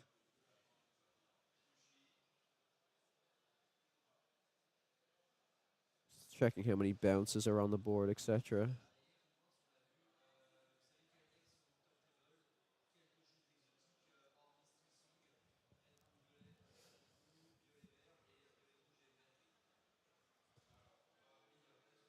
Wait, and the rabbit. Wait a minute, they've... Yeah. I was like, whoa. Okay, now they know that they have a rabbit in hand. Yeah, you can't just play another rabbit. My God. What is going on?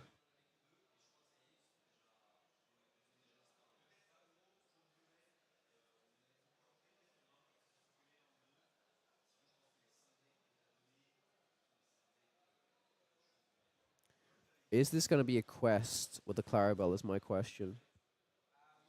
Or not?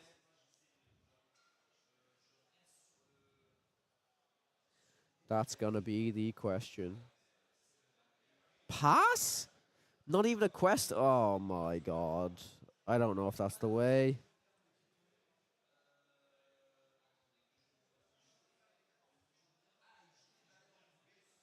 One, two, three, four, five. I think I would have liked to seen a quest.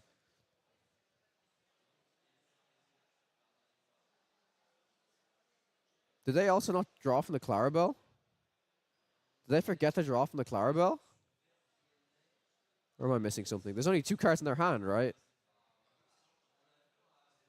Pretty sure they forgot to draw from their Clarabelle.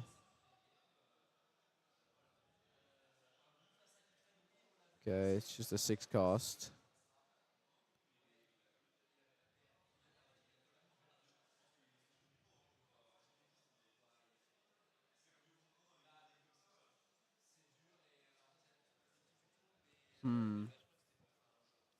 Yeah, they definitely didn't draw from the Clarabelle there, right?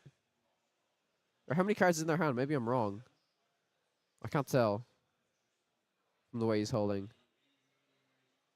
It was only 2. Yeah, he definitely could have drawn. I think the green-purple player definitely could have drawn some cards. This is just a game, though. It's just too much pressure from the Ruby Amethyst player.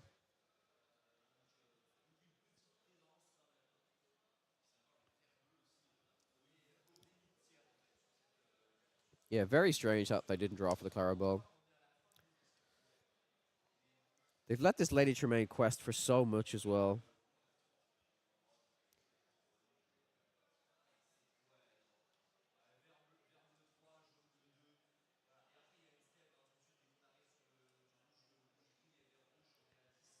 All right, opting to go for the rabbit. Get an additional card here. Into a snake.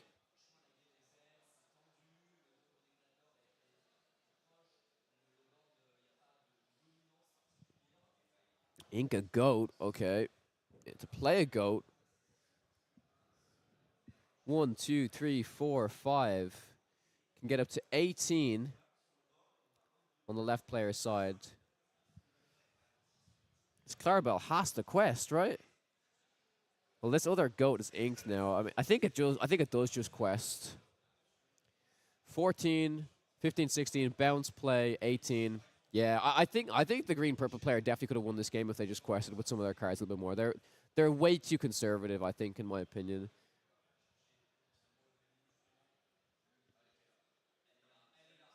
Definitely quite conservative, in my opinion.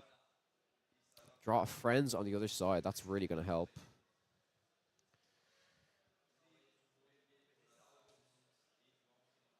So I think it's going to be a hard cast for friends. Yep. The goat. Is that enough to do it? 1, 2, 3, 4, 5 to 18. Yeah, bounce and play the goat. That's the game. GG's. 1-1 to finish that off. Ruby Amethyst versus Emerald Amethyst. There you have it, folks. That is the final game from day one here at the event. What an absolute blast it's been. Myself and Moyen have thoroughly enjoyed it. He will be back tomorrow, hopefully, to continue to cast day 2. Unfortunately, I've been informed that we won't have the deck lists and the breakdown of the top 32 in graphic format. If I do, stay tuned to my Twitter and maybe to the Podcana Twitter as well. I might try post it there. But Moyen will be back hopefully tomorrow to talk through the rest of the matches with you and stuff like that. So very impressive showing. I thought there was some of the games in the middle in particular were very, very fun to watch. It's a shame there was only one green steel match because I think the green steel deck is very, very, very powerful. So yeah, I've had an absolute blast casting this event. I hope you guys have enjoyed watching, and if you want to tune in tomorrow, please do to the podcast. I will also be casting some Altered TCG tomorrow. So thank you so much, everybody. I'm going to leave you now, and I hope you have a terrific morning, evening, day, and night. I hope you have a fantastic, fantastic weekend. If you're playing set champs, if you're just chilling and relaxing, I hope you all take